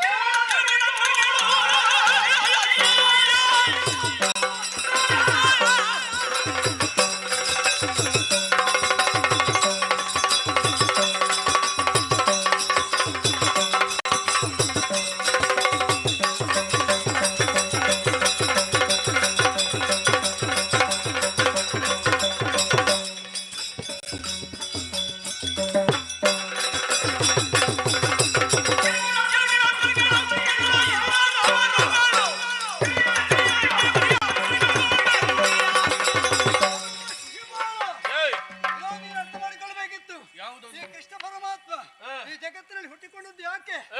ಯಾರು 90 ತಪ್ಪುಗಳನ್ನು ಮಾಡಿದ ಮೇಲೆ 101 ತಪ್ಪುಗಳನ್ನು ಯಾರು ಮಾಡ್ತಾರೋ ಅಂತವನಿಗೆ ಶಿಕ್ಷೆಯನ್ನು ಕೊಡೋದಕ್ಕಾಗಿ ಹುಟ್ಟಿಕೊಂಡ ವೈಕೇಶ ಪರಮಾತ್ಮ ನಿನ್ನ ಆಯುಷ್ಯ ಇಂದಿಗೆ ಮುಗಿಯಿತು.